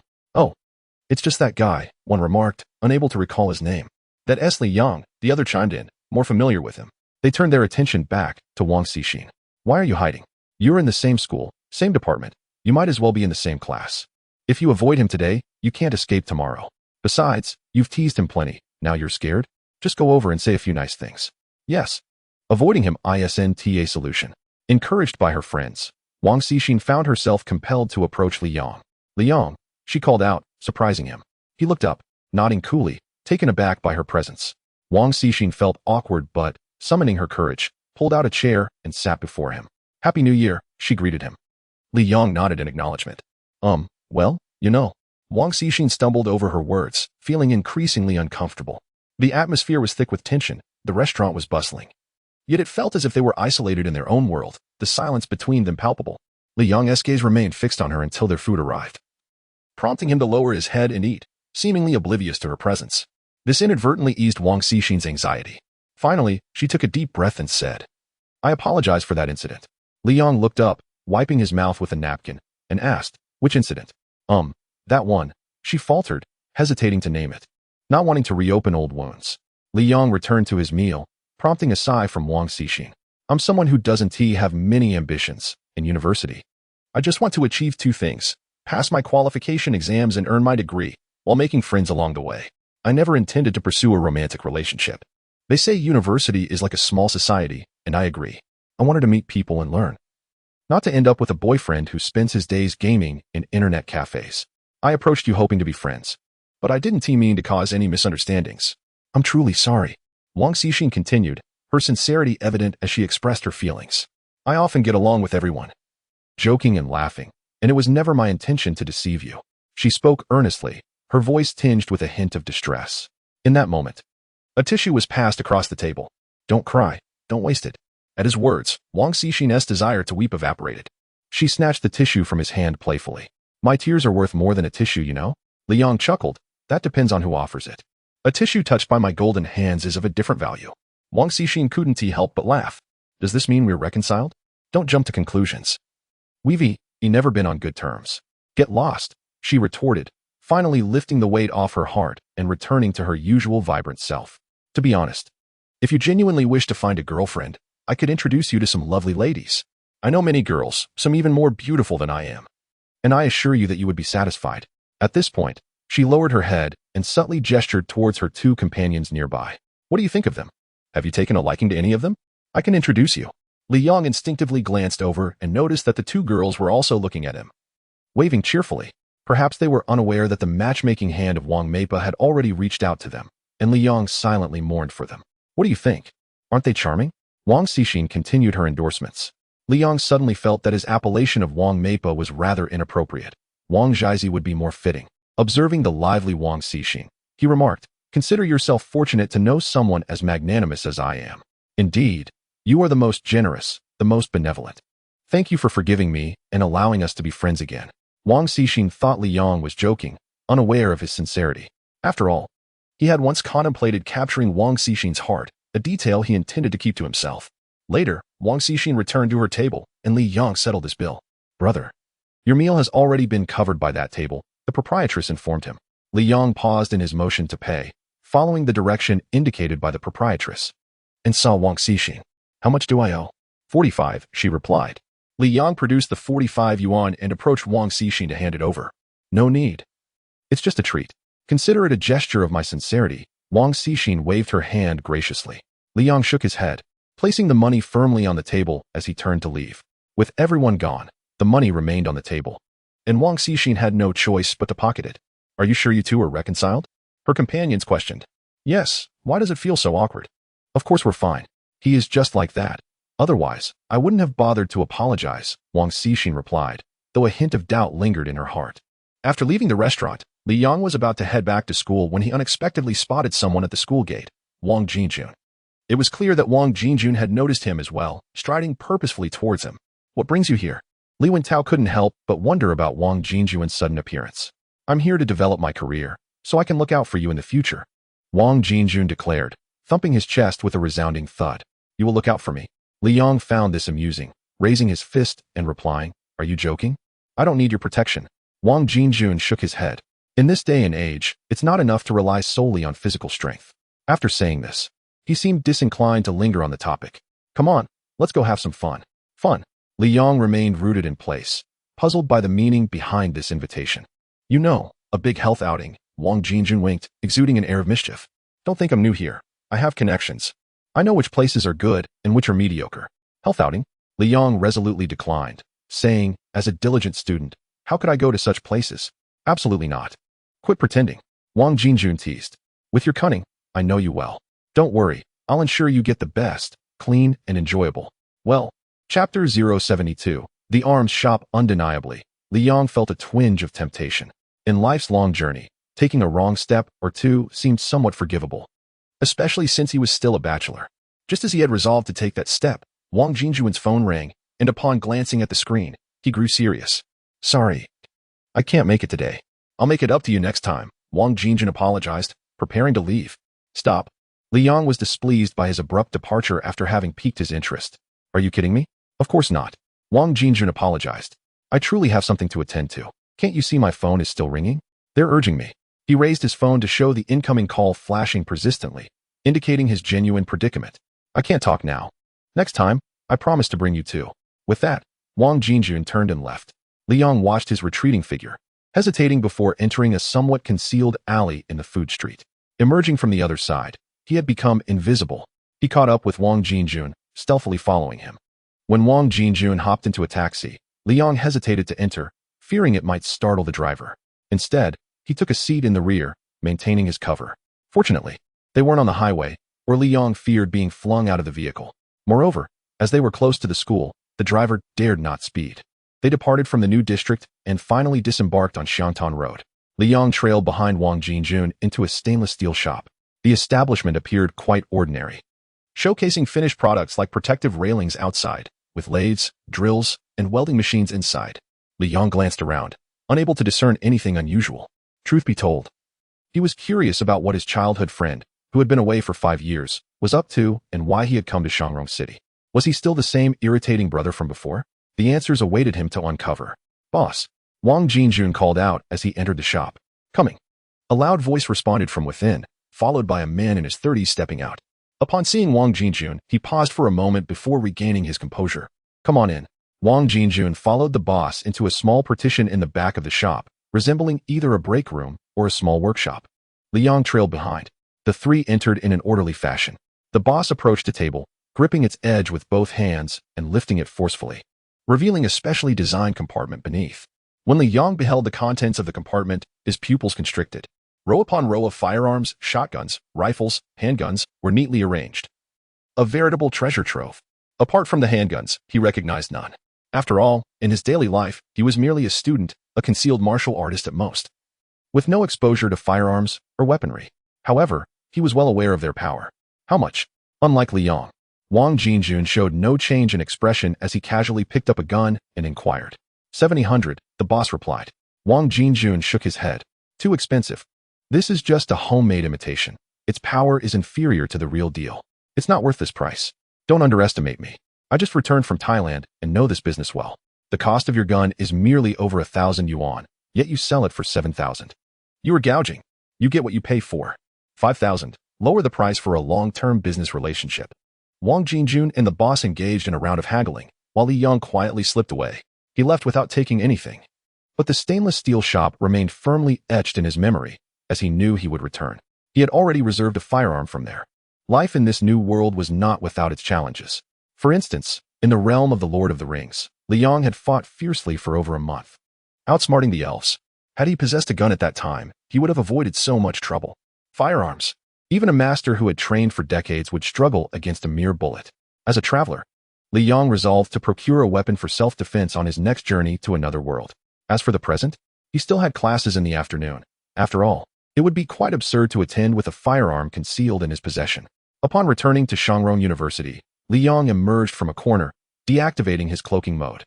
The sight of the arms shop he had just witnessed felt surreal, and he slipped back into the rhythm of an ordinary university student. It was time for a mandatory course. Li Yang took his seat in the classroom, instinctively choosing one that was unoccupied. However, it was not long before someone settled beside him. "Hey," greeted Wang Xixin. Indeed, it was Wang Xixin. This was no mere coincidence. They were both from the finance department, studying accounting, and despite being in different classes, they often crossed paths during lectures. There was no escaping it. Wang Xixin promptly took a seat next to him and, within moments, grew restless. "After class, my dorm mates and I are heading to the pedestrian street to shop. Would you like to join us?" She invited. "I won't go," he replied. "Why not?" Wang Xixin found it puzzling. Typically, boys would jump at such an invitation. "What would I do while you girls are shopping?" Li Yang retorted matter-of-factly. "What's the harm? We could shop and buy things together, then head to karaoke afterwards. It would be fun and more lively with a group," Wang Xixin whispered. "Who knows? You might even meet someone special." "Here we go again," Li Yang sighed. "Do you enjoy playing matchmaker that much? I'm contemplating playing matchmaker for you, considering you've lost such a small sapling like me. So I feel compelled to return you a whole forest," Wang Xixin said earnestly. "Thank you for your kindness. But right now, I neither desire a small sapling nor a vast forest." Li Yang believed he had expressed himself politely enough. Wang Xixin felt a bit awkward, yet she understood Li Yang's nature and did not take it to heart. She continued her attempts to persuade him. "Regardless, if you return to your dormitory, you'll just be idling.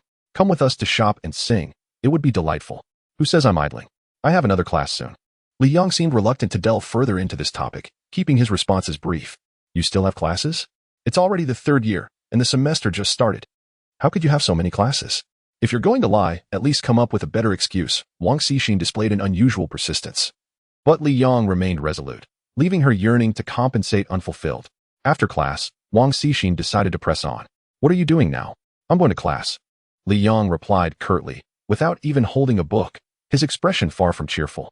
"Do you really have class?" "What class?" Wang Xixin asked incredulously. In her mind, it was absurd for a 3rd-year student to have a full schedule on the first day of classes. Such a workload was more fitting for a first-year student. "Do you want to join me for class?" Li Yang turned around, exasperated. "What class are you taking?" Wang Xixin was genuinely curious at that moment. "Accounting English," Li Yang finally revealed. Wang Xixin, puzzled, remarked, "Isn't that a class from last year? Why are you taking it now?" "Oh," she suddenly realized. "You're retaking it?" Li Yang reluctantly nodded in affirmation. Wang Xixin momentarily fell silent, stifling a laugh. Study hard and aim to progress alongside the sophomores. Li Yang didn't bother to respond and simply walked away.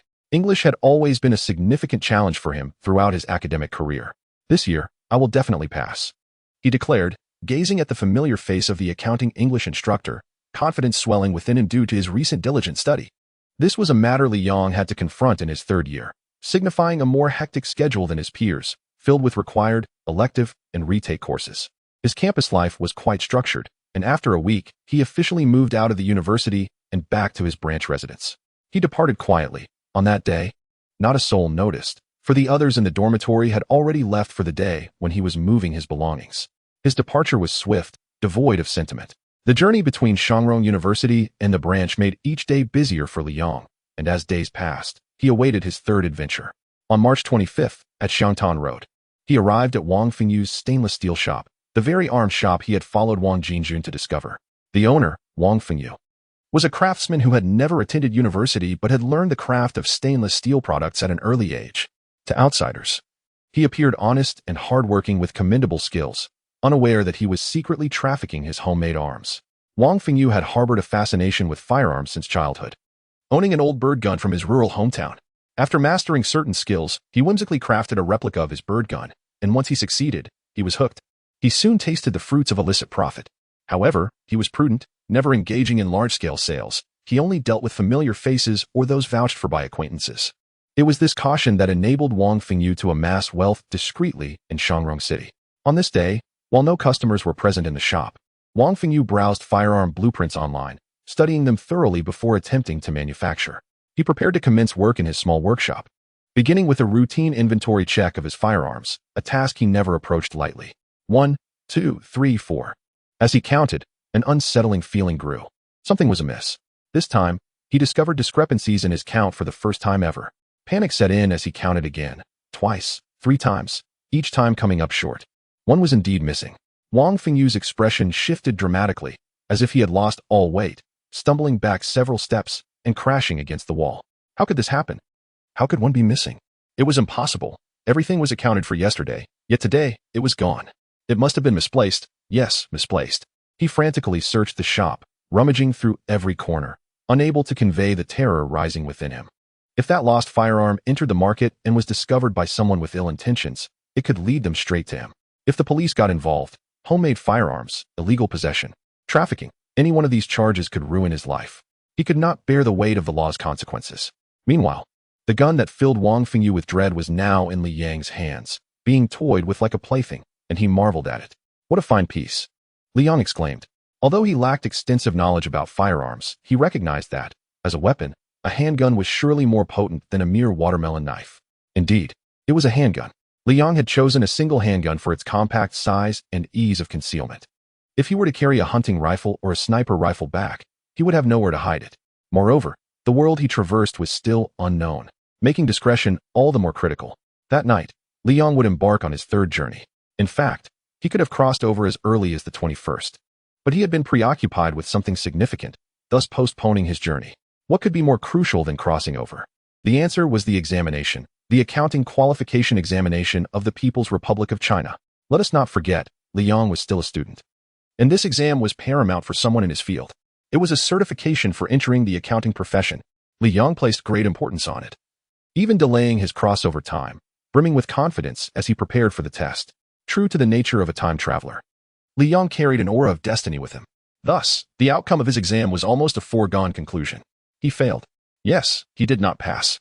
As a result, Li Yang was displeased for several days, cursing, "The heavens are unjust. As wise as I am, I couldn't pass the exam. It's an affront to reason." At that time, his younger sister, Li Shuerong, even came over to console him for a while, though inwardly she mused, if you passed, that would truly be an affront to reason. Before the exam, while others were burning the midnight oil with practice questions or studying diligently, her brother seemed to be glued to his reading device. Li Shuerong had warned him, "Remember, you are taking an accounting exam, not an English one." However, Li Yang remained undeterred, immersing himself in English studies or watching movies on the eve of the examination. In a fit of eccentricity, he even purchased a copy of Grimm's fairy tales and began to study diligently. The accounting exam and Grimm's fairy tales, Li Shuerong pondered for a long time, unable to discern any connection between the two, and wisely chose not to voice her thoughts. Throughout their lives, it had always been her listening to Li Yang. The prospect of him heeding her words would have to wait for another lifetime. Thus, the resilient Li Yang emerged from the shadows of his initial failure in the accounting exam, regaining his spirits and preparing for a third journey. By now, Li Shuerong had already commenced her studies, visiting only during her leisure time, while Li Yang's bothersome third uncle, Zhang Quan, had long since retired for the night. Li Yang expressed a reluctance to comment on him. With his travel bag and supplies for the journey prepared, over a month later, Li Yang once again descended into the Black Coffin. The lid closed gently, and the journey commenced. A hum filled the air as the coffin began to tremble violently, as if on the verge of overturning, with a force more intense than before. Li Yang braced himself against the sides of the coffin, steadying his position and enduring the tumult. Fortunately, the tremors subsided quickly, restoring calm. A sigh of relief escaped him. Thankfully, it had come to an end. As he relaxed, he noticed the changes in his crossing value. Since his last return, it had dropped below 50%, and with this journey, it further diminished to around 30%. If this trend continued, it seemed likely that one more crossing would deplete it entirely, leaving him to wonder what transformations the Black Coffin might undergo at that point.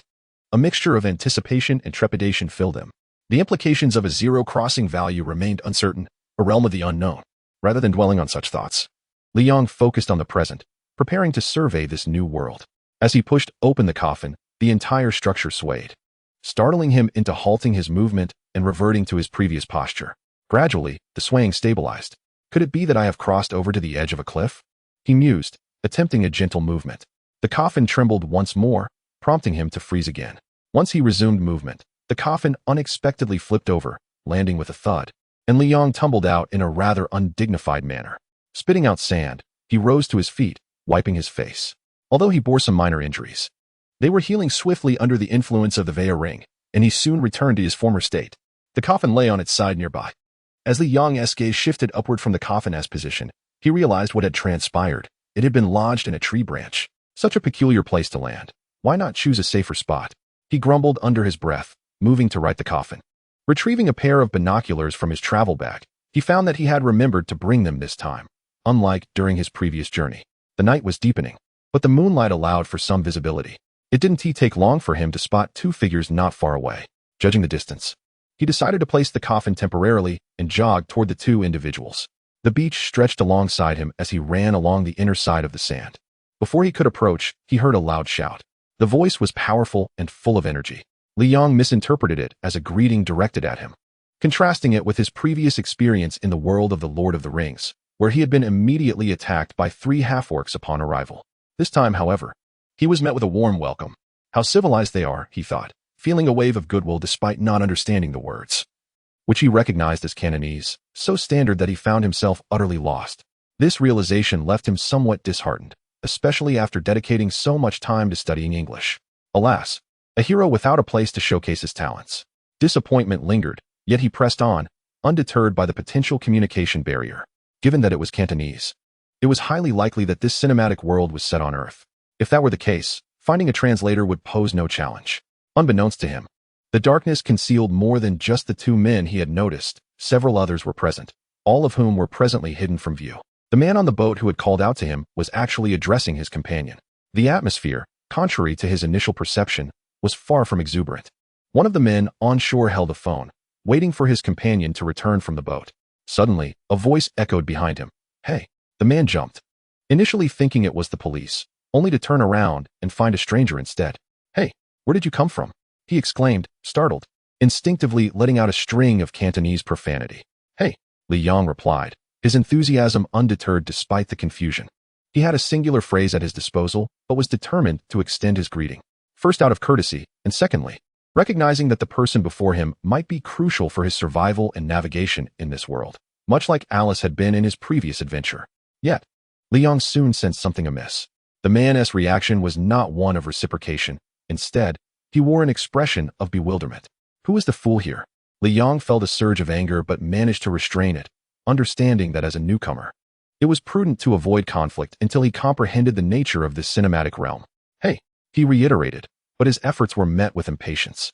The man, realizing Li Yong's lack of Cantonese proficiency, simply pushed him away. Though Li Yong couldn't understand the words, the gesture was unmistakable. He seized the man's hand, locking it in place and twisting his arm with a deft motion. The man yelped in pain, involuntarily following the direction of Li Yong's grip and collapsing to his knees. "You're asking for trouble," he cursed vehemently in Cantonese. But Li Yong could only guess that it was nothing good based on the man's expression. Frustrated, Li Yong tightened his grip further. Just then, a retro ringtone pierced the air, prompting him to glance at the source, the old silver flip phone the man had been holding. Such an antiquated device. Li Yong scoffed, bemused by the man's choice of technology. Ignoring the man's frantic struggles, Li Yong picked up the phone and pressed the speaker button. A hurried voice blurted out in Cantonese, "Throw the goods into the sea, quickly." What did he say? Li Yong could barely comprehend, let alone understand. Meanwhile, the man beneath him, upon hearing the command, yelled to his returning companions on the boat, "Ah Chong, throw the goods into the sea." The boat's occupant paused momentarily before the sound of police sirens suddenly erupted in the distance, bright lights illuminating the area as several police cars approached. "We are the police. Don't move." The authoritative shouts rang out, causing Ah Chong to react swiftly, tossing everything overboard in a panic. On the shore, Li Yong was utterly bewildered. Although he couldn't comprehend Cantonese, the sound of the police sirens was unmistakable. He never anticipated that merely grappling with someone, indeed, it hardly qualified as a strike, would summon the police so promptly. It was as if divine forces had descended upon him. What on earth were these officers consuming to respond so swiftly? Li Yang's expression shifted dramatically, disregarding the man beneath him. He resolutely retrieved an object from his back and hurled it into the sea with considerable force, so far that not even a splash was audible. "Don't move. We are the police," shouted the officers as they arrived on the scene, guns drawn, apprehending Li Yang and the two others. Wisely, Li Yang refrained from resisting. He awaited an interrogation, but to his dismay, he found himself shoved into a police car without any questioning taking place. What kind of police are these? They don't even take notes. Surely they aren't intending to throw me directly into a cell? Li Yang could no longer maintain his composure. Since the police were not going to interrogate him, he decided to initiate conversation himself. Approaching the officer guarding him, he greeted him with the warmth and smile that a law-abiding citizen ought to show. Inside the police station, a short, stout man in a suit was dining, flanked by a group of attentive subordinates. If it weren't for the presence of several officers outside, one might not have guessed this was a police precinct. "Hey, Chun, you certainly have a hearty appetite," remarked a newly arrived officer as he casually pulled out a chair to sit opposite Chun. "Indeed," Chun replied absent-mindedly, continuing to eat as if the food were all that mattered. "We've confirmed that your subordinates were merely enjoying the breeze on the beach. Can we release them now?" "Of course, whenever you wish. I won't trouble you any further, knowing how busy you are," Chin dismissed, setting down his chopsticks with disdain. "We're all familiar with each other, so let us skip the pleasantries. I haven't dined here in ages. Apologies for the inconvenience, Chun. I must have cost you a few thousand tonight," the officer countered nonchalantly. Chin's expression hardened, his chopsticks clattering onto the table as he retorted. "Do you think you can undermine me by placing a coward among my ranks? We all have our limits." Yet, Chin's business was evidently thriving, his reach extending even to the mainland, something that surprised him.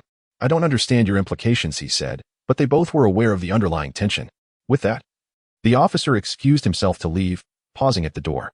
"Oh, before I go, I require your assistance. Your 3 subordinates are detained at the entrance. Please escort them out when you leave. You alone are enough to feast on. The precinct can't afford to treat them to supper." With that, he departed completely.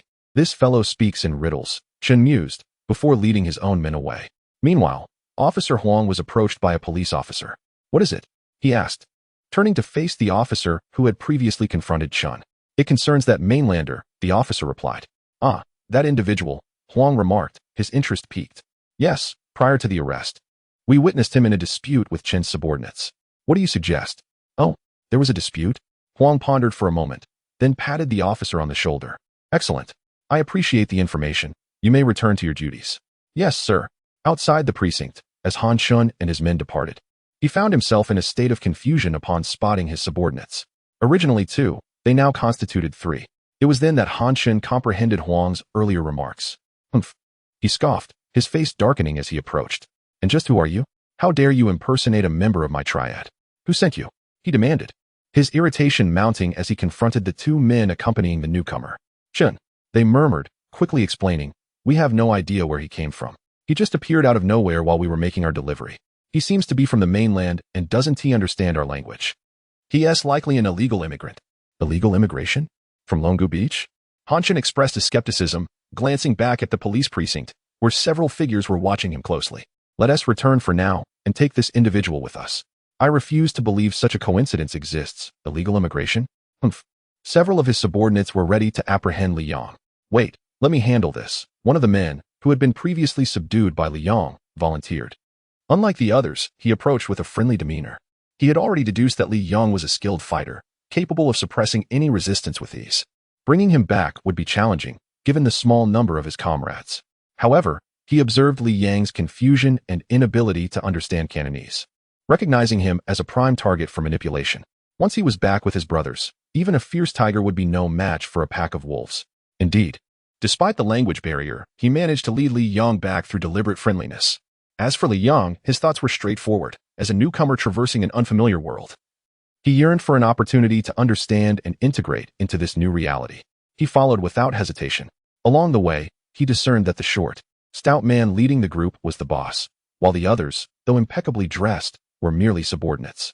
A bunch of pretentious fools, attempting to play tough. Li Yang thought to himself.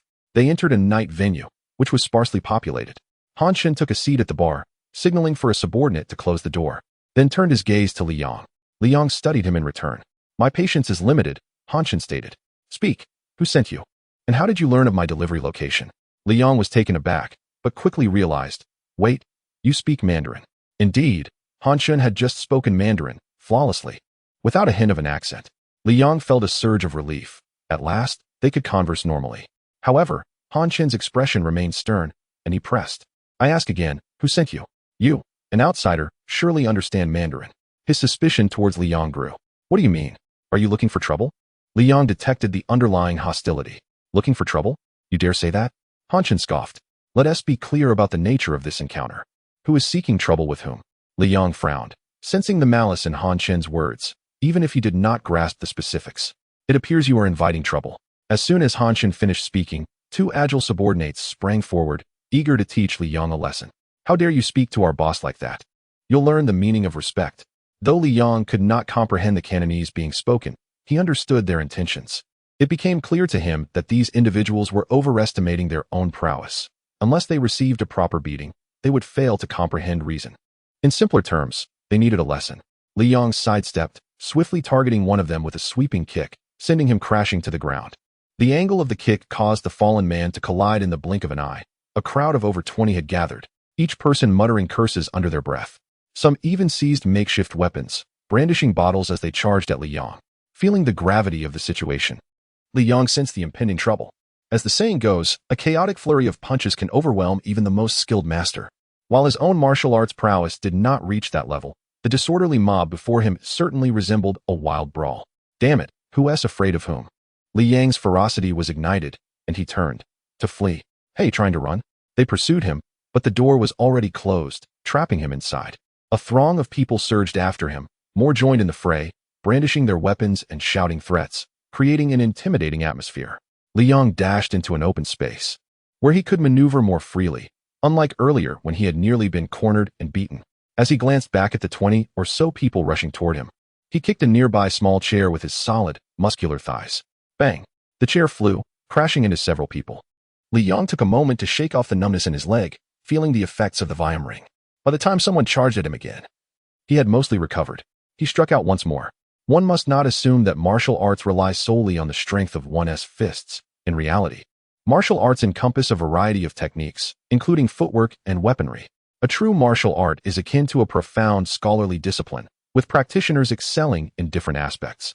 Li Yong lacked any particular specialty. His training method was simply a matter of practice, repeating movements day after day until they became second nature. He was proficient with his fists, skilled with his feet, and could manage a weapon or two. He was well-versed across the board. It may sound implausible, but if others had trained as diligently as Li Yong from a young age, with proper guidance for a decade, it would not be impossible. However, Li Yong did acknowledge that he was not particularly adept with weapons, having grown up in modern times. Even the traditionally rigid Wang Jiangwo had minimal expectations in that regard. Thus, Li Yong preferred to rely on his fists, yet against a mob of 20, he had to abandon that preference. With a swift kick, Li Yong knocked one person down, seized the bottle from his grasp, and in a fluid motion, swung it down upon another's head, shattering it upon impact. Glass shards scattered across the ground. He tossed the remaining piece of the bottle into the crowd, striking someone and eliciting cries of pain. Blood flowed. For a moment, everyone froze, and upon seeing the crimson liquid, they understood that the situation had escalated to a new level. They looked at Li Yong, realizing he had come to wreak havoc. Don't hold back. The ferocity of the group doubled. Their initial intention to merely teach Li Yong a lesson had transformed into a full-blown brawl. But Li Yong paid them no mind. He recognized that many still stood before him, and the fight was far from over. Seizing the opportunity, he launched the first offensive, seeing their momentary confusion as a chance to strike. In that brief interlude, Li Yong pounced like a ravenous wolf, taking down 6 or 7 of them. When the remaining members of the group finally regained their senses, they were shocked to realize that out of their original 20, only about 10 remained standing. What on earth happened? Li Yong was indifferent to their astonishment. For him, even a few seconds of their bewilderment provided the perfect opportunity to strike decisively. Why are you all standing there? Fight! If you don't act now, you'll all be knocked down. One person shouted, jolting the remaining fighters back to reality. They quickly rallied together. However, for Li Yong, this remaining group posed little threat. 1 minute later, he stood once more before Han Chen, flexing his hands, the joints crackling audibly. Meanwhile, the 20 or so lay on the ground, some with twisted arms, others with serious injuries, groaning in pain. Before Li Yong stood a visibly frightened Han Chan. "It's your turn now." Li Yong advanced step by step toward Han Chan. "Wait." Han Chan called out in panic, realizing belatedly that he had spoken in Cantonese and quickly switched to Mandarin. "Let us talk this out." "Talk it out?" Li Yong gestured dismissively toward the writhing individuals on the ground. "Is this how you conduct negotiations? It's a misunderstanding. Truly a misunderstanding." Han Chan hastily explained. "I was conducting business in secret, and when you suddenly barged in, I naturally mistook you for someone sent by rival gangs to cause trouble." "Gang?" Li Yong's voice involuntarily rose in pitch. "You're part of the underworld?" Han Chan froze, realizing that Li Yong was unaware of his background. He glanced around at the scene. At his groaning subordinates, wasn't the environment and the people enough to convey the message? Or was he not being obvious enough? Finally, Han Chan looked back at Li Yong, wanting to retort that he must have eyes like a dog, but he held back. "As you can see," he finally affirmed. "Goodness. You're really part of a gang?" Li Yong's reaction was somewhat exaggerated, still in disbelief that this seemingly diminutive and chubby man could be a fearsome gangster. "How could I not be? You're not as handsome as I am, nor as tall." Li Yong listed his doubts, leaving Han Chan utterly frustrated. "I'm in the underworld, not a movie star. What does appearance have to do with anything?" At that, Li Yong shook his head in firm disagreement. In his mind, gangsters either look like a street thug or a notorious figure. If not, they should at least resemble someone like Wang Jinjun. Yet this short, plump fellow before him did not fit any of those descriptions. If anything, he looked like someone who would be giving cupping therapy at a bathhouse. Sigh. "Reality and film are always somewhat at odds," Li Yong lamented. At that moment, Han Chan tightened his grip behind his back, nearly exploding in anger, but rationality prevailed. Since it was a misunderstanding, there was no need for hostility. "Where are you from, brother?" "From the mainland," Li Yong replied. Han Chan nodded, waiting for more. After a brief silence, Han Chan could not help but ask, "That's it? What else do you want?" Li Yong exuded an aura that suggested he was ready to fight at any moment. Han Chan shrugged, wisely refraining from probing further. He believed that with the information obtained, it would not be difficult to investigate further. It was merely a matter of time. "Where's this place?" Li Yong inquired. "You don't know?" Han Chan looked astonished. Li Yong shook his head, indicating his ignorance. "This is Hong Kong." "Hong Kong?" Li Yong was taken aback. "Yes, this is indeed Hong Kong. How could you not know you were in Hong Kong?" Han Chan couldn't help but ask. Li Yong, of course, would not divulge the truth and simply replied, "I got lost." "Lost? Who gets lost from the mainland all the way to Hong Kong? Why didn't you get lost on your way to Mars?" Han Chan barely suppressed his urge to curse and continued, "If you don't mind, you can stay with me for a while." "Oh." Li Yong adjusted his sleeves with a composed demeanor, exuding an air of nonchalance and arrogance. Just as Han Chan thought he was about to refuse, Li Yong inquired, "Is it free?" The reality was starkly different from what Han Chan had anticipated, leaving him momentarily stunned.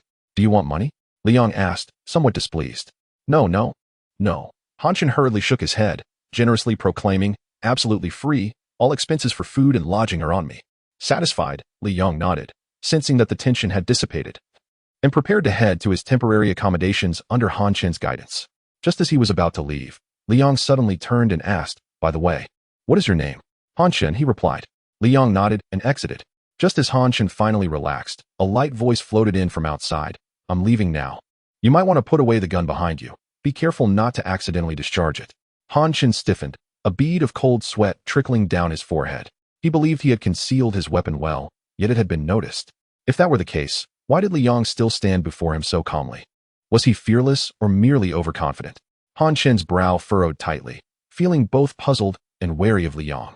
Chapter 077. Hong Kong. In Hong Kong, at the Peninsula Hotel, a taxi stopped at the entrance as Li Yong, accompanied by two men clad in black suits, alighted and made their way into the hotel. Approaching the front desk, Li Yong declared, "I wish to book a room, the best one available." "Sir, we have a deluxe ocean view suite," the front desk clerk began, only to be interrupted by Li Yong. "That will do. No need for further details. Just get the money from them." He gestured towards the two imposing figures behind him, which explained his audacity. The two men, beads of sweat visibly rolling down their foreheads, dared not object. Upon closer inspection, they bore signs of having been in a brawl. They were among the least injured in a recent altercation, thus sent by Han Chan to escort Li Yong. "Is there a problem?" Li Yong inquired as the two hesitated. And no, not at all. They quickly shook their heads, rushing to pay and escort him to his hotel room. "All right, you may leave now," he instructed. The two men hastily departed, as if fleeing from a plague. "Hold on," Li Yong suddenly called out, exchanging glances filled with resignation. One of the taller men turned to respond, Brother Yang, do you have further instructions? No, just tell me your names. After all, you're escorting me, especially you, who speaks Mandarin. Well done. How could we? The man immediately pointed to his companion, stating, he is Ah Chong, and I am Chen Yongren. Chen Yongren, Li Yang murmured. Just call me Ah Run. Chen Yongren replied promptly. Chen Yongren, Ah Run, Ah Chong. Han Chen Li Yang repeated their names, seemingly entranced. Is there a problem with that? Chen Yongren asked, his voice lacking confidence. No, you can go now. Goodbye, Brother Yang. They both chorused before departing. Once outside the hotel, Ah Chong could no longer contain himself and began to speak to Chen Yongren. A deluxe ocean view suite, over 10,000 a night. Oh my. He really had the audacity to ask for it. Shut up, you might provoke him, and then he'll beat you again. Brother Chen instructed us to treat him well. How would he know? There are just the two of us. Look at that driver ahead, he looks terrified. Would he dare speak of it? Honestly. Chen Yongren shook his head. Just then his phone rang, causing a reflexive tightening in his chest. Who is it? Is it Brother Chen? Why don't you answer? Ah Chong inquired, leaning in to see. It's not Brother Chen, Chen Yongren answered, placing the phone to his ear while dodging Ah Chong's curious gaze. Hello, sisterly. What? You have good merchandise? You must save some for me. He hurriedly hung up, his eyes sparkling as he turned to Ah Chong. Massage, wanna go? Ugh. Ah Chong dismissed him with a wave. Not interested. You know I hate massages. Good merchandise? Then I want to go. If you don't go, I will. Just remember to keep it a secret and don't tell Brother Chen, Chen Yongren said, patting Ah Chong on the shoulder before getting out of the car. I'll definitely tell Brother Chen, Ah Chong scoffed. Ignoring him, Chen Yongren hailed another taxi and left, ultimately not heading to any massage parlor, but returning home instead. As he walked, he continued to make phone calls. Boss, can you check the time when you call? Are you trying to kill me? He complained into the phone. What? A meeting?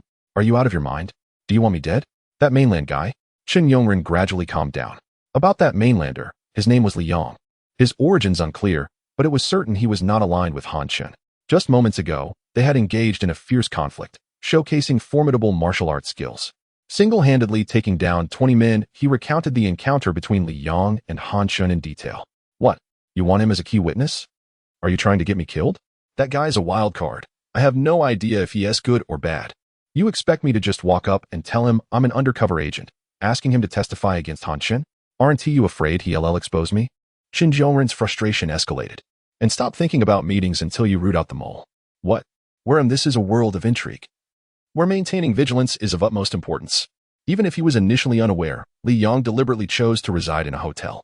Previously, Han Chen had arranged for him to stay in a luxurious mansion, even offering him the privacy of living alone, yet he declined and insisted on staying at the hotel.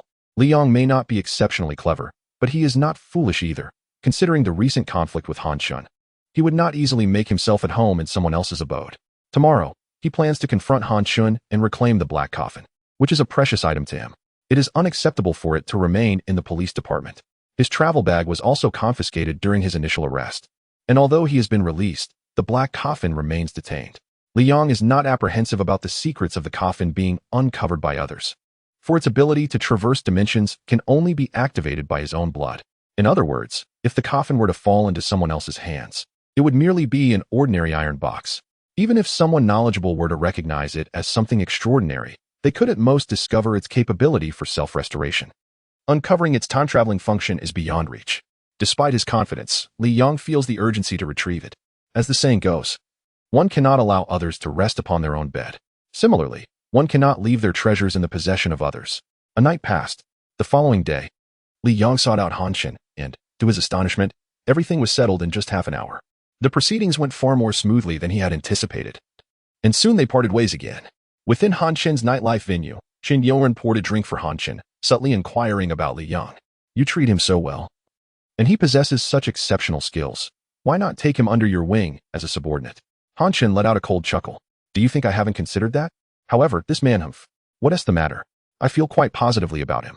If you had such a capable subordinate, wouldn't that be akin to adding wings to a tiger? Adding wings to a tiger? I would be more inclined to lose sleep over it. How so? Chen Yongren feigned ignorance. This guy is skilled, and yet he harbors a rebellious spirit. Such a person cannot be a subordinate, for once he becomes one, it signifies you are not far from death. Han Chen's words were cryptic. Chen Yongren offered an awkward smile, remarking that Han Chen's insights were too profound for him to grasp. Han Chen appreciated the flattery and continued, you don't need to understand. You just need to keep a close watch on him. Keep a close watch on him? Yes. Many of our brothers were severely injured yesterday and will need time to recover in the hospital. I will send other brothers to assist you. For the time being, you and Achong must keep a close eye on him. I need to be informed of his every move. Understood. Arun, among so many brothers. I trust you the most. Do not let me down. I understand. Chan Yoren downed his drink, seemingly invigorated, and turned to monitor Li Yong, only to be called back by Han Chen. Wait, you can't go empty-handed. Find a reasonable excuse. Just say meanwhile. Li Yong lay in bed, idly drawing circles with a 2B pencil on a blank sheet of paper. Each circle bore a name. Chen Yongren, Lu Jianming, Han Shun, among others, interconnected with lines. Reminiscent of a childhood connect-the-dots exercise, Li Yong was organizing the narrative. The plot of Infernal Affairs is intricate, yet not overly complicated. It essentially revolves around the dynamics between two undercover agents. This is Li Yang's understanding. However, to recall the specific events, he needed to reflect deeply, as it had been quite some time since he last viewed the film. Yet, classics leave a lasting impression. The film opens with Han Shun sending his subordinate Lu Jianming to infiltrate the police department as an undercover agent. Han Shun dispatched 5 individuals in total, with Lu Jianming being one of them and a male lead.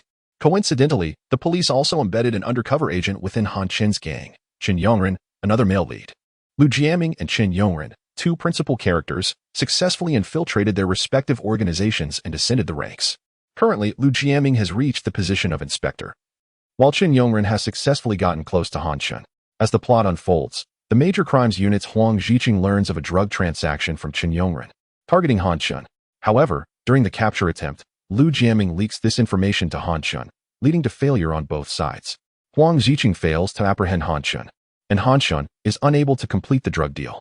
This incident reveals to both Huang Ziqing and Han Shun that there is a mole within their ranks, prompting both sides to eliminate the traitor.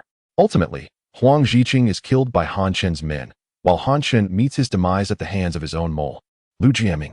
Lu Jianming initially believes that by killing Han Chen, he can completely clear his name, only to be confronted by Chen Yongren, leading to a showdown on the rooftop. At this moment, another mole from Han Chen's side appears, attempting to ally with Lu Jianming, only to be slain by him. Thus, Lu Jianming is the sole survivor, marking the conclusion of the first installment of Infernal Affairs. Li Yang's recollection halts there, for the sight of Chen Yongren still alive indicates that the plot remains within the first film. The beach he previously encountered was Lunggu Beach, where Han Chen's men were collecting goods, suggesting that the initial segment of the movie has concluded. Now, both Han Shun and Huang Ziqing aim to unearth the mole, yet neither knows the identity of the traitor. Only I am aware. Li Yang could not help but chuckle. The sensation of orchestrating events from behind the curtain is indeed delightful. Feeling mentally fatigued, he tossed aside the 2B pencil and rubbed his temples, realizing he was somewhat dizzy. He preferred practicing martial arts, which is straightforward and requires less mental exertion. Reflecting on his earlier failure to entice Han Chen, he grumbled about the One Ring. You truly are disappointing. You cannot even tempt a mere human, and yet you call yourself the Supreme Ring. At that moment, the doorbell rang. Who is it? Li Yang called out without moving. It's me, Arun. Chen Yongren.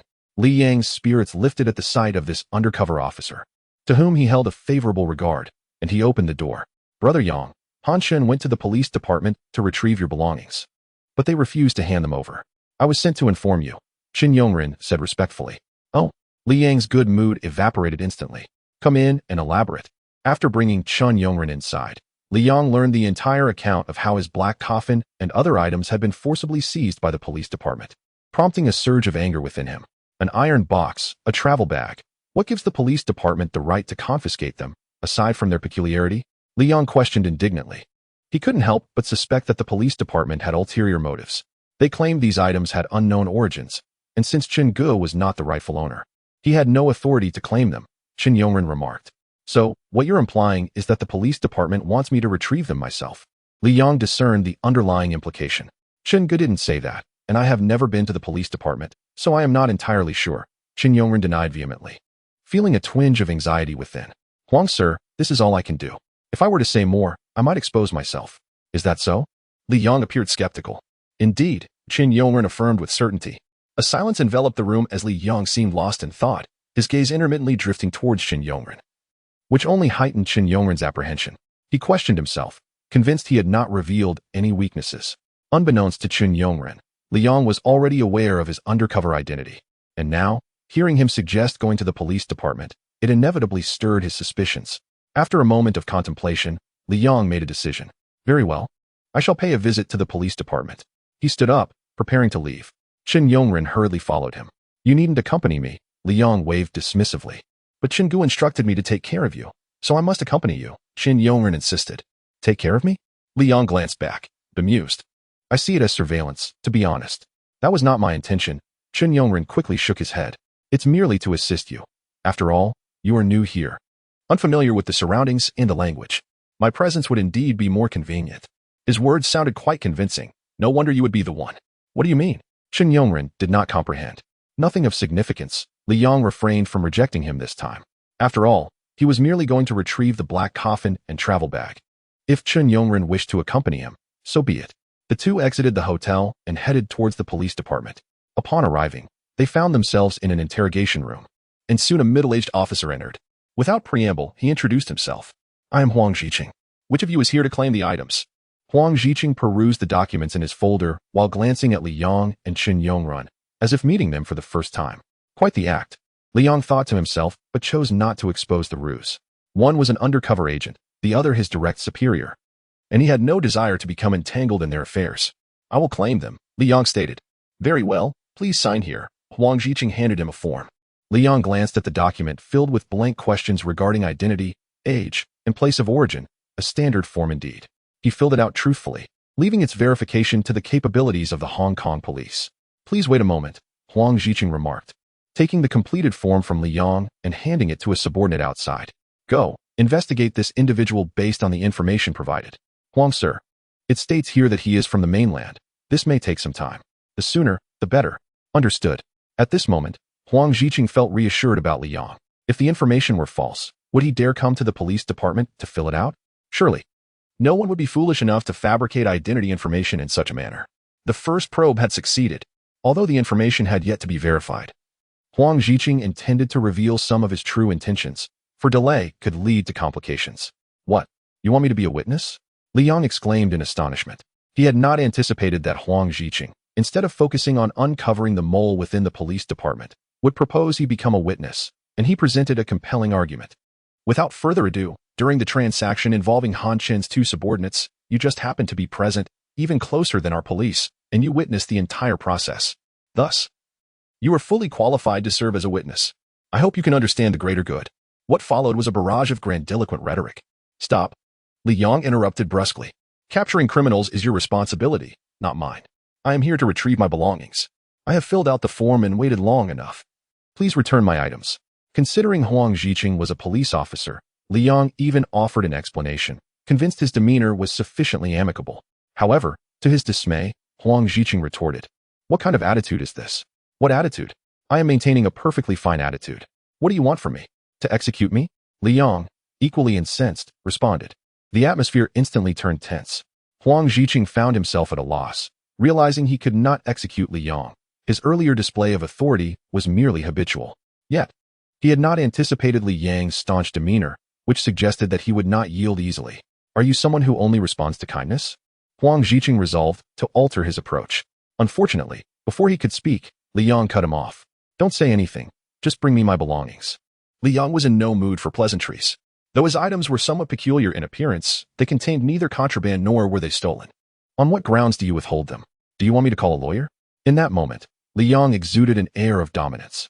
This was the benefit of living in a society governed by the rule of law.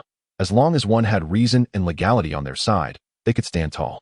In an age where tyranny reigned, his stance would have been untenable. They could not seize his treasures, not even the police department, especially not in Hong Kong. A fictional world. The negotiation had collapsed. Huang Ziqing, exasperated, rubbed his forehead, astonished by Li Yang's obstinacy. It was clear that persuading him to become a witness was now out of the question. Huang Ziqing finally resigned himself to the fact, his expression cooling as he stated, Mr. Li, this is the police department. Please conduct yourself appropriately. Moreover, your belongings were taken by Han Chen earlier this morning. Unlike you, he actually brought a lawyer. What? Li Yong turned to Qin Yongren. Aren't you going to explain? Qin Yongren stammered, caught off guard. At that moment, he felt a surge of anger towards Huang Ziqing and cursed Han Chen profusely in his mind. Before arriving, Qin Yongren had never seen Han Chen at the police department. His claim that Han Chen had gone there to retrieve items was merely what Han Chen had instructed him to say. a pretext to approach Li Yong and keep him under surveillance. Now, the plot had taken a dramatic turn. Han Shun had merely instructed Chen Yongren to say this to approach Li Yong, yet in the end, Chen Yongren had inadvertently led Li Yong to the police department. Little did he know that Han Shun had already retrieved the items, leaving Chen Yongren ensnared in this predicament. The affairs of the world are indeed unpredictable. I. Chen Yongren opened his mouth, utterly at a loss for words, unable to explain himself. Is there a problem? Huang Ziqing inquired, perplexed. Chen Yongren rolled his eyes internally. It was evident that Huang Ziqing had no issues, but he was the one in trouble. How could he navigate this situation? Chen Yongren racked his brain. At that moment, Li Yong spoke up. Enough. His tone was harsh as he stood, casting a glance at Chen Yongren and Huang Ziqing. This matter ends here. If you dare deceive me. He scoffed coldly and strode out of the police department alone. What does he mean? Threatening the police inside the precinct? Huang Ziqing slammed his hand on the table in anger. Chen Yongren rolled his eyes at his incompetent superior. Were it not for the presence of others, he would have unleashed his frustration. He left, feeling disgruntled. Only Huang Ziqing remained, bewildered, incomprehensible, each one more temperamental than the last. He muttered, feeling a bit relieved before departing. Li Yong exited the police department alone, disregarding Chen Yongren, who trailed behind. He hailed a taxi, heading straight to find Han Chen. He had no interest in the affairs of Chen Yongren's undercover work. While the valor of undercover agents was commendable and deserving of respect, it had no bearing on him. It is impossible to involve him. Li Yong is not that idle yet. Arriving at Han Chen's territory without even a greeting, Li Yong directly approached Han Chen. Extending his hand, Li Yong spoke. What? Han Chen, noticing something amiss in Li Yang's expression, inquired with curiosity. My belongings, Li Yong stated, getting straight to the point. Oh, Han Chen's face lit up with realization. And he continued, Arin, didn't he tell you? This morning, I visited the police department. We are friends, right? As friends, I naturally should help you retrieve your belongings. But guess what? Han Chen feigned indignation. Those guys at the police department refused to give them to me. Can you believe it? But don't worry, we are friends. Give me a few days, and I will definitely help you get them back. I am already preparing to call a lawyer. His words, coupled with Han Chen's award-worthy acting skills, were nearly flawless. If Li Yong had not just returned from the police department, he would have surely been deceived. Han Chen patted his chest, swearing solemnly. Li Yong's gaze remained fixed on him. The latter maintained his composure. I just came back from the police department. Li Yong stated, causing Han Chen to freeze in place. What were you doing at the police department? Han Chen asked stiffly. A hint of mockery crossed Li Yang's face. Since you couldn't retrieve them, I had to go myself. Perhaps I could get them back. And the result? Han Chen pressed. The result? The result is that I am now standing in front of you, asking for my belongings. Li Yong's outstretched hand had not withdrawn. Now he moved his fingers, signaling Han Chen to return what was his. Han Chen hesitated for several seconds before exhaling deeply and asking, What was Arin doing while you were at the police department? I don't care about Arin. Just give me my things. Li Yang's eyes were fixed with intensity. At that moment, Han Chen bent down, retrieving a cigar from the drawer, discreetly pulling out a gun from within it, and concealing it. He then casually lit the cigar, taking a slow puff and exhaling. First, tell me where Arin went, Han Chen demanded, enveloping his face in smoke, his expression fluctuating between uncertainty and menace. It was a sensitive time. The police were hunting for moles, and he was also busy with the same task. Are you threatening me? Li Yong discerned the implied threat in Han Chen's actions. If that is how you interpret it, I want to argue. Han Chen tightened his grip on the gun. His gaze fixated on Li Yong. Should Li Yong make even the slightest move, he would pull the trigger. Having witnessed Li Yang's skills, Han Chen dared not let his guard down. Then don't blame me for being impolite. Li Yong had no intention of engaging in further dialogue. He aimed to reclaim his belongings by force. Suddenly, Han Chen raised his hand. Gun. Li Yong recognized it immediately. The moment the gun was raised and not yet aimed at him, he decisively leaped to the side. Bang! A gunshot echoed, leaving a hole in an exquisite mural on the wall opposite Han Chen, a testament to the bullet's miss. Han Chen swiftly redirected the gun. Meanwhile, having evaded the bullet, Li Yong found himself unable to approach Han Chen due to the gun's presence, and he had to avoid the next shot. Grabbing a nearby decorative vase, he hurled it at Han Chen while quickly dodging. In the process, he picked up anything within reach and threw it toward Han Chen. Bang! Crash! The sounds of gunfire and shattering glass intertwined in the room, transforming what was once a beautifully furnished space into utter chaos. Where is he? Han Chen exclaimed in shock, realizing Li Yang's presence had vanished. Instinctively, he glanced toward the window and door. The window showed no signs of tampering, but the door was inexplicably ajar. Trying to escape? Han Chen rushed outside, nearly colliding with his subordinates. Brother Chen, are you all right? Boss, what was that gunfire? Quiet. Han Chen roared, silencing everyone. Who saw anyone pass by just now? Was it Liang? Didn't see anyone. Yeah, after we heard the gunfire, we rushed over but didn't see anyone else. Liang? Haven't seen him. The crowd spoke in unison, all conveying the same message. They had not seen him. Could he have just vanished? Han Chen commanded. Search for Liang. We want him alive or dead. Yes. The crowd responded in unison. Just then, someone entered, the one who had been abandoned by Liang. Now arriving late, Qin Yongren. Aren? Han Chen narrowed his eyes, a dangerous glint flashing in them as he beckoned Qin Yongren closer. Aren. Where were you while Liang was at the police department? Han Chen asked, his expression unreadable. I went with him to the police department, Qin Yongren replied candidly. You went with him to the police department. I didn't expect you to have the guts to wander there now, Han Chen remarked, fiddling with his gun. Didn't you say to keep a close eye on Liang? Qin Yongren sensed something was off, but he had already prepared his explanation on the way there. Indeed. Very loyal. Now let me ask you, why didn't you stop him before he went to the police department? He's an outsider, doesn't he even speak Cantonese? It shouldn't have been difficult for you to mislead him. Or did you actively lead him to the police department? Speak. Han Chen suddenly bellowed, aiming the gun at Qin Yongren. It's not what you think, Brother Chen. Qin Yongren protested, his voice filled with grievance. Liang kept asking about why the police were holding his things, throwing around all sorts of legal jargon. You know I'm just a small-time thug. I don't know all that, so I made something up on the spot. Oh, what did you fabricate? I said that the mainland and Hong Kong are different. That Brother Chen is not the rightful owner, so he can't claim them. On the surface, those police officers wouldn't give them up, but in reality, they just wanted money. Once Brother Chen smooths things over, the items will naturally return. But little did I expect that hot-headed kid, hearing half of it, rushed off to the police department to claim his belongings. I had no choice but to follow him. Brother Chen, I'm truly innocent. If I had any ulterior motives, I would have run away by now. Why would I dare to come back to see you? Brother Chen, I am utterly loyal. Qin Yongren cried out, tears streaming down his face, evoking sympathy from his fellow brothers, especially those familiar with him, like a Chong, who couldn't help but step forward to plead. Yes, Brother Chen, how could Aren betray you? He is your most capable brother. Is that so?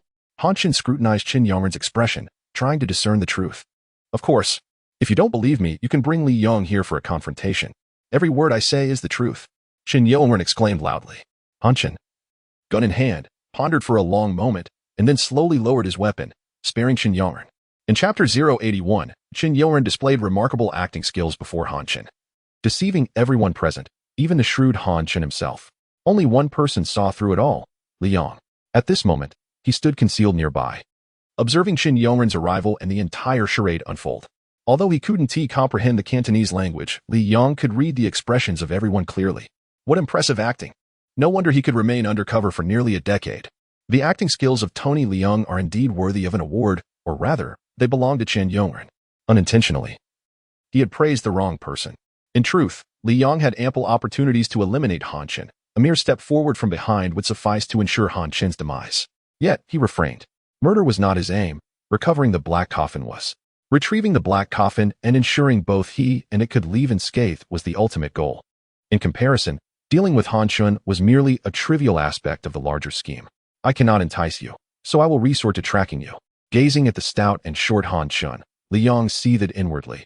I shall expose your scandalous deeds, and let us see how you will navigate your future.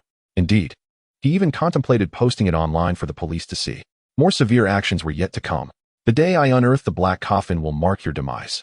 Liang had not forgotten the earlier gunfire aimed at him. It was undoubtedly an assassination attempt, and in return, he would show no mercy. Unexpectedly, he did not anticipate the events would unfold so swiftly, right before his eyes. Leave your phones behind. Disappointed for failing to identify the mole, Han Chen prepared to scrutinize everyone's mobile devices, issuing another command. Spare no effort to locate Liang. I want him alive or dead. All the henchmen, including Qin Yongren, departed collectively. After everyone had left, Han Chen himself ventured to another location, where someone awaited him. Liang trailed behind. How did everything proceed? Han Chen inquired. Before him stood a sharply dressed man in a black suit. Liang could discern from his appearance that he was yet another member of the underworld. Liang felt an odd sensation that such attire had become a fashionable trend among Hong Kong's gangsters. Brother Chen, we've extracted the fingerprints from the higher-ups, and we should receive news in a few days. For now, let's return what belongs to the original owner. The man retrieved a vacuum-sealed bag from his briefcase, revealing a mobile phone inside. My lavish gold. Li Yong instantly recognized it as his own, for it was the only one of its kind in this world. He suppressed the urge to snatch it back. Tell me, does this phone truly hold such immense value? Han Chen asked. Curiosity etched on his face as he took the device. Absolutely. I have never encountered such an advanced phone, compared to our current devices. It seems like an invention from another realm, hard to fathom. The suited man praised fervently. If we could fully uncover its worth and even replicate it, Brother Chen, you would soar to great heights. Thank you for your kind words. Han Chen smiled contentedly. Initially, he sought to investigate the young man's belongings to uncover his background. But he never expected such a rewarding discovery. Indeed, fate seemed to be on his side. The two engaged in delightful conversation, but Li Yong found no interest in eavesdropping. Unable to comprehend their words, he could only glare at his precious gold phone, growing increasingly irritated. He resolved to take action against Han Chen. Li Yong departed alone to find Qin Yongren, this time revealing his true identity, as he did not wish to expose the powers of the supreme magic ring in public. Especially in this modern society. Yang, Brother Yang. Upon seeing Li Yong, Qin Yongren was taken aback, stumbling backward. He thought Li Yong had come to confront him. Though their interaction had been brief, Li Yong had left a lasting impression of someone who would fight without hesitation, especially since he himself was still nursing injuries. Do not be afraid. I come seeking collaboration. Collaboration? Yes.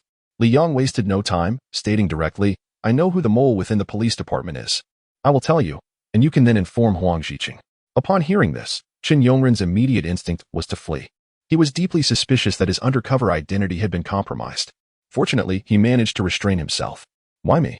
Qin Yongren feigned calmness in his inquiry. Is a reason necessary? Li Yong pondered for a moment, realizing there was nothing wrong with his earlier statement. Who else could he tell but Qin Yongren? After all, he was the mole. But what about you? Li Yong glanced at Qin Yongren with slight concern. In movies, undercover agents often saw therapists after prolonged assignments. Perhaps there was something to it. Forget it, Li Yong concluded, turning to leave, intending to inform Huang Zhiqing himself. However, he would need to visit the police department, which would consume some time. Qin Yongren, unaware of Li Yang's thoughts, felt a whirlwind of emotions as he watched Li Yong prepare to depart. Contemplating the mole, he finally made up his mind. Wait, what is it? Li Yong turned back. You mentioned you know who the mole is? Qin Yongren, concealing his true identity, adopted an expression of pure curiosity. Indeed. Is there a problem? Who is it? Qin Yongren inquired cautiously, anticipating that Li Yong would either keep him in suspense or demand a favor. Considering the gravity of the matter. However, in a mere moment, Li Yong revealed, Oh, you wish to know? It's Lu Jiaming. Li Yang's straightforwardness caught Qin Yongren off guard, leaving him utterly unprepared. This isn't a trivial matter. Why did you reveal it so easily? Is it truly Lu Jiaming? Qin Yongren asked again, skepticism lacing his tone. Of course, do you not believe me? Li Yong frowned, disliking the tone of doubt. Qin Yongren, almost instinctively, nodded. He truly found it hard to believe, given how effortlessly Li Yong had divulged the information. Do you not believe me? Li Yong appeared contemplative, as if pondering how to convince him. Then believe what you will, Li Yong declared before leaving. Qin Yongren stood dumbfounded, watching Li Yong's retreating figure, his mind racing with confusion. Just as Li Yong was about to disappear entirely, he hurried after him, laden with unanswered questions. Where did you learn this information? Li Yong remained silent.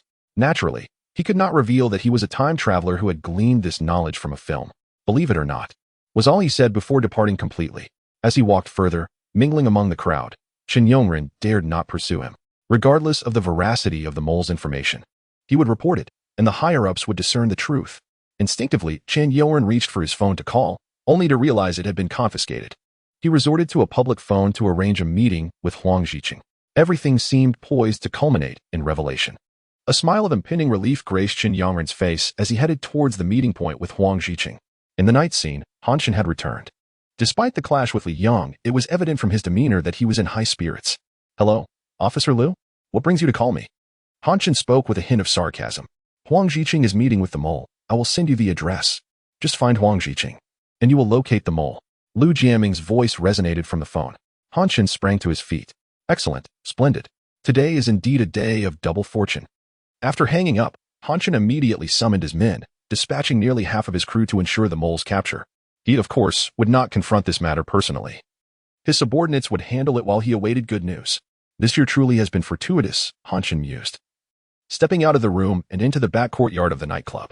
Here lay a small storage room, usually housing liquor and miscellaneous items, but today, It contained a dark iron box.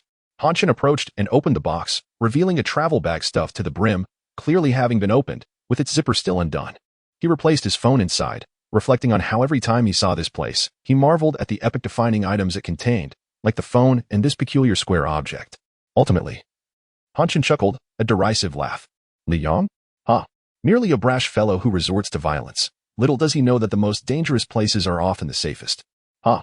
He deliberately spoke in Mandarin, as if taunting Li Yang, who was oblivious to the mockery.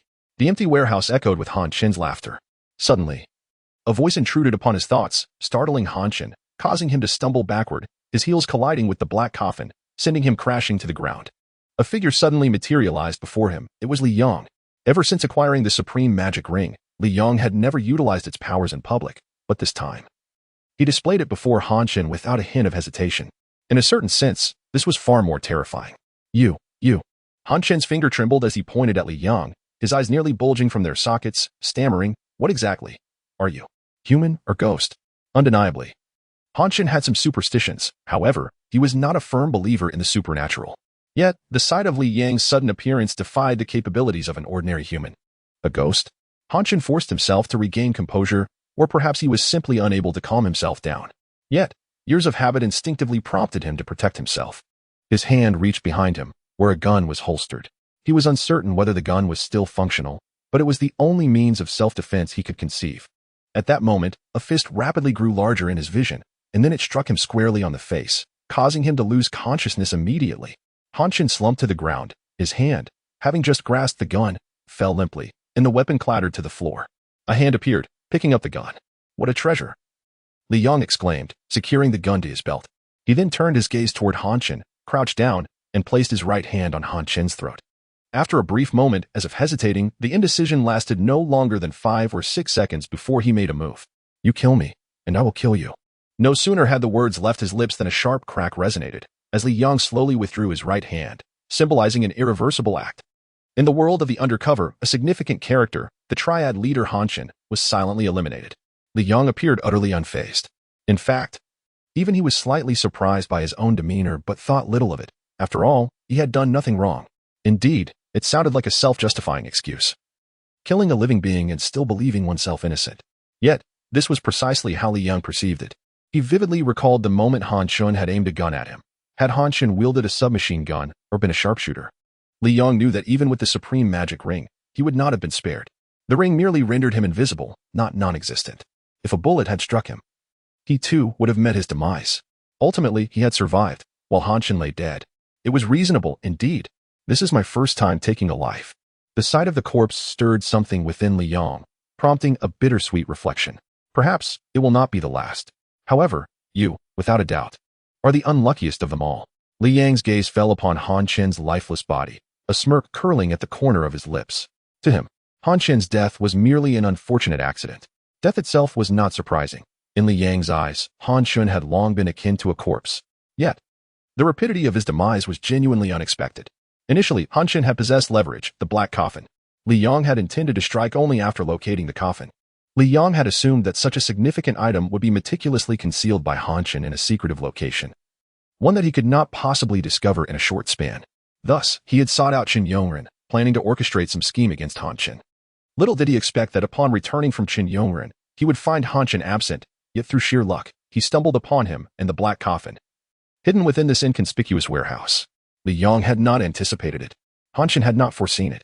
Consequently, Han Chen was dead, his demise abrupt and unforeseen. Li Yang had prepared to spend a month closely tailing Han Chen, but to his astonishment, matters had concluded so simply. Was it Han Chen's cleverness that led to his downfall, or was Li Yang merely fortunate? Li Yang did not concern himself with such musings.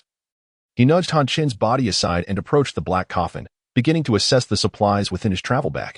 The shrinking potion, the doubling cake, the opulent gold. After a thorough inventory, everything was present, and Li Yang could not help but breathe a sigh of relief, pondering how to transport the Black Coffin. This locale, steeped in Han Chen's influence, posed a challenge. While Han Chen was deceased, his subordinates were still very much alive. Dragging a large black coffin out in plain sight would undoubtedly draw attention. After much contemplation, Li Yang ultimately decided against it. Rather than attempting to remove it, it was more prudent to remain where he was. The secret of the Black Coffin resided solely within Li Yang's knowledge. Even if it were to fall into the hands of others, they would be unable to utilize its time-traveling capabilities without him. Thus, Li Yong felt little concern over the confidentiality of the Black Coffin. No one would discover it, as long as he knew its whereabouts. Of course, Li Yong not only left the Black Coffin behind, but also chose to remain himself. It was evident that he was still wary. "Don't move." A voice suddenly echoed from outside the warehouse. Li Yong recognized it immediately. It was Qin Yongren. Chapter 83. Another tier. Qin Yongren had just returned from a meeting with Huang Ziqing. The encounter had not unfolded as he had anticipated. Rather, it concluded with sorrow. During their conversation, he had mentioned the name of the mole, Lu Jiaming, prompting Huang Ziqing to vow to conduct a thorough investigation. Both men were filled with determination, only to be ambushed by the Triad's henchmen, leaving Qin Yongren to flee in panic. With Huang Ziqing's protection, he had narrowly escaped with his life, without revealing his own identity. Tragically, Huang Ziqing had perished on the spot. Carrying a sense of reverence for the deceased, Qin Yongren returned, not only to seek vengeance for Huang Ziqing, but also to ensure that Han Qin was brought to justice and to verify whether Lu Jiaming was indeed the mole. Continuing his undercover work, Qin Yongren was prepared for sacrifice. Yet upon his return, he found no sign of Han Qin, and the place was scarcely guarded. As he searched, he unexpectedly stumbled upon the warehouse, where he immediately spotted Han Qin's corpse and the figure standing with its back to him. The killer was unmistakable. Qin Yongren promptly drew his gun, aiming at the silhouette. "Don't move. Turn around slowly, and no tricks. My gun does not discriminate." Li Yong turned around slowly. Upon seeing Li Yang's face, Qin Yongren was visibly taken aback, asking, "Why are you here?" Li Yong shrugged, indicating he was not mistaken. "How did you come to be here? Did you kill Han Qin?" Qin Yongren quickly recovered, firing a barrage of questions. Li Wentao, somewhat displeased, especially with a gun pointed at him, gestured toward Qin Yongren's weapon. "Put down the gun." Qin Yongren, of course, would not comply. His previous fear of Li Yong was partly feigned, but a significant portion stemmed from a genuine desire to avoid being struck by him again. Yet, what was the context now? Han Qin had been inexplicably murdered, a villain that both Officer Huang and he had tirelessly sought to capture. And now everything had been thrown into chaos due to Li Yang's appearance. In truth, no one had yet discerned the origins of Li Yang. He was enveloped in mystery. "Did you kill Han Qin? Answer me honestly." "Yes," Li Yang replied candidly. The scene bore witness to the truth, and he could not fabricate a lie. "Why?" "He intended to kill me." "Is that all?" Qin Yongren was clearly skeptical. Li Yang, growing impatient, yet under the pressure of the gun's gaze, patiently explained. "He was going to kill me. Isn't that reason enough?" Qin Yongren shook his head. "You came from the mainland, concealed your identity, approached Han Qin, and even relayed information about the mole to me. Everything points to Han Qin. Your killing of him was likely premeditated." Li Yang chuckled, seemingly mocking. "Your imagination is quite vivid." Ignoring the derision, Qin Yongren sighed. "I had thought you to be a good person, even contemplating the possibility of friendship after this matter. Yet I find you to be no different than Han Qin." "Friendship?" Li Yang raised an eyebrow, seemingly questioning the statement, and remarked, "My friend wouldn't point a gun at me." Naturally, Qin Yongren did not lower his weapon simply because of this assertion. In fact, after aiming at Li Yang, he gradually advanced, having already stepped into the warehouse, leaving only 10 paces between them. "Do not move. I am aware that you have practiced martial arts, but I can assure you with utmost confidence that at this distance, my marksmanship never fails," Qin Yongren declared with self-assurance, maintaining his position. Li Yang harbored no doubts. Had he doubted, he would not have been so compliant. He understood that Qin Yongren was an undercover agent, undoubtedly trained in specialized techniques. And as an elite among undercover operatives, Li Yang dared not take any risks. The supreme magic ring could render him invisible, but it would not make him vanish. To genuinely evade the peril of bullets, he would need to rely on his own agility. First, he would render himself invisible, then evade. Yet, in the fleeting moment of concealment and evasion, how would the timing compare to that of a bullet's trajectory? Even if he chose not to become invisible and merely attempted to dodge, could he outrun a bullet that had already been aimed? Li Yang had not calculated this, for he had no desire to test the limits. Time slipped away amid their standoff. During this interval, Qin Yongren took a moment to examine Han Qin's corpse. Confirming his death, there was but a single wound, a fatal one. What a clean kill. This deepened Qin Yongren's wariness towards Li Yang. "Come with me," he commanded. "Where to?" "To the police station." Li Yang's eyes narrowed. "You intend to imprison me?" "I am merely performing my duty," Qin Yongren replied, exuding a sense of righteous authority. "You have taken a life. You must go to the police station. Additionally, you will identify Lu Jiaming as the mole. I require you to point him out in front of everyone at the police station." At this point, Qin Yongren had no intention of maintaining his facade. With Han Qin and Huang Ziqing both dead, his undercover status had lost its significance. Now, His sole objective was to bring Li Yong to justice and ascertain Lu Jiaming's guilt, ensuring both faced the consequences. Upon achieving this, he could retire from the force and live the life he desired. However, Li Yong posed a problem. You wish to arrest me? And expect me to help you identify a mole? I must have misheard. Li Yang's expression conveyed his clear disapproval. Impossible. You have no choice. Once we arrive at the police station, the truth will be revealed. Chen Yongren pressed closer to Li Yong. The difference now was that he was no longer facing Li Yong directly. The gun was now pointed directly at Li Yang's back. Move. The cold muzzle compelled Li Yong forward, out of the warehouse.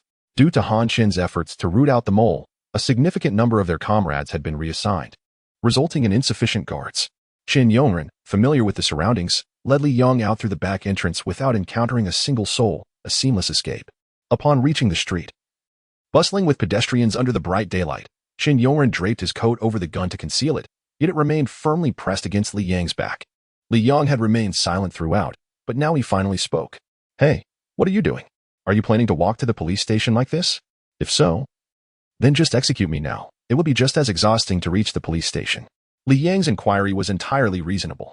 Chen Yongren was not foolish enough to attempt walking to the police station. He hailed a taxi, and both took their seats in the back. Sitting side by side, Chen Yongren could only angle the gun at Li Yang's side, unwilling to allow Li Yong to sit in the front. With Li Yang's dubious background, martial arts prowess, and decisive lethality, he could only feel secure with the gun aimed at him. To the police station, he instructed the driver, who complied and began the journey at a moderate pace. Upon reaching the police station's entrance, Chen Yongren ordered, "You open the door." Even at the police station, he remained vigilant. Li Yong said nothing, opened the car door, and exited first, deliberately slowing the process for a few seconds. Out of the corner of his eye, he caught a glimpse of Chen Yongren inside the vehicle, adjusting the angle of the gun. Previously, they had been seated side by side. But now that Li Yong was getting out, Chen Yongren, as the gunman, had to shift the gun's angle. Li Yang's expression tightened, and in that fleeting moment, he accelerated his exit, almost rolling out of the car. He forcefully slammed the door shut. Stop. This entire exchange took mere seconds. Though it granted Li Yong a chance to escape, Chen Yongren quickly reacted. He did not move, but the gun did. As he aimed through the car window at Li Yong while shouting for him to halt, Li Yong did not stop, but he also did not run far. There was no chance of outrunning the bullet. Instead, he crouched low and rolled away. Due to Chen Yongren still being inside the car, his angle was compromised. He kicked open the car door and leaped out, only to be astounded to find Li Yong had vanished. Indeed, he had completely disappeared. There was no trace of Li Yong in sight, no storm drains in the vicinity, and given Li Yang's stature, there was no way he could have hidden beneath the taxi. Where had he gone? Chen Yongren's brow furrowed in frustration. Just then, a gunshot rang out, reverberating through the entire street. Chapter 084 Bang! The gunshot echoed throughout the street, startling all pedestrians, who then erupted into chaos amidst a chorus of screams. The timid fled in panic, fearing for their safety, while the bolder remained to witness the unfolding drama. The cacophony of honking horns added to the disarray. A lifeless body lay on the ground, blood streaming from a gaping bullet wound in the forehead, the gruesome hole starkly visible. It was Chen Yongren, one of the protagonists in the world of undercover agents, now reduced to a corpse. Ironically, he fell at the very entrance of the police station, his eyes wide open in death, as if attempting to gaze toward the police station. Before him stood an invisible figure blocking his path, Li Yong. Before him lay the man he had just killed, and behind him was the police station's entrance, yet Li Yong did not linger, simply walking away as if none of it were his concern. Indeed, it was never his concern. Ignoring the police officers rushing out from the station and the chaotic street, Li Yong utilized the supreme magic ring to quietly depart. Only after crossing the street did he re-emerge in an unoccupied corner, hailing a taxi to return. After this tumultuous escapade, by the time Li Yong returned, night had nearly fallen. As he entered the warehouse, he froze. Inside, only the usual clutter remained. Yet the crucial black coffin and travel bag had vanished without a trace. Damn it, where have they gone now? Li Yong exclaimed in frustration. Scouring the warehouse inside and out, but finding no sign of the black coffin or travel bag. Not only were those items missing, but the entire place appeared deserted, with not a single henchman in sight, as if they had all vanished. After turning the place upside down, he still could not locate the black coffin and ultimately found himself squatting in defeat, pondering its whereabouts. Where could the black coffin have gone? It was truly perplexing. Gradually, Li Yong realized a pressing issue. He was hungry. This was indeed a matter of utmost importance. He quickly sought out a nearby outdoor diner for a late-night snack, all the while mulling over the black coffin's fate. While eating and thinking, He inadvertently overheard a conversation between two fellow countrymen who sounded like tourists. Hong Kong is quite enjoyable. Yes, they say there's a lot of organized crime here. But the public order seems fine to me. Just the other day, the news reported that the police station had just solved a major case nearby. Something to do with the surname Han, I can't quite recall. Oh, come on, don't be such a drag. We're out here to have fun. Why talk about such tedious news? Let us discuss leisure rather than news. A few words piqued Li Yang's interest. He set down his chopsticks, approached the table, and inquired. What news were you just mentioning? Who are you? Seeing a stranger approach without a greeting, the two grew visibly displeased. I merely asked you a question. But before Li Yang could finish, he was interrupted. Leave quickly. If you have questions, ask someone else. Who do you think you are? Why should we answer you? Are you a police officer? Can't you see we are eating? Please leave. Li Yang was rebuffed. However, he was not about to back down. Being in a foreign land, he was reluctant to give up on the chance to converse with those who spoke Mandarin. Suddenly, he slammed his hand on the table, causing the dishes to rattle. What is going on? Are you looking for trouble? The two stood up, their tempers flaring. This commotion attracted the attention of many onlookers. Even the shopkeeper dared not intervene, as no one wished to stir up trouble. Li Yang waved his hand. You two. Just answer my question, and I will give each of you 5,000 yuan. What? The two exchanged incredulous glances. 5,000 is not a small sum. Particularly for a matter that merely requires a few spoken words, especially in this year of 2002, when 5,000 yuan held considerable weight. Really? You're not deceiving us. Are you? The two were evidently intrigued. Li Yang nodded. You first provide the information. One of them replied, Li Yang. You're asking for money before answering a simple question? Can you be a bit more realistic? The two were momentarily at a loss for words. Without waiting for them, Li Yang posed his question directly. Tell me about the news you were discussing. Is it that simple? They chorused. Li Yang affirmed with a nod. One of them immediately stepped forward, relaying every detail he knew about the news. It turned out that earlier that afternoon, the police had visited this area, which was under Han Shen's control. Based on the deceased Han Shen, the scene investigation, and numerous testimonies from arrested individuals, the police made significant progress. That very evening, the news spread, showcasing their efficiency. Through this information, Li Yang finally understood the fate of the Black Coffin. It had been conveniently taken by the police. Oh. So that's how it is, Li Yang realized, nodding as he turned to leave. Stop. You can't just walk away. The two called after him, quickly surrounding him with an aggressive demeanor. You little rascal, trying to cheat us? Where is the money? What money? Li Yang feigned ignorance. I've seen shameless people. But you take the cake. You agreed to something and then forgot? Stop playing dumb. Hand over the money. I have no money. Li Yang declared defiantly. No money? Are you making fun of us? Do you think this is a game? You're embarrassing yourself in Hong Kong. Enough talk. Give us the money. They persisted relentlessly. Do you truly want the money? Li Yang, sensing the situation was becoming troublesome, finally prepared to concede. Of course, we didn't come all the way to Hong Kong to joke around. Hand over the cash. The two exchanged glances, realizing their intimidation had evidently unsettled Li Yang. And they mutually decided to maintain their threatening stance. 5,000? You won't get that. But wait, I haven't finished speaking. Li Yang raised his hand, halting their impending outburst. And continued, if you insist, I can only offer each of you a dime. A dime? You must be kidding. The two were about to unleash a stream of curse words when suddenly, a tremendous force struck their abdomens, sending them both tumbling backwards several meters before crashing onto the hard ground, their tails bone meeting the pavement with a jarring impact. Ouch! You dare to hit us? They cried in pain, questioning Li Yang. He cast a cold glance at them and retorted, You must be out of your mind. Asking for 5,000 for answering a question? Who in their right mind would agree to that? Are you both insane? Are you mad with greed? Li Yang could no longer be bothered to engage further and turned to leave. Chapter 085. Lu Jiaming. Now that Li Yang was certain the Black Coffin had been taken by the police, his destination was naturally the police station. However, upon arriving at the entrance, he hesitated. Previously, he could confront the situation boldly, but now, he had killed Han Shun and Chen Yongren, setting aside their identities. Simply the two murders alone were enough to land Li Yang in serious trouble. He could not enter. Once inside, he feared he might never escape. Li Yang turned on his heel and departed. He was uncertain whether the police had taken note of him. But since the deaths of Han Shun and Chen Yongren were already discovered, it wouldn't be difficult for them to trace it back to him. Caution is the mother of safety. Li Yang had no desire to enter the confines of a prison in this world. In the following days, Li Yang remained hidden. Possessing the supreme magic ring, evading detection was simple for him, yet the language barrier posed significant challenges during his investigations. A month passed, and he still had not uncovered the precise whereabouts of the Black Coffin. Nevertheless, Li Yong had formed a plan in his mind. With renewed confidence, he began to loiter around the police station, observing various officers and locking onto his target, Lu Jiaming. Yes, Lu Jiaming. Li Yong not only identified his target, but also tracked Lu Jiaming for an extended period, calculating the right moment to approach him, which took a month. During this time, his ability to traverse dimensions had been restored. Once Li Yong located the Black Coffin, he would cross over immediately. It was clear that Li Yong was growing weary of this world. The sooner he left, the sooner he could embark on the next adventure. With this mindset, Li Yong set his plan into motion. In a residential area, Lu Jiaming had just returned home from the police station. A wave of exhaustion washing over him in his newly renovated abode. Logically, with Han Chen and Chen Yongren dead and his identity as an informant undiscovered, he should have felt elated. Yet, he did not. Instead, he was engulfed in profound fear, stemming from one individual, Li Yong. When Huang Jiqing was to meet with Chen Yongren, Lu Jiaming did not send someone else but chose to follow him personally. Concealing himself in the shadows to hear Chen Yongren utter his name and mention that the information came from Li Yong. At that moment, Lu Jiaming was utterly terrified, convinced his life was about to unravel. However, a twist of fate occurred.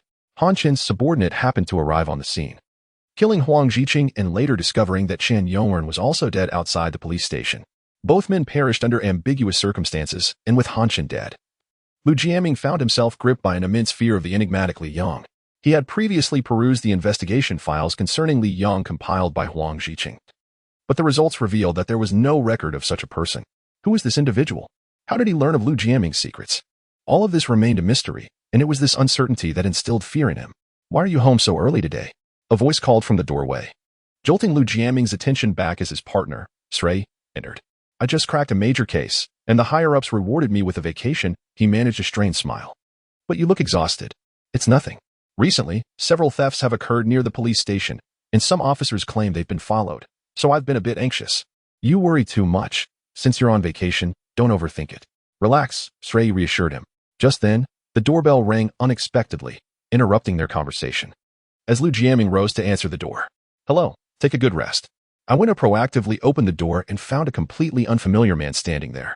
Dressed in black jeans and a black tracksuit, half of his face obscured by a black hood. His appearance alone made me wary. Who are you? I asked. I'm looking for Lu Jiaming, he replied in Mandarin. I furrowed my brow. Fortunately, it was now 2002, and Hong Kong had already returned to China. So Mandarin was gradually becoming more common.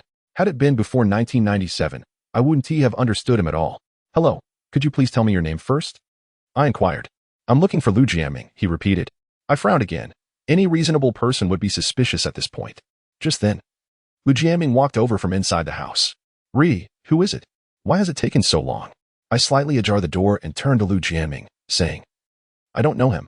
He speaks Mandarin and seems to be from the mainland. He insists on finding you, and doesn't he look like a good person? Let me take a look, Lu Jiaming said. He speaks Mandarin. Can you understand him? I'm a policeman, trained professionally, Lu Jiaming responded confidently, stepping forward without fear of any potential threat. He opened the door. Who are you? I'm Li Yong, the man said, removing his hood to reveal his entire face. He believed his face should be familiar to the police.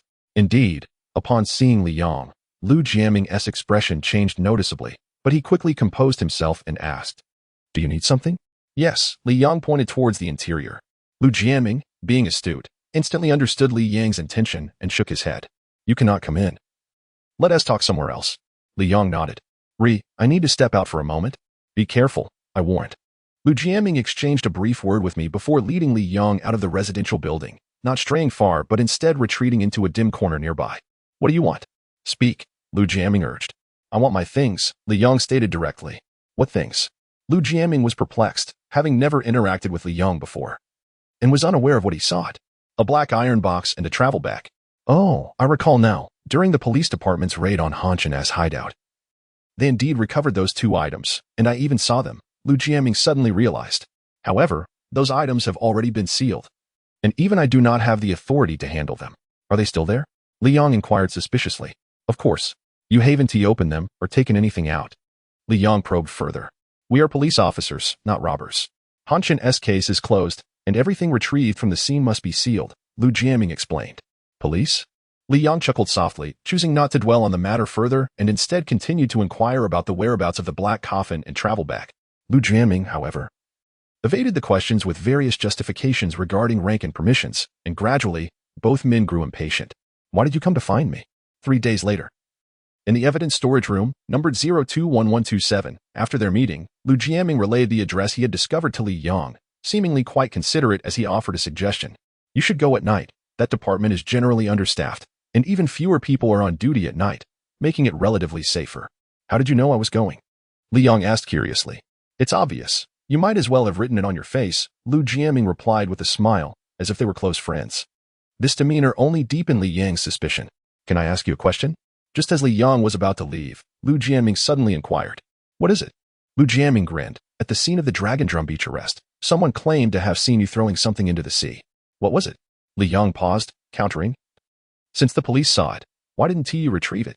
That was Dragon Drum Beach. Let us not forget, the water is murky and difficult to operate in. And there isn't even a shark net. It's like finding a needle in a haystack, Lu Jiaming explained, his expression purely curious. Li Yang was already leaving. So he didn't withhold the truth. A gun. Lu Jiaming's eyes widened. So it was a gun. No wonder you were so eager to toss it into the sea. You were quite decisive. Li Yang did not respond, having already walked away. Lu Jiaming remained in place, watching Li Yang's figure gradually fade, his expression deepening with unspoken thoughts. That night, under a starry sky, in the evidence monitoring room, 2 duty officers sat inside, occasionally yawning, appearing utterly lethargic. Suddenly, the door swung open. Are you all still busy? I apologize for the interruption, Lu Jiaming said as he entered, his tone polite and familiar. Ah, it's the supervisor, they exclaimed.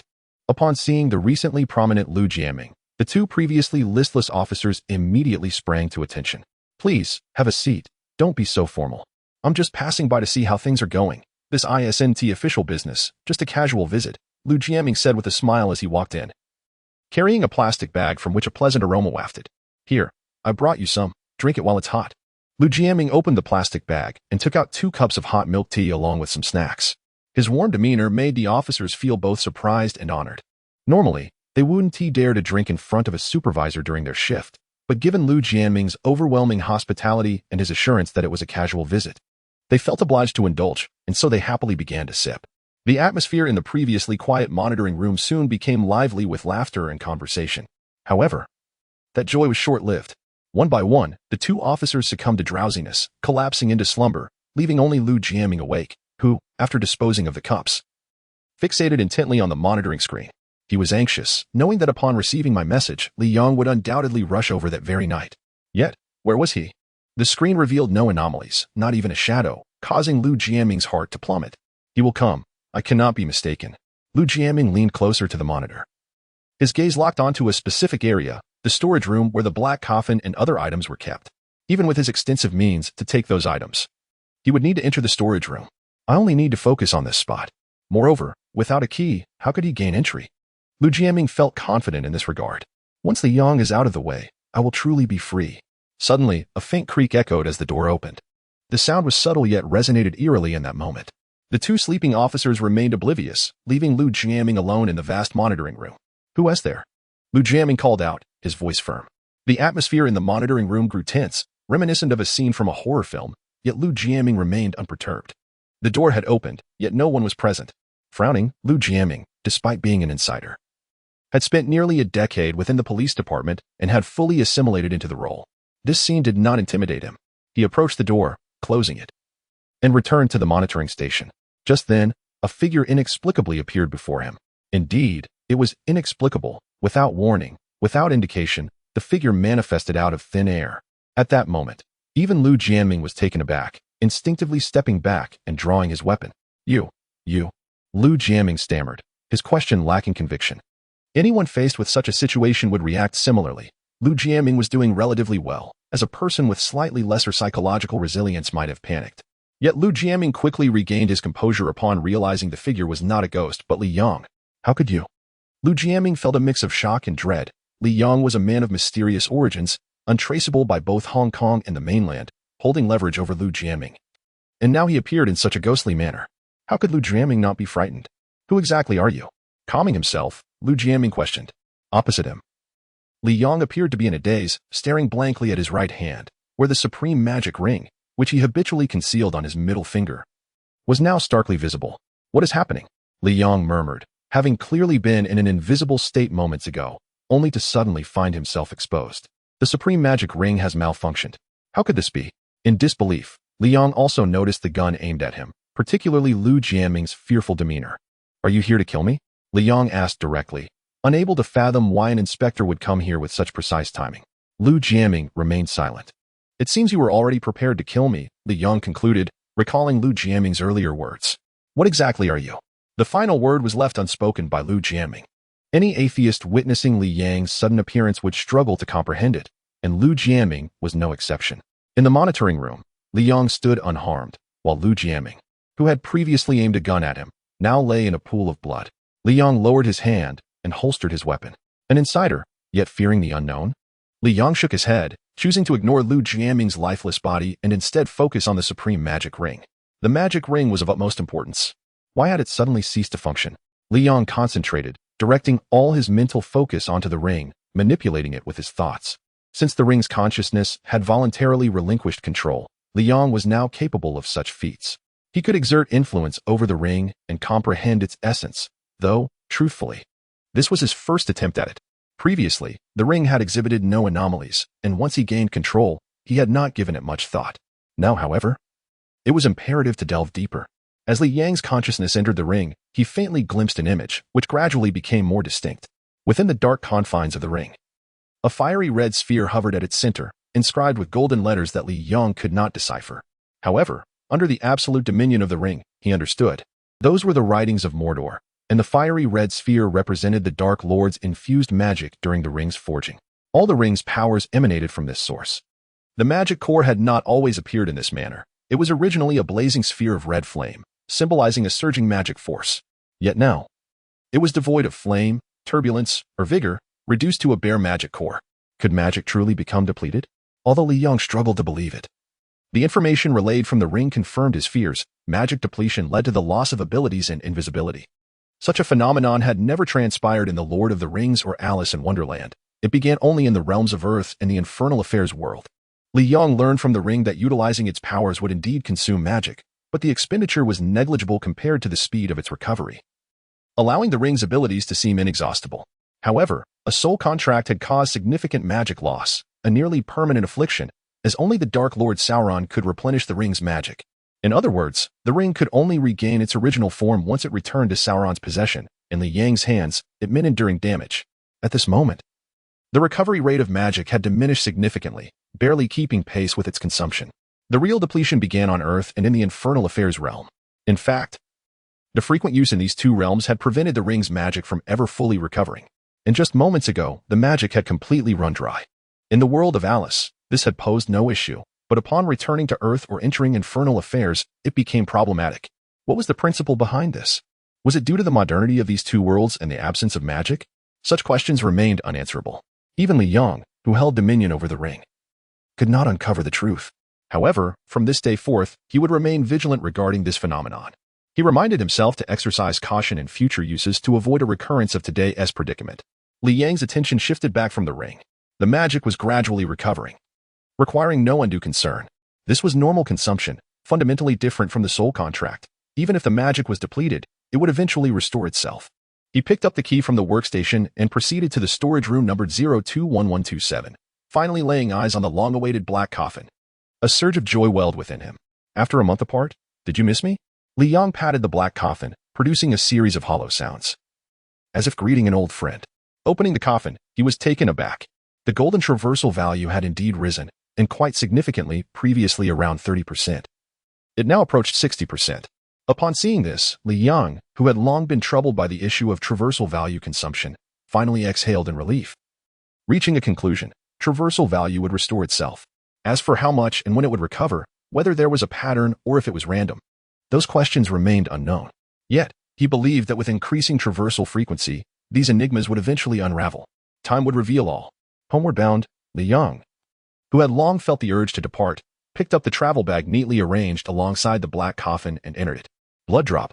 The traversal commenced. Li Yang quickly positioned himself, arms and legs spread wide, bracing against the coffin's walls to ensure stability. At this moment, he truly felt a twinge of fear. Recent traversals within the coffin had proven quite unstable, with tremors and precarious landings. He genuinely feared the coffin might deposit him on the edge of a cliff. However, this time, his apprehensions were unfounded. Each traversal had confirmed that he returned to a precise location. Moreover, this traversal back was remarkably smooth, with the coffin only gently quaking before settling into silence. Upon opening the coffin, Li Yang discovered that the environment had shifted. The coffin had transported him back to the basement of the branch store. In the basement, a clock stood, intentionally left by Li Yang upon his departure. When he glanced at it, he found the time perfectly aligned with that of his traversal. This observation validated a prior hypothesis. Time on Earth would cease to progress after a traversal, remaining completely still. Fascinating. Li Yang couldn't help but marvel. Conversely, looking at the black coffin, he noted that after this traversal, the traversal value had diminished once again, now resting around 50% and entirely turned gray. Reflecting on the traversal value alongside the smoothness of previous traversals, Li Yang concluded that a higher traversal value correlated with a more stable and, indeed, safer traversal process. During the first traversal, while encased within the coffin, Li Yang felt no sensation, as the traversal value hovered around 90%. The second traversal exhibited slight disturbances. By the third, violent shaking ensued, with the traversal value continuously depleting. Clearly, the traversal value was intrinsically linked to the stability of the traversal process. Thus, all revolved around the traversal value. Through these three experiences, Li Yang deemed the traversal value the core essence of the black coffin. After pondering further, yielding no additional conclusions, he crawled out of the coffin, fully reintegrating into the rhythm of life on Earth. The following day, at 5 o'clock in the morning, a sharp alarm pierced the tranquility of the room. From the stillness of the bed, a hand emerged to grasp the alarm clock. Moments later, with a decisive motion, the clock was hurled against the wall, crashing to the floor. The clock's quality became apparent. Yet, the alarm persisted. The hand flailed in the air, unsuccessfully attempting to silence the clock until, after several minutes, it finally relented and sat up. Li Yang had awakened at last. Rising from the bed, I let out a great yawn, picked up the alarm clock from the floor, silenced it, and casually placed it on the bedside table. I then retrieved a white towel from the bathroom, draping it around my neck, and lazily jogged out of the branch store. At the end of March, although winter had passed, the weather remained quite chilly, particularly the brisk morning air, which instantly invigorated Li Yang. As he jogged, his body gradually warmed, combating the chill. Li Yang entered a park, and in a secluded corner, he faced the rising sun and practiced his punches, growing increasingly spirited. After completing a round, he was abruptly interrupted by a voice, prompting him to glance over with mild annoyance. It was a middle-aged man, nearly 40 years old. "Not bad, young man," the middle-aged man exclaimed, giving a thumbs up in admiration. "Do you know martial arts?" Li Yang asked, puzzled. "Just a bit," the man replied, further piquing Li Yang's curiosity. Logically, Li Yang should have been practicing at the branch store, but with Zhang Quan's frequent presence, he had found it increasingly bothersome, as Zhang would often exclaim and express a desire to learn from him. This was a family martial art passed down through generations. It was not something outsiders could simply learn. Growing weary of the interruptions, Li Yang had taken to practicing in the park for over half a month, enjoying the solitude without disturbances until now. Typically, those who practiced in this park were elderly individuals engaged in Tai Chi or similar exercises. "Where did this man come from? Is this your first time here?" Li Yang inquired, his tone suggesting a possessive claim to the park. The man shook his head. "I come here every day." "Impossible," Li Yang asserted. "I've been coming for half a month, and this is the first time I've seen you." Upon hearing this, the man appeared to contemplate something, his lips twitching several times, which Li Yang noticed. "I've been coming for 3 years, and this is the 17th time I've seen you. Is it awkward?" "Not at all." Li Yang paused, then sighed. "Your presence is just too weak." At that moment, however, Li Yang had already turned to leave, doing so resolutely. He had no obligation to engage with this stranger. Upon returning to the branch store and freshening up, Li Yang arrived at school, naturally heading to the cafeteria for breakfast. When not at home with Li Shuerong, he typically relied on the cafeteria and snack street. The only proper meal he had successfully prepared was instant noodles. Time passed in the rhythm of classes. At noon, as Li Yang intended to head to the snack street for lunch, he encountered Wang Jingjun, who was accompanied by a woman whose demeanor suggested a close familiarity with him. "Hey, over here." Wang Jingjun waved. Assuming Li Yang hadn't noticed him, Li Yang approached, casting a glance at the woman beside Wang Jingjun. "Who is this?" Wang Jingjun patted the woman's waist, saying, "What are you waiting for?" "Call him second brother." The woman hesitated, initially believing she was addressing Wang Jingjun's subordinate, but quickly corrected herself. "Second brother." Li Yang ignored her, focusing on Wang Jingjun. "What does this mean? Are you introducing her?" "Of course not. She is my girlfriend." "What do you think?" Wang Jingjun replied with an air of boastfulness. "Not bad," Li Yang responded with a lackluster tone. Wang Jingjun suddenly pulled Li Yang aside, speaking in a low voice. I found her at the foot massage center. She has quite the treat. Li Yong frowned instantly. You dare bring back a woman from there? Don't worry, nothing will go wrong, Wang Jingjun assured, patting his chest confidently. Li Yong regarded him with curiosity. What exactly are you here for? Just to show off your relationship? Not at all, Wang Jingjun insisted. Then I'm off to eat, Li Yong declared. Feeling Wang Jingjun was simply being frivolous while he remained hungry. Wait, brother, let me introduce you to something better than a meal, Wang Jingjun chuckled. Why are you laughing so lewdly? Li Yong inquired seriously.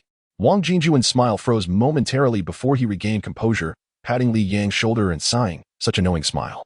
And you don't understand its meaning? What do you mean? Li Yong, innocent, expressed his confusion. Wang Jingjun produced a business card from his pocket and handed it over. Li Yong inspected it. It was a typical card reading Royal Private Foot Massage Club. Foot massage? I never do that, Li Yong stated, returning the card. Wang Jingjun sighed deeply. My naive brother, do you think I came all this way just to suggest foot massage? Remember my last promise? Li Yong appeared bewildered. Relaxation treatment. Wang Jingjun reminded him. Li Yong recalled. If you take this card to the foot massage place and mention it to the manager, he'll know what you mean and arrange everything perfectly for you. Wang Jingjun glanced at the woman beside him, whispering, she'll ensure you have a fantastic time. Do you see her? Quite impressive, right? Li Yong nodded. Despite her questionable origins, she was undeniably attractive and well-presented, exuding a vibrant allure. However, Li Yong expressed his disinterest. Such matters can be discussed later, he replied, though he discreetly tucked the card into his pocket. Men understand, Wang Jingjun remarked knowingly. Li Yong remained unresponsive. Did I mention anything? Li Yong pondered momentarily but couldn't recall, shaking his head and deciding not to dwell further. It was pointless now that she was on her way. To be honest, Li Yong had little desire to meddle in matters of friendship, but considering the woman was his sister's friend, it would be remiss of him not to entertain her. This girl certainly had a knack for finding ways to spend his money. He chose a relatively nice homestyle restaurant, reluctantly ordering a couple of dishes, sending the address to his sister, and sat waiting. After a little over 10 minutes, Li Shiwerong finally arrived with her friend. Upon entering, she immediately spotted Li Yang seated against the wall. Brother, Li Yang waved, beckoning her over. This is my friend, Chen Yushan, Li Shiwerong introduced as she approached. Li Yang nodded, acknowledging the introduction. This is my brother, Li Yang, Li Shiwerong added, casting an inadvertent glare at Li Yang before turning back to her friend. Hello. Chen Yushan greeted with a gentle nod, extending her hand to Li Yang. Li Yang paused momentarily before shaking her hand lightly and then withdrawing to take a seat. Please. Have a seat, Li Yang invited. Li Shiwerong and Chen Yushan sat down, but the atmosphere felt oddly tense, though it was merely a casual dining establishment. The three of them seemed to convey the gravitas of a negotiation table. Li Shiwerong subtly shot glances at Li Yang, signaling him repeatedly. What's wrong with your eyes? Li Yang asked, a hint of concern in his voice. Nothing, Li Shiwerong replied, feeling increasingly awkward, silently lamenting her brother's obliviousness. The intent behind this dinner was already quite clear. Li Shiwerong had feigned interest in visiting Li Yang but was genuinely aiming to matchmake her friend with him. One was a brother, the other a friend. Truly, the riches of love should not fall into the hands of outsiders. Unfortunately, it seemed Li Yang was oblivious to these well-intentioned designs. Since sitting down, he had not glanced at Chen Yushan, absent-mindedly fiddling with his chopsticks while resting his chin on his hand, waiting for their meal to arrive. I should have requested the food to be served immediately, he mused, standing to urge the kitchen. As he departed, the previously tense Chen Yushan appeared to exhale in relief, casting a frustrated glance at Li Shiwerong. Weren't you the one who said your brother was humorous and talkative? Why hasn't he said a word? It's left me at a loss for words. Don't worry, it's just the first meeting. He'll show his humorous and talkative side once he is comfortable, Li Shiwerong reassured her. And when will that be? Is it possible to finish a meal without exchanging a single word? Chen Yushan couldn't help but grimace at the thought. She had a premonition about the awkwardness that awaited them. But I'm here, just wait a moment, I'll check on my brother. Li Shiwerong excused herself to the counter to find Li Yang. She intended to have a serious talk with her brother to help him see the light. At that moment, Li Yang had just cornered a server to hurry the dishes. The restaurant was bustling, and the server was drenched in sweat, clearly overwhelmed. Capturing the attention of this server was no easy feat. Just as he was about to press for the food, Li Shiwerong charged in from behind. Brother, what's wrong with you? You haven't said a word. My friend is sitting there, and it's so awkward for her. Awkward? Why? Li Yang was puzzled. She is the guest, and you're the host. At least greet her, or else it'll be uncomfortable for her to just sit there. Li Shiwerong complained while casually asking, what dishes did you order? Li Yang, with a serious expression, recalled, mapo tofu, and then there is spicy stir-fried pork. Li Shiwerong nodded. Although these dishes weren't extravagant, they were common and not embarrassing. However, Li Yong fell silent afterward. No more? Li Shiwering asked in surprise. None. Li Yong confirmed. Just these two? She raised 2 fingers in front of him, looking pitiful. Yes. Li Shiwerong's fingers turned into a palm, slapping her forehead, causing her neatly styled hair to become disheveled. At this moment, Li Yong suddenly remembered something and added, oh, and 4 bowls of rice. I'll have 2. And you and your friend can each have 1. That should be enough. After hearing this, Li Shiwerong rubbed her forehead in frustration. No way, brother. You're treating someone to a meal and you only order these 2 dishes? She is a girl.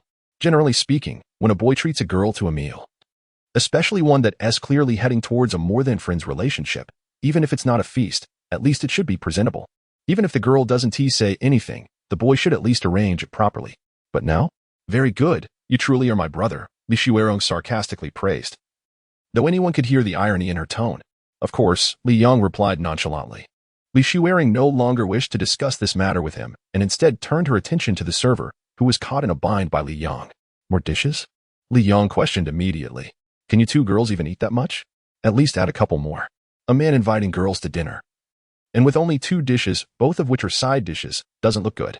Li Shiwerong was fully considering Li Yang's perspective. What's wrong with that? As long as we're full. That's all that matters. Li Yong adamantly refused to admit he was stingy, arguing it was merely practical. In fact, he enjoyed the finer things in life, provided his financial situation allowed for it. 2 girls, how much could they possibly eat? 2 dishes were sufficient. No, you must add a couple more, or else it won't reflect well on you. Li Shiwering insisted seriously, not wanting her friend's first impression of Li Yong to be that he was miserly. 2 dishes have nothing to do with my image, do they? Hurry, just add a couple more dishes, I beg you, Li Shiwering pleaded, looking quite pitiful. Li Yong, unable to refuse any longer, relented. Fine, let's add them. The server, maintaining professional composure, quickly took out a notepad and pen, asking, what dishes would you like to add? Li Shiwering and Li Yong simultaneously glanced at the wall where a beautifully framed red poster displayed a list of dishes along with exquisite images. Li Yong studied it earnestly for 4 or 5 minutes, calculating the prices in his head, before finally responding to Li Shiwerong's eager anticipation. How about we add a couple of orange juices? The server nearly dropped his pen in shock. Li Shiwerong was speechless. Forget the orange juices, she said quickly. The server stumbled but managed to regain his balance, thanks to years of experience in the service industry, and offered an awkward smile to the siblings before hurrying off. Ah. Li Yong sighed. Just go ahead and waste your money. How can this be considered a waste? This is an important meal, so take it seriously, Li Shiwering replied sternly. Li Yong grunted in response, still in a foul mood. Spending over 100, almost 200, on a mere meal, how could he possibly be in a good mood? Let us go. Remember to talk more when we return. Don't just sulk, Li Shiwerong insisted, dragging Li Yong back to their table. Why were you 2 gone for so long? Chen Yushan asked in surprise as Li Yong took his seat in silence. Li Shiwerong, smiling, replied, oh, it's nothing. This restaurant is busy, so the dishes are a bit slow to come out. We can wait, no rush. After all, we have no classes this afternoon. Chen Yushan nodded gently. However, Li Yong countered, I do have classes. If we don't finish in an hour, I'll have to go. An hour is definitely enough, Li Shiwerong assured him. Upon hearing this, Li Yong muttered to himself, will it be enough? I'm paying, and I'd rather be late than not eat well. Of course, he only voiced this internally, mindful of his sister's feelings. Thus, the atmosphere grew cold again. Li Yong habitually crossed his legs, fiddling with his chopsticks while his other hand tapped rhythmically on the table. The silence at their table sharply contrasted with the lively chatter at nearby tables. Seeing this, Li Shiwerong took the initiative to chat with Chen Yushan, occasionally casting a glance at Li Yong, who remained unresponsive. She discreetly nudged him under the table with her foot. What's up? Li Yong asked directly. What's wrong? Li Shiwering replied, blinking innocently. Li Yong frowned, turning to Chen Yushan. What about you? Huh? Chen Yushan was taken aback. Li Shiwering felt the awkwardness rising. Just then, she noticed the server approaching and exclaimed, the dishes are here. Finally, I'm so hungry. Li Shiwering warmly welcomed the 2, as if she were the host, which indirectly alleviated the earlier awkwardness. The dishes arrived one after another. Li Yong, considering there were only 3 of them, didn't he bother with dividers and chose a small table for 4 in a corner against the wall. As 4 steaming dishes were placed on the table, along with 2 bottles of orange juice and napkins, the small table was filled to the brim. Li Shiwerong was quite pleased with the arrangement. Wow, can the 3 of us eat all this? Chen Yushan remarked, unable to contain herself, already knowing they probably couldn't finish it all. Just as Li Shiwerong was about to say something to ease the situation for Li Yong, he finally spoke up. If we can't finish, we can take it to go. Li Shuerong immediately lowered her head, feeling helpless. While taking food home isn't a big deal for a casual meal, the appropriateness of such a remark depended on the context. With that statement, Li Yang's grand image was shattered. Oh, Chen Yushan nodded, not saying much, but she thought Li Shuerong's brother was quite practical. In such situations, many boys would suppress their desire to take leftovers, trying to play the part of the romantic gentleman. But being practical isn't necessarily a bad thing. Chen Yushan didn't dwell on it. However, facing the taciturn Li Yang, she felt increasingly uncomfortable. She held her chopsticks but didn't reach for any food.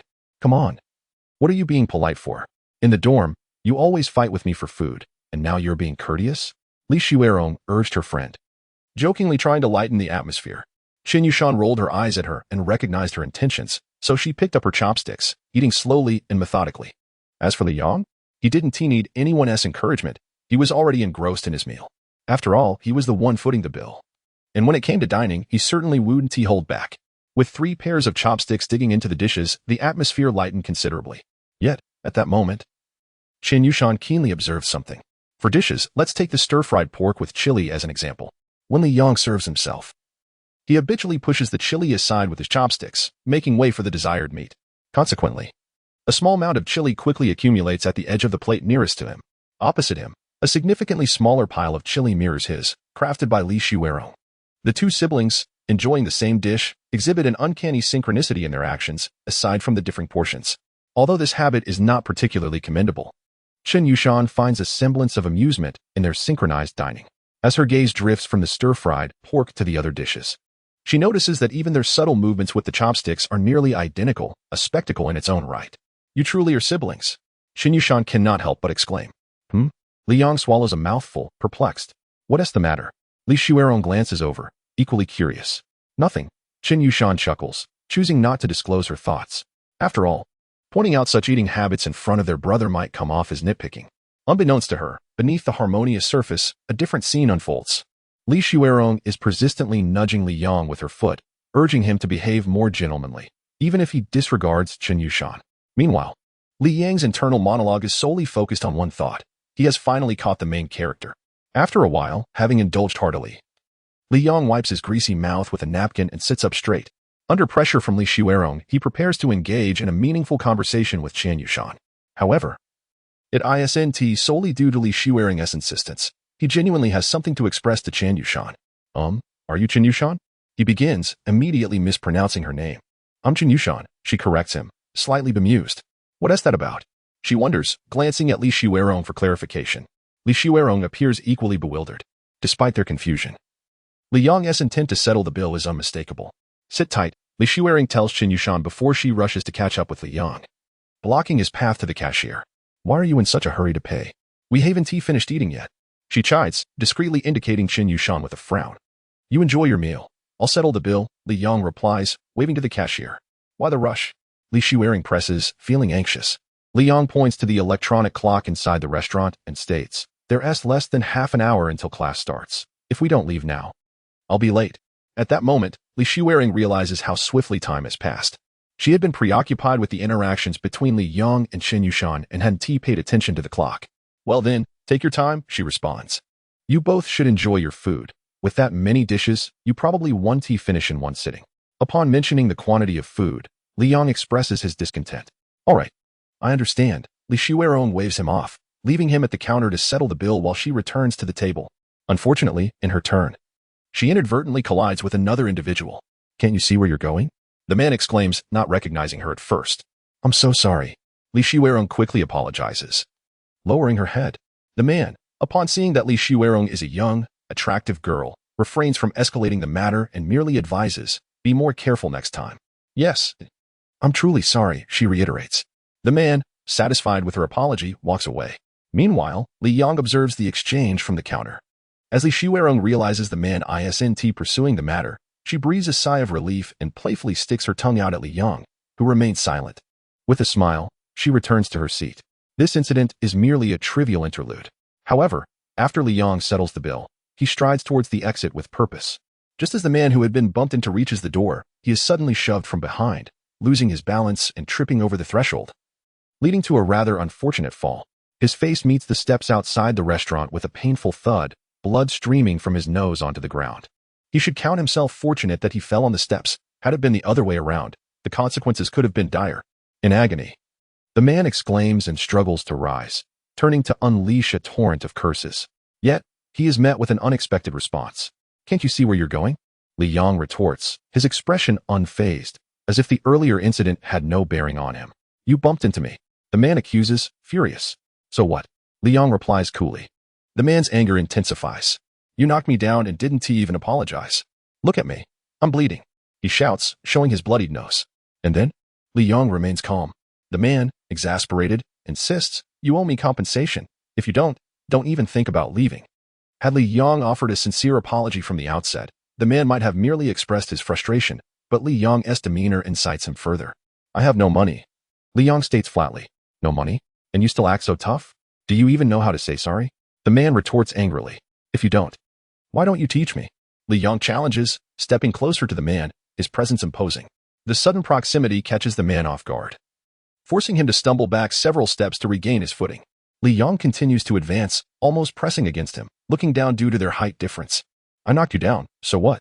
Bystanders turn their heads, some hastening their pace, fearing they might get involved. The scene, unfolding at the restaurant's entrance, draws the attention of those inside. A server watches nervously while Qin Yushan tugs at Li Shuerong. "Look, isn't that your brother?"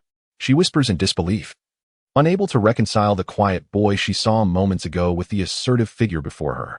Li Shuerong instinctively moves to intervene but is halted by a glance from Li Yong, indicating she should remain silent. Clearly, this is not the first time such a situation has arisen. The man facing Li Yong feels an overwhelming pressure, instinctively shivering at the thought. Could he be someone from the underworld? While he knows some people, none compare to those genuinely involved in such circles. Regardless, he is genuinely intimidated, particularly given Li Yang's imposing stature. "Do you have anything else to say?" Li Yong inquires.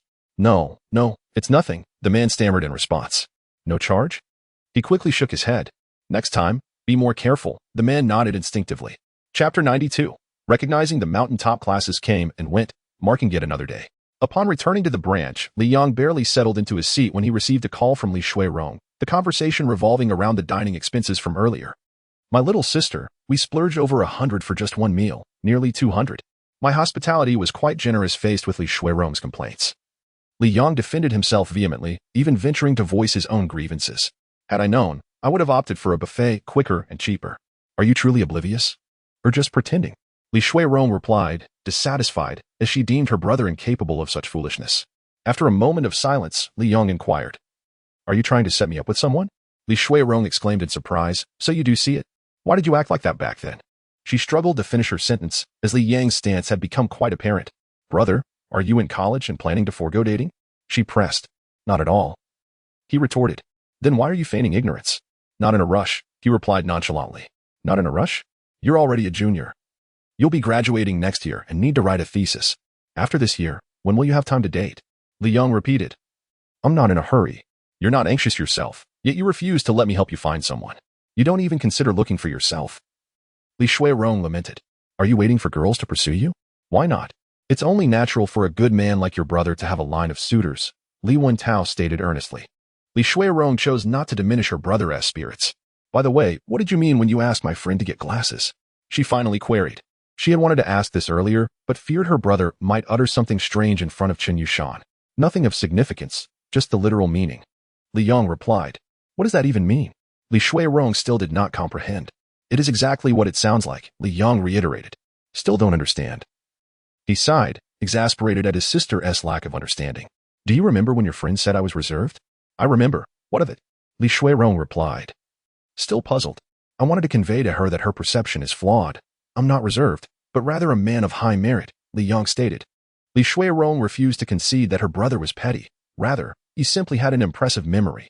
Yes, an impressive memory after a lengthy conversation. Li Yong hung up and lay back in bed, appearing to rest while he fiddled with a gun. This was his sole gain from the world of infernal affairs. Although he enjoyed the film, he found the world itself tedious and stifling, offering scant rewards. Just a single gun. In the past, this might have pleased him, but now, it failed to inspire any enthusiasm. In life, comparisons often lead to discontent. In the realm of the Lord of the Rings, he had acquired both the One Ring and the Ring of Barahir, reaping substantial benefits. In the world of Alice, he possessed shrinking potions and multiplying cakes. Their astounding effects clearly evident despite not yet being used. Yet here, in infernal affairs, he was left with merely a gun. The disparity was glaring. Of course, benefits vary in magnitude, but regardless of the amount, they remain beneficial, ultimately serving Li Yang. He stowed the gun away, eagerly anticipating his fourth journey. Hoping it would be a film he had watched before, without repeating the blunder of Alice. He mused that among the many classic films he had recently seen, surely there would be one that would suit his preferences. With these thoughts, Li Yang drifted off to sleep. In the following days, his routine became remarkably regular. Aided by a highly reliable alarm clock, Li Yang managed to restore his disciplined schedule within a few days, rising early to practice martial arts, attending classes, overseeing the branch, studying English, enjoying films, and ultimately awaiting his next adventure. Time passed swiftly, and a month slipped by. By the end of April, Li Yang did not embark on his anticipated fourth journey. Instead, he was unexpectedly pulled into a warehouse by an uninvited guest, Wang Jinjun. Inside the warehouse were not only Li Yang and Wang Jinjun but also three unfamiliar individuals. "What is this about?" Li Yang inquired directly. "I'm just introducing you to some people. You have quite a temper. I fear one day the flood will wash away the Dragon King's temple. And you might inadvertently harm my associates," Wang Jinjun responded seriously. "Call him second brother," the trio chorused in unison, their voices booming, creating an atmosphere akin to 30 people despite only 3 present. Li Yang raised an eyebrow, ignoring them and focusing on Wang Jinjun. "Shall we pay homage to Guangong? Or perhaps form a blood pact?" The 3 subordinates, now sidelined, lost their bravado and stood awkwardly, unsure of what to say next. "What is the matter? Not feeling confident?" Wang Jinjun perceived Li Yang's sentiment. "What do you think?" Li Yang countered. "I knew you'd respond like this." Wang Jinjun sighed. "I'm not trying to recruit you. I merely wanted to introduce you. You may find them useful in the future." Li Yang shook his head in silence. If he wished to tread this path, he would have followed Han Chan directly in infernal affairs, where the starting point would be considerably higher. Yet, Li Yang chose differently, believing he would not need these individuals in this world. Wang Jinjun continued. "None of that matters. Just take a look at this person. You might recognize him. He became my subordinate not long ago." But now Wang Jinjun's tone shifted as he beckoned towards someone across the room. Li Yang followed his gaze and finally noticed 2 individuals he had overlooked for quite some time, a man and a woman. The man was unfamiliar, while the woman seemed familiar. After pondering, Li Yang recalled she was the woman Wang Jinjun had brought out from a massage parlor. The man approached. "Second brother, I was wrong," he exclaimed, kneeling before Li Yang, weeping profusely. This display sent a chill down Li Yang's spine. "Enough, let me handle this," Wang Jinjun interjected. Unable to bear the sight any longer, he pulled out a gun from behind him. "My brother is merciful and wishes to avoid these affairs. But what kind of eyes do you possess to not even recognize your own master?" With the gun aimed at the man's eyes, fear engulfed him further, while the others stood by, equally terrified. "Wait a moment," Li Yang finally spoke up, drawing everyone's attention. He pointed at the completely unfamiliar man and asked, "First, tell me who he is?" The group fell into silence, realizing that all this time, Li Yang had no idea who the man was. It turned out their efforts were in vain. The most unfortunate was the man, who had pleaded desperately moments ago, now realizing Li Yang had no recognition of him. Finally, prompted by Wang Jinjun, Li Yang recalled, "Oh, you're the one I bumped into outside the homestyle restaurant." It was a struggle for the man to hold back tears of relief. Li Yang observed the man and then Wang Jinjun's demeanor, finally understanding the situation. It appeared they were seeking retribution on his behalf. Yet the issue was he was not the victim here. Was he? Li Yang's mind shifted. And he looked at the man, feeling a sense of sympathy, ultimately sighing, "Just be more careful next time." The man was taken aback, recognizing the familiarity of the words. "You should thank my brother," Wang Jinjun remarked, tapping the man on the head with the gun's handle. Before the man could express his gratitude, the sharp wail of police sirens pierced the air, and officers in uniform charged into the warehouse as if descending from the heavens. In the interrogation room of the Public Security Bureau of Shangrong City, Li Yang sat handcuffed, occupying the chair that signified his status as a suspect. His face a portrait of unwavering righteousness. "I am innocent," he declared, the words resonating with conviction. Yet, after a prolonged exchange, what impression would linger? Sitting across from him were 2 officers, one male and one female. The male officer took the lead in questioning while the female dutifully recorded the proceedings, both displaying an air of resignation despite their attempts to conceal it. "What were you doing in that warehouse?" the male officer demanded, his expression grim. "I am innocent," Li Yang replied expressionlessly. The officer slammed his palm on the table, exclaiming, "Caught in the act, and you still claim innocence? Li Yang, you are a university student. Educated and cultured, surely you understand the law." "I am innocent," Li Yong maintained, his demeanor unyielding. Humph. Don't think that denial will absolve you. The evidence is incontrovertible. I advise you to confess and seek leniency, the officer pressed. I am innocent. The interrogation proceeded without yielding any additional information aside from Li Yang's steadfast declaration of innocence, leaving the male officer visibly frustrated. He had encountered many obstinate criminals. Yet he could not fathom how a young university student, barely in his 20s, could exhibit such an impenetrable psychological defense during interrogation. The female officer, too, wore a troubled expression, for despite her efforts to take notes, not a single word had been inscribed, complicating her desire to prove herself as a newly confirmed officer. Ultimately, with no further progress, the two officers departed, leaving Li Yong to be escorted back to the detention center. There, Wang Jinjun and others awaited his return. Are you all right? Wang Jinjun immediately inquired upon seeing Li Yong. I'm fine, Li Yong replied, taking a seat in the corner, still maintaining his expressionless facade. Alas, Wang Jinjun sighed. Joining Li Yong. What a stroke of bad luck. Our first gathering ends with your arrest. But don't worry, nothing happened in the warehouse. They merely found a gun. It's not a big deal. I have a lawyer who will ensure our release. Worst case, it will just be a short detention. These officers won't dare take any severe action against us. Wang Jinjun assumed that Li Yong must be feeling quite distressed, having been wrongfully apprehended without cause. Such an experience would unsettle anyone, and even if Li Yong appeared expressionless now, he surely was suppressing his emotions for the sake of his own dignity. Little did Wang Jinjun know that Li Yong was unperturbed, for this was not his first encounter with the police, and his psychological resilience far surpassed that of the average individual. I'm fine. Don't worry. If anything happens, just shift the blame onto me. I can handle it. I'm truly fine. Stop pretending to be concerned. We don't have to do this. Li Yong finally expressed his impatience. Wah! Wang Jinjun blinked in surprise. Li Yong suspected something might be wrong with his hearing and reiterated, I said you are being excessively tedious and quite bothersome.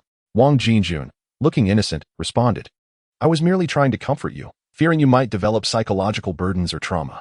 No need for that. I'm perfectly all right. Then why the long face? Are you out of your mind?